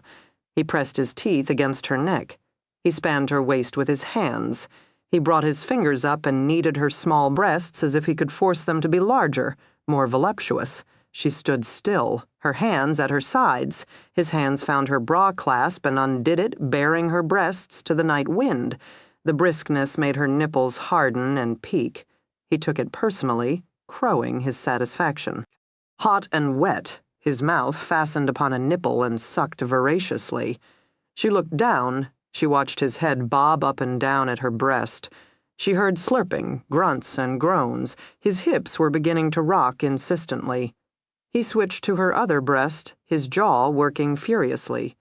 She shivered. She thought in the back of her mind that the stars were very beautiful and that she was very small beneath them. His hands fastened on the waistband of her slacks and pulled them down along with her sensible panties. She didn't protest. "Man, baby, you're hot," he said. "A real fucking piece of ass."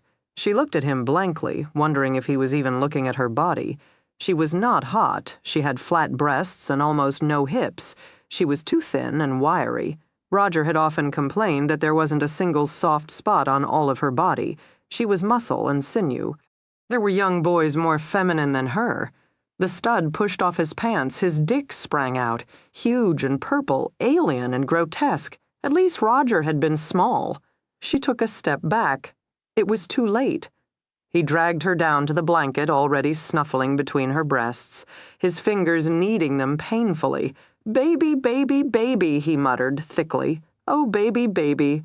She tried to shut her ears against the sound. "Kiss me. Come on, darling, don't be shy. Kiss me, touch me." Go wild! He placed his lips on hers as if he knew she needed the encouragement. Then he grabbed her hand and wrapped it around his dick. She flinched at the feel of it throbbing between her fingers. It was alive. She should want it. She should revel in it. She should cry, "Oh yes, fuck me." She wanted to run. He took her head between his hands. "Do you nibble? Come on, don't be shy. Swallow me whole, baby. You'll like what I give you." Before she could react, he forced her head down. Now his dick was pressing against her cheek, smelling overpoweringly of musk. "Come on. What are you waiting for?" For the first time, his voice was impatient. "Kiss the willy? Come on, Marion. You know what I want? Be a good girl and open your mouth. Kiss the willy. Kiss Daddy's willy." She raised her head and vomited all over his lap. Jesus fucking Christ. He sprang back, batting at her furiously. She fell to the side, still vomiting rancid whiskey. Her shoulders trembled. She hunched her small, naked body over her knees and shut out the world until the black void was complete, the memories pushed back and locked up. She reached frantically for her clothes. The stud came after her, angry and enraged. She didn't think she wasn't composed. She fought instinctively, and 5 moves later he was writhing on the ground without even the breath to curse. Throwing on her clothes, she grabbed his truck keys and told him he'd find his vehicle back at the bar. Then she climbed in the truck, started the engine, and roared back out onto the long, empty road. "Run, Marion, run, and don't look back. You don't want to know what's behind you. You never wanted to know what was behind you." 20J2 woke up instantly. Lying on his back amid the tangled sheets, he stared at the ceiling blankly, blinking his eyes and trying to pinpoint what had woken him. Then slowly his gaze drifted to the foot of the bed. She stood there, pale and ethereal once more. Long blonde hair tumbled down her back in fat, loose waves. Small hands knotted and unknotted in front of a flowing white nightgown. Her expression tore at him, begging him to save her. His breath caught in his throat. He told himself again and again that it was only memory, living, breathing memory, standing at the foot of his bed. He squeezed his eyes shut, his mind screaming for the demon to go away. He couldn't save her. He hadn't saved her. He was nothing. He opened his eyes. She was still there, and he realized for the first time that she wasn't a child. This wasn't little Mary Berry stepping from his mind into his bedroom. This was Marion, grown up, alive, and real, his hand lifted from the sheets on its own accord, stretching out to her. "Marion." His voice cracked. "I came," she whispered. "I wanted to see if I'd ever stood here, if it felt her eyes squeezed shut. No, it never happened. It never, ever happened." She grabbed the skirt of her nightgown and fled. His hand fell to the sheet in shock. He couldn't breathe, he couldn't move. He was suspended someplace between the past and the present, and his chest was on fire with pain. He swung his legs over the side of the bed. He reached the door in 2 steps, flung it open, and caught a flash of white as she disappeared into her room. He gave chase. He had to. Just once, he had to get this right. Her door slammed shut forcefully, rocking the still house and locking with a definitive click. J.T. beat against it frantically. "Marion, let me in. Can't we talk about this? Christ, Marion, just once, can't we talk about this?" He pressed his cheek against the wooden door, knowing he was begging and beyond caring. From the other side of the door he heard a rough, choking sound. She was crying.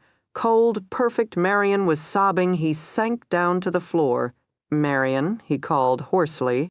"Marion, Marion. I tried so hard to save you, God, I tried." But there was no reply, just the hoarse sound of his little sister sobbing. He pressed his cheek against the door. He closed his eyes. Then he banged on the door helplessly with his fist, needing her to let him in, desperate for her to let him in. "Marion, I know I failed you, but I came back. I came back, and you'd forgotten everything, all the good moments as well as the bad, and that failed me. How could we fail each other? How could we serve the Colonel like that?" Marion didn't come to the door, nor did she answer his pleas, so he switched to cursing the Colonel instead. 36 years old, he cursed his father and wondered how a grown man could feel such fear. Minutes passed, her sobbing stopped, and silence took its place, reigning in the dark, shadowed house. Marion? There was nothing. She'd come. She'd left. He was right back where he started, except for the pain devouring his chest, the dark, enraged beast screaming and gnashing in his belly. "It's okay," he looked up. Tess stood in the gray-filled hallway, her gaze understanding. She took his hand. "Give her until morning. She isn't ready to listen to you now. I tried," he whispered dumbly. "Failure, failure, failure.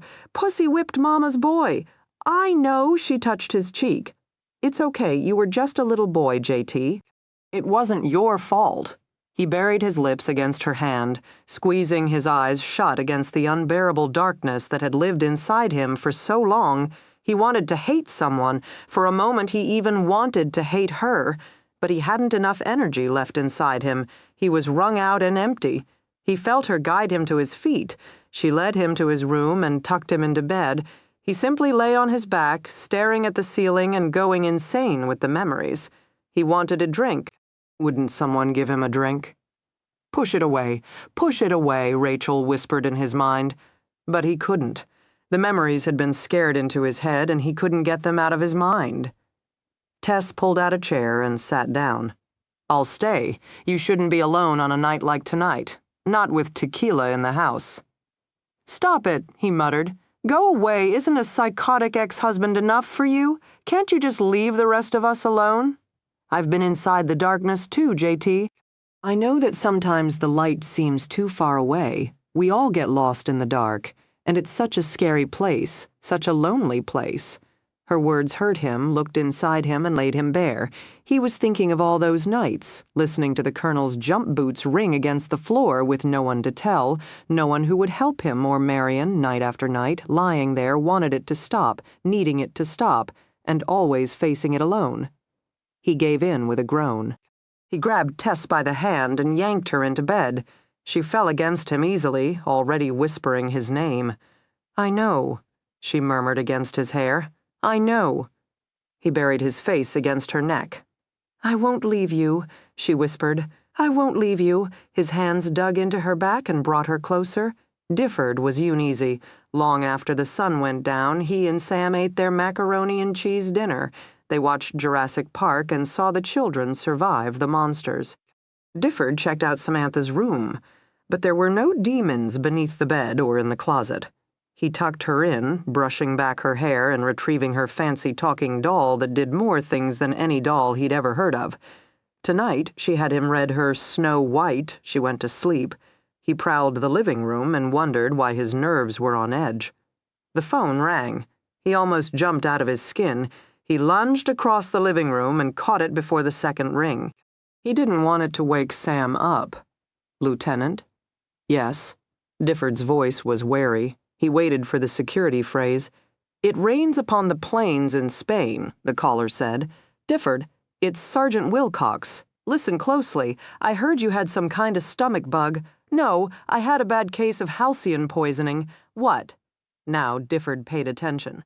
"We don't have much time, all right.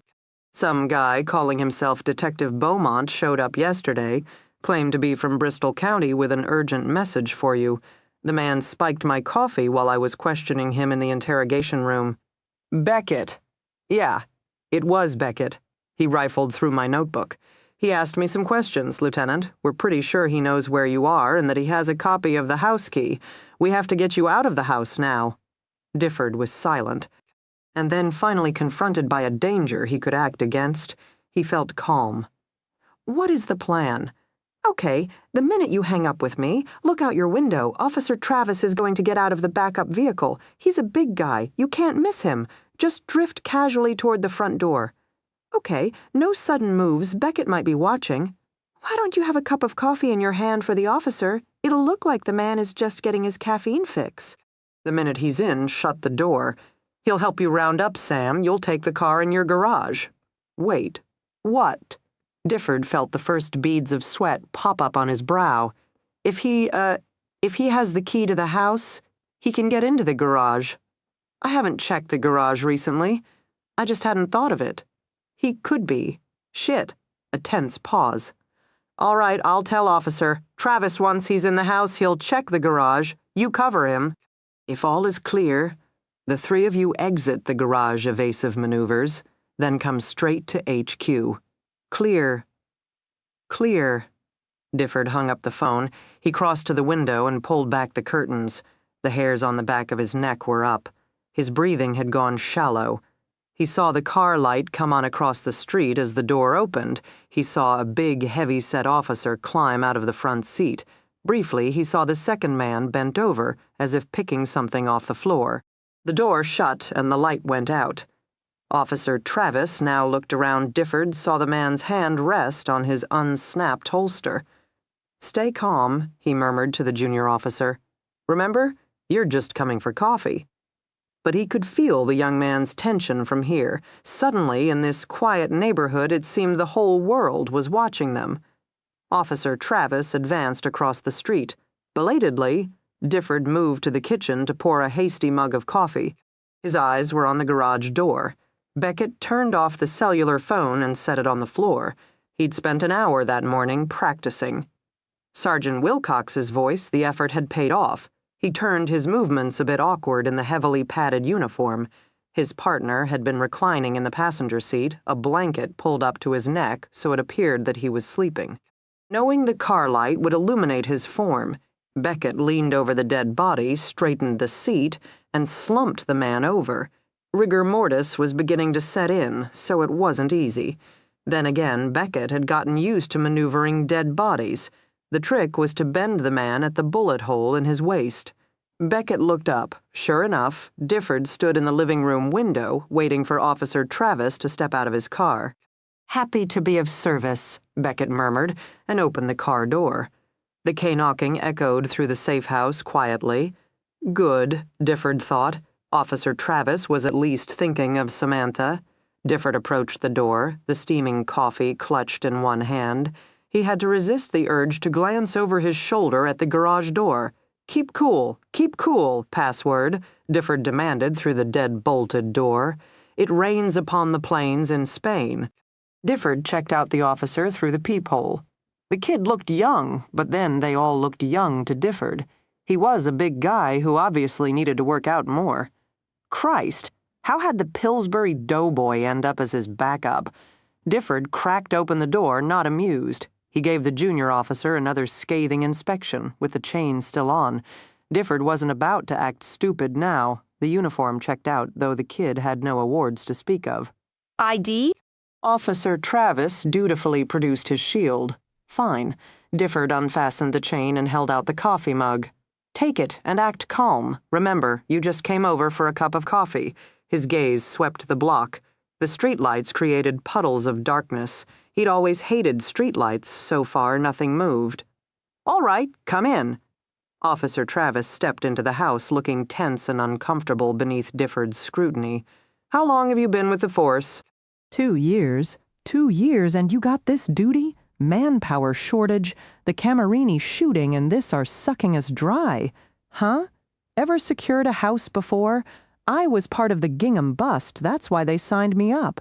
Difford finally relented. The Todd Gingham deal had gone badly. They'd thought they had the 19-year-old arms dealer holed up in his house in New Bedford. The neighbors had seen him wielding a handgun and looking high as a kite. A SWAT team had been called in, shot the hell out of the house. Kid escaped out the back and opened fire on a few squad cars. It had taken 6 officers and a flying tackle to finally neutralize the threat. So Officer Travis had been in the line of fire. He'd functioned beneath gunpowder, adrenaline, and screaming men. Difford began to relax. He cocked his head and led Officer Travis to the garage door. "Set the coffee on the table. Take the lead. I already checked out the rest of the house." If he's here, he's in there? "No, Difford. He's right here." Officer Travis moved faster than Difford would have thought a fat man could. He whirled, his arm arched up, and Difford saw his eyes right before the man's fist snapped back his chin. He went down hard, but his hand got around his gun. "Don't panic. Don't panic." He pulled his gun out of his holster. "Shoot! Damn it, shoot!" The baton caught him square on the forearm. Dimly, he heard the crack of his arm breaking. Fingers went numb. Gun flew across the room and hit the wall, get his feet, kick out his feet, get him down, his ankle hooked. Beckett's he pulled hard. The baton caught him across the cheek as Jim toppled. Ringing filled his ears. He tasted something rusty in his mouth. Blood shit. It was pouring down his chin. What had happened to his teeth? He planted his good arm on the floor and started crawling for his gun. "Faster, faster, faster!" "Tess, I'm sorry, I'm sorry." He heard the rustle of nylon and knew Jim was beginning to rise. He picked up the tempo, forcing self to move. The gun was so close, 20 feet 10, he could just get his hand out. Beckett sat on his back hard, slamming Difford to the floor. The breath left him in a giant whoosh and he couldn't get it back. Hands wrapped around him and began to squeeze. He fought. He squirmed on the floor. The world spun away, and he sank into blackness. The void didn't hurt, and it lasted only a minute. Then the pressure was gone. His lungs instinctively inhaled, his eyes fought to see. Vaguely, he felt Beckett rise. He saw his gun kicked far away. Beckett picked up a kitchen chair. He strode down the hall and jammed it beneath the closed door of Samantha's room. And Difford knew what was going to happen then. The chair told him clearly what Beckett didn't want his daughter to wake up and see. Beckett walked back down the hall. Difford tried to pull himself away, but his broken arm refused to move, and blood and teeth were already pooling in his throat. He shimmied 3 more feet, then Beckett's hand curled around his ankle, pinning him in place. He couldn't quite stop his own whimper. "I have a few questions for you," Beckett whispered in his ear. A sliding rasp, a knife appeared before Difford's gaze. Sergeant Wilcox was too easy. Beckett murmured. "Have you ever noticed that cops have the lowest threshold for pain? They spend their whole life studying it and thinking that because they have, they're immune to it. It will never happen to them. Son of a bitch," Difford gasped. "Shh! Don't wake Sam." Difford's eyes shut. He felt something trickle down his cheeks. It might have been tears. "Make it hard, Difford. Give me a challenge. I want a challenge." Jim Beckett went to work. Beckett moved in the moon-shrouded living room. First, he picked up the phone and dialed in to the officer on duty. "Bravo 14, he intoned. "Checking in. All's clear. Roger, Bravo 14. Talk to you in an hour." Officer Travis signed off. It was now 1 a.m. At 2 a.m., the new shift would arrive. Jim had to keep on schedule. He opened the garage door. He arranged Difford's body in the trunk. Returning to the kitchen, he attended to the mess with paper towels. Blood was oily, harder to clean up than people expected. He'd read of a couple in the Midwest who'd opened a business cleaning up after death, homicides, suicides. They took care of everything and made a lot of money. While in prison, he'd been tempted to write to them for tips. Now he didn't have time to be too neat. He got the worst and arranged furniture over the rest. Then he quickly stripped down to the jeans and t-shirt he wore beneath the bulky uniform, tossing the uniform in the washing machine next to the kitchen. He would turn on the washer before leaving. Removing his wig, he also took the time to scrub the makeup off his face. He didn't want to scare Sam. Following that same vein of thought, he found one of Difford's old baseball caps to wear over his bald head. He'd forgotten Difford's affection for baseball had he remembered.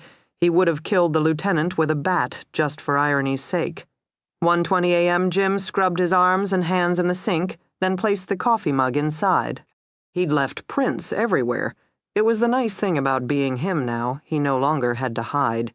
He could leave fingerprints, hair, blood, wherever the hell he wanted. As an escaped convicted murderer, his job was even easier. Finally, he stood in the hallway before the door of Samantha's room. His stomach fluttered nervous butterflies, a unique sensation. He felt like he was about to ask out a girl for the first time. He rubbed his hands on his thighs and decided he was ready. He removed the kitchen chair, not hearing any movement on the other side of the door. Difford hadn't made much noise. Jim had counted on Difford wanting to protect Samantha as much as he did. He twisted the doorknob and very carefully eased the door open, and the silvery moonbeam illuminated the bed like a spotlight, accentuating her white blonde hair and spilling over her cheek. Jim Beckett stared down at his little girl with awe, and his love for her bloomed in his chest. Her eyes fluttered open, sleepy and innocent, then they widened with shock. He silenced her impending scream with a single finger pressed gently over her lips. "Sam," he whispered. Her eyes widened more at the sound of his voice. Daddy? Yes, baby." He smiled. She looked unbearably lovely. She looked perfect. "You came back. Of course I came back, Sammy. I came back for you, and we'll never be apart again." JT slipped out of bed and into the pool before sunlight. He swam 100 laps, 25 butterfly, 25 backstroke, 25 breaststroke, and 25 freestyle. The chlorine stung the scratch on his cheek. At last he pulled himself out of the pool and wiped the water from his skin with his hands. The sun was just beginning to peer over the horizon. He stood there for a moment, watching the rays gently weave into his mesquite tree and illuminate his garden. He knew what he had to do next. He walked to Marian's room. Her doorway was open, as he figured it would be. The room was empty, as he'd known would be the case. He sat down on the edge of the bed. He ran his hand over the pillow she must have hugged as she sobbed herself to sleep. "Mary Berry, I'm so sorry. I should have killed him," he said in the silent room. "I should have just killed him." He found himself in front of the open refrigerator staring at 4 bottles of beer. Corona Extra Gold, cold and smooth going down. "Takes the edge off? Isn't that what you want, JT? Something to take the edge off, something to make you forget because you never mastered denial like Marian did." His hand reached in. He curled his fingers around the cool neck of elixir. So easy to pull it out. He could be drunk before the sun even got high in the sky. He thought of Tess, still sleeping in his bed. He thought of the way she'd cradled his head between her breasts and stroked his hair. He thought of the feel of her lips, brushing his temple. She was a fool, he thought angrily. Hell, maybe they were both fools. His hand slid away from the beer bottle. He stalked back out to his pool and swam 100 laps more. As he walked back to the house towel drying his hair, he heard the phone ringing. He didn't pay it any heed. Tess emerged from the hall, her footsteps fast and urgent. She'd obviously been searching for him. Once she spotted him outside, her shoulders immediately relaxed. He didn't smile, but he didn't scowl. He just looked at her in her big, oversized Williams t-shirt. God damn, he wanted to hold her. The phone was still ringing. She finally reached for it. He stepped into the living room in time to hear her say yes in a wary voice. Her knuckles whitened. Her body began to sway. Her gaze swept up, and her beautiful brown eyes were dilated with horror. "My baby," she whispered. "My baby." The phone clattered to the floor, and down she went. He caught her as she fell and wrapped her against his chest. 20. 1. Spiffle Agent. Quincy rubbed the back of his neck. It was just after 10 a.m., and he'd spent most of the night at the Difford crime scene. In the last 3 days, he'd slept only 8 hours and lost 5 pounds. and he felt it. Tell me something good. The Red Sox finally won a game. Quincy gave Houlihan a blurry glare. Try again. Sorry, that's it. When officers Campbell and Title arrived for their 2 a.m. shift, they found Harrison shot dead in the car and the safe house empty. Traces of blood on the kitchen floor indicate violence, but we haven't located Difford's body or his car. Samantha and all of her belongings are gone. Also, the gun cabinet was forced open and emptied. We're not sure what all Difford had in there, but he formally checked out a Mossberg 12-gauge shotgun, a Smith & Wesson 9mm, his police issue, .357 Magnum, and probably a Smith & Wesson .38. Special, Difford may have kept a few surprises in inventory as well, maybe a sawed-off shotgun. You know how cops can be about guns? We have Beckett's latent and patent prints at the crime scene, paper towels with makeup residue, a state police uniform, and a state police badge issued to an Officer Travis 4 years ago. Beckett also left us his wig, nylons, stuffed with padding, and yes, 2 plastic bags filled with neon purple silly putty. Then we have his note. Lieutenant Houlihan's voice grew somber. He said softly, Beckett wrote, Sergeant Wilcox sends his regards. Wilcox has been missing for 24 hours now. His wife thought he was on special assignment. We thought he was out sick. There hasn't been any sign of his body yet. Quincy squeezed his eyes shut and pinched the bridge of his nose where the tension had gathered like a hard knot, pressing against his eyeballs, trying to force them out of their sockets. The neighbors, did they see anything? Saw 2 cops sitting in an unmarked car most of the evening. One of the officers appeared to be asleep. Estimated time of death for Harrison? 6 p.m. Beckett probably shot him beginning of shift when Harrison first climbed into the car. And you last heard from the watch car at 1 a.m.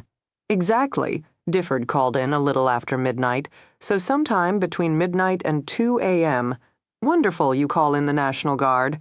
Are you kidding? If a person can dress himself, I have him looking for Jim Beckett. We've cordoned off a 50-mile area. Samantha Williams's picture has been sent to every TV station and newspaper in the nation. Soon her picture will be plastered on every milk carton in the goddamn free world. It's a start.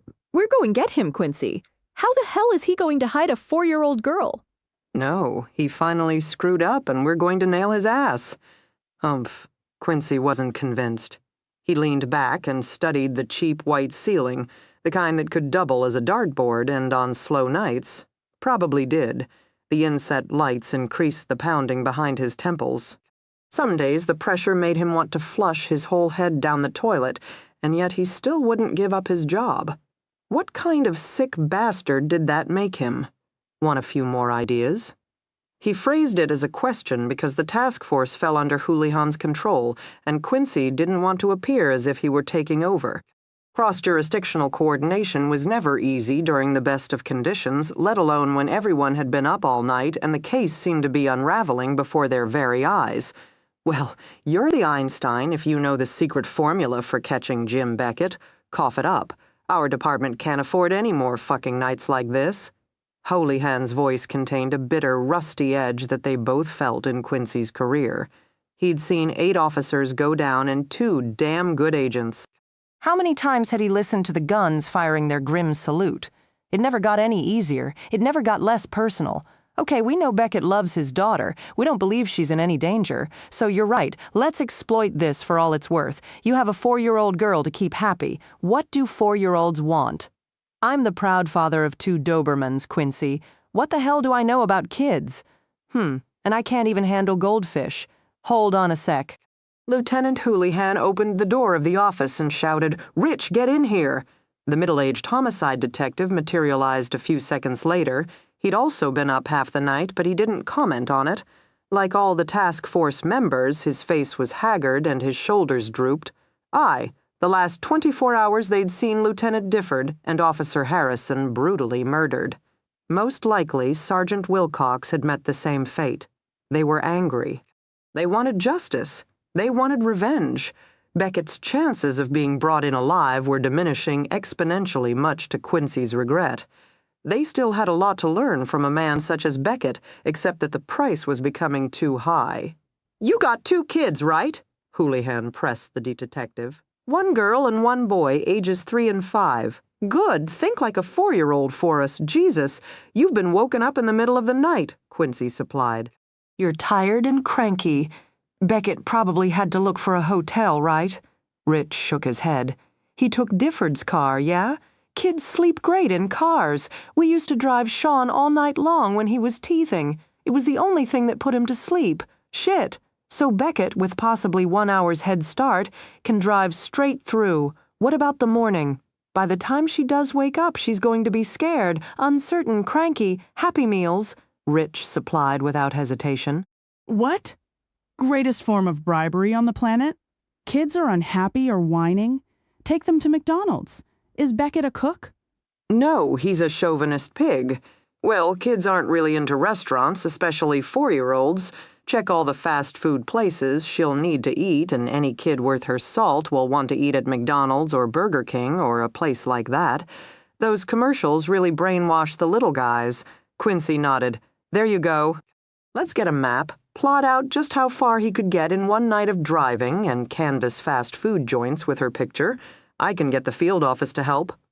Works for me, Houlihan said curtly. Rich was excused. I want the airports on alert, too. LaGuardia, Logan, JFK, etc.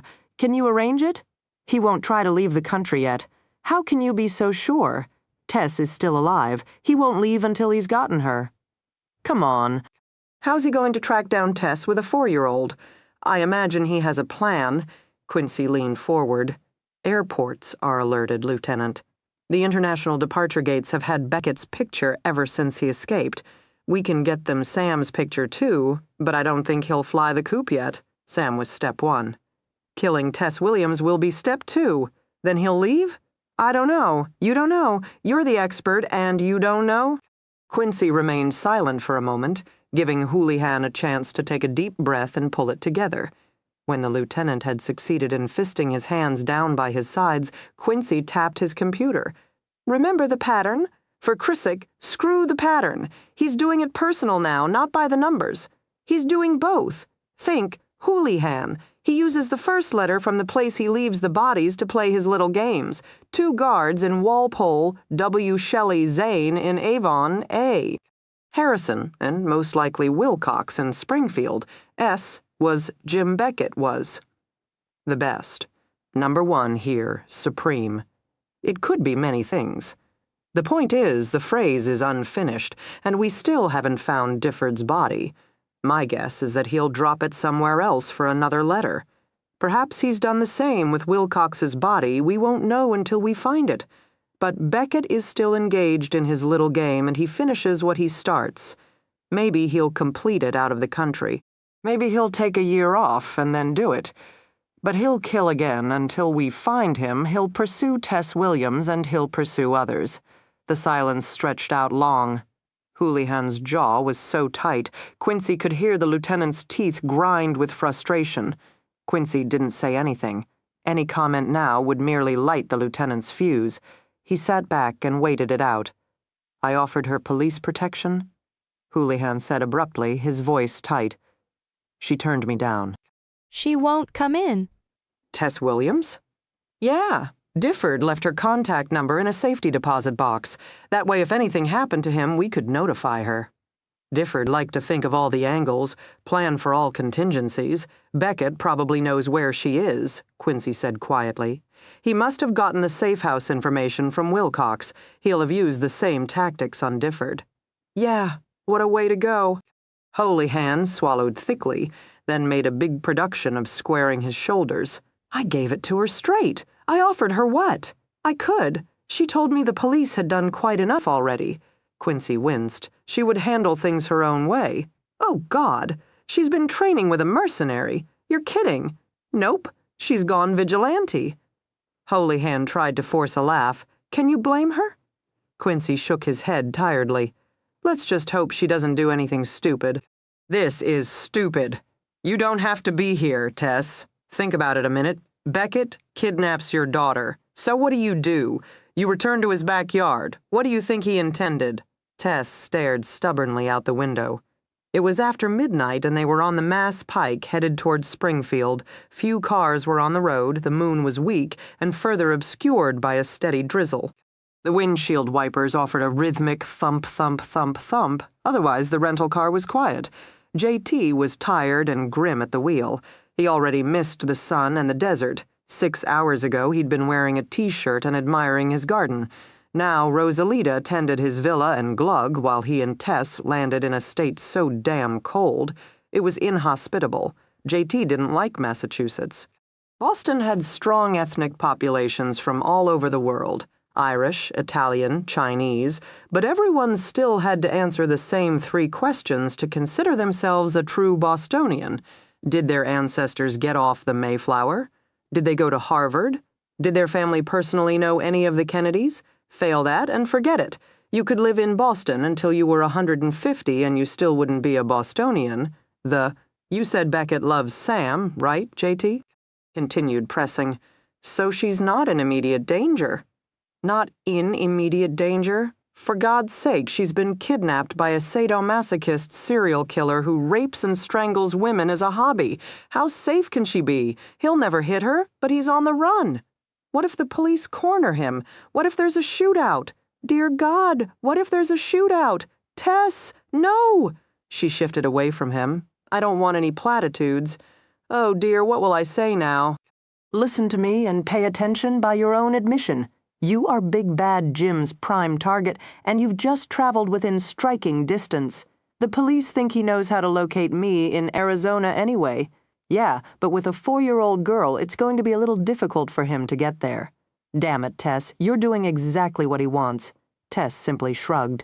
Jim's a resourceful man. He would have found a way. Now we do it my way. You're not ready for this, oh. And at what point is someone ready to take on Jim Beckett after they've been a homicide cop for 10 years, 20 years, 30 years? Oops, I'm sorry. He killed them too. JT's grip tightened on the wheel. She'd been withdrawn, sarcastic and bitter ever since getting the news. So far, she'd been everything but afraid. That was a bad sign. Fear served a purpose. It helped keep people safe. Let me drop you off at a hotel. JT tried again. I'll check out the safe house and see if there's anything to be learned. If there's a trail, I'll find it. We'll go from there. No, so eager to be part of the action.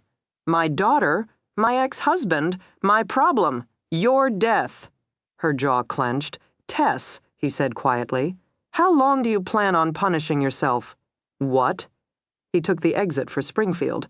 You heard me. There's more on your mind than Jim Beckett, and honey, you'd better get it out. Because you take him on with a chip on your shoulder and he will eat you alive. I don't know what you're talking about. You're angry. He murdered my friend. He kidnapped my child. Not at him. You're angry with yourself. And why would I feel that? Because I left my daughter alone to be taken. Because I left the state so Difford could get killed instead of me. Because Samantha was kidnapped while you were screwing a former mercenary and playing family counselor to siblings only Manson could love. He finished for her. Come on, Tess. Get it out, get it all out. Hit me if you want. Hit yourself, then pull it together because I'm not letting you out of this car until I know your mind's 100% on the matters at hand. You're worthless otherwise. Damn it, she cried. Then she did hit him in the shoulder hard. Next, she hit the dash. 3 times. He could still feel her frustration and rage. I should have stayed with Sam, she whispered miserably. I should have stayed with my daughter. Then you'd be dead too. You wanted change, Tess. This is it. Stop being the martyr and learn to be the cavalry. Neighborhoods appeared around them. He knew they were getting close. In a low voice, Tess directed him to the former safe house. Most of the neighborhoods appeared older, comprised of 1-story ranch-style homes, with 2 token windows, 1 token chimney, and not much else. Like growing up in a cereal box, JT thought. He turned down another street. This late, there was no one around. Cars slumbered in driveways. Houses hunkered down on their foundations. Not even a porch light offered a ray of comfort. He looked over at Tess. She was very pale. I can still take you to a hotel. Fuck you. Oh, yeah, Tess. You're tough. She scowled, then pointed to a house tucked between 2 others. Yellow crime scene tape encircled it like a garish boa. Jake parked the car next to the curb. He looked down the block just in case an unmarked car was watching. Nothing. Of course, the action here had already come and gone. The crime lab chemists had probably spent a solid day here, analyzing the scene, dusting for prints, cataloging evidence. Dogs had been brought in to locate Difford's body, which Tess said they still hadn't found. Now the real police work would be performed in the lab. The house just an old monument to the violence. JT and Tess had come for that testimony. They needed a starting point to track Beckett, and his last crime scene seemed as good as any. Maybe it would tell them something, maybe it wouldn't. JT opened the door and stepped out into the stunningly cold fall night. "Christ," he muttered. Give me a cactus any day. He jammed his bare hands into his front jeans pockets and hunched lower in his leather bomber jacket. Tess was already climbing out of her side of the car, much more suitably attired. "Stay here." He stepped up onto the sidewalk. "No." She closed the car door and squared her shoulders. He didn't feel like arguing. He walked right over to her and pinned her against the car with his body. His dark eyes bore into hers, harsh and impatient. "I'm the professional. I'm the client. Tess, you'll only make a mess of things now. Get back in the car." She stared at him mutinously. "He already has Sam. How much messier could it get?" "A lot," he said bluntly. He pinned her in place and leaned closer. She didn't shrink or cower. Her brown gaze remained steady. God, she'd learned a regular hellion these days. "Marion would be proud," he said. "Beckett isn't a hay bale, Tess. I know, I felt some pity for the hay bales." "I don't feel any toward Jim." She pushed against him hard, but his body didn't budge in the car. "Nope." She pushed again, and while he was steeling his body against that feeble effort, she ducked beneath his arm. Step, twirl, and she was free, striding beyond his reach with a grim smile. "You have to admit I'm getting a lot better." He scowled. "It's not a game." He wanted her in the car. He wanted her some plaque where he wouldn't have to worry about her. She headed toward the front door. "Do you really think he's here? He already has what he came for?" "I don't feel like taking any unnecessary chances." He briefly debated knocking her out cold and stuffing her into the trunk until it was over. It would serve the fool right. "He has Sam," she said flatly. "He'll have to stay with her in the evening, or find a beautiful blonde to watch her for him." She paused. He caught a slight tremor racking her frame. But Tess brought her chin up stubbornly. The wind stirred behind her, bringing him the scent of China rain. The moon highlighted her sable hair and caressed her heart-shaped face. "Christ," he muttered, and turned away. She looked beautiful, precious. And he didn't want to see that, not knowing what he did to beautiful, precious things. 36 years old, and his life was still locked in the same old patterns, spiraling toward the same bitter end. He hated that. "You got your gun?" "Yes." Now, she sounded shaken. "Get it out. You think he's in there?" "Get out the damn gun. You want to play soldier?" "Soldiers do not question orders. You do as you're told when you're told." "Is that clear?" "Yes, sir." "You'd better believe it." He took out his gun and removed the safety. "Cocked, locked, and ready. The only way a Marine made an entrance. Follow me and do what I say. Don't make any noise. Don't leave my side. Disobey me once and I'll shoot you myself." "Yes, sir." You know what a clock is? She gave him an exasperated look that clearly stated she knew what a clock was. "Good." He ignored her attitude. "Anything happens? This is how it works. You're responsible for the 6 to 12 position. I'll cover 12 to 6. You mean shooting, don't you?" Well, you can shake his hand if you want to, but I wouldn't recommend it. Okay, she said hastily. Her uneasiness had returned. Then she cleared her face and set her shoulders. The good little soldier, she was killing him. The car, he attempted one last time. Stubborn ass. "Yes. Are we going to talk all night or do this?" "Fine." He sounded angry and couldn't help it. "But don't say I didn't warn you. Don't worry, I give you full permission to engrave. JT was right on my tombstone. Gee, thanks, I look forward to that." He looked back at Tess one more time. Her hands were trembling slightly, but she was holding the gun the way he'd taught her. JT gave up on indifference. Okay, God, he bargained shamelessly in his mind. You got Marion, you got Rachel, you got Teddy. The Colonel's prostate cancer was a nice poetic touch, but 30 years too late. Give me Tess. Just give me this one. Then I'm willing to call it, even if you are. It's a haluva deal. He received no answer, but then he never had. He smiled grimly. We're going in. Semper Fi. JT entered first, his back pressed against the entryway wall, his arm making smooth, level sweeping motions as he pointed his gun at each shadow. His arm was cocked back, beaming a small flashlight into the entryway. He looked like Rambo. She felt like the half-hearted understudy. JT slid around the corner and she followed quickly, focusing on taking quiet, shallow breaths. The hallway was long and dark and seemed to bisect the house as a main artery. Her nose twitched.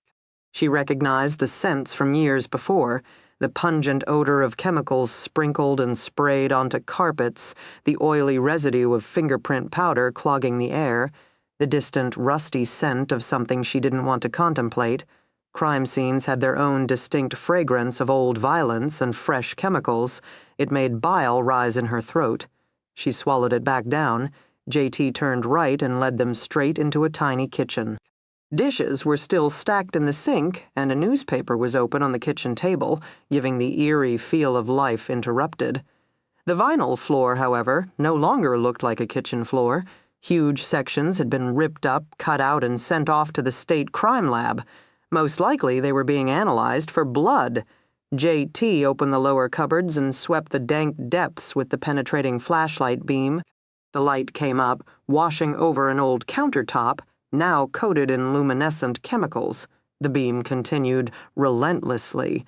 The walls glittered as the light picked up various residues. As he glanced up, he saw the flashlight illuminate dark dots arching across the ceiling like a rainbow, the spray pattern indicating a beating with a blunt wooden instrument, like a tree limb or mop handle or baseball bat.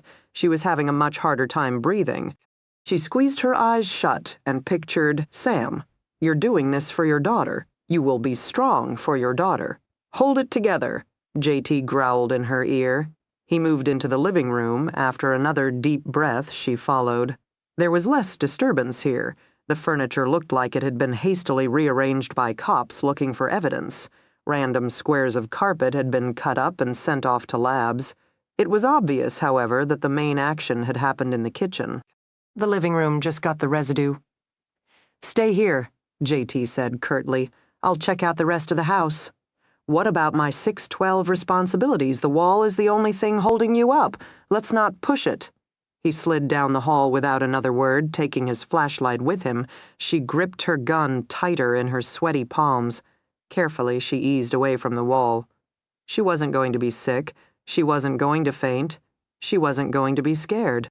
She was going to be strong. She was going to be tough. Jim walked up right behind her and popped the plastic bag over her head. "Theresa," he whispered in her ear, "I see you answered my invitation, and it looks like you brought me your mercenary to kill." JT had just opened the last dresser drawer in the spare room when he knew he was no longer alone. Tess? She couldn't move that quietly. These were the steady steps of a professional. Beckett. How? He tightened his finger around the trigger of his 9mm and rolled up on the balls of his feet, just in time to hear the telltale whistle of a bat whizzing down. He leapt to the side and fired twice. The bat crashed into the dresser. JT pivoted, tried to aim, and received 2 sharp blows to his kidneys for his efforts. His gun went flying. He lashed out with his foot and heard the grunt of Beckett receiving the blow. Whirling his head around, JT spotted his gun. He lunged. Simultaneously, Beckett lifted the bat. Roll and fire just like a shooting drill, except Beckett wasn't a cardboard target, and the stakes were real. His finger pulled back sharply, 1, 2, 3, and through the ringing in his ears he heard Beckett's sharply indrawn breath. The bat, however, rose again. JT moved, but not fast enough. The bat caught him with a solid crack against his forearm. His fingers went immediately numb, then flared red-hot with pain. The gun dropped from his lifeless hands. Shit! The bat rose. There was no more time for thinking now. It was about adrenaline. It was about rage, and JT felt a whole lot of it well up inside him. His lips curved back in snarl. He held his wounded arm against his ribs and kicked hard with his left leg. He connected solidly with Beckett's kneecap, hearing the other man's winded grunt and feeling the bloodlust grow. He lashed out again, stomping a rock-hard stomach. Quick pivot and turn, and he smashed his foot into Beckett's upper arm. The bat dropped to the floor. J.T. closed in for the kill. Just as he lunged forward, however, Beckett hooked his feet and he flew through the air. He landed hard, his hands too numb to catch him. The oxygen left his lungs in a painful whoosh, his chest filled with fiery red ants. His eyes saw spots and his bruised hip roared with pain. He kept moving, instinct yelling, "Roll, roll, roll, or die!" He staggered to his feet, trying to sight Beckett. The world spun sickeningly. He couldn't get his balance. He couldn't find his gun. Shit. He was in trouble. Focus. Damn it. Focus. His blurry gaze finally found Beckett, a tall, pale shadow that looked alien and ghost-like. It took J.T. a minute to understand why Beckett was hairless, no head hair, no eyebrows, no nothing. His eyes seemed to have receded in his face, smaller and more penetrating without brows to highlight and soften. A serpent's head, that's what it looked like. The two men stared at each other. He held his arm against his side.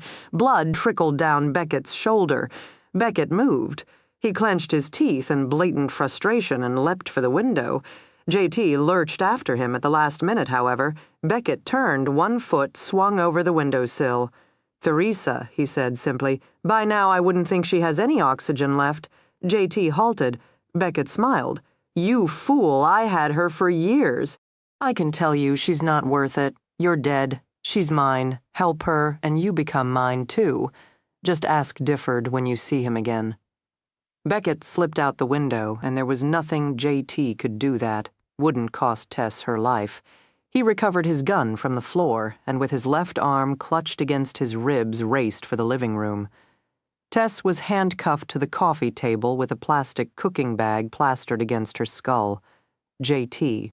unsheathed the knife from his ankle, slit the plastic bag, and peeled it back from her face. Her head lolled to the side, her pale skin tinged with blue. "Tess, come on, come on." Her head fell to her chest. He slapped her hard and was rewarded by a sharp intake of breath. She was alive. He'd screwed up, but somehow she was alive. He rocked her against his chest. He cursed his own stupidity. He got down to business. They had to leave now. "Jim," Tess whispered hoarsely. Her eyes were glazed. "He left. But he might come back. Can you walk?" "I tried to shoot him. I raised my gun, but—" "Shh. Pull yourself together. Come on, Tess." He raised the coffee table, slid the other half of the handcuffs free, and dragged Tess to her feet. She leaned against him heavily, still gasping for air. "Okay, you breathe. I'll run. Here we go." He pulled her out the front door, and the night slapped them like a vengeful woman, cold and stinging against their cheeks. "Run," it seemed to hiss in their ears. J.T. didn't argue. "He's dead." Marion glanced up from the fire, her cheeks unusually rosy from the mesmerizing flames. She sat on the edge of a white leather stool. Italian leather, very good. She'd picked it out herself, and the couch and recliner that went with it. They fit the living room well, a minimalist motif of white leather and frameless glass. She'd always liked this room in her upscale Virginia townhouse. After the warm earth tones and vivid greens and reds of Arizona, however, she suddenly found the white overwhelming, and she resented that fiercely. "Did you hear me?" Roger stood stiffly in the doorway, as if he couldn't decide whether it was safe to enter or not. She looked at him coolly, not giving him the slightest expression that might aid his decision. She knocked back the last of the brandy she'd been sipping. "I heard you. I thought you were going to be by his side." Obviously, I didn't make it. Are you all right, Marion? You don't seem. His voice trailed off, his face held genuine concern. She hated that. "Go back to your cocktail waitress, Roger. I don't need you here." For a change, he didn't listen to her. Instead, he stepped into the room. She arched one fine brow. "Why, Roger, did you grow a spine while I was away?" His face spasmed, revealing the direct hit. I know this has been rough for you, Marion, he tried valiantly. Spare me. I know you must hurt a lot right now. I can't be your husband anymore. I'm sorry. But I thought I might still be your friend. Why would I need a friend? I know you loved him, Roger whispered hoarsely. I loved him too, Marion. He was my friend, my mentor. I already miss him. I can't imagine how much you must hurt. The emotion welled up in his face before he controlled himself. She saw the glint of honest tears in his eyes. She stared at him blankly. She should be crying too. She should feel sadness, grief, but she felt nothing, ice, flowing through her veins and freezing like a solid mass in her stomach. Ever since 2 nights ago, ice was the only emotion she could find because sometimes when it cracked, she glimpsed things she didn't want to know. Rogers stepped forward. He looked handsome and distinguished in his suit, the crystal chandelier reflecting off his fine, light brown hair and elegant patrician features. He'd been born with a silver spoon in his mouth and was the epitome of grace, refinement, and class. The first time she'd seen Roger, she'd been dressed in a flowing white gown and slowly descending the grand curving staircase of her parents' house to make the dramatic entrance for her 18th birthday party. Roger had been standing by the colonel's side in full military dress uniform, looking at her mesmerized while the chandelier glinted off the medals on his chest. Her gaze was supposed to sweep the whole room like a duchess granting royal privilege. Instead, she'd simply stared at Roger. She'd thought he was a prince coming to carry her away. If he put his arms around her now, could he make the images go away? Could he save her from the ice that was consuming her? I'm lost inside myself and no one can hear my cry, Marion.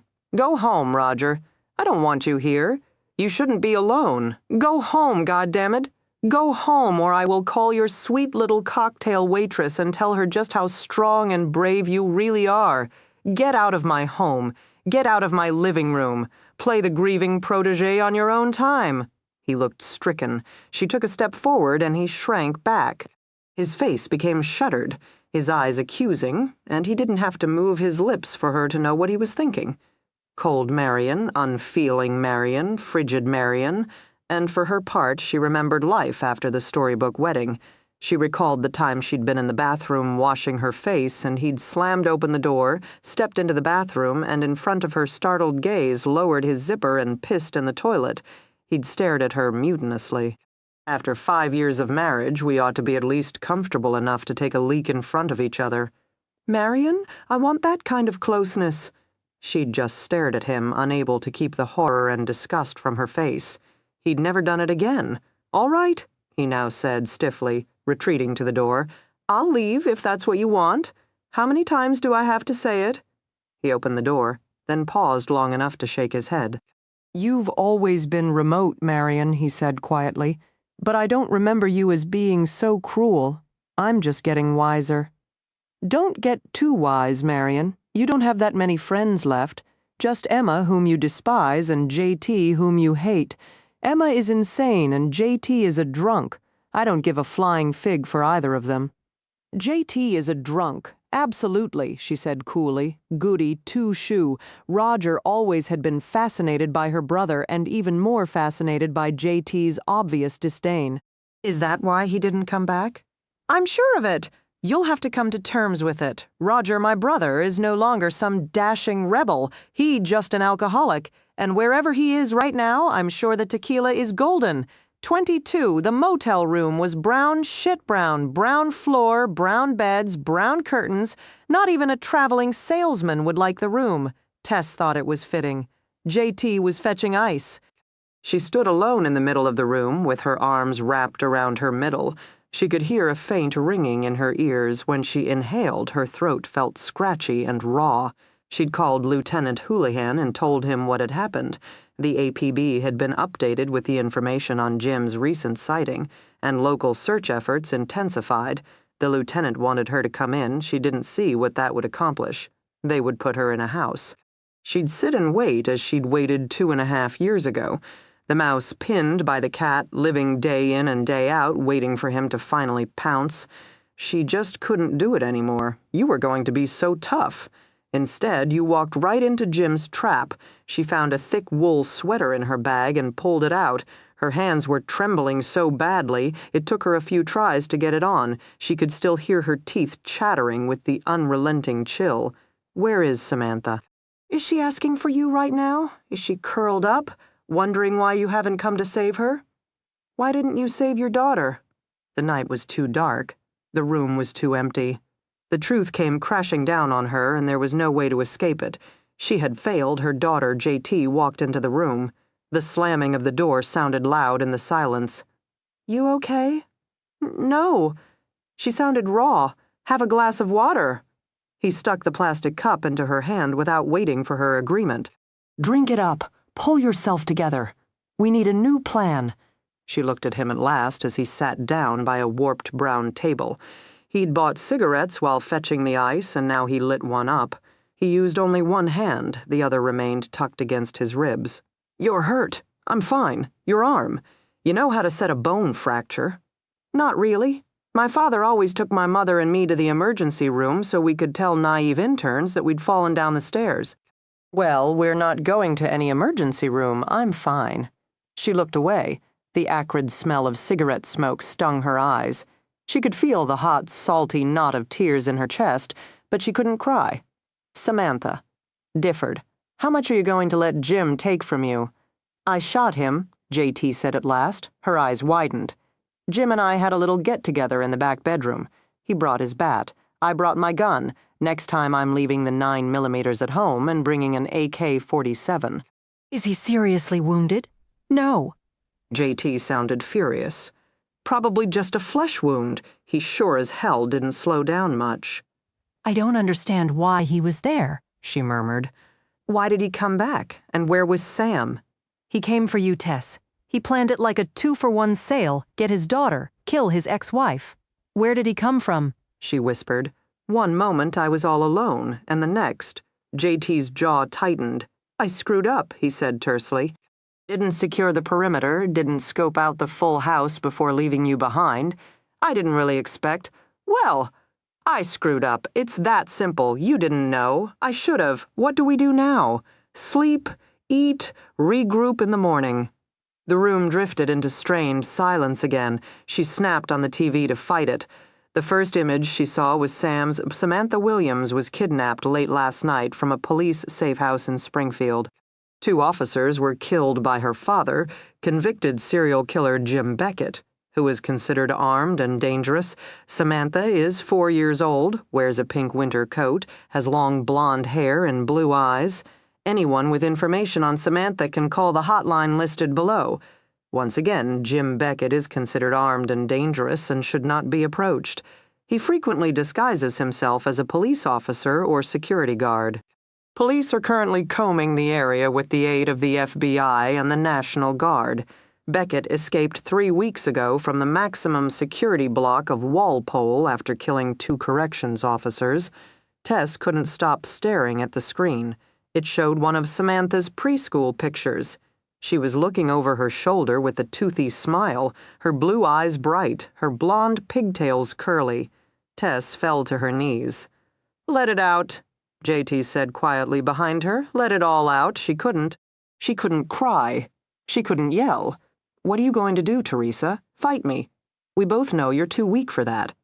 Pull it together, Tess, JT said more sharply. Take a deep breath. Focus on the carpet if it helps. You're weak, stupid. You couldn't even stand up to your father. What did you do when he hit your mother? Watch. And what did you do while he hit you? Wait. Tess, damn it. Don't do this. JT grabbed her shoulders and shook her hard. For a moment she lolled like a rag doll. She couldn't find her strength. She had no mass, no muscles, no bones. She had no spirit.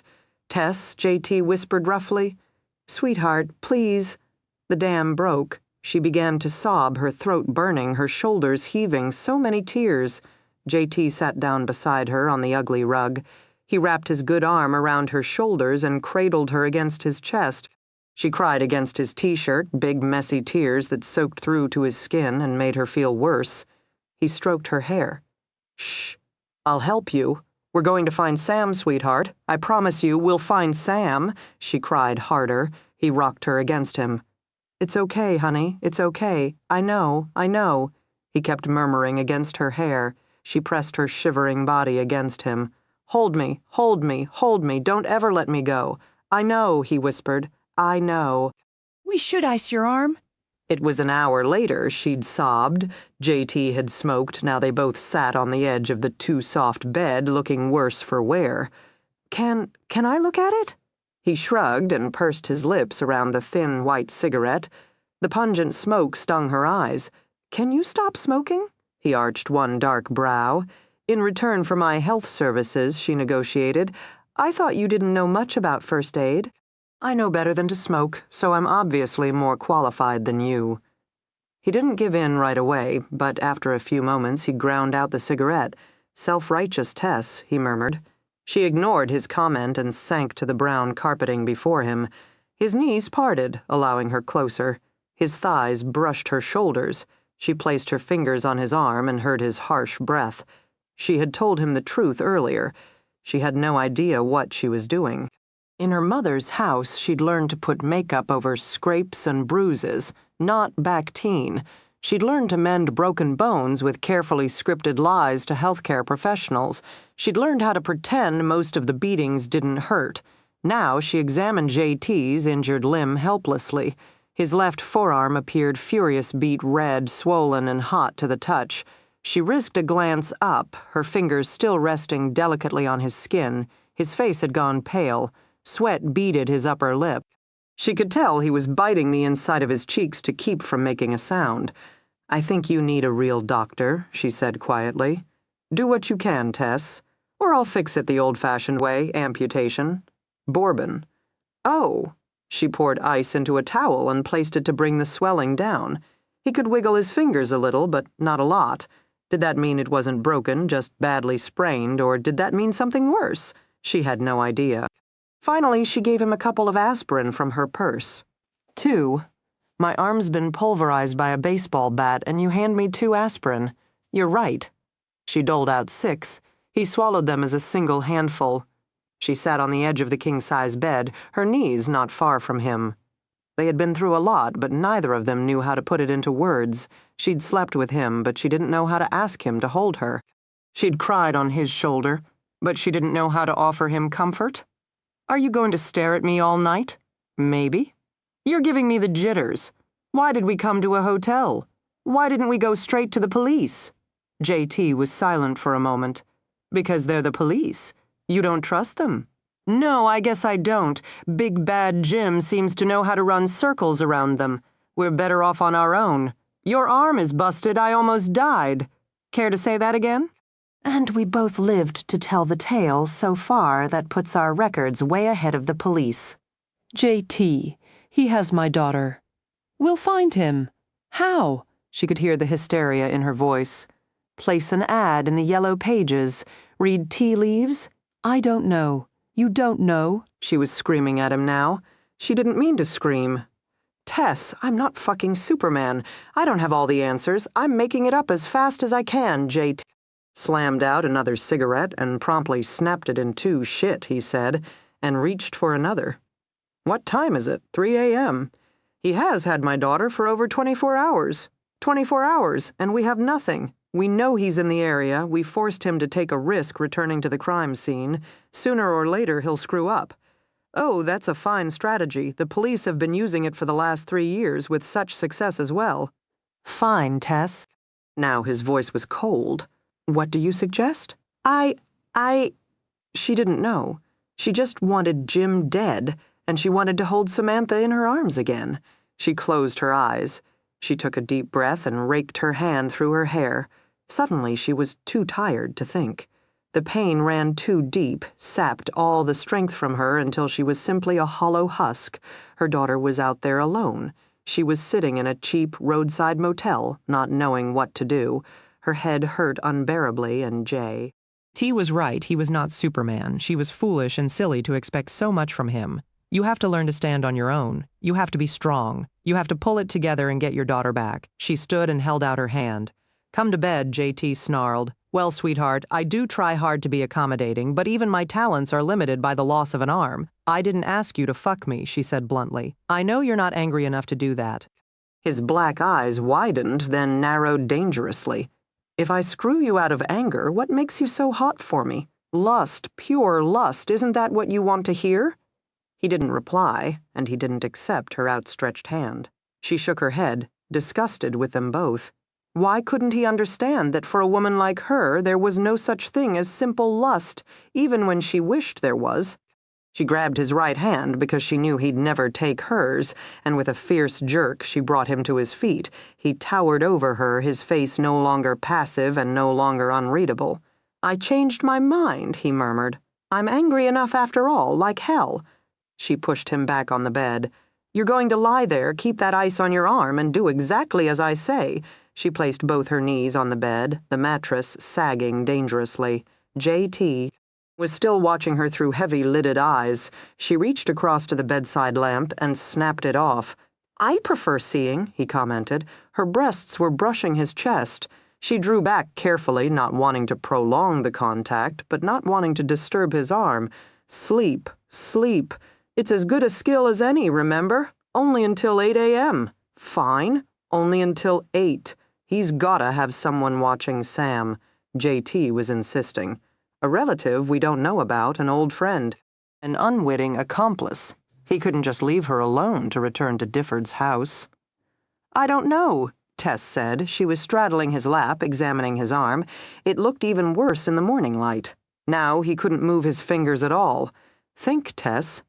"I have thought about it. I'm telling you, his family is dead. He never had friends, just associates, and now there's no logical person for him to turn to. On the other hand, he picks up women like that." She snapped her fingers. "Maybe he has a steady girl these days. I don't know. Where did he hide last time? I don't know. He disappeared for 6 months, and the cops still don't know how. I'm sorry, J.T., but once he was caught, he didn't exactly volunteer all the information that only happens in the movies. Where did they search last time? In the beginning, every place, just like they're doing now. His picture was posted, a hotline established. They issued a warrant throughout New England. As time wore on, however, the task force grew smaller, the effort less intense. Police departments don't have the budget to maintain that level of manpower and diligence for 6 months. Which Jim knows, so he waited. The number of officers working the case slowly dwindled down, and soon there's you, sitting in your old house with only a couple of cops working each watch shift. "We weren't even sure he'd come back," she whispered. Quincy just thought it was probable. He was silent. His skin was an unhealthy color. His forehead felt like he was running a fever. He could do that again, you know. He has Samantha. Exactly. An even better reason for him to lie low. He has a place, maybe a person. Let's just assume that for now. He used it last time he disappeared, and he's using it now. You're right. He keeps a low profile, and 6 months from now the task force will be half the size. They'll start thinking he slipped through the net unseen. Men will get called on to more active cases. Yeah, if he can be patient, it can work. Then we find him, Tess said simply. I'm not leaving Samantha in his possession for 6 months or a year. I'm not arguing, but we have to have a starting point. We need information. Tess took a deep breath. You're absolutely right. The tone of her voice gave her away. He was immediately shaking his head. You can lead a horse to water, Tess, but you can't make him drink. I'm not playing with a horse. I'm talking about you and your sister and my daughter, who needs you both, trying to play matchmaker. I'm trying to do what's best for Samantha. He stiffened, letting her know she'd struck deep. He rolled off the bed and stood, putting plenty of space between them. Marion might not be willing to help, not given the way she feels about me right now. She doesn't hate you any more than you hate her. Get that out of your crystal ball. She walked up to him and placed her fingertips on his collarbone. She wasn't willing to accept his distance, and she wasn't willing to let him push her away. You were just a little boy, J.T. She must understand that you couldn't have saved her any more than you could have saved yourself. Save her, Tess? She won't even admit it happened. I know. It's not uncommon for incest survivors. He flinched at the word, his face shuddering. You can't even say it, can you? She whispered. I don't. It's an ugly word. Her gaze remained on his face, her fingers rubbing his shoulders. I still see it all so clearly, he muttered, his shifted beneath her touch, his body wired with tension. She tells me it never happened, but I can still remember every detail of it, all the times he beat us. All the times she stood at the foot of my bed and begged me to save her. He pushed away from Tess. Stop it. His right hand raked his hair. It happened. We grew up, in spite of him, and I hope he rots in hell. But you still love your sister, she said softly. His hand balled into a fist. His jaw worked. Yeah, he said, staring out the window, and she still thinks I'm a loon. I don't think so, JT. I think she's beginning to think you're right, and that's what scares her so much. She took a step toward him, reaching out. He flinched. Don't? She faltered, stung by the rejection. She forced her hand down to her side, her gaze never leaving his face. He hurt. She knew he hurt. She could see it in the remoteness of his expression. Let me in. Let me help a little bit if I can. But he remained unyielding. She didn't know anyone who could be as hard as he could be hard. She took a deep breath. Her eyes stung. All right, she said quietly. I'm going to shower. You do what you think is best? Yeah, I'll do that. You're the professional. The minute the bathroom door closed behind Tess, JT retrieved a cigarette. He paused long enough to open the window and get hit by the solid New England chill. Then he brought the cigarette to his lips, lit it clumsily, and inhaled gratefully. The open air was cold, the sky gray but bright enough to hurt his eyes. He stood there anyway, squinting, exhaling out the window and smoking the first cigarette down to a nub. Then he lit a second, and then he picked up the phone. His fingers shook when he punched the number. He told himself it was the nicotine. Marion picked up on the third ring. For a minute he couldn't find his voice. Hello, hello. She already sounded angry, and she didn't even know it was him. He contemplated hanging up, but didn't. Hello, Marion, he said at last. She was silent. He used the opportunity to drag deeply on his cigarette. On the other end of the line, was she doing the same? That was a pretty picture. A brother and sister who couldn't carry on a 30-second conversation. But boy, could they smoke? Are you speaking to me or not? Give me one reason why I should. It's about Beckett. Beckett, she sounded suspicious. What do you want, JT? I'm not asking for me, Marion. I know better. Tess is asking. And let's not forget that this is the kind of case that could build a career. He couldn't keep the edge out of his voice. You have 2 minutes to state what you need, or I hang up information. Information? Beckett returned to mass. He killed the cop who was watching Tess's daughter and kidnapped her. Oh, shit. For a change, Marion's voice was soft. Her shock sounded genuine. I think he has Sam stashed with some friend, JT said quietly. But Tess can't think of anyone. The FBI are the ones who've been tapping phones and handling surveillance. Maybe there's something there that will tell us where he's gone, who might be helping him. Maybe. She was silent for a moment. Why come to me, JT? Why not just contact the special agent in charge? I could get you a name if you want. Is that what you want me to do, Marion? Contact the SAC. This time the period of silence was long. He forgot about his cigarette until it burned down far enough to singe his fingers. I'll come, she said abruptly. Where are you? Outside of Springfield in a motel. He rattled off the phone number, careful to keep his voice neutral. He wasn't sure how to feel yet, or if he should feel anything. Give us a call when you land at Logan. I'll give you directions from there. The shuttle flights are steady, I imagine. I can be there by midday. All right. He waited for her to say goodbye and hang up the phone, or say she remembered something, maybe the good times. The hot summers they'd spent perfecting cannonballs into the swimming pool, or early evenings when he would watch her ride, thinking she must be the most graceful girl in the world to sit so perfectly on that huge horse. She said abruptly, Daddy's dead. Okay, the funeral will be next Friday. He's being laid to rest in Arlington with full military honors. Huh? Will you come, JT? No, your hatred, is that pure then? Isn't yours, Mary Berry? She hung up the phone and dial tone filled his ear. H interrupted her shower. She halted, her hands shampooing her hair, her gaze questioning. He took in body covered delicately with soap suds. Her arms had freshly defined muscles. Her legs, too. He couldn't really remember what she'd looked like that first day anymore. He just saw her now, and she was beautiful to him. His gaze rested on the harsh red line encircling her neck. The ligature line from the plastic bag. What are you doing? Her voice was husky, uncertain, looking for someone to scrub my back. What makes you think I'd do a thing like that? I'm an invalid. You'll help me. He pulled the shower curtain all the way back, unmindful of the hot water that sprinkled his chest. He placed his right hand on his fly and rapidly undid the buttons. She remained standing beneath the shower spray, open-mouthed and watching as he stripped. He joined her in the tub, his legs cradling hers. Without asking, he took the soap from her hands. He ran it over her breasts, her flat belly. He felt her skin quiver beneath his touch. Wordlessly, he brought the soap up and slid it over the red welt encircling her neck, as if he could erase it, as if any man had that kind of power. Christ, he wanted it. He wanted to make the world better for her. He wanted to give her everything he hadn't been able to give Marion, everything he hadn't been able to give Rachel and Teddy.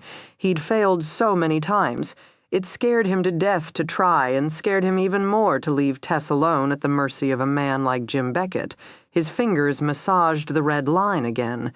He thought that when he saw Jim Beckett next, Beckett's death would be painful and a long time coming. God damn it, let me keep one person safe. Let me help Tess. Let me help Samantha. Let me stand up at the plate and finally be a man, she said quietly. You called her, didn't you? His thumb brushed again, slow, his silence answering for him. Jate, I'm proud of you. I don't need you to be proud of me. He let the soap go. He looked into her eyes, searching for something he was too afraid to put into words. Her eyes were so large and so clear. Trusting, God help him, God help her. His fingers slid into the brown thistledown of her curls and found her. She was moist, hot, ready. She arched into him, her hands digging into his shoulders. She whispered his name. The sound alone toppled his control. She gave him hope, and maybe something more. She pressed her forehead against his chest as his fingers started to move. I know, she whispered against his skin, but I'm proud of you anyway. I want Mommy. I know. He touched her blonde hair lightly where it pooled over the plain white pillowcase. She sank deeper into the pillow, not quite cringing, but not quite wanting the contact after the first big shock of seeing him. She had become worried and anxious. She didn't fight him, but she didn't cling to his hand the way she used to. He accepted that. It had been 2 years since she'd last seen him, and he hardly looked like his old self. He continued smoothly. As I told you, Mommy's not coming back. Sam's lower lip jutted out. Blue eyes became liquid. But she promised. He didn't respond to the whine in her voice. If you reward such behavior with attention, the child never learns. Instead, he said bluntly, Theresa lied to you, Sam. Mommy wouldn't do that. Yes, she would. She told you I would never come back, correct? Samantha nodded miserably. She lied, Sam. She lied, but it's okay because I'm here for you now. She cried a little as if that would refute his words. He remained sitting there patiently. Finally, she wiped the moisture from her face, then sighed with a little girl's broken heart. He didn't console her or hold her. He just waited. Within a few weeks, Teresa's image would begin to fade in Sam's mind. Within a few months, her mother would seem like a distant shadow, and within a few years, Teresa wouldn't be recalled at all. Starting over again, tabula rasa was the glory, the privilege of youth. When Samantha was tearless and composed once more, he tucked the covers beneath her chin and patted her shoulder. I have a surprise for you, he said lightly, giving her a reward for handling her new circumstances so well. A surprise? She mused over the matter for a bit. Is it Toy Story? Her eyes were so bright he felt a pang of regret that he hadn't thought to buy her the movie. He didn't have time to attend to such things now. Last night's unfortunate rendezvous with Teresa had already added days he couldn't afford to his master plan. Also, beneath his long-sleeved black turtleneck, his shoulder throbbed from the bullet wound. He moved stiffly and resented it fiercely. It's not Toy Story, he said, his voice tighter. Samantha cringed, and he forced himself to smile. He'd forgotten just how sensitive children could be the minute he relaxed. So did she. Her eyes grew contemplative once more. Did... Her face grew very bright. Did you get me a new brother or sister? In spite of himself, Jim blinked his eyes in shock. "No," he said slowly. "Has Mommy talked about getting you a new brother or sister?" Sam shook her head glumly. "No, but I've always wanted one." He smiled, and for a change the gesture was genuine on his face. From the moment he'd first seen Samantha nestled against Teresa's breast, he'd been enraptured by his daughter. She was half him, half his genes. He could see himself in her bright blue eyes. Already she showed promise of great intelligence and great resilience. Even as a baby, she hadn't cried as much as other babies cried. She was better than all that, sweet, genuine, and strong. She was the better part of him. "Daddy," she demanded, impatient now. That made his smile grow. He was pleased that she'd called him Daddy. "It's better than a brother or sister. I got you a new grandma." "Grandma? You mean Grandma Matthews is here?" She looked very puzzled. "No, a new grandma. Now you have two." She slowly nodded. "Two grandmas. When do I get her?" In the morning, he brushed back her hair. "I have to go away for a while, but you'll meet your grandma when you wake up. She's tall and heavy and speaks with a light accent I'm sure you'll find funny. Do what she says, Sam. She'll take good care of you." Sam didn't look convinced. His thumb brushed her cheek. "Do you trust me, Sammy?" More slowly this time, she nodded. Good.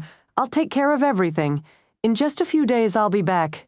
And then we're going to leave. I think we'll go someplace very warm. What do you think of that Will Mommy come with us, she whispered. Grandma and Grandpa Matthews? No, the new grandma. His eyes grew unreadable. Maybe, he said at last. I haven't decided yet. Edith had just sat down on her patio with her morning cup of tea and a wool blanket when Martha's front door opened. For a moment, Edith was startled.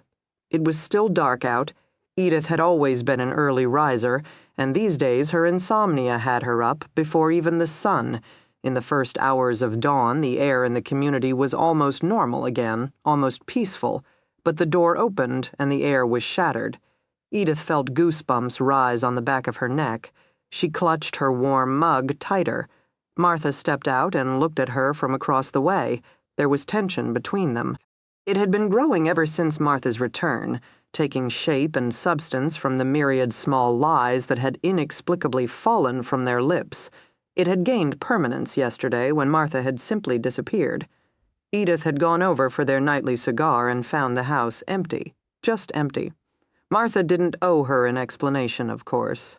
The woman was responsible for her own life, but the mysterious absence, the undefined disappearance, had dealt the final blow to the fragile friendship between them. It made Edith think of just how little she knew Martha, just how little the woman spoke of herself. She'd moved into the neighborhood 2 years earlier, been around for a bit, then hightailed it to Florida with barely a by-your-leave. The phone calls in between had made the absence less conspicuous, but Edith was paying attention now. She was realizing she really didn't know her neighbor at all. Martha stepped off her patio and crossed to Edith's yard. Abruptly, the hair rose on Edith's arms. The air howled around her ears. She knew without turning that the visions were back, the poor, tortured girls hovering around her patio, as if there was something important they had to tell her, but death had robbed them of their voices. The tea mug trembled violently in her grasp, splashing her hands with scalding hot liquid. Edith, Martha said, coming to a halt at the bottom of the steps. Edith didn't say anything. She just looked at her neighbor. This close, she could see the subtle changes. Martha's eyes were now dulled by exhaustion and strain. She moved differently, too. She walked stiffly, as if her age had caught up to her suddenly and now weighed on her heavily. Martha, Edith acknowledged at last. I apologize for intruding. No need. Martha squared her shoulders. I have a visitor, she announced. Her gaze met Edith's. It was a touch defiant. A visitor? The hair still danced up Edith's arms with wild electricity. Her chest was beginning to tighten with a familiar pain. My granddaughter. You have a granddaughter from the boy, the salesman who travels? I see. I had to meet him unexpectedly. Something came up. He needs me to watch my granddaughter. Aha! Martha looked at her again. In this dark moment before dawn, her gaze appeared flat. as if she were dead. "Will you meet her this morning?" Edith wasn't certain. Finally, she nodded. "If you'd like. If something should happen to me, will you take care of her, Edith? I would trust you with her." Again, there was that stare, that only half-alive gaze. There was no pleading in Martha's voice, not even fear.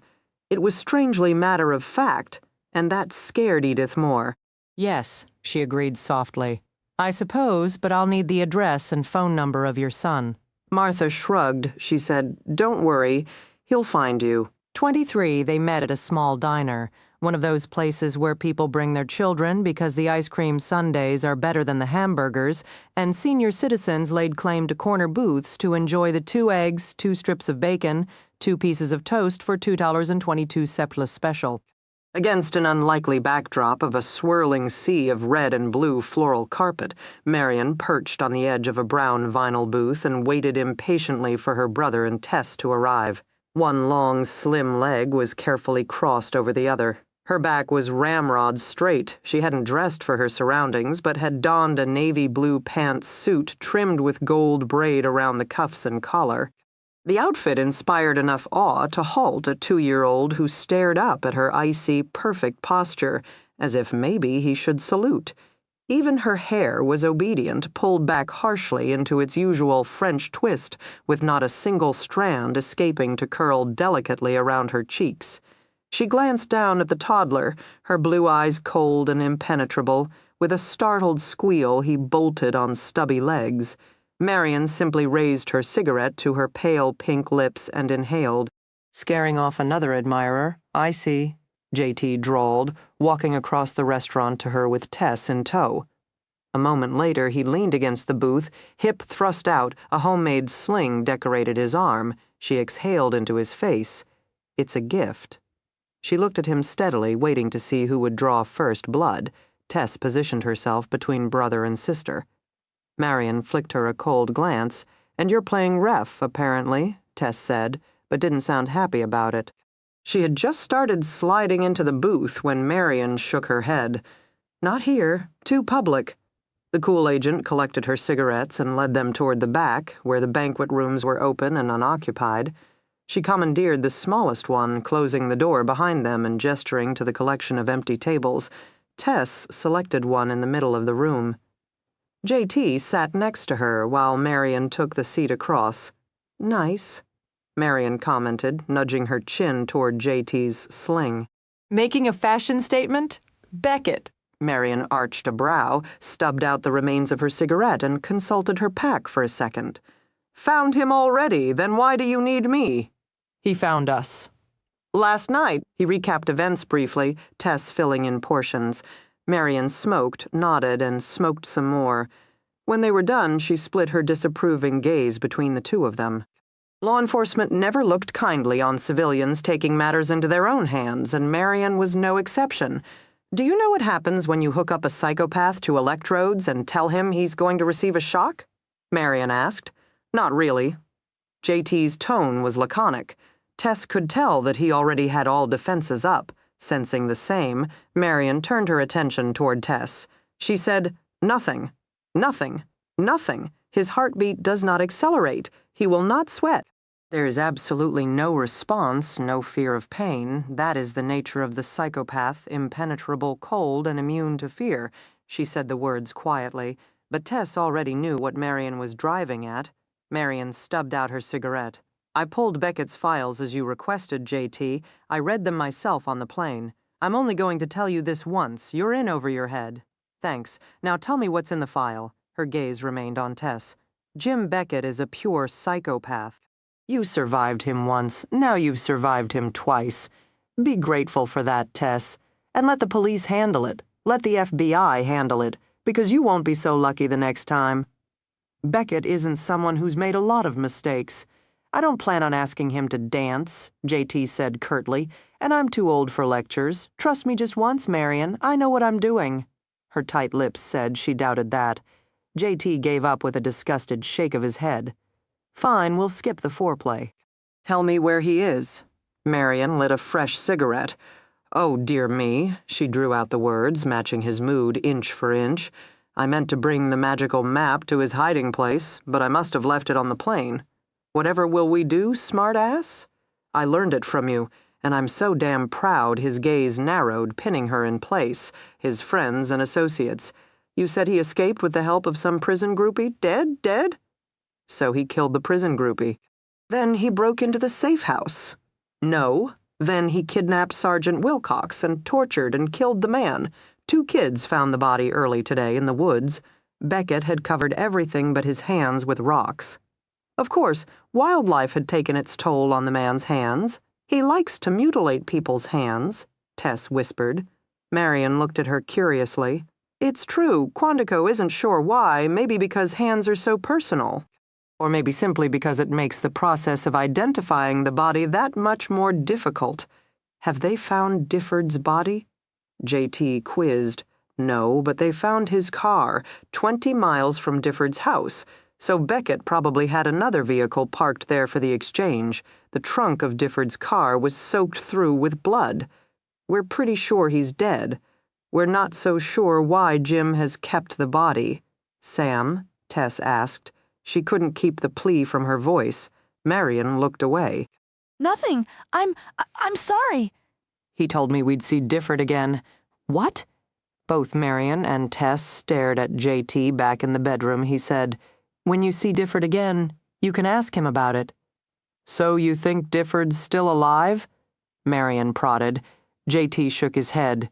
Too risky, particularly with Samantha around. But Big Bad Jim doesn't do things randomly. He kept the body for a reason.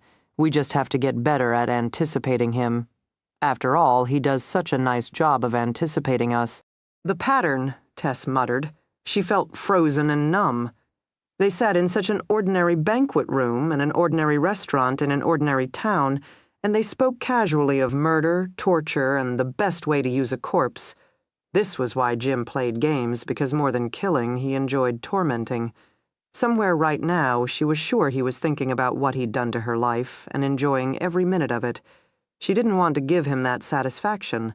Pattern, JT quizzed. Was, Marion supplied. Jim Beckett was Quincy has some theories. Jim Beckett was number 1. Jim Beckett was here. Jim Beckett was the best. Whatever. What's relevant is that Beckett forms his pattern based on where he leaves the bodies. Obviously, that's why he took Difford's. Jate frowned. In other words, he's running out of time. Marion looked at him with a puzzled expression.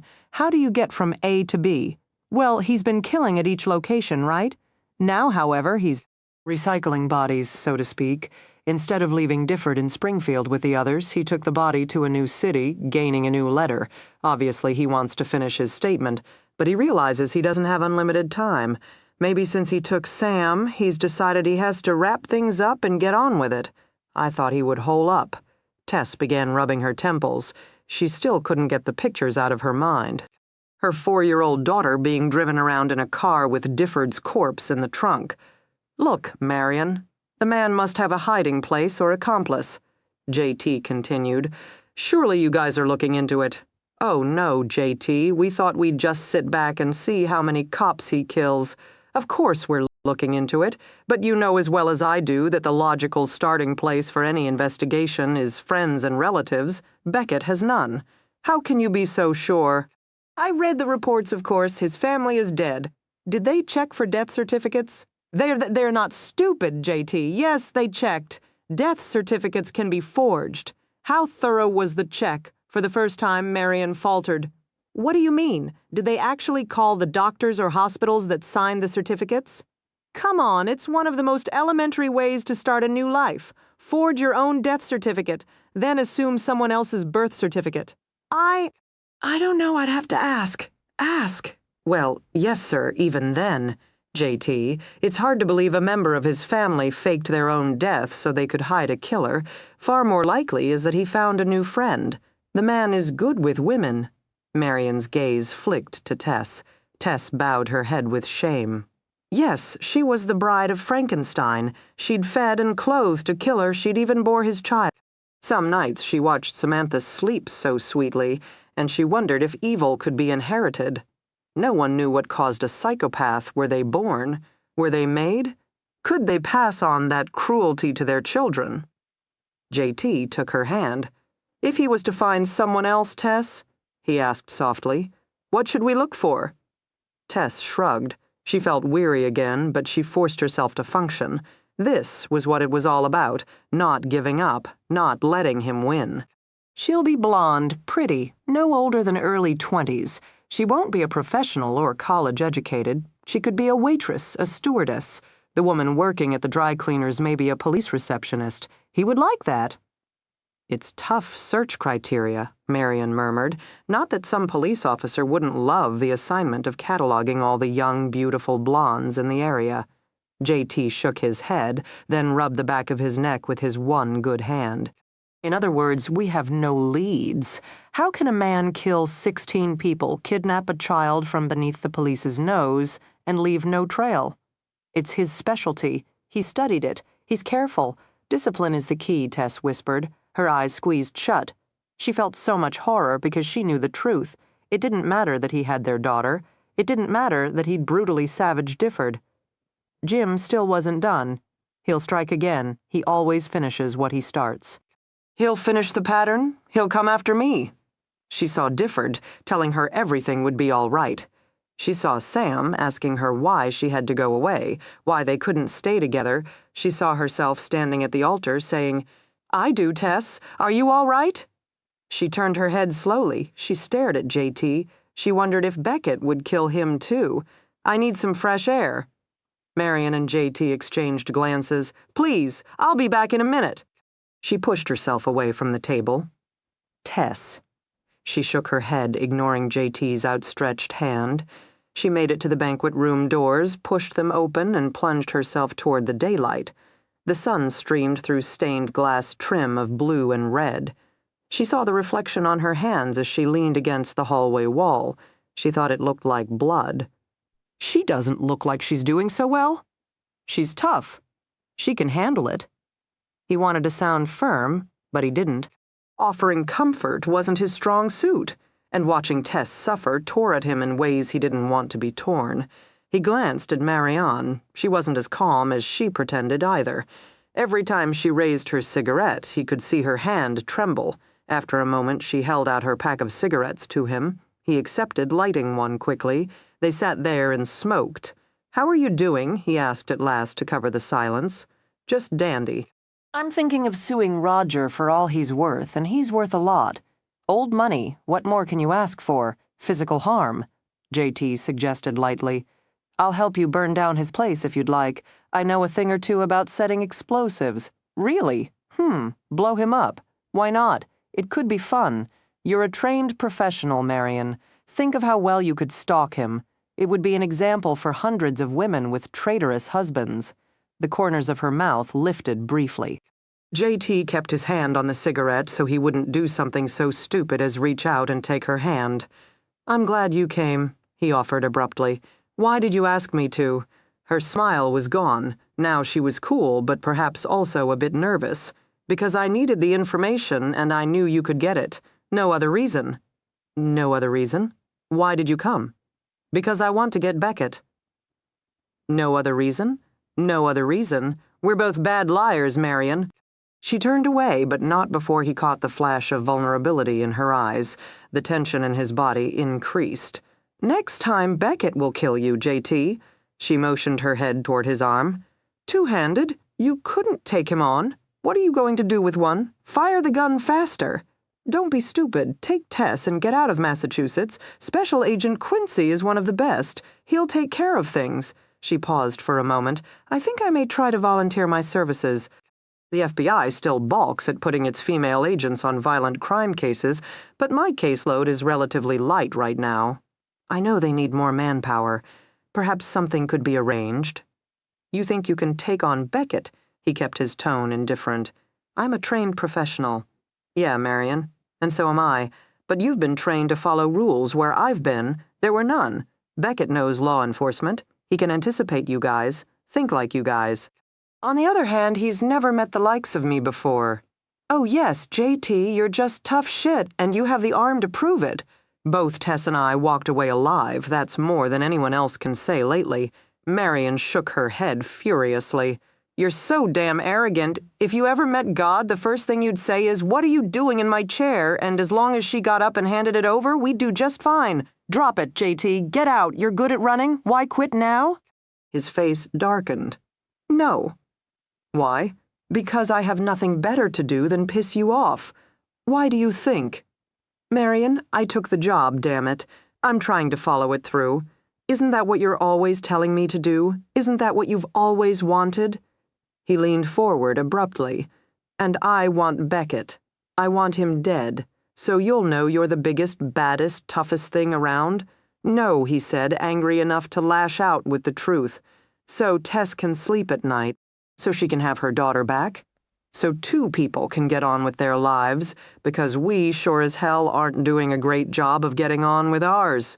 I don't know what you're talking about. He hit the table with his fist. Yes, you do, Marion. I know you do. I can see it in your eyes, and I know it's the real reason you came, just like it's the real reason I called you. Her face fired to life. It filled with a venomous rage that froze the breath in his lungs. He knew that kind of anger. He knew that kind of hate. He left everything to you, you son of a bitch. Marion hissed. He left everything to you. Jate, too, couldn't think, couldn't respond. He sat there and took it. You hated him. You walked away from him, tossed everything in his face, blackened the family name, and became a first-class loser, and he left the bulk of the estate to you. Emma gets a trust fund to keep her shopping until she finally cracks up completely. My child gets a trust fund. You get the rest. You bastard, you bastard, you bastard. Her face was no longer icy. It was haggard and unbearably tortured. JT's hand began to shake. It was out in the open now, and it hurt more than he'd thought. I don't want the money. I won't accept it. Take it all. He left it to you, God damn it. The least you could do is accept it. No, he was the bastard, Marion. The fucked up will only proves it. Take everything, you. You deserve it. Don't you mean I earned it? The world stopped spinning. He couldn't quite grasp all the memories, emotions, and reactions that flooded his head. He whispered faintly. So you do remember. You really do remember. No, she declared immediately. Neither of them believed her. Marion, he reached out his hand. She immediately shrank back. What he did to you was so wrong, JT whispered. My God, he raped you! She flinched, but he couldn't stop. It had to be said. He didn't know any other way to move on. It wasn't your fault, Marion. The words tumbled out. He said them almost desperately, not sure how long she would allow him to speak, and having so many things that he just needed to say. You have to understand that it wasn't your fault. It wasn't. He was a sick, twisted man who ruined us both for sport, but he's dead now. He's dead, and we're alive, and we can get through this. We'll stand together, you and me, don't you remember? He tried to take her hand, but she still wouldn't let him. Leave me alone, she whispered. I am nothing like you, JT. I'm not some drunken failure. When we were kids, Marion, I used to wish I was a girl. You want to know why? She stared at him dubiously. He continued. So he would have left you alone. I figured if I'd been born the girl, at least he would have left you alone. He looked at her openly. No more wisecracks, no more defenses, no more protection. He couldn't be more honest. And he saw the ice crack. Marion was gone, and Mary Berry sat before him, and she looked so unbelievably lost and so unbelievably alone that tears stung his eyes. Oh, God, what had the Colonel done to them? And why now, even after the man's death, couldn't they make it right? I remember the pillow forts, he whispered with a voice so hoarse it couldn't be his. Tell me you remember the pillow forts. Tell me you remember how we used to throw socks at the maid and she'd throw them right back and we would screech and howl and laugh. She shook her head. He could see the tears in the corners of her eyes. You would come into my room at night, and we would huddle beneath the sheets with a flashlight to read G.I. Joe comic books. You liked the character Snake. You thought someday he'd come and rescue us? No. And we were always moving, and there were new cities and new schools and new kids, but at least we had each other. You used to hold my hand the first day of school, and I would tell you everything would be all right. No. And once I told a school principal that the Colonel hit us, and I told the man that the Colonel went into your room every night. No, and he told me I was a liar and gave me detention for spreading rumors. The colonel beat me so hard I couldn't sit for a week, and you wouldn't even talk to me. I had no idea what he'd told you or why no one ever believed me, why someone like Snake didn't come at night and save us. Damn you, damn you, damn you. I hated him, Marion. But I never hated you. You were the only good part of my childhood, the only person who gave me hope, the only one I loved. Shut up. The tears escaped and trickled down her cheeks. He wanted so badly to touch her. He wanted to wipe away her tears and hold her close because he could feel the tears in his own eyes and the rage that never quite went away because so much had been taken from them and they couldn't get it back. Now there was only emptiness and rage and an unbelievable hurt he'd never known how to mend. I don't want to hear any more, she whispered brokenly. As he stared at her, she drew the cigarette back up to her lips with a hand that shook so badly it took her 3 times to actually thrust the cigarette between her teeth. "Marion," he said urgently, "we have to talk about this. I can't marry Barry." She leaned over, her blue eyes desperate and pleading. "Jordan Terrence, if you ever loved me, then you will swear to me now that you will never bring up Daddy again. Swear to me." He shook his head. "Swear to me," she demanded fiercely. "And that will make it go away? Swear." He shook his head again. It didn't deter her. He pleaded with her. It didn't matter. She was adamant, and he felt too much guilt to fight her. She won. "All right, Marion, all right." She released her breath, leaning back with a shaky sigh. "I'm not like you," she said at last. "You did the right thing, JT, leaving him, hating him so purely. I can't. It's all twisted inside me, and I can't make head or tail of any of it. I used to think I was so strong, but maybe I'm not strong at all. Maybe I just can't handle it. You've made it this far. Talk to me. Trust me that much." Her head turned slightly. Her eyes were filled with guilt and anger and pain. He began to understand just how much he'd failed her all those years ago. Oh, God, Marion. She looked away. He heard the sound of Tess's footsteps behind them, and with a blink of an eye, Marion's expression shuttered. His sister was gone, and only the cold, composed FBI agent remained. They'd grown up in a household filled with masks and where everyone was a quick-change artist. Some habits couldn't be broken. "You swore," Marion reminded him under her breath. "I'll hold you to your word?" Tess arrived at the table. She stated without preamble, "I have a plan." She planted her hands on the table. "We'll take it back to where it all started. Williamstown, the old house. We're going to give Jim what he wants more than anything. We're going to give him a second chance at killing me. 24 Mr. Dillon. This is going to hurt a bit." "No kidding." The doctor gripped the fingers of JT's injured hand and tugged hard. Tess heard the grind, then crack as the bones snapped into place. JT paled, the pain blinding, but he didn't say anything. His eyes remained expressionless on the far wall as Tess winced for him. The doctor finished inspecting the freshly aligned bone while Tess and Marion waited in metal chairs. Marion wouldn't look at her brother. She stared at everything else in the tiny room. The mechanical bed, the tray of tools, the x-ray of his left arm lit up on the wall, the countertop covered with swabs, tongue depressors, and a blood pressure cuff. When the doctor forcefully aligned her brother's arm, Marion flinched. Otherwise, she sat quiet and motionless, as if she weren't even in the room. Tess recognized the signs. Marion felt her brother's pain and resolutely shut it out. JT felt his pain and her pain and resolutely shut them both out. Tess wondered how many times they'd gotten to practice this drill growing up and figured it was more than a few. She had her drills too, the distant place in her mind she hid in so she wouldn't hear the sound of her father's hand smacking against her mother's cheek or feel her husband's body laboring above hers. The past crept in on people in the most insidious ways. The doctor finished drying the special polymer blend that now wrapped from beneath JT's elbow to his palm. JT's fingers stuck out ludicrously from the white prison. The polymer substance was waterproof so he could swim. Other than that, his arm was pretty much out of commission. The doctor finally handed him a sling. "Give it 6 to 8 weeks to mend. Then you'll be good as new." Uh-huh. "You don't have to wear the sling, but I'd use it the first couple of days to keep your arm fully immobilized so the fracture can begin to heal." "Uh-huh." JT tossed the crumpled sling onto the floor and let it lie. The doctor frowned. No running or undue activity until that cast is off. Fall or jar that arm again and you'll have a serious break. Uh-huh. The doctor looked even more uncomfortable. Any questions? JT stared at the man for the first time. Tess saw the doctor recoil instinctively. She didn't blame him. JT looked demonic. Treat a gunshot wound in the last few days? Pardon? Treat a gunshot wound? Probably to the shoulder man's bald, doesn't even have eyebrows. He would be hard to forget. The doctor glanced over to Tess and Marion as if pleading for help. Marion flashed her FBI creds answer his question.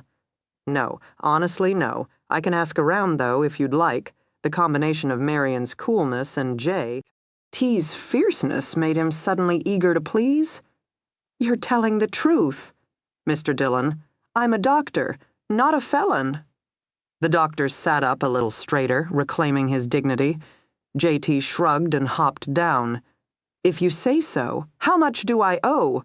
While the doctor continued blinking his eyes, JT unclipped a thick wad of bills from his pocket and began counting out the hundreds in the parking lot of the doctor's office. Marion said goodbye. She'd agreed to talk to Special Agent Quincy about Tess's idea, though Tess could tell the blonde had her doubts about the wisdom of Tess serving as bait. Tess wanted her to run it by Quincy. Maybe he'd take it more seriously if he heard it from a fellow FBI agent. Marion crossed to her car. Her gaze flicked to JT twice before she finally opened the door. Remember, JT said tersely. You can call any time. Marion hesitated, then nodded. Tess heard JT release the breath he'd been holding. He watched his sister drive away, his eyes hooded. You okay? She asked quietly. Just fucking dandy. I thought as much. He climbed into the passenger's side of their rental car. Tess got into the driver's seat and started the engine. She wondered if he would offer any information or make her pry it out of him with a crowbar. She suspected the latter. You're sure you're all right? I don't want to talk about it. Maybe you should. Lay off, Tess. She couldn't, though. I want to be there for you, JT, the way you're there for me. When Marion becomes a serial killer, we'll talk. That's not funny. No, I suppose it's not.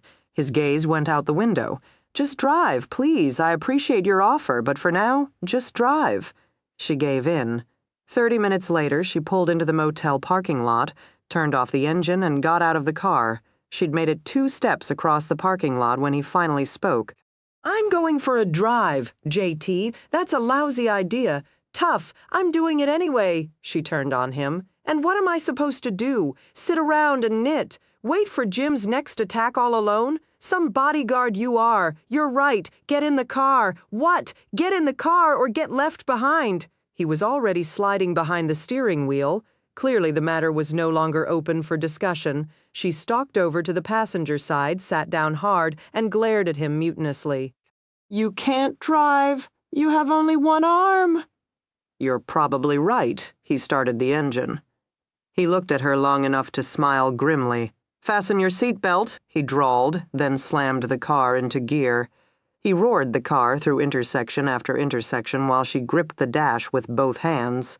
Slow down, for God's sake, slow down, scared Tess, he murmured, turning and staring at her as a sharp curve appeared in the narrow back road. Hell, you're planning on taking on Beckett. My driving ought to be boring compared to that.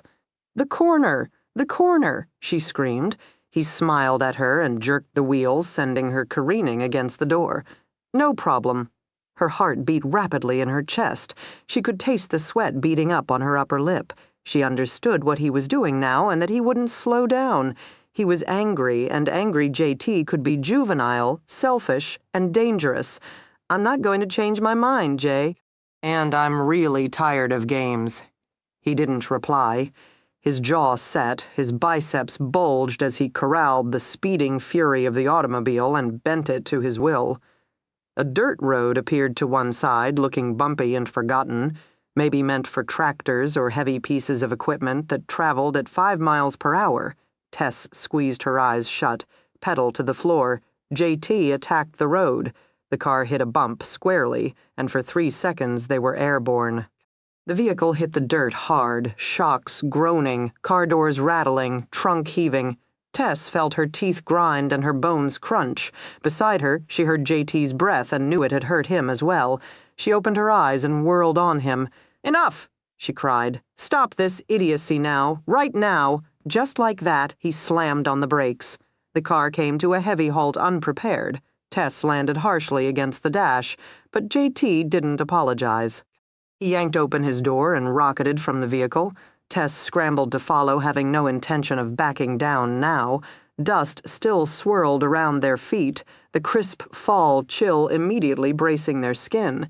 She saw no house, no vehicles, just flat, barren fields that were beginning to frost over, and the distant promise of mountains. Jate stalked around the car, his eyes boring into hers. "You won't serve as bait," he declared. "I forbid it." She opened her mouth to argue, but he stormed right up to her, backing her up against the car, trapping her with his body. He smiled, but it wasn't pleasant. "So eager to die, Tess?" "No," she said breathlessly. Her hands were pinned to her sides by his body. She jerked them free and planted them against his chest. "If he wanted to fight, she'd fight. She'd learn to give as good as she got. You're not going to do it," he said curtly. "Yes, I am." "There's a flaw in your plan, Tess. A man like that isn't afraid of pain. If he attacks, the only way to stop him will probably be to shoot him." "And then what, Tess?" "He'll be dead. And Sam. What about Sam? With him dead, how are you going to find your daughter? She didn't know. I'll make him tell me where she is," she said stubbornly. "I will. Damn it," he roared. "I won't let you do this. Like hell." She heaved with her hands, trying to push him away. He pushed in closer, his eyes dangerous. "Attacking an injured man, Tess? Whatever works." She wiggled her hips, determined to break his hold. It was useless. "This injured man is trying to save your life," he snarled, leaning closer, his breath hot against her cheek. "Save my life? What do you care about my life? You haven't even acknowledged its existence for the last 2 hours? Feelings hurt because I didn't flatter you or gaze longingly into your deep brown eyes." Abruptly, his right hand slid down her sweater and cupped her breast. He knew her body too well. One flick of his thumb and her nipple grew hard. She resented him doing that to her. She arched helplessly into it anyway, wanting him to touch her again. "I thought of you," he whispered. "I thought of your breast in my mouth, your hands in my hair. I thought of bending you over backward and fucking you. Is that what you want to hear? Is that romantic enough for you, Tess?" His hips rotated against her suggestively. She bit her lower lip, hating him for making her want him and treating it as if it were nothing. "Damn you," she whispered. For his reply, he caught her lower lip and sank his teeth into it. Her hands uncurled on his chest. Her fingers dug into his shoulders, drawing him closer while her mind screamed white-hot fury and called her a fool. She yanked her head. "Stop it. I'm not your toy. Could have fooled me." His thumb began a more insistent pattern around her taut nipple. Her back arched into it. "It doesn't matter," she said hoarsely. "I'm still going to set the trap. I'm still going to do exactly as I planned. If you want to be angry, fine. If you want to torture me until then, fine. But I know it means nothing to you, and it changes nothing." He swore. Then he kissed her hard. It was an eating kiss. His tongue plunged in, hot and thick and filling her. She accepted it greedily, her hips pressing against his groin, feeling his growing hardness. He ground into her, and she met him halfway. Then, abruptly, he pulled back. She cried out her disappointment shamelessly, her hands reaching for him. In a smooth movement, he grabbed her shoulders and spun her around. She landed, facing the hood with his breath hot against her ear. His hips rotated suggestively against her buttocks. "Unbutton your jeans," he whispered. "Do it for me now." She shook her head, but her hands were on her zipper. His fingers curled around the thick denim and tugged it down the minute she unzipped the fly. She felt the cold winter air against her exposed hips. She felt him push up her sweater, her hands planted on the trunk of the car. He thrust his foot between hers, parting her legs, pulling her hips closer. It was crude and coarse, and she arched her back, her eyes already shut as the anticipation swelled in her veins. I'm not going to let you bait, Beckett, he growled. You can't stop me, she murmured and parted her legs farther. God damn it, he swore and thrust hard, she cried out as he penetrated. I'm going to save you, he ground out, his hips already moving. Damn it, I'm going to save you. I'm going to save you. You can't, she whispered, but then she couldn't think. The air was cold and crisp, his body hard and hot. The tempo increased, and her ears knew only the sounds of her thundering pulse and his grunting breaths, the feel of him sliding inside her, deeper and deeper, the joining of him with her, the realization that it might mean little to him, but it meant everything to her. It would always mean everything to her. Goddamn the Colonel, he whispered abruptly. Goddamn Jim Beckett, I won't let them destroy another. I won't let... His voice broke into a garbled cry. He thrust hard, pouring into her just as she cried out her release. Then she whispered his name and knew in her heart it was too late for sanity. She understood his anger. She understood his fear. She understood his need. She'd gotten under his skin and seen all the good he couldn't acknowledge, the fear he tried to hide, and the loneliness he pretended didn't exist. She loved him. Much later, when the sun was gone and a fresh moon flirted with the sky, they checked into a new motel room. J. T was silent, as he'd been all afternoon after dropping her bag on the floor. Tess handed him her bottle of aspirin. He shook out 8 and popped them at once. Tiredly, he began to strip off his clothes. She watched, wordlessly. You're making me self-conscious, he muttered. I'm just admiring. Has anyone ever told you that you're beautiful? The stress has fried your brain. I mean it, JT. You're beautiful to me. He turned away and climbed into bed. She removed her clothes and joined him. They'd already spoken to Lieutenant Houlihan. There was no sign of Jim, no sign of Sam. Somewhere out there, her daughters slept alone. Was she well cared for? Had she been fed? Did Jim read her stories before tucking her into bed? Tess couldn't stand the distance anymore. JT was the one who played tough. Tess knew she was overwhelmed and frightened and near despair. She curled her naked body spoon-like around his, though she knew he resented the contact. He stiffened. She held on anyway, pressing her cheek against him. She's starting to remember, he said abruptly. Tess stilled, then stroked her fingers down his shoulder in silent comfort. You'll help her. She made me promise never to mention him again. Give her time. Sooner or later she'll need to talk about it. She'll come to you and you'll be ready. Rachel used to tell me that I had to let things go, that I held on too tight, maybe. I failed her, Tess. You should have seen the look in her eyes. I didn't even know how much I'd failed her until I saw her memories in her eyes. He didn't say anything for a long time. Then abruptly he rolled onto his back. She couldn't see his face in the darkness, but his fingers touched her cheek softly. Don't do it. I have to. Everyone has fought the battle but me. Everyone has paid the price but me. So that's when you'll be happy, when he finally kills you. His voice was tight, his muscles tense to the touch. She opened her mouth, then closed it again. I don't want to talk about it anymore. Well, I do. Go away, Tess. Go hide out in some hotel in Arizona, and I'll pretend to be you in the house. You're injured.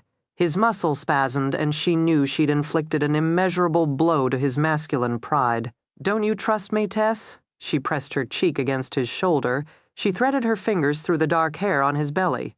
It can't be just you, JT, she whispered, trying to save the world. No one is that strong. It will be you and me together in the house. I'll be bait. You be ready to catch the rat. I won't have you die on me. I won't. I'm so tired of them dying on me. His voice was hoarse. She held him closer. I love you, she whispered. Neither of them spoke. Edith sat in the living room of Martha's house, holding a cup filled with black tea and watching Martha's granddaughter read a book on the couch. With Martha sitting beside her, the living room really wasn't much. The sofa was old and threadbare and had probably been purchased from Goodwill, like the other few pieces of furniture. It reminded Edith of the clothes Martha selected, old, eclectic, and mismatching. There weren't even pictures on the walls. Edith had never noticed that before. In the whole house, there wasn't a single picture or framed photograph. Edith forced her gaze back to the little girl. Her name was Stephanie, and she seemed to be a somber, quiet child. She wore a thick sweatsuit with a baseball cap covering her hair and eyes. Her face nagged at Edith mildly, as if she'd met Stephanie before. Of course, little kids had a tendency to all look alike to her. She focused on examining her tea as Stephanie continued reading the story of Cinderella out loud. Edith was just picturing the pumpkin stagecoach in her mind when the chills swept up her arms. She looked up and wished she hadn't. Girls, so many girls, she'd never seen so many at once before. Here, in this living room, their features were so clear, she thought she could reach out and touch them. How could Martha not see them? How could Stephanie talk of mice turning magically into footmen, while a dozen ethereal shapes swarmed around them naked and ashamed? Her chest hurt, the pressure squeezing her ribs like a vice. She opened her mouth. She tried to yell at them to leave her alone. She was just an old woman, and she didn't know what they wanted. Then she realized that they weren't looking at her, not pleading with her with their tortured eyes.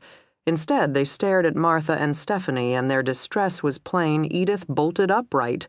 She spilled her tea across her lap, not noticing the burn. "Martha," she gasped, "you're in danger. Horrible, horrible danger." Stephanie stopped reading and looked at Edith with wide blue eyes. Martha raised her head more slowly. "Stephanie, please go to your room." Stephanie got up quickly, looking relieved to escape. Then Martha turned to Edith. "How do you know?" "I see things," Edith confessed in a rush. She'd never said so out loud before. It eased the pressure in her chest. She said more firmly, "I see the dead." Martha's eyes widened. Edith waited to see shock, disgust, or even a faintly repelled look. Instead, Martha's gaze grew sharp and intensely curious. "You see the dead? Yes. Do they talk to you?" "No, they just appear, so tortured, as if there's something they need me to understand." Martha leaned forward and clutched Edith's hand. Her grip was surprisingly strong. "Tell me," she whispered. "Tell me everything." In the bedroom, Samantha took her ear away from the door. She'd been trained how to dial 911 and give her full name, address, and phone number. But she didn't have a phone in this room, and she no longer knew her address or phone number. She wasn't sure what she was supposed to do now. Finally, she walked over to the bed she'd been given just a few days ago. She sat on the edge and stroked her dolly's hair. "It's all right," she told her baby. She patted the pretty pink doll again. "Mommy will come. Mommy will come, and everything will be all right." 25, the police were trying to make up for past mistakes. Now the officers filing in for the briefing had to show their badges at the door. All 3 task force leaders stood next to the receptionist, personally identifying each man. With this system, it took 45 minutes to assemble the group. Tess sat at the front of the room, JT beside her. Marion sat toward the back, and Tess was still trying to decide if the distance was intentional. For the past 24 hours, Tess and Marion had hammered away on Special Agent Quincy and Lieutenant Houlihan until they agreed to Tess's plan. Last night, Tess felt triumphant. Finally, something would happen. This morning, she watched the news, saw her daughter's picture flash across the screen once more, and simply felt terrified. "All right, people," Lieutenant Houlihan said. "Listen up." Quincy strode into the room, looking harried, and Houlihan scowled. Quincy did a small double take and instead of walking to his chair in the front of the room, promptly took a seat next to Marion. Houlihan got on with it. "As you know, we have formulated a new strategy for catching Jim Beckett in the front of the room here. We have Beckett's ex-wife, Tess Williams, whom many of you know from before. 2.5 years ago, she agreed to sit in her house and wait for Jim Beckett's return. We agreed to protect her and catch her husband. We didn't fulfill our end of the deal so well. Now she has volunteered to do the same once again, and people, this time we're going to get it right. We have 3 teams in this room. I've already briefed your supervisors who will cover the details with you later. This is what you need to know now. Task Force A will continue canvassing for Samantha Williams and Jim Beckett. I know the hotline is still getting hits. Plus, it has been suggested that you follow up on the validity of Beckett's family's death certificates. You're moving from an 8-hour to a 12-hour shift. There were a few tired moans. Houlihan continued ruthlessly. Yes, people, your life sucks. Next, teams B and C are assigned to Tess Williams with everyone rotating 8-hour shifts. You have 3 main objectives: scout and secure Williamstown, watch the safe house, and remain mobilized for a full-fledged assault. Officers will be deployed in pairs. Some of you will walk beats, others of you will keep watch from unmarked cars. We will have 10 officers deployed at all times. The FBI will coordinate surveillance and wiretapping. Also aiding you will be the SWAT team. We can't keep them on full alert indefinitely, but they have agreed to give us 3 snipers to cover the rooftops, as you will read in your reports. That's how Jim Beckett entered the house the first time around. This time we're not going to give him that chance. A hand came up in back. It was an older detective who'd worked the task force 2.5 years before. With all due respect, Lieutenant, we can't maintain this forever. Last time we also started out ultra alert and ultra ready, but 6 months later we were down to 2 men watching the house and no SWAT support. How's this going to be any different? We got budgets, we got constraints, and Beckett knows it. Houlihan nodded. Good question. We might as well cover it now. Special Agent Quincy. Houlihan stepped aside, and Quincy walked up to the front of the room. He didn't look at J.T. or Tess. In his dark blue suit, he appeared composed and distant. Tess had spoken to him numerous times. Now, as before, their lives were intimately intertwined. But he still refused to call her by her first name, and he rarely spoke to her about anything outside of business. His job had taught him dispassion well. The things that horrified her were commonplace to him. The questions she found intrusive were merely business. His job took him outside the world of civilized people, and she didn't think he could find his way back anymore. She respected him immensely and worried about him frequently. He began, as he always began, without preamble. We don't believe we'll have to wait long for Beckett's attack. We believe he is beginning to decompensate. English, please, Lieutenant Houlihan muttered. We're not the ones with a Ph.D. Jim Beckett's beginning to fall apart. Quincy said bluntly, disagreeing murmurs broke out. The man had killed 3 officers in 24 hours. That didn't fit their definition of someone falling apart. Quincy held up a silencing hand. Hear me out. A psychopath is a complex creature. In many ways, however, we can compare him to a particularly bad child. More grumbles. Quincy remained patient. You've heard the tapes? You know, Jim Beckett considers himself to be a man of unprecedented control. Discipline is the key, that's what he likes to say. However, he's wrong. He is driven by a compulsion that not even he can explain. On the one hand, he considers himself outside the boundaries of society. That is his neurosis. On the other hand, deep down, like any person, he has a need for limits as he gets away with murder. He tries even more daring and dangerous stunts. Not just because of ego, but because some part of him wants to be caught, like the child who evolves from petty tantrums to small crime to get a parent's attention. Beckett will commit riskier and riskier murders seeking that barrier. That is the psychological component of his decompensating. Research also indicates there is a physiological component, but we don't understand it as well. The act of murder appears to release chemicals in the brain. Murderers talk about a feeling of euphoria, similar to a runner's high. Before a murder, they are tense, wound, overwrought. Afterward, they are relaxed, calm, and settled. Over time, the desire, the need for this euphoria begins to drive the killer. We see shorter periods of time between killings, cycle times going from 6 months to 6 days to, in the current case of Jim Beckett, 6 hours. The room grew quiet. In most cases, the organized serial killer begins to demonstrate more and more of the traits we associate with a drug addict. 1, he's no longer so composed or calm. Physical health deteriorates. The chemicals released in the brain and constant adrenaline rush interfere with his ability to function. Like someone mainlining cocaine, he stops sleeping, forgoes food, and neglects personal hygiene.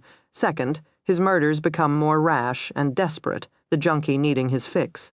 They also become more brutal. The killer goes from carefully orchestrated murders to a blitz style of attack, hit and run. 3rd, the use of alcohol and drugs generally increases as the killer seeks substitute highs. In short, the killer becomes thoughtless and vulnerable. We have seen the pattern in Kemper, Dahmer, Bundy, and numerous other killers, and we are seeing this pattern in Beckett. Observe, Quincy waved his hand, and the lights dimmed. He turned on an overhead projector, and a timeline appeared on the wall. It was marked with red lines, then blue. The blue lines leapt up uncontrollably at the end of the graph. Before going to prison, Beckett killed 10 women over 16 months. This is indicated by the red lines starting with the birth of his daughter and ending 8 months before he was caught. The blue lines indicate post-prison behavior. He's now killed 6 people in less than 4 weeks. First, he killed 2 corrections officers. He was quiet for 3 weeks. Then suddenly, in 4 days, 4 people died. Not all these deaths were necessary. Shelley Zane was his accomplice and would have continued to aid him. His penetration of the safe house could have been done with less violence. Originally, his pattern was 1 body per letter, for example. He killed 1 woman in Clinton, Massachusetts, for the letter C. Now he's killing multiple people at a location. 2 corrections officers in Walpole for the letter W, both Wilcox and Harrison in Springfield for the letter S. Basically, he's gone into a mode of extreme overkill. Also, he's no longer sleeping. Observe the last 4 days and the distances between the crime scenes. First, he killed Shelley Zane in the early morning, dumping her body in Avon, Connecticut. Then he drives up to the Springfield area. He kidnaps, tortures, and kills Wilcox 8 hours later. Now he must drive to his hiding place, probably outside the Springfield area, as we've turned the immediate vicinity upside down. He has to steal a police uniform, buy his disguise. Then he must assemble everything, make the phone calls to cover his tracks, etc. Then he has to drive back to Springfield as Officer Travis. By 6 in the evening the next day, he surprises and shoots Harrison. Then he has to stay awake in the unmarked police car. 1 a.m. After 36 hours without sleep, he attacks Difford. Then he kidnaps Sam. Now he must run all night. He's carrying around Difford's corpse, and Difford is not a small man. Maybe he does get to sleep a few hours in the early morning while Sam sleeps, but soon she's awake, and now he must entertain his daughter. He's gone over 48 hours on minimal sleep, and instead of going to bed that night, he returns to the Difford crime scene. He attacks Ms. Williams and Mr. Dillon, and he sustains a shoulder wound. Once again, he must drive back to his hiding place wounded and having gone 56 hours on almost no sleep. Samantha will be awake soon, keeping him up for another day. He still has Difford's body, and he still has some sort of plan. Quincy looked at Tess. "I believe it's all aimed at getting you, Ms. Williams. His rage is getting high, his bloodlust outweighing his control. If he can find you, he'll move. Your idea to serve as bait is most likely the best we can do. Sooner or later there is going to be a confrontation. It's better that it be on our terms than on his." The room remained hushed. Tess felt that silence echoed inside her. She nodded slowly, abruptly. A phone rang. People looked around, shaken and confused. After a moment, it became apparent that the ringing was from the back of the room. "My cell phone?" Quincy murmured. His briefcase was sitting back there. He nodded toward Marion, who picked up his phone and answered it. She frowned, then covered the receiver with her hand. "It's a Lawrence Talbot requesting Coroner Quincy." Quincy froze. He didn't say anything, and then Tess understood. It was him. It was Jim. Holy Mother of God, it was Jim. Suddenly, Quincy was gesturing wildly, and officers scattered from their seats. "Trace the call, trace the call." She watched their mouths cry silently. Marion walked slowly to the front of the room and handed the phone to Quincy. Her face was calm, controlled. Tess's fingers dug into Jay's thigh. "Hello, who is calling, please?" "Damn it, I know it's you." Quincy's gaze went to the ventilation grate high up in the wall. "No, wait, I don't understand. Tell me more. I don't have tools." His voice was growing frantic, urgent. His knuckles had gone white on the phone. "Give me a minute. I just need to get a screwdriver." "I'm an agent, not a handyman." "Wait, I didn't hear you. Can you repeat that? There seems to be interference on the phone." "Gotten it," Quincy cried. Beckett had hung up, and in a rare display of rage, Quincy hurled the phone across the room. It hit the far wall hard and shattered. "Son of a bitch, son of a bitch," Quincy was murmuring. His head was down between his knees. He was breathing hard as if he'd run a long race. Sweat beaded his face. He straightened slowly and looked at the faces staring back at him. Then he turned toward the ventilation grate. "Would somebody get me a screwdriver, please?" Nobody moved. They just stared up at the grate in the high wall. Tess felt the hysteria bubble up in her throat. No place was safe. No place could remain untouched. Jim went anywhere. He contaminated everything, like a pestilence. She felt the contamination in herself way down deep. She understood that, like Quincy, she'd traveled too far outside the bounds of the civilized world, and she'd never find her way back. Look at me. JT was before her. He'd stood, and now his hands gripped her shoulders. She managed to bring her gaze up and meet his hard, dark stare. "Come on, I want you out of the room." Someone had handed Quincy a Swiss Army knife with a screwdriver. He stood on a chair before the grate. "No," Tess told JT, damn it. "Don't subject yourself to this. It's what he wants. I can't leave. Tess, damn it. What if it's Sam?" Her voice was so hoarse she barely recognized it. She hadn't realized her true fear until she spoke the words out loud. Now the rushing filled her ears and she thought she might faint. The grate came off. She remained sitting there, transfixed. "Focus on me, Tess. Focus on me." The smell hit her first. She gagged. Spots appeared before her eyes. There were tears on her cheeks. Dimly, she heard Quincy say, "Well, we've found Lieutenant Difford's head." One of the officers led them to the main room. JT went off to fetch them both cups of coffee. Tess remained standing in the middle of the room, letting the reassuring noise of talking people and jangling phones sink into her. The room had high ceilings and not many windows. Once there must have been cubicles, but they'd all been taken down and replaced with long tables. Operators sat elbow to elbow at computer terminals, logging calls on the hotline and jotting down notes.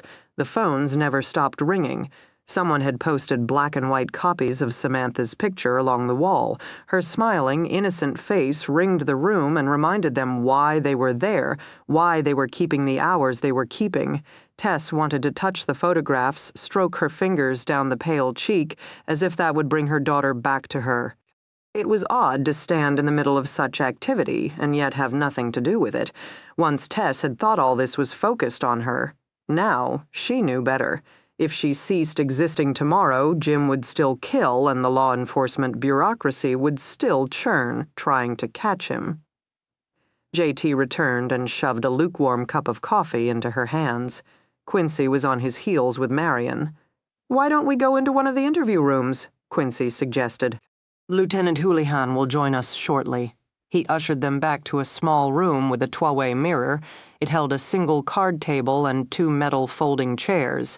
With a murmured apology, he went off to find 3 more chairs. "How are you holding up?" JT asked. She took a sip of coffee before replying. "As well as can be expected.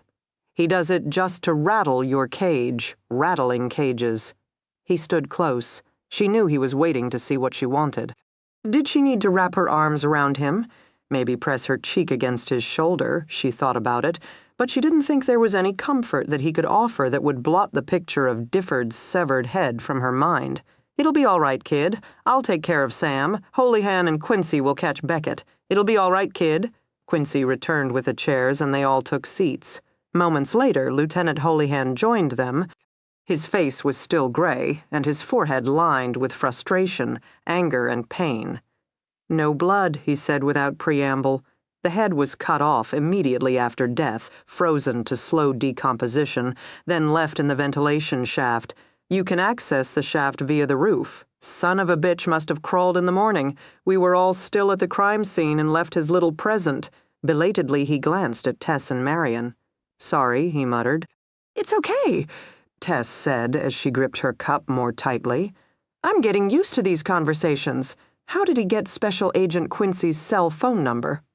Marion was eager to establish that she was part of the law enforcement group and not some weak-kneed female observer.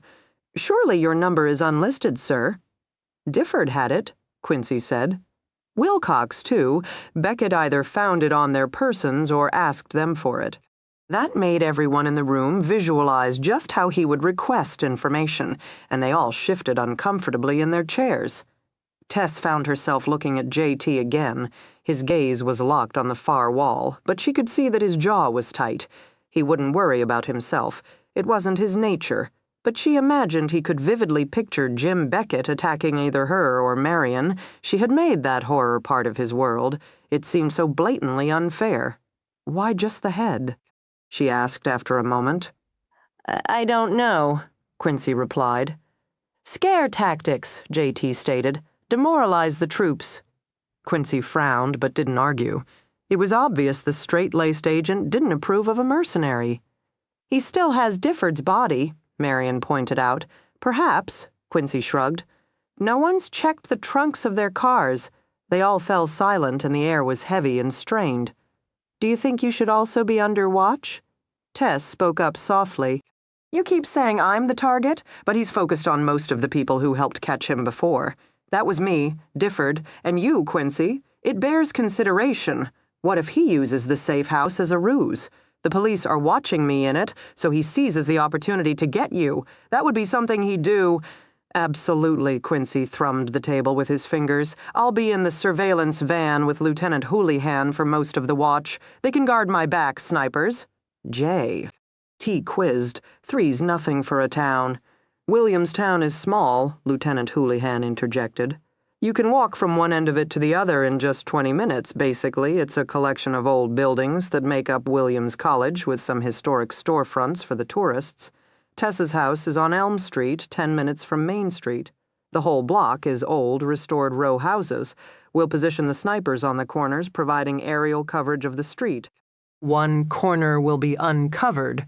True, but visibility is pretty good. We'll put one guy mid-block on the right with the other 2 on the left-hand corners, forming a triangle around Tess's house. It should keep the roof clean. And the officers on duty? JT persisted skeptically.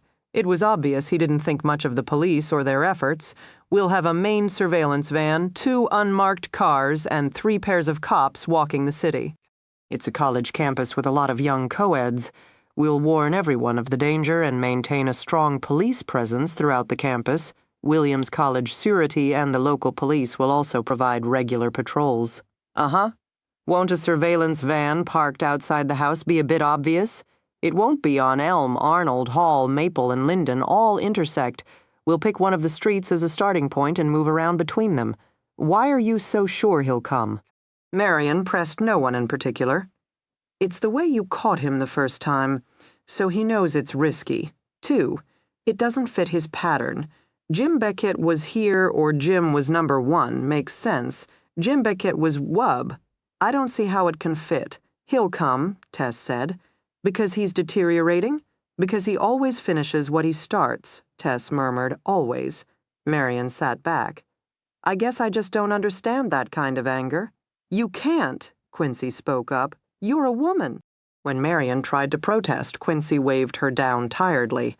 I'm talking statistics, not chauvinism. Most serial killers are male. Maybe part of it's hormones, but certainly it's also behavioral. When men get angry, they are taught to lash out at others. When women get angry, they are taught to turn in on themselves. Quite simply, your mothers torment you and you become alcoholics or anorexics or suicide risks. You don't become killers. His gaze slid to Tess. He spoke matter-of-factly. Beckett will come, Ms. Williams, and when he does, it will be bloody. Marion waited for her brother and Tess to return to their motel before she made her move. It was after 6, but the war room showed no sign of slowing down. Phones were ringing, operators answering.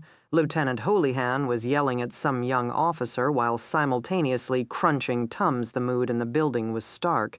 She kept walking, looking for a vacant interview room or forgotten corner. Instead, she ran into Officer Louis, a straw-haired kid who looked too much like Richie Cunningham for his own good. He spotted her coming, froze, and gulped noticeably she'd run into him earlier that day. Perhaps someday he'd be a good police officer, but personally she thought he had the spine of a jellyfish. In turn, he seemed to view her as the human equivalent of a black widow spider waiting to seduce him into answering her questions, at which time she would calmly bite off his head to complete the mating. I'm looking for Special Agent Quincy. Officer Louis couldn't get the words out. He backed against the wall and pointed down the hallway, shaking her head. Marion walked past him. His sigh of relief was audible. She found Quincy sequestered in his own little space, surrounded by crime scene photos. He didn't look up right away. She used the opportunity to glance at the color photographs. They didn't appear to be from Jim Beckett's files. Most of these victims were middle-aged women. They'd been carved up brutally by a serrated knife. Quincy sifted through them one by one as though he were shuffling a deck of cards. At long last, he sighed, shook his head, and finally set them down, clearly not having found what he was seeking. "Another case, sir?" she asked respectfully. She'd automatically assumed a cadet's stance, legs apart, shoulders square, hands behind her back. "Santa Cruz," he muttered, his gaze still on the photos. "Can you believe that at one time Santa Cruz was the serial killer capital of the world with 3 active murderers? Now we have another there. It makes you wonder what's in the water." He pushed back from the rickety table. Marion could see the exhaustion deeply stamped into his face. His hand was rubbing the back of his neck. "And her?" Marion asked, suddenly feeling too unnerved to state her real purpose for finding him. She gestured to the framed portrait of a smiling brunette. "Oh, her, my wife, ex-wife." He smiled ruefully. "Divorce came through a few weeks ago. I guess I'm still adjusting. I've always traveled with her picture, you know. Set it up in every cheap motel and overheated police station in the country. Now I find I can't work without it. Silly, isn't it?" Marion shifted, even more discomfited by this personal insight. "Not really. My husband and I recently split as well. After 10 years, it's a big adjustment. Hard to be married and be an agent. That's what everyone says," he smiled. "'Tis a platitude, isn't it?" "I don't know, sir." They drifted into silence, but it was too unsettling for both of them. "What can I help you with, Agent?" Quincy asked briskly. I want to speak with you about my role in this case." "Your role? You're not even officially on this case, Agent. So far your involvement is due to circumstance, not assignment. I understand. I would like to change that if it's possible. I've been interested in this kind of work for a long time." I pulled your file. Marion waited patiently. "You have a good record. Seems that you can be rigid at times, but you keep a cool head and have above-average analytics." "Thank you, sir. But from what I could tell, your experience is in white-collar crimes, mostly bank frauds. There have been some homicides," she interjected.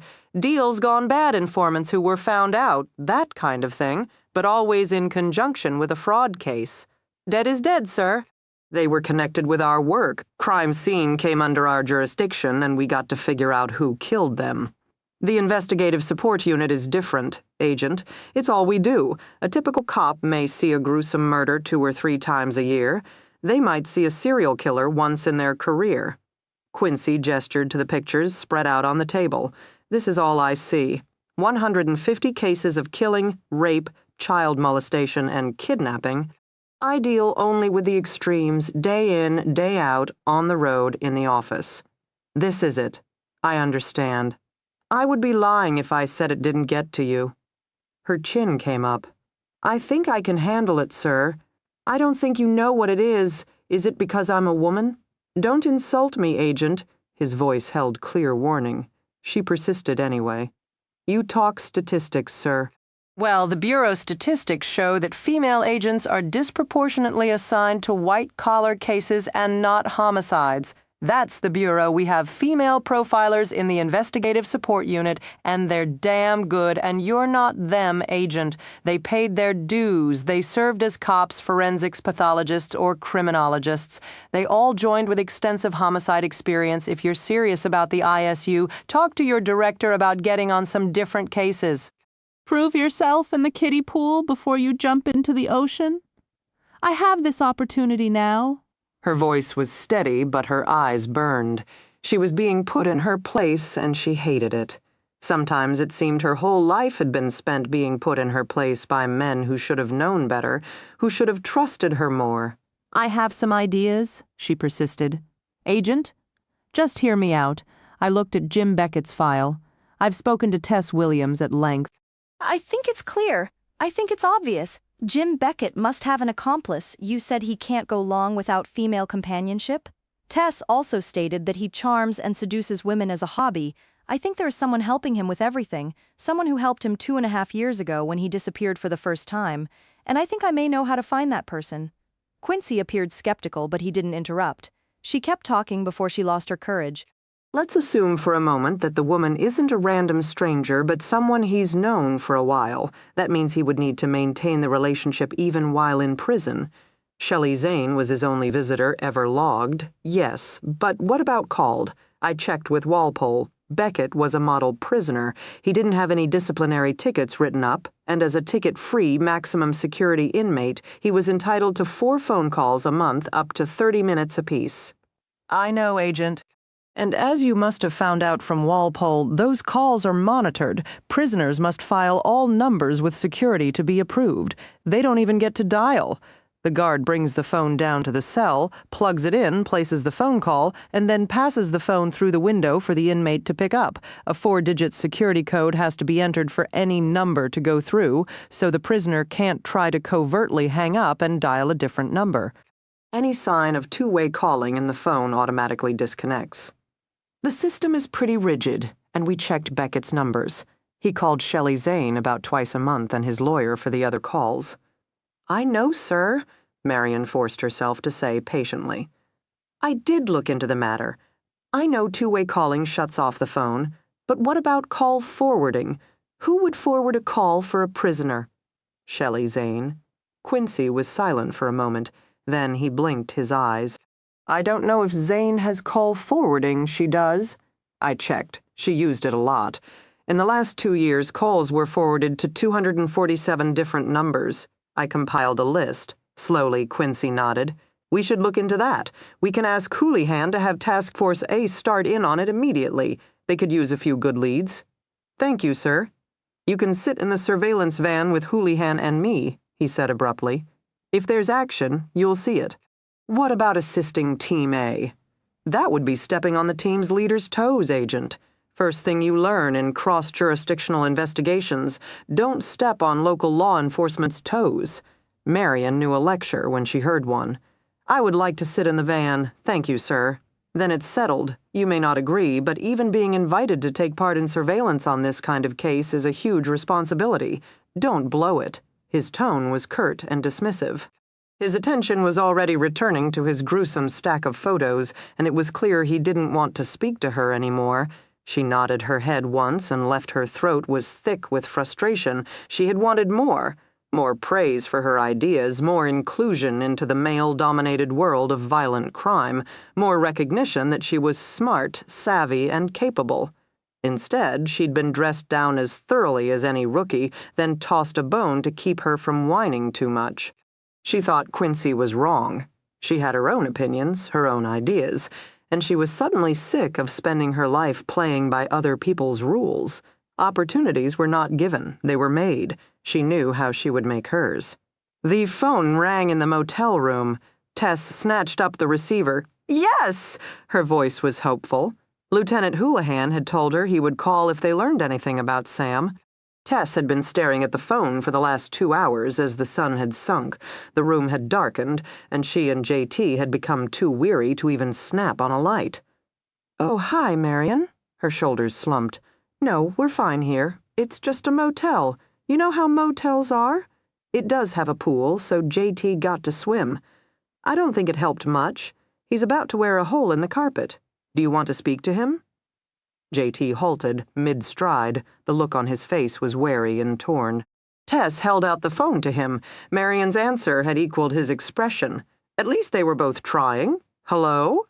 JT said carefully. "No, it's fine. Tess is playing solitaire. I'm going insane. The usual." He nodded his head and just listened for a bit. "He wasn't the right one for you," he said finally. He sounded awkward. You'll find someone else, someone better. It's tough, I know, but there are other fish in the sea, you know." His gaze rested on Tess. After another few minutes, he said goodbye and hung up. He resumed, pacing immediately. "Is she okay?" Tess asked quietly. "The divorce papers arrived today. Her housekeeper called her with the news." "Oh," Tess said with feeling, "that must be very difficult, especially now with everything else going on." JT nodded, but she couldn't read his expression. "It was good that she called, JT. She's reaching out to you?" "Yeah." He was silent for a moment.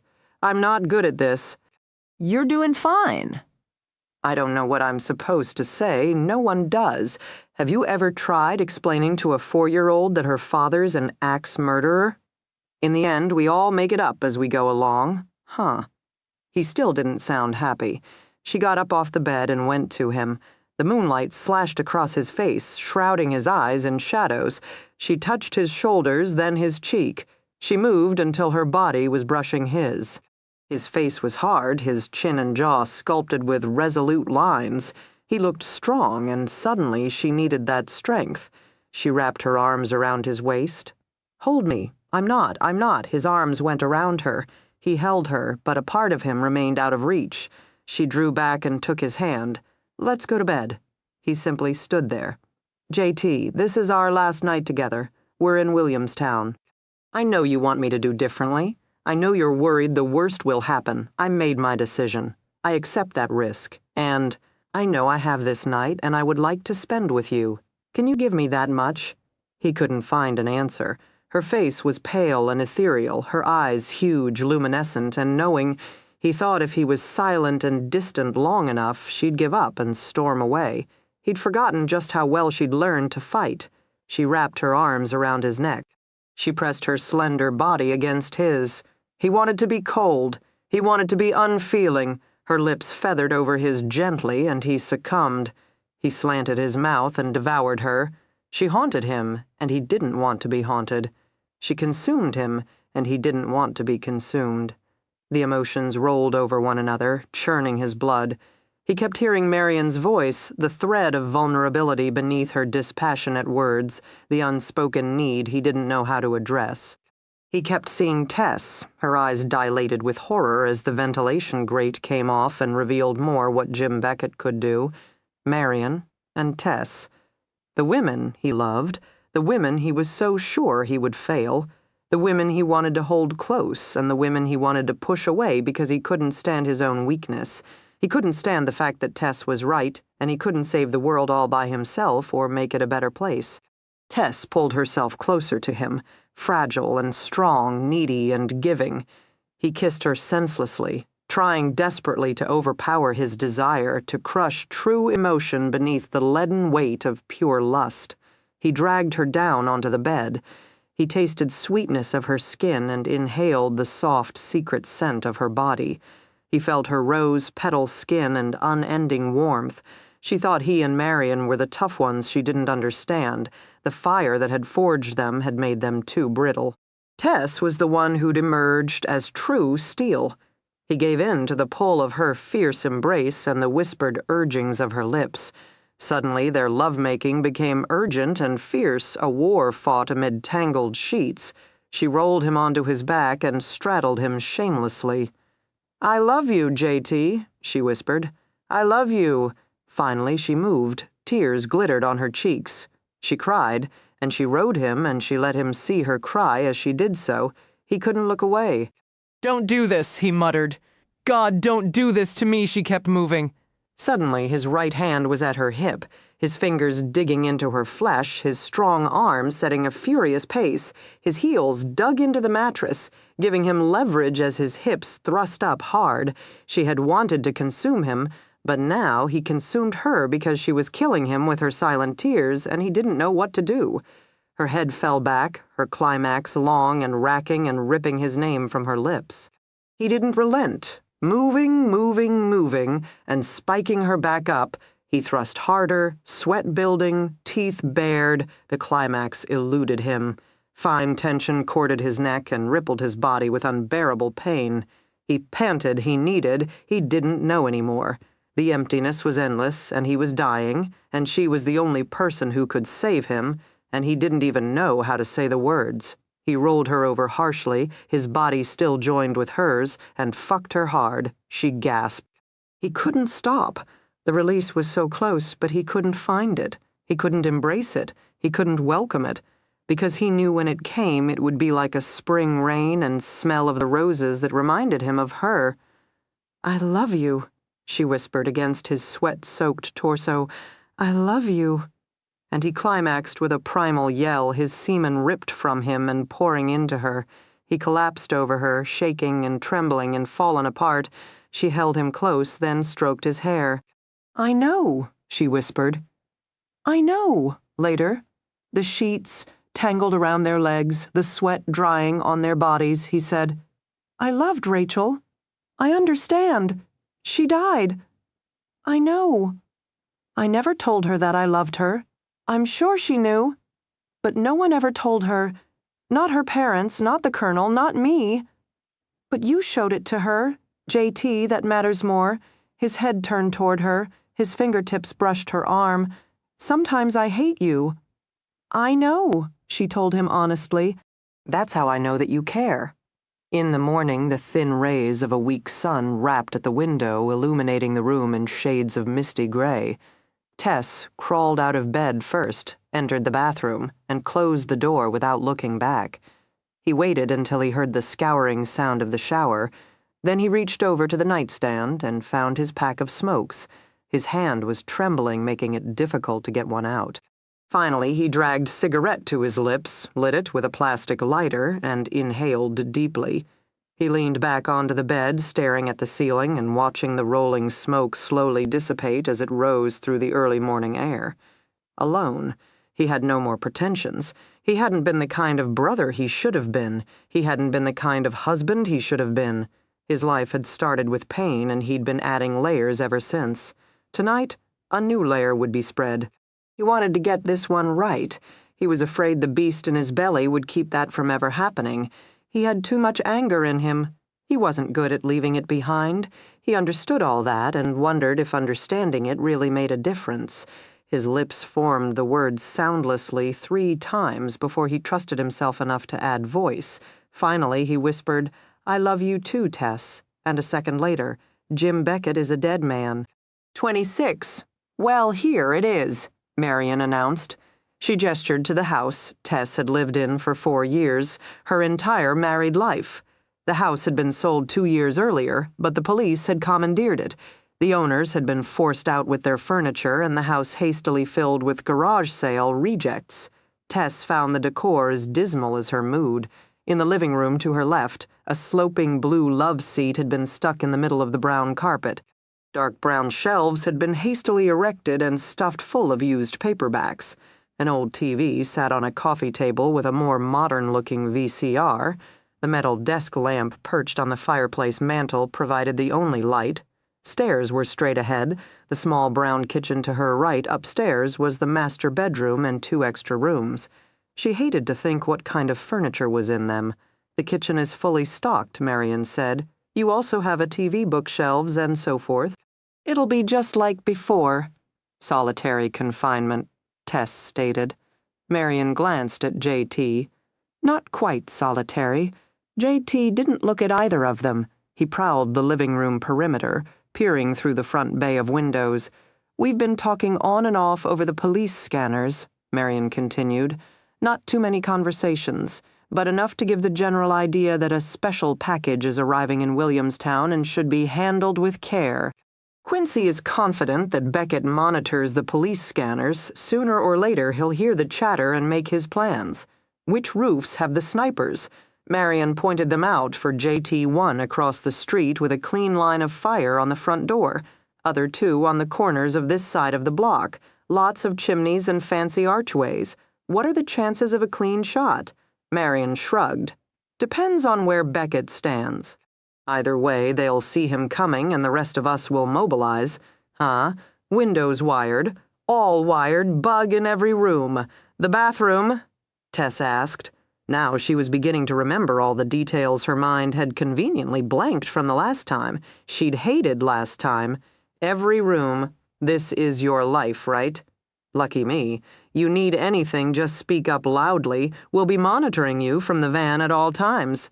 I guess this means no sex, Tess said. She was struggling for control. Only if you want an audience, Marion said expressionlessly. Any questions? Did you pull sewage maps of the area? What about manholes, any underground systems? We know what we're doing. I don't want to see any utility trucks in the area. No cable company, no phone men, no electric company. Call and tell them to keep out, or I'll personally give their driver the message. It's too easy for Big Bad Jim to use something like that. We won't even permit door-to-door encyclopedia salesmen, Marion assured him. Huh, Jate turned to Tess. Fine with you? Just dandy. She forced a smile to take the sting from the words. It didn't work. She still felt like a rat in a trap. She glanced at Marion. Any news about Sam? She whispered, though she knew there wasn't. Not at this time, Difford's body. Nothing. J.T. shook his head. Marion scowled. The task force is working very hard, goddammit. We'll let you know as soon as we get a break. Now, if you'll excuse me, I have some loose ends to attend to. I'll return by sundown. Marion headed for the door. J.T. followed, catching up with her in the doorway. How are you? He asked before he lost courage. She didn't answer right away. Fine. She glanced toward Tess, then looked at him. Congratulations? For what? She's a strong woman, J.T. I'm happy for you. He scowled, then gave it up. Yeah, she is. Thanks. He looked away for a moment. The sky had become unbearably bright and clear. She deserves better, he said. You're not so bad. Not so bad. Not so bad. Marion. His throat constricted. He couldn't say the words. It wasn't the way things worked between them. He settled for brushing her arm lightly. Keep me posted about the stuff with Roger, okay? I'm not the best at saying the right things, but I know you loved him, Marion. I'd like to help you know if I can. Marion looked at the floor. J.T., you know those mean things I said about Rachel? He nodded. He remembered each and every one of them. I sent her to you, she confessed in a rush. She came to me looking for help, and I just couldn't help her. I looked at her and I wanted her to just go away. I couldn't even bear to look at her. Just this poor slip of girl, and I couldn't even look at her. Stupid, wasn't it? She shrugged. He began to hear the things left unsaid. I gave her your name. I told her you would help, I knew. I knew you would have the guts to do what I couldn't. You did the right thing, Marion. Thank you. Good, she said quietly. She sounded better. I wanted you to know. I'll be there for you, Marion, when you're ready. She smiled again, faint and tremulous. Briefly, she touched his face. I know. She left. He turned back to Tess. She still stood in the middle of the living room, looking ragged from her sleepless night. Her thumbnail had gone to work on her other fingers. She didn't seem to notice. He walked toward her and brushed her mangled fingernails. She flinched, looking chagrined. Got your gun? Yes, she said, clearly startled. Want to practice now? We can do some shadow targeting without bullets. Her relief was palpable. All right. He nodded, already reaching for the 9mm holstered against the small of his back. He had a .22 around his left ankle and a hunting knife strapped against the inside of his left forearm cast. He was ready. Tess retrieved her gun from her purse. We're ready, Tess. We'll get him. Tess just smiled. That's what Difford used to say. Yes, I understand the doctor is dead. We just need some way of verifying this death certificate. Yes, ma'am, 20 years is a long time ago. Do you have copies in the hospital files? Or maybe a nurse or someone else in attendance at the time still works at the hospital? Yeah, I'll hold. Detective Epstein rolled eyes. He hated this kind of grunt work. Jim Beckett's foster parents had been dead less than 10 years, so verifying their death certificates hadn't been tough. They'd gotten lucky with his birth father. A police officer who'd arrived at the traffic accident 20 years ago was still on the force. He confirmed James Beckett had been DOA, a victim of 4-car pileup. Verifying the death certificate for Mary Beckett was more difficult. The doctor who'd signed the original certificate was dead, and the hospital bureaucrats had bigger matters than hunting down records on someone who died 20 years earlier. The person came back on the line. Detective Epstein stopped twirling his pencil. Archives? What do you mean by archives in a separate storage facility? Well, sure. I understand the volume of records you must have. Is there a system? Can you send some exhausted intern to search? Well, ma'am, I'd send an officer, but you're not really going to let us paw through your records unattended, are you? That's what I thought. So what time is good for you? Yeah, an hour it is. He hung up the phone and rubbed his eyes. Technically, his shift had ended 2 hours ago. It was about to extend for several hours more. Night was falling soon. The first night with Tess Williams in her old house, and Team A was feeling the pressure. If they could find Jim or Samantha Beckett ahead of time, they'd save everyone a lot of trouble. There were 12 of them working now. Epstein had taken over confirming the last death certificate. 4 officers were hunting down the numbers. Shelley Zane had forwarded calls to over the last 2 years. 8 officers still reviewed the hotline logs, following up leads, chasing down ghosts. Shit. This case was killing them all. Epstein had known Difford. He'd respected the lieutenant very much. Once they'd gone to a Red Sox game together. Difford had been one of the few locals who'd remained loyal to the Red Sox, even in the rotten years, the long, long periods of them. Epstein picked up his jacket. "Andrews, you available? Only if I have to be." "You have to be. Grab your coat. We have an appointment." "Where to?" "A storage facility." "We have a haystack to search for a needle." Jesus, Epstein, you sure know how to show a guy a good time. Marion sat in the middle of the floor in the office she'd borrowed. She was surrounded by a sea of maps, all wearing different shades of pastels. She had New England maps, Massachusetts maps, Berkshire, county maps, and Williamstown maps. They frolicked around her, holding the secret to long life. She'd been staring at them all day, and now her vision was blurred. She was also having difficulty concentrating. For no good reason, she remembered being 7 years old and ducking with JT behind a sofa cushion as Melhelia, their maid, launched another sock grenade over the defensive perimeter of decorative pillows. JT was laughing. Mary Berry was giggling. It defied the imagination. She shook her head. She blinked her eyes 3 times, then popped them open and focused on the maps. She didn't want to think of herself or long-ago days. She didn't want to think of the shadow that hovered behind the laughing Mary Berry, the dark shadow that tinged the edges of all her memories, even the good ones.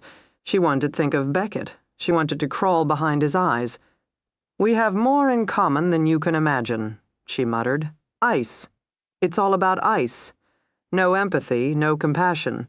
Just the cool practicality and efficient ruthlessness of immoral genius. No restraints, no boundaries. If you could think of it, you could do it." She stared at the maps harder, willing the dispassion in her blood. Focus, focus, focus. A knock sounded on her office door, making her flinch. She scowled, rubbed the back of her neck, and pulled herself together. "Come in." A secretary cracked open the door. "Roger McAllister, on line 1 for you." "Tell him I'm not available." "He's called several times now, Agent." Marion turned to the Williamstown map. Tough.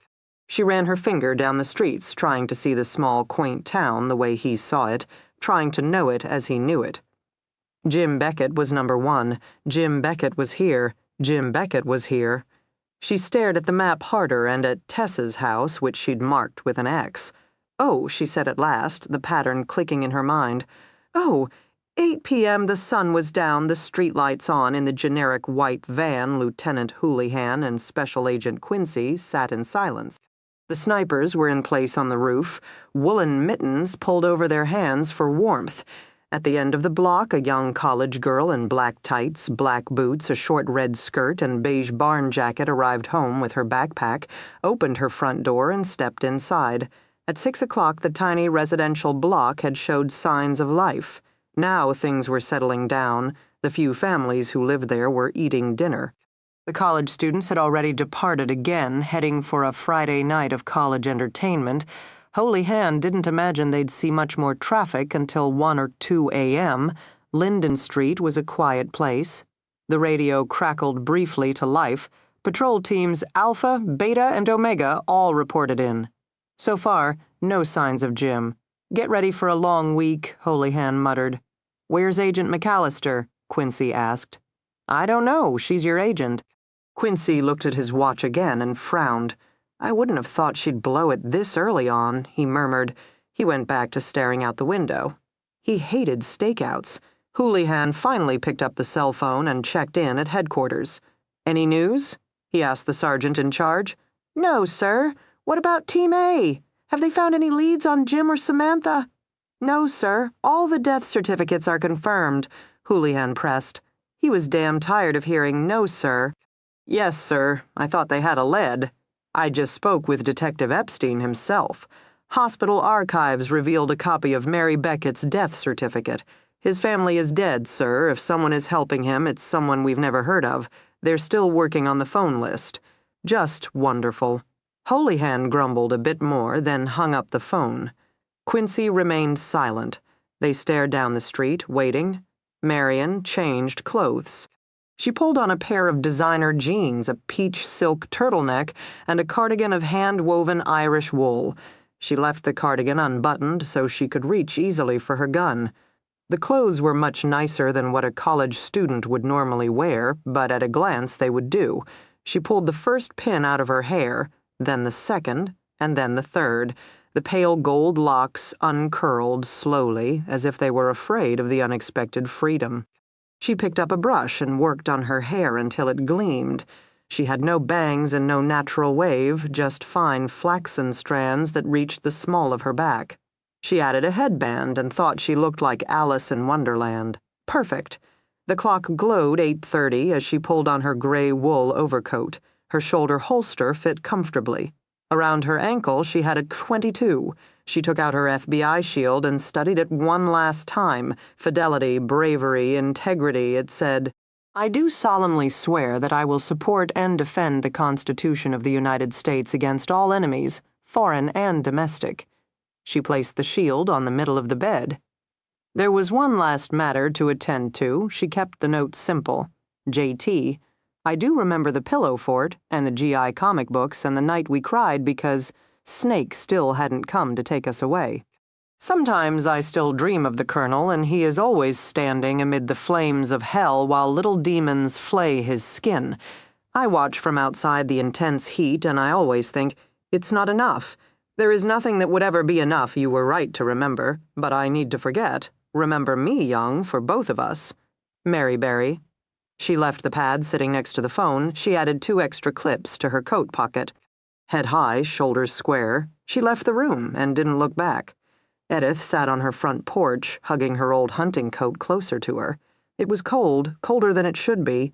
She thought that after telling Martha about her visions, everything would get better. They'd spoken frankly. Martha was afraid of her son. She thought he may have done some bad things, and that's what the dead girls were trying to tell Edith. Tonight, Martha would bring little Stephanie over to Edith's while she went to the police. Edith had agreed. They were taking action. They had a plan. The visions should go away.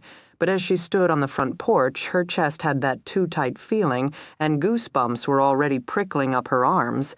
As she stood on her porch, she knew that she was scared. Very scared. Martha appeared in her driveway again. She was loading up the trunk of her car. She'd been for a while with luggage and bags of supplies, had no idea how Martha had ended up with so much stuff.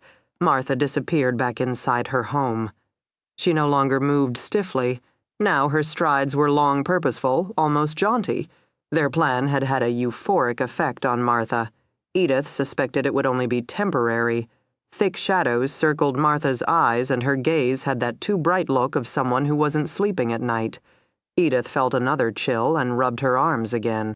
The girl drifted back in front of her, the one with a butterfly tattoo. Edith shook her head. I'm doing what I can. Now go away, find the light, do whatever it is you people do. Martha reappeared, Stephanie's hand tucked in hers. They crossed the yard, then Stephanie's small hand was ceremoniously transferred to Edith's age-spotted grip. The little girl didn't appear happy, but she didn't complain. Beneath the brim of her ever-present baseball cap, she wore the resigned expression of someone who'd gone through all this before. Edith thought she was very strong for a 4-year-old. If all goes well, I'll have a restraining order by morning, Martha said. How will a restraining order protect you from Jim Beckett? Edith grumbled. Martha instantly stilled. She looked at Edith very carefully. How do you know about Jim Beckett? Edith's mouth worked soundlessly. It was one of those things she hadn't known she'd known until she'd said the words out loud. I just do. Martha nodded, but there was something new in her expression. Something that made Edith stand very still, beside her. Samantha had stopped breathing, also sensing the danger. The old woman and child stood together very quietly. Slowly, Martha nodded. Slowly, she stepped back. She finally climbed into the car and shut the door with a bang. The shakes hit Edith in a rush. Suddenly her whole body was trembling. She looked down at Stephanie, subdued Stephanie, whose hair was as golden as any of the faded girls haunting her porch. She looked at the old brown Nissan now pulling out of the driveway, and suddenly the visions cleared her porch. They leapt into the car, crowded into the car with their long blonde hair and silent, somber faces. They were crying and keening, tearing at their hair, spilling out of the car, begging for help. Edith dragged her eyes away, feeling the pain once more in her chest. Needle-sharp pain, horrible pain. Her gaze went to the back of the car, pulling down the street. Her gaze landed on Martha's too white hair, and she knew why the visions had started appearing. She knew why they grew worse when Martha was in the room. She knew why Martha's face was too smooth and her hands too strong and her shoulders too broad. Martha wasn't Jim Beckett's mother. Martha was Jim Beckett. The brake lights suddenly glowed bright red. The beat-up car halted in the middle of the street, and she knew that Jim Beckett knew that she knew. She grabbed Samantha's hand tightly. "Run, child, run," she commanded, and yanked her off the patio. "Run with me." Tess pawed away from the window. She turned toward J.T., who sat in the reclining chair, twirling his hunting knife around his fingers. "You all right?" he asked. She said simply, "Nightfall." 27 Marion walked down the streets of Williamstown without fear. She'd scouted them out earlier, matching buildings to the street map she'd burned into her mind. Houlihan hadn't lied. Williamstown was small, settled in 1753 as West Hoosac. The town was nestled in the Berkshires with a 450-acre campus. Land sprawled around the town, undulating green fields broken up by impressive Gothic churches built from stone. White-trimmed brick buildings added prestigious touches. The mountains towered in the horizon. The heart of Williamstown, however, contained no more than a few square miles from Marion's location off Central Hoxie Street. She could walk to Tess's house on Elm in 12 minutes. She could run there in 6. The centralized collection of shops, dormitories, and houses made it the ideal setting for a hit and run, and the steady traffic of bundled-up college students and tourists made it easy to blend in. She could understand why Jim Beckett would allow himself to be lured back to this town. She lingered on Hoxie Street. The science compound loomed to one side, a dark mass of shadowed buildings where old pine trees sheltered a zigzagging maze of walking paths. The other side of the street began with the beautiful red-bricked Spencer House, one of the many fraternities lining Main Street. The rest of the street was occupied by old traditional homes that had been subdivided into apartments for the Williams students. The student infirmary marked the end. It was only 9:30, and the street witnessed steady traffic flow. Students traced the walking paths that began 1 block over on pulsing Spring Street and carried them through the science compound, across Hoxie Street and down the row of fraternities. Tonight, students walked briskly and in groups. Obviously, they'd paid attention to warnings of a possible escaped murderer in the area. Marion urged them on mentally. "Run and run fast. You don't want to meet Jim Beckett tonight? Jim Beckett was here." She turned the phrase over in her mind again and again, and that was the only one that made sense. Jim Beckett was the best was pejorative. He'd say Jim Beckett is the best. Same with Jim Beckett was number 1. Jim Beckett was here. The statement was as arrogant and childish as the man. It fit him. Tonight, or maybe tomorrow night, or the one after it, he would come after Tess, but he would also finish his pattern. He always finished what he started. He didn't have time to do it anymore with city names, but he could use street names.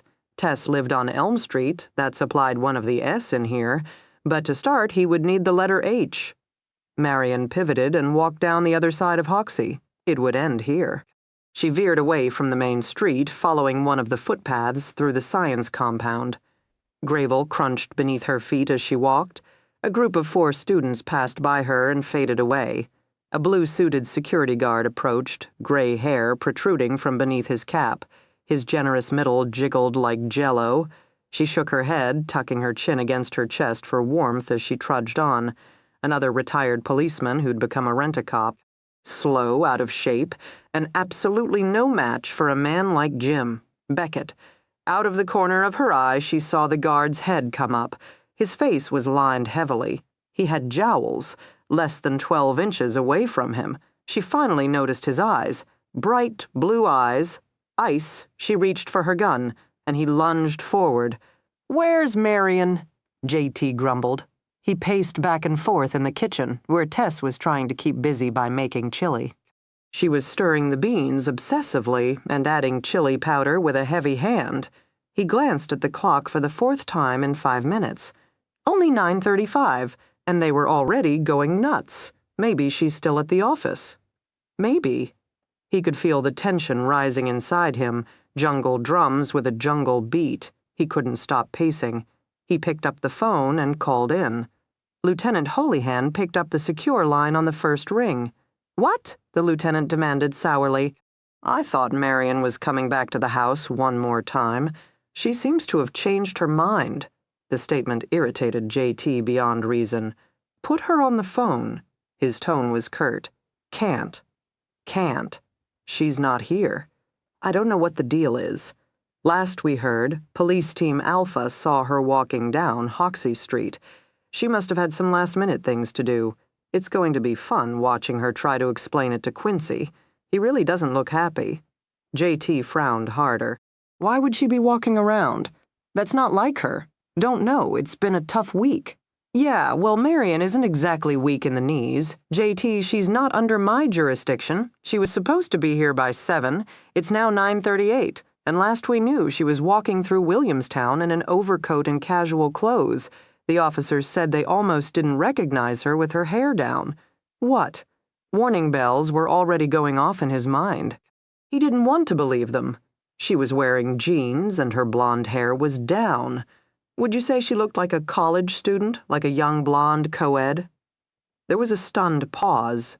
Then, "Oh shit, you idiot," JT swore, and suddenly he was so angry and so terrified his hand shook on the phone. "Can't you see what she's doing? Damn you and damn her." He didn't wait for a reply. He slammed the phone down and grabbed his gun from the small of his back. Tess was staring at him, her hand frozen on the wooden spoon protruding from the pot of chili. "Lock the door behind me," he ordered curtly. "Don't move.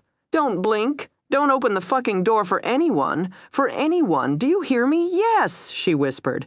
He was already running toward the door. "Wait. You can't. It was too late. He was gone. Damn!" Holyhan grabbed the van door. Quincy's hand shot out and stopped him. The radios were crackling to life around them. The snipers reported JT running from the house. Team Alpha was responding to reports of a disturbance at the student union. Things were heating up. "Stay smart," Quincy warned. His grip relaxed a fraction, but not his gaze. "Team Alpha will check out the disturbance. Can we move Team Omega to the last reported sighting of Marion?" Holyhan made a fist, then released his breath with a sigh. "Yeah? Yeah, we'll do that. Can you handle surveillance alone? What?" "The van. Can you handle it alone?" "Sure I can." "Good. Ms. Williams is alone in the house now." "Holyhan. That's not acceptable. I'm going over." Holyhan gave it some thought. His nerves were strung too tight. Hell, all of their nerves were strung too tight. And now they had an agent going AWOL and her mercenary brother following suit. Everybody wanted to know what the hell was going on and what the hell to do. Now was not the time for panic. Beckett was right after all. Discipline was the key. Holyhan took a deep breath and said, "Remember, Beckett has the guns he stole from Difford's safe house. You got a vest on?" "Yes, I'll watch from inside the house. You keep control from the outside." Quincy pulled out his 9mm and took off the safety. From the drawer in the specially equipped van, he pulled out 2 more clips and slipped them into his pocket. He nodded to Holyhan one last time, then stepped out of the van. Holyhan closed and locked the door behind him. He was now alone. His eyes chased down all the shadows. He sat down lower in his seat. It was 9:41 p.m. and his team was fractured. It wasn't good. In the war room, an operator waved her hand for the sergeant. She put the caller on hold and said to him, "I have a woman on the line who insists she knows where Jim Beckett is. And where is that?" The police operator sighed. In the last few weeks, she thought she'd heard it all. By the time this gig was up, she would have no more faith in man's intelligence. The woman claims her next-door neighbor is Jim Beckett. Her next-door neighbor, the 60-year-old retired woman from Florida. A 60-year-old retired woman is Jim Beckett. Yes, sir. Of course. What was I thinking? Why are you wasting my time with this? Because the woman also claims she has Samantha Williams with her right now. She says she's calling from a gas station. Martha is going to hunt them down at any time, and she's scared for herself and for Samantha. I can hear sounds of traffic in the background and what sounds like a child crying. She says she's not hanging up until we send over the cavalry, and I believe her. The sergeant motioned for the headset. He put it on and took the collar off hold. Hello, this is Sergeant McMurphy. Who am I speaking to? Edith? Edith Magger? How can I help you, Edith? He was frowning. Edith Magger. Why did that name sound familiar? He glanced at the log sheet while she babbled in his ear about dead girls haunting her porch and her 60-year-old neighbor who liked to smoke cigars and was too big and too strong and had 2 blue eyes. He didn't see her name listed on the log sheet. He flipped the next page, going back a few days. He could hear a child sobbing quietly in the background. The woman kept telling her everything would be all right. And then she started talking about the dead girls climbing into a brown Nissan and Martha Jim Beckett driving away. But Martha Jim knew that Edith knew. Sooner or later, Martha Jim would come get them. The sergeant's gaze fell on the list of phone numbers Team A was tracking down. Suddenly the name blazed out at him, Edith Magger. Shelley Zane had forwarded calls to her 7 times in the last 2 years. The sergeant grabbed the operator's shoulder so tightly she winced. He pointed furiously at the screen. Where's the location of the caller listed on this damn thing? I need the location and I need it now. Beckett trapped her arm first. Marion didn't panic, and she didn't struggle too hard. She let him drag her behind the trees where they were further isolated while her mind formulated her best plan of attack. He thought she was helpless. She wasn't. But she didn't want to give away the game too soon with a man like Beckett. Surprise was everything. She raised her foot and slammed it down hard on his toes. He jerked away, but the motion unbalanced him. With a quick twist, she slipped out of his grip, leaving him holding just her coat. She spun to face him, bringing her gun out of her holster, but he caught her squarely on the chin with a single fist formed by knitting together his 2 hands. Her head cracked back. Move through the pain, she ordered herself. She drew out her gun and he nailed her forearm with the billy club. Her fingers went numb. The gun dangled, and for a moment she thought she was going to lose it. The gun would fall and she would be helpless. Don't drop your weapon. She grabbed it with her left hand and got off 3 awkward shots. He dropped low, then rushed her. He plowed her back against a hulking tree, knocking the air from her gut. She responded instinctively, hammering down on the back of his neck with the butt of her gun. He grunted and squeezed harder, 2 years of weight lifting in a prison rec room giving him incredible strength.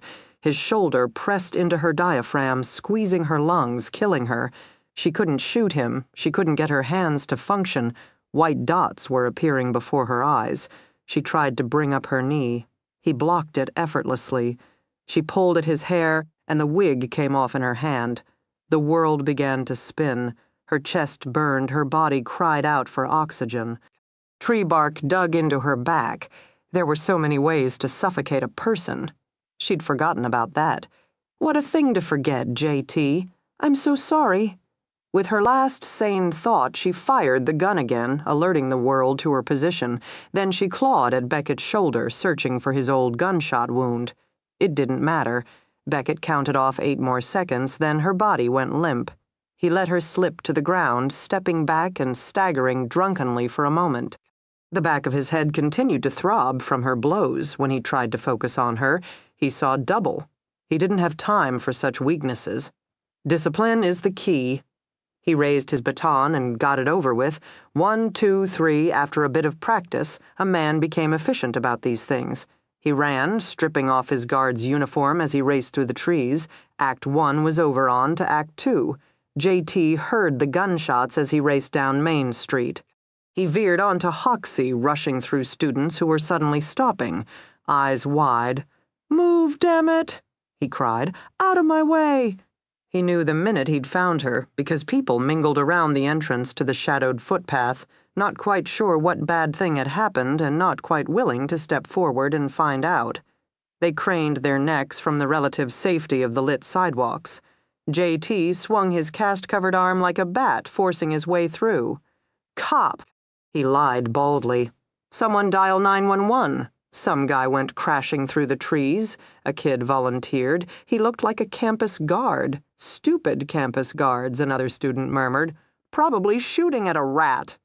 For his big toe, J.T. raced forward, passing the fifth tree he saw her, her long golden hair spilling out from behind the tree trunk. Darker red strands were slowly mingling with the gold. No, no, no, no, no, no. He fell to his knees. He grabbed her hand. Then he grabbed her shoulders and clutched her against his chest. Her head rolled lifelessly forward, her lashes still against her cheek, pine needles tangled in her hair. So much blood. Her skull fell apart in his hands. He tried to hold it together, to put her back together again, and he willed her to survive as he'd willed her to survive every day when they were children. Pillow forts and GI comic books. Live, live, live. Horseback riding and swimming suicides. Don't leave me! Don't leave me! Don't leave me, standing at the foot of his bed, begging him to save her. Don't let me fail you a second time. Damn you! Beckett moved fast through the shadows. He came at last to a thick hedge and stopped to regroup. His breath was coming out in sharp gasps, forming puffs of steam in the cold night air. He could feel blood on his cheeks, and the back of his skull was swollen and tender. These things were not supposed to happen to him. The euphoria was dimming. Beneath exhaustion threatened to crash his system. He shook his head, fighting it. He had the letter H. He was fulfilling his plan. Some adjustments would have to be made. Edith knew his true identity and had Samantha. He'd debated giving chase, but couldn't possibly kill an old woman in front of his daughter, so he'd let them go for now. Later, he would show Edith what happened to women who crossed him. Then he would simply reclaim his daughter from the police. He'd done it before. He could do it again. Teresa was still in the area, and that's what mattered. They'd buzzed about her enough on the police scanner, and he understood that he was invited to join them. He was looking forward to seeing her again.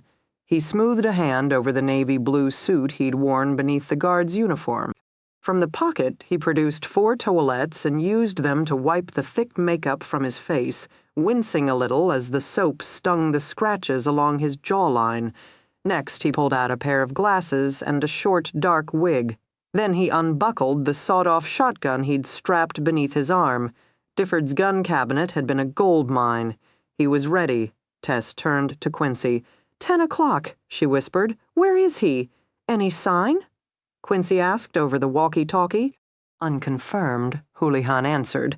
There's a report of another disturbance on Hoxie, the Sound of Gunfire team. Omega is almost there.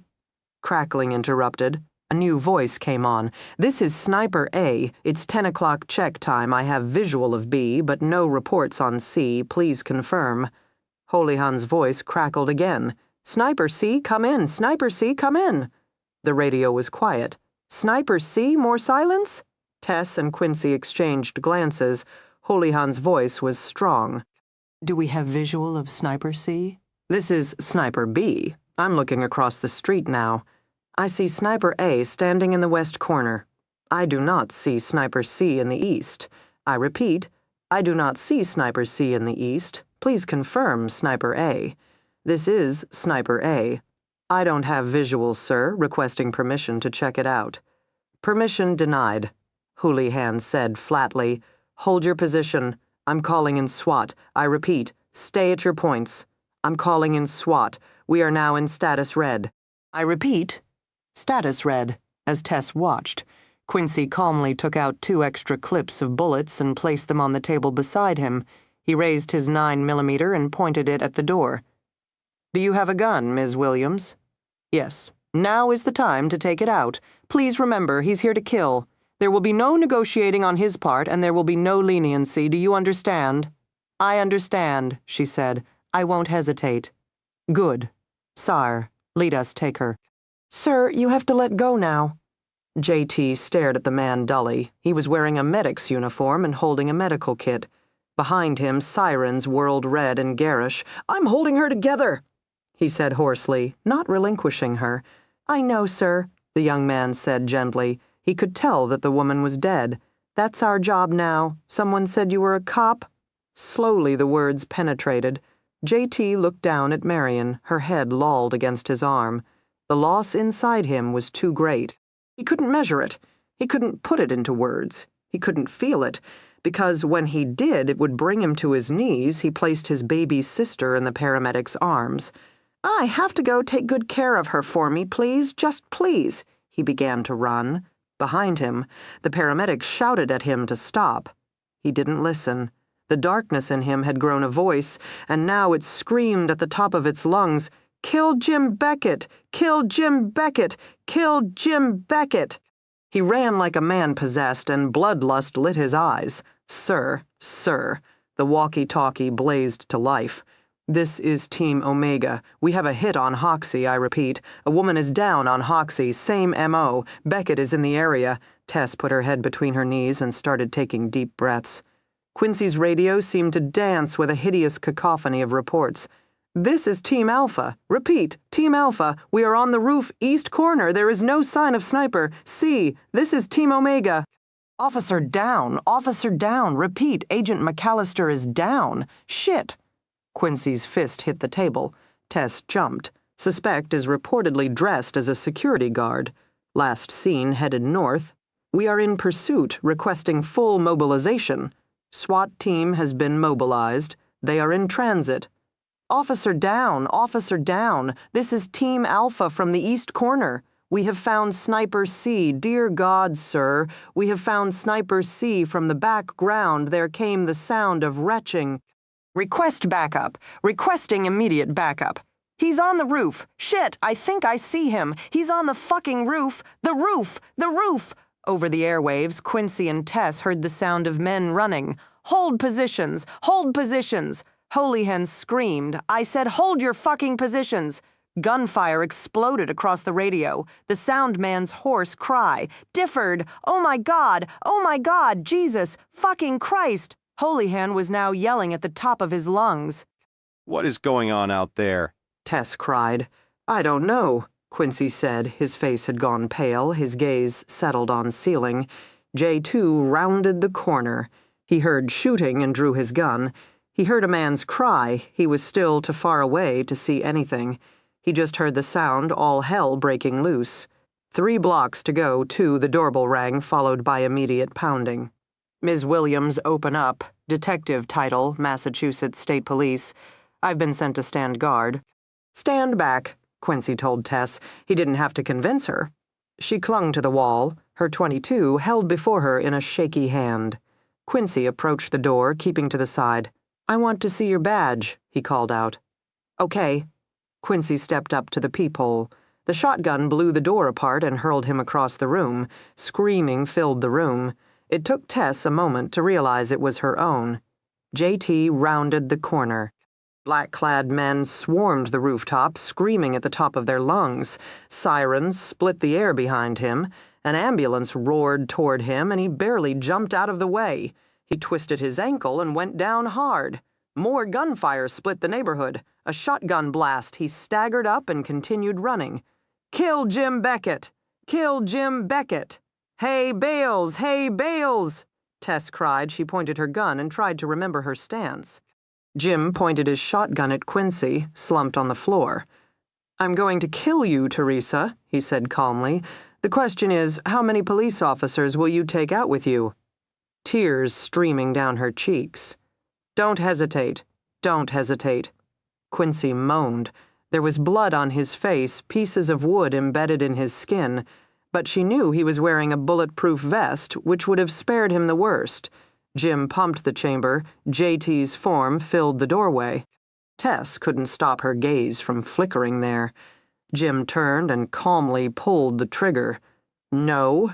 The shotgun blast burst her eardrums. J.T. fell back into the sidewalk. Down he went, arms splayed like a cartoon character's because the violence never ended. For her, it just went on and on and on. She pointed her gun, squeezing the trigger. Jim grabbed the .22 from her hand and pistol whipped her hard. She fell to her knees, clutching her cheek. We do it my way. Grabbing her arm, Jim dragged her upstairs. Fresh blood stained his shoulder red had she hit him. She couldn't think anymore. Her cheek was on fire from the blow, and ringing filled her ears. The madman was winning. Jim had gotten control. No, goddammit, no. She kicked out at the back of Jim's legs, aiming for his kneecap. He twisted away. She knitted her fingers of her free hand into a shovel and went after his kidneys. He slapped her across the face. She bit his shoulder, then tore into his ear. Fuck. He flung her from him so hard she hit the wall and fell to the floor. Even then she staggered up and aimed a kick toward his groin. Fight, fight, fight. She fought. And Jim Beckett rose in front of her as an enraged beast. He threw aside the shotgun. He grabbed her shoulder and yanked her toward him. She hit his clavicle with the heel of her hand. He grunted with pain. Then he wrapped his hands around her throat and squeezed. She fell to her knees. She struck out futilely. She thought she heard groaning downstairs, and she struggled to buy time. She didn't want to die. White lights appeared in front of her gaze, but she refused to give in. She'd fought too hard, come too far to fall to Jim now. She would win, goddammit. She would win. Jim smiled cruelly. His hands tightened their grip. JT's shet was on fire. When he drew in a deep breath, his insides burned beneath his Kevlar vest. He was pretty sure he was dying. The stars looked too bright above him, and the pavement was too cold beneath him. He kept thinking he was supposed to ask for Mary Berry. Then memory hit him hard. He struggled upright. He heard the smack of flesh hitting flesh. He hated that sound. Furious, he staggered to the shattered doorway, his left hand barely holding his ribs together. He grabbed the doorway for support, and wooden slivers drove into his palm. He used the pain to anchor him. The colonel had raised a son who could walk 2 miles on a broken ankle. That's a man. Be a man. Fight like a man. He found the hunting knife strapped inside his cast and advanced for the stairs. Sirens wailed behind him. Men were still screaming. Someone was yelling about the front door. Let them all come. Let them all fucking come. Beckett saw someone out of the corner of his eye. He dropped Tess and reached for the shotgun. He didn't see the knife hurtle through the air until it drove through his shoulder. He stared at it without comprehension. JT had arrived on the landing. With a roar, he charged. He caught Beckett around the middle, and they went down with a crash. Something warm filled his mouth. He opened his lips, and blood spilled down his cheek. The rusty flavor made him angrier. Beckett fisted his hands and drove them into the small of JT's back. JT got a fresh mouthful of bloody bile. He reared back and caught Beckett beneath the chin with his head. Then he reached up for the handle of his knife and gave it a twist. Beckett staggered back with a sharp cry of pain. Vaguely, JT was aware of the thick shadows beneath the man's eyes, the gaunt lines of his chin. Beckett had lost 20 pounds since his prison break, and looked it. He didn't feel it, though. He felt only the heady thrum of adrenaline in his ears, the sirens, screams, the noise. It fueled him. He grabbed the baton he'd strapped inside his arm and started swinging. Jate leapt out of the way the first time he rolled the second. The third swing cracked him on his already cracked ribs. The pain rocketed through him beyond description or color. He fell to his knees. Above him, the baton rose again. He could hear whistle. Feel the draft. He commanded his body to roll, one more, closer to the stairs. His muscles took a long time responding. The baton whistled down. And the shotgun blast sent Beckett halfway the second-story landing. Tess stood with her hands and the powder staining her cheeks. She pumped in another cartridge. A low, wet groan escaped Jim's lips as JT lay there, his eyes barely able to focus. He watched her walk over to him.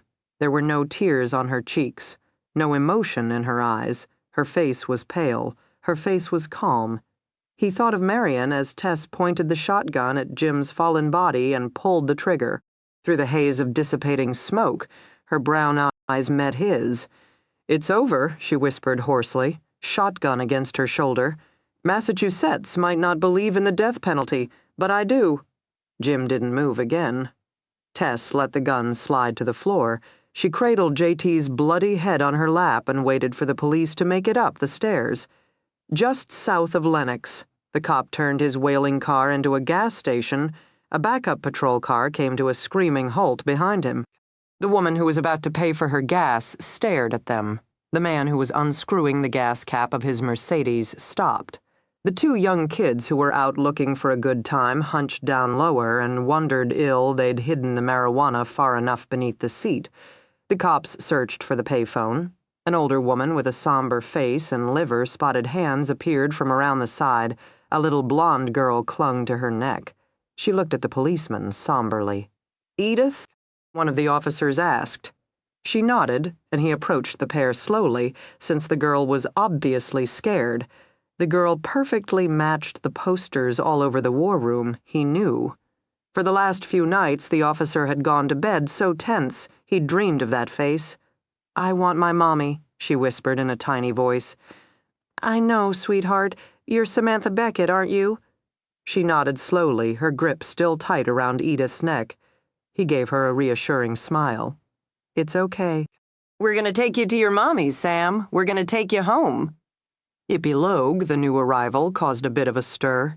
She stood in the doorway of the Nogales bar with the long, slender lines of a beautiful woman.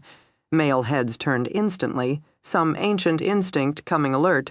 Cue sticks halted before cue balls, beer mugs paused before parted lips. Predatory gazes cut through the thick miasma of cigarette smoke and lingered on the simple white cotton dress that brushed down her figure and flirted with the tops of her knees. She stepped into the bar, her steps did not invite interruption, she had a target and headed straight for it. Observant gazes plotted the trajectory and ran ahead of her to see who the lucky man was. The minute they figured it out, the gazes quickly hurried away. If she could tame him, she was welcome to him. The rest of them had already learned to get out of his way, and they'd each learned that lesson the hard way. He was hunched over a tumbler of amber liquid. His blue cotton shirt was rumpled and hung over faded jeans. His black hair had gone a long time without being cut. His lean cheeks were thick with unshaved whiskers. Some of the women had found him handsome. He hadn't appeared to find them to be anything at all. He came day in and day out. He drank. He played pool. Then he drank some more. Now the mystery woman arrived beside him. She slid onto the ripped vinyl stool. She gazed at him quietly. He didn't look up. She said, matter-of-factly, "I love you." He raised bleary eyes. They were bloodshot and shadowed enough to indicate he hadn't slept in weeks. It had been a month since she'd last seen him. The police had brought her Sam. Beckett had been carted to the hospital and pronounced DOA JT. And Quincy had been hospitalized for broken ribs, and in JT's case, a punctured lung. She'd visited the hospital every day for a week. He'd lie there silently the whole time, not responding to her voice or her presence. He looked half dead, and at times she wondered if he wished that he were. Then one day she'd shown up, and he was gone. He'd dressed himself in his bloody clothes and walked out the front door. There had been nothing the hospital staff could do to stop him, and nobody had seen him since. Difford's body was recovered from the rooftop where Jim had placed it as a decoy after he'd killed the sniper. A store mannequin's head had been attached to Difford's neck. Tess had attended the memorial service for the lieutenant and the sniper. Following Difford's wishes, his body was cremated and his ashes scattered over the Atlanta Braves' spring training field in Florida. 2 days later, Tess had attended Marion's funeral, where Marion was laid to rest next to her father in Arlington. JT still hadn't shown up. It was as if he'd fallen off the face of the earth. That's when Tess had known he'd returned to Nogales. "What are you doing here?" His voice sounded hoarse, either from whiskey or tobacco or disuse. Maybe all three. His fingers picked up a cigarette case. He didn't open it. He just twirled it between his fingers. It was the cigarette case that had belonged to Marion. "You shouldn't be here," she said. His gaze slid down her body, then dismissed her. "Too virginal. I'm not interested. I'm not in the sinning business. Well, I am. Come home, JT." She touched his cheek lightly. His beard was so long. It was silky. She reacquainted herself with the line and feel of jaw, the fullness of his lips. She ached for him. She looked at him and she hurt. "Tell me how to help you. Go away." I can't. Women are always trying to change a man. You think there's something more inside us, and frankly, it's just not true. I am what I am. He jerked his hand around the bar. Honey, this is me. You are who you are. But this isn't it. This is you drunk. I've seen you sober. I care for that man an awful lot. I think that man is one of the best men I know. His gaze fell to the table and the tumbler full of amber liquid. Shame stained his cheeks. I'm haunted, he said abruptly, like an old house.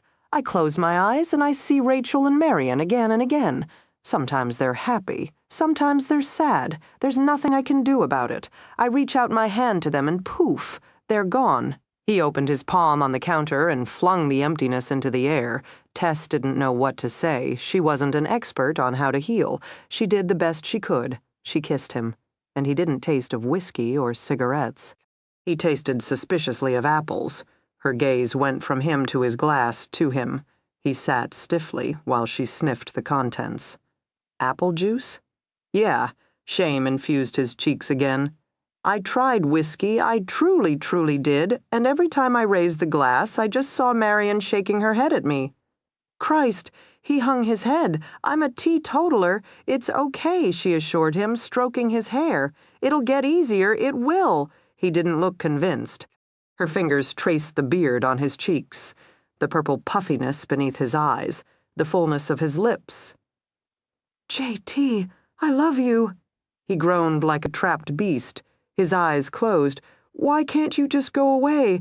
Why can't you just leave me alone? You killed him, you survived. Isn't that enough for you? I don't want to live in the past. I can't escape it. You can. It's just going to take a while. She gave up sitting beside him and slid onto his lap. In this bar, few people noticed. His thighs were hard and masculine beneath her, the denim of his jeans soft and warm. She kissed his lips, then his cheek, and then the scar on his chest. She rested her head against his shoulder, and after a heartbeat she felt his arms slide around her waist. He buried his face in her hair, and after a ponderous moment his broad shoulder began to shake. Tell me, she commanded softly. I love you, Christ, I love you. And he was dying, and there was nothing for him any more. No place he could go where he didn't see. Marion lying in the dirt, no room to sit in where he didn't see Rachel waving to him and blowing a kiss as she got into her car, and Teddy's little arm waving in the back seat. He wanted to find them each again. He wanted to hold them in his arms and whisper, Please, please, be happy. I love you, I just wanted you to be happy. I love you. Remember me young for both of us. He raised his head. There were tear tracks on his cheeks. He didn't care anymore. Make me whole. I want to be whole. She pressed his face against her throat and stroked his hair. She smelled of roses. He inhaled deeply and felt the scent finally soothe his shattered senses. Come on, it's time to go home and meet my daughter. He kissed her, he held her close, and he let her take him home. Later, almost 12 months after that bloody night, he had the dream for the first time. Marion and Rachel were in a field of wildflowers wearing white dresses and whimsical summer hats. Teddy picked daisies at their feet, his chubby hand filled with the flowers. They were talking and laughing, enjoying the day. J.T. stood at the edge of the field, invisible to them and unable to touch. They spread out in the field and opened their arms to the sun.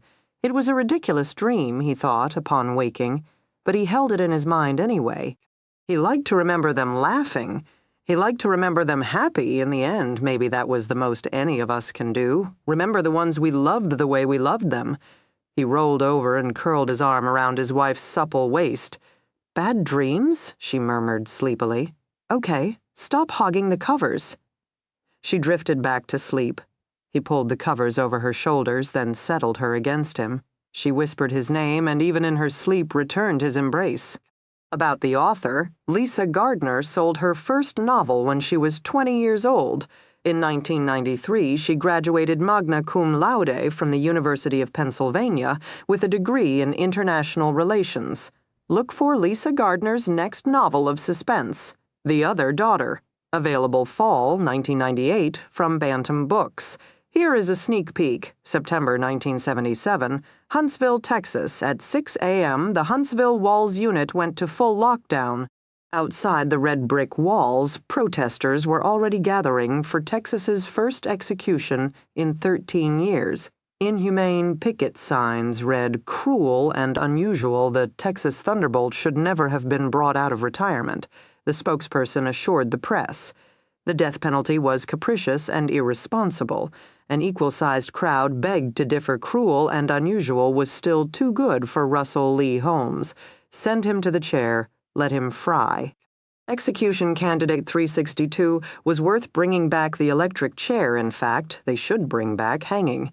Inside the death house, where he'd been brought just last night, Russell Lee Holmes settled his sparse frame more comfortably on the lone bunk.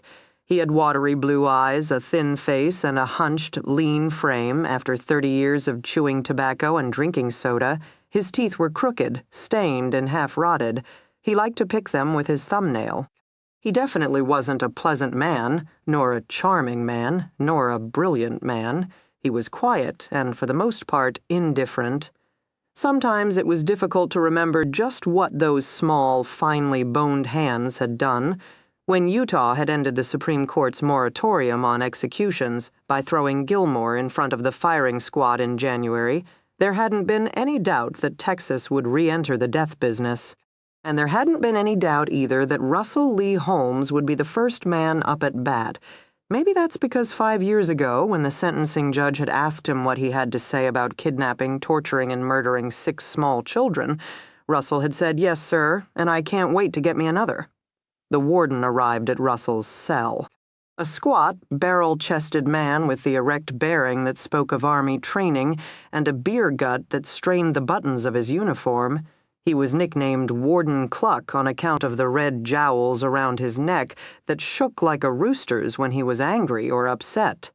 Russell Lee knew from experience that it didn't take much to get him upset. Now, however, the warden seemed kind, even benevolent, as he unrolled the warrant and cleared his throat so the other 4 men in the death house could hear. "Here's your sentence, Russell Lee. I'm gonna read to you your sentence. You listen in. They're gonna fry my ass," Russell said casually. "Now, Russell Lee, we're all here to help you today to get you through this with less fuss. Go to hell." Warden Cluck shook his head and got to reading. "It is the mandate of this court that you, Russell Lee Holmes, shall be executed for the following crimes." He ran down the list. 6 counts of murder in the 1st degree, kidnapping, rape. Russell Lee nodded to each one. Not a bad list for the kid his mama had simply called trash, as in filthy white trash, as in no better than your father, that piece of no good, filthy white trash. You understand the sentence, Russell Lee? It's a little late if I don't. Fine, then, the father's here to meet with you. I only want to speak with you, my son, Father Sanders chimed soothingly from the doorway. To be with you in this time of crisis. To allow you to unburden your soul and understand this journey you are about to take. "Fuck you," Russell Lee said. "I don't want to meet no pussy. God, I'm looking forward to meeting Mr. Satan. I figure I can teach him a thing or two about how to make babies scream. Don't you got a kid or two, Warden? Don't you got a little girl?" Warden Cluck's pudgy face had suddenly turned beet red. He stabbed his fat finger in the air while his jowls shook. "Don't start, Russell Lee. We're trying to help you. Help fry my ass and dump me in a pine box? I'm no fool. You want me to be dead so you can sleep at night. I think I'm gonna like being dead. Then I'll flit through doorways and go anywhere I want. Maybe tonight I'll find your little girl Warden, draw up her white cotton nightie and finger. We ain't gonna bury your body," the warden yelled. "We're gonna put it through the chip machine, you son of a bitch." "I can't help myself," Russell Lee drawled. "I was born to be bad." Warden Cluck hiked up his gray pants, jerked his head at the priest to join him, and stomped out of the cell. Russell Lee lay back down on his cot and grinned. Time for a good nap. Nothing more to look forward to today. Nothing more to look forward to, period.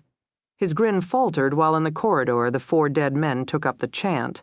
"How do you like Russell Lee baked, crisped, or fried? How do you like Russell Lee?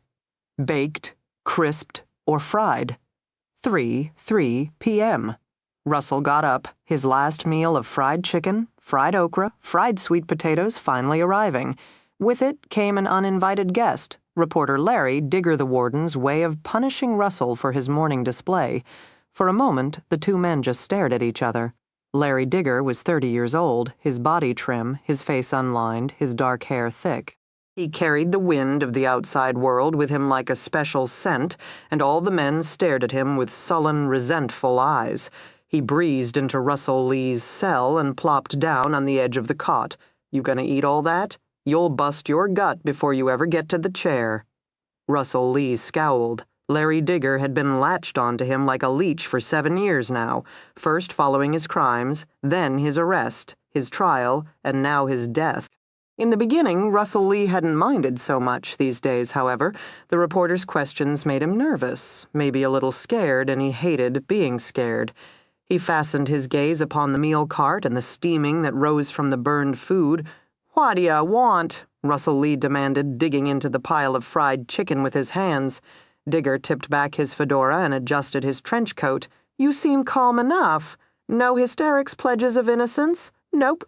Russell Lee ripped off a bite of chicken, chewed noisily, swallowed. "I was told you'd sworn off the priest. I didn't think you'd take the Jesus route. Nope. No purging of sins for Russell Lee Holmes? Nope. Come on, Russell Lee." Digger leaned forward and planted his elbows on his knees. "You know what I want to hear. It's your last day now. You know there won't be a pardon. This is it. Final chance to set the record straight. From your lips to the front page." Russell Lee finished up the chicken, smacked his greasy lips, and moved on to the charcoaled okra. "You're gonna die alone, Russell Lee. Maybe that seems okay to you now. But the minute they strap you into Old Sparky, it won't be the same. Give me their names. I can have your wife flown in here for you, and your baby. Give you some support. Give you family on your last day here on Earth." Russell Lee finished the okra and dug into the middle of the chocolate cake with 3 fingers. He collapsed a whole side, excavated it like a tunnel digger, and started sucking the frosting from his palm. "I'll even pay for it," Digger said, a last-ditch gamble by a man who was paid jack shit, and they both knew it. "Come on, we know you're married. I've seen the tattoo and I've heard the rumors. Tell me who she is. Tell me about your kid. Why does it matter to you? I'm just trying to help you. You gonna bring 'em here and call 'em freaks. That's what you're gonna do." "What kind of woman marries a baby killer? What kind of monster has a murderer for a father?" "So they exist, you admit it? Maybe they do, maybe they don't." Russell Lee flashed a mouthful of crooked, chocolate-smeared teeth. "I ain't telling. You're a stubborn fool, Russell Lee. They are going to fry you, and your wife will never have benefits, and your kid will get raised by some other white trash junkyard dog who'll claim it as his own. Probably become a loser, just like yourself." "Oh, it's all taken care of, Digger. It is. Matter of fact, I got me more of a future than you do. That's what they call irony, ain't it? Irony, good word, goddammit. Good word." Russell Lee turned back to his cake and shut up. Larry Digger finally left in a rage. Russell Lee tossed his leftover food, including most of the cake, onto the concrete floor. He was supposed to share it with his fellow death row inmates. That was protocol. Russell Lee ground the cake into the cement floor with the heel of his foot. "Let them share that with other freaks. Let the motherfuckers share that." A loud crunch rang down the corridor, the noise growing, swelling into a fierce, angry crescendo. It paused, dipped low, then soared high, going from a whine to a snarl. The executioner was warming up the chair, testing his equipment at 1800 volts to 500 to 1300 to 300. And suddenly the moment was very real. "How do you like Russell Lee?" The corridor pulsed. "Baked, crisped, or fried? How do you like Russell Lee? Baked, crisped, or fried?" Russell Lee Holmes actually grew afraid. He sat down on the edge of the cot. He drew in his shoulders, thought of the nastiest things he could think. Small, soft throats, big blue eyes, shrill little girl screams. "I won't say a word, baby. I won't say a word. I'll keep it to my grave, 'cause at least you love trash." Boston, Massachusetts. Josh Sanders trudged down the brightly lit halls. A first-year resident, he was going on hour 37 of a 24-hour ER shift, and he functioned purely on autopilot. He wanted sleep. He must find an empty room. He must sleep. He came to the door of room number 5. No lights were on. Dimly, he recalled that the boards listed room number 5 as unoccupied. Slow night in the ER. Josh walked into the room and yanked back the curtains surrounding the bed, ready to collapse. A whimper. A hoarse, strangled wheeze. A moan. The freshman doctor caught himself just in time and snapped on the overhead light. A fully clothed little girl was sprawled on top of the bed in ER room number 5, and she was clutching her throat as her eyes rolled back into her head and her whole body went limp. The death team was well trained. 3 guards snapped Russell Lee Holmes into leg irons and a belly chain. He informed the warden he could walk out on his own, and everyone fell into position. The guards flanked Russell Lee. Warden Cluck led they marched Russell Lee down the 45-foot corridor, where the little green door that had greeted 361 men now held Russell Lee's number at 5. The barber had shaved his head, sculpting a perfectly bald crown for the electrode plate. Then there'd been one last shower before he donned the execution: white pants, white shirt, white belt, all made from cotton grown on the prison farms and cut, spun, and sewn by prison inmates. He was going to his death looking like a fucking painter and without a trace of the outside world upon him. The door swung open, old Sparky beckoned. Rich old wood, over 50 years old and gleaming, high back, solid arms and legs, wide leather straps, looked almost like Grandma's favorite rocker, except for the face mask and electrodes. The executioner took over, and everything happened in a blur. The guards were strapping Russell Lee to the golden oak frame. One thrust a bite stick between his teeth, the other swabbed his left leg, head, and chest with saline solution to help conduct the electricity. The executioner followed up with metal straps around his calves, metal straps around his wrists, 2 diodes on each side of his heart, and finally a silver bowl on top his shaved head. In less than 60 seconds, Russell Lee Holmes had been crowned king. And the executioner taped up his eye sockets so there would be less mess when his eyeballs melted, and stuck cotton balls up his nose to limit the bleeding. 11:30 p.m. the death squad left the room, and Russell Lee's torture time began. He sat, strapped to his death chair, surrounded in blackness, and waited for the phone on the wall to ring. In the 3 viewing rooms across from him, others also waited. Room 1 held 3 witnesses, including Larry Digger and 4 adults, the few parents of his victims who could afford to attend. Patricia Stokes had lost her 4-year-old daughter Megan to this monster's handiwork. Her husband was on duty at his new job, so she'd brought her 14-year-old son, Brian. Brian's face was immobile, but Patricia, like most of the people in the room, was sobbing quietly, her thin arms wrapped tightly around her tall, gaunt frame. In room 2, the room next door, the executioner stood ready. The room contained the second phone connected directly with the governor's office. A wall panel boasted 3 large buttons, 1.5 inches in diameter, 1 main inducer, and 2 backups. The state of Texas always got the job done. Room 3 was for the family and friends of the inmate. Tonight its only occupant was Kelsey Jones, Russell Lee's defense attorney, who was wearing his best suit, a mint-colored seersucker for the occasion. Kelsey Jones had a special assignment. He was to watch. He was to report back. This was Russell Lee's last consideration to the woman who had loved him. And then Kelsey Jones was to forget all about Russell Lee, a task he would gladly accept. 11:31 p.m. the countdown began, and the many subterfuges and manipulations that had started 5 years ago finally came to a head. All chambers were quiet. All rooms were tense. And the man who was responsible sat in the golden electric chair with tape over his eyeballs and ground his teeth into the bite stick. White, soft necks, jerking arms and legs. Little girl screams. Little girl screams, "I am powerful. I am huge." His bowels let loose. He shit his pants. His hands gripped the end of the arm rest so hard his knuckles turned white. "Love you, baby. You, code blue, code blue." Josh simultaneously shouted orders and checked the pulse. "I need a cart stat. We got a young female, looks to be 8, not breathing. Somebody call PEDS." Dr. Chen rushed into the room. "Where did she come from?" "Don't know." Staff and crash cart arrived at the same time, and everyone fell into a fast, furious rhythm. "She's not on the boards, Nancy," the head nurse reported, grabbing a needle. The IV went in, followed by the catheter. Immediately they were drawing blood and urine. "She's running a fever. Oh, we got hives." Another nurse, Sherry, had finished snipping away the cotton sweatshirt and attached the 5-lead heart monitor. "Stand back." Everyone obeyed, the chest x-ray flashed, and they fell back on the patient. The girl's body was covered in a sheen of sweat, and she was completely non-responsive. Then her breathing stopped altogether. "Tube!" Josh shouted and immediately went to work to intubate. Shit. She was small, and he was afraid he was hurting something as he bumbled his way around her tiny throat like a water buffalo. Then the tube found an opening and slithered down the windpipe. "I'm in!" he exclaimed at the same time Sherry whirled out of the room with the vials of fluid for the CBC, Chem 20, and urine drug screen. "Pulse is thready," Nancy said. "Assessment? Josh," Dr. Chen demanded. "Anaphylaxis reaction," Josh replied. "We need 1 amp of epi." .01 milli, Dr. Chen corrected PED's dosage.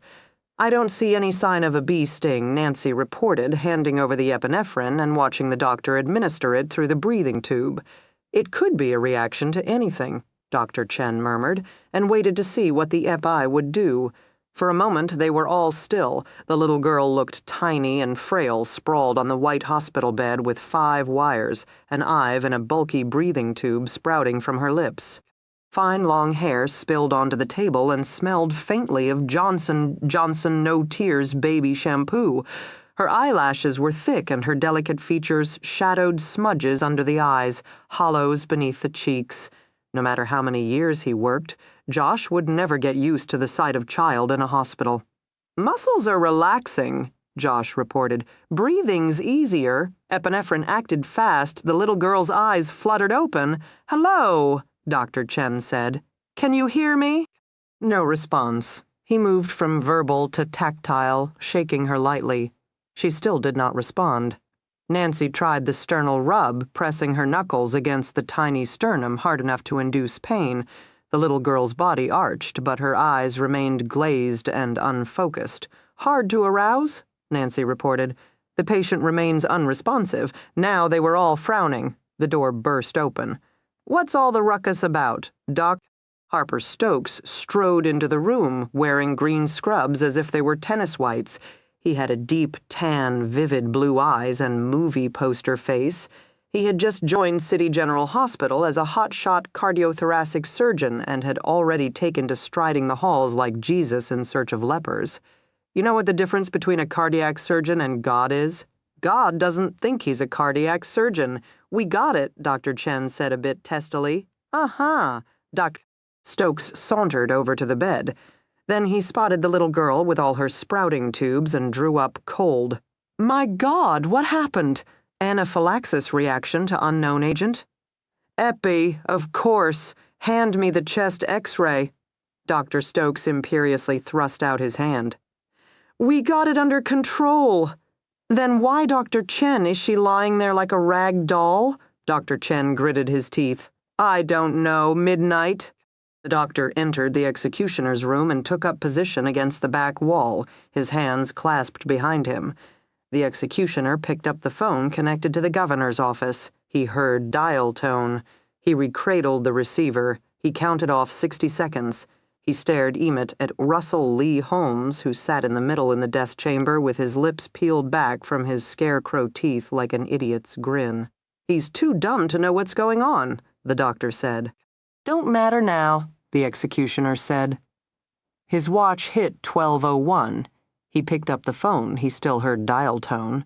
He hit the main inducer button, and 440 volts, 10 ohms of electricity surged through Russell Lee Holmes's body. The lights dimmed in the death house. A few inmates roared and clapped while others curled beneath their cots and rocked back and forth like frightened children. The fathers of the victims watched stoically as Russell Lee Holmes's feet blew off and then his hands. They tried to find some measure of satisfaction while their wives screamed and a murderer's skin turned bright red and then began to smoke. The air filled with the ungodly stench of burning skin. The first liquid seeped from beneath the imperfectly sealed duct tape as Russell Lee's eyeballs melted and rolled down his cheeks. In 10 seconds, it was over. The electricity cooked Russell Lee Holmes from the inside out and broiled his mucous membranes. The doctor entered the death chamber. He'd wiped Vicks Vaporub beneath his nose to block out the smell. It wasn't enough, and his nose crinkled as he inspected the body. He looked at the middle window into the executioner's room and passed judgment. Time of death is 12:05. It was over. I got drug screen results. Sherry plowed through the door, and Josh grabbed the reports, just beating out Harper Stokes. She's positive for opiates, Josh called out. Morphine, Dr. Stokes deduced. Narcan, Dr. Chen ordered. .005 milli per kilo. Bring extra. Sherry scurried for the reversing agent. Could she be allergic to morphine? Josh quizzed Dr. Chen. Could that be what caused the anaphylaxis reaction? It happens. Here we go. Sherry returned with the Narcan and Dr. Chen quickly injected it. They removed the breathing tube and waited, a second dose already in hand. Narcan could be repeated every 2 to 3 minutes if necessary. Status? Dr. Stokes commanded. Give us another minute. Hang on. Oh, here we go. The little girl was moving her head from side to side. Nancy drew up a top sheet and they all held their breath. The little girl blinked and her large blue eyes came into focus. Can you hear me, sweetie? Dr. Chen whispered, smoothing back her hair from her sweaty forehead. Can you tell us your name? Her eyes took in the strangers hovering above her, the white room, the lines and wires sticking out of her body. It's okay. Nancy comforted. You're safe. Tell us your name, honey. We need to know your name. Her mouth finally opened, her parched throat worked, but no sound emerged. Josh took her hand and her tiny, delicate fingers clasped him tightly. What is your name? He urged softly. She finally whispered. Daddy's girl.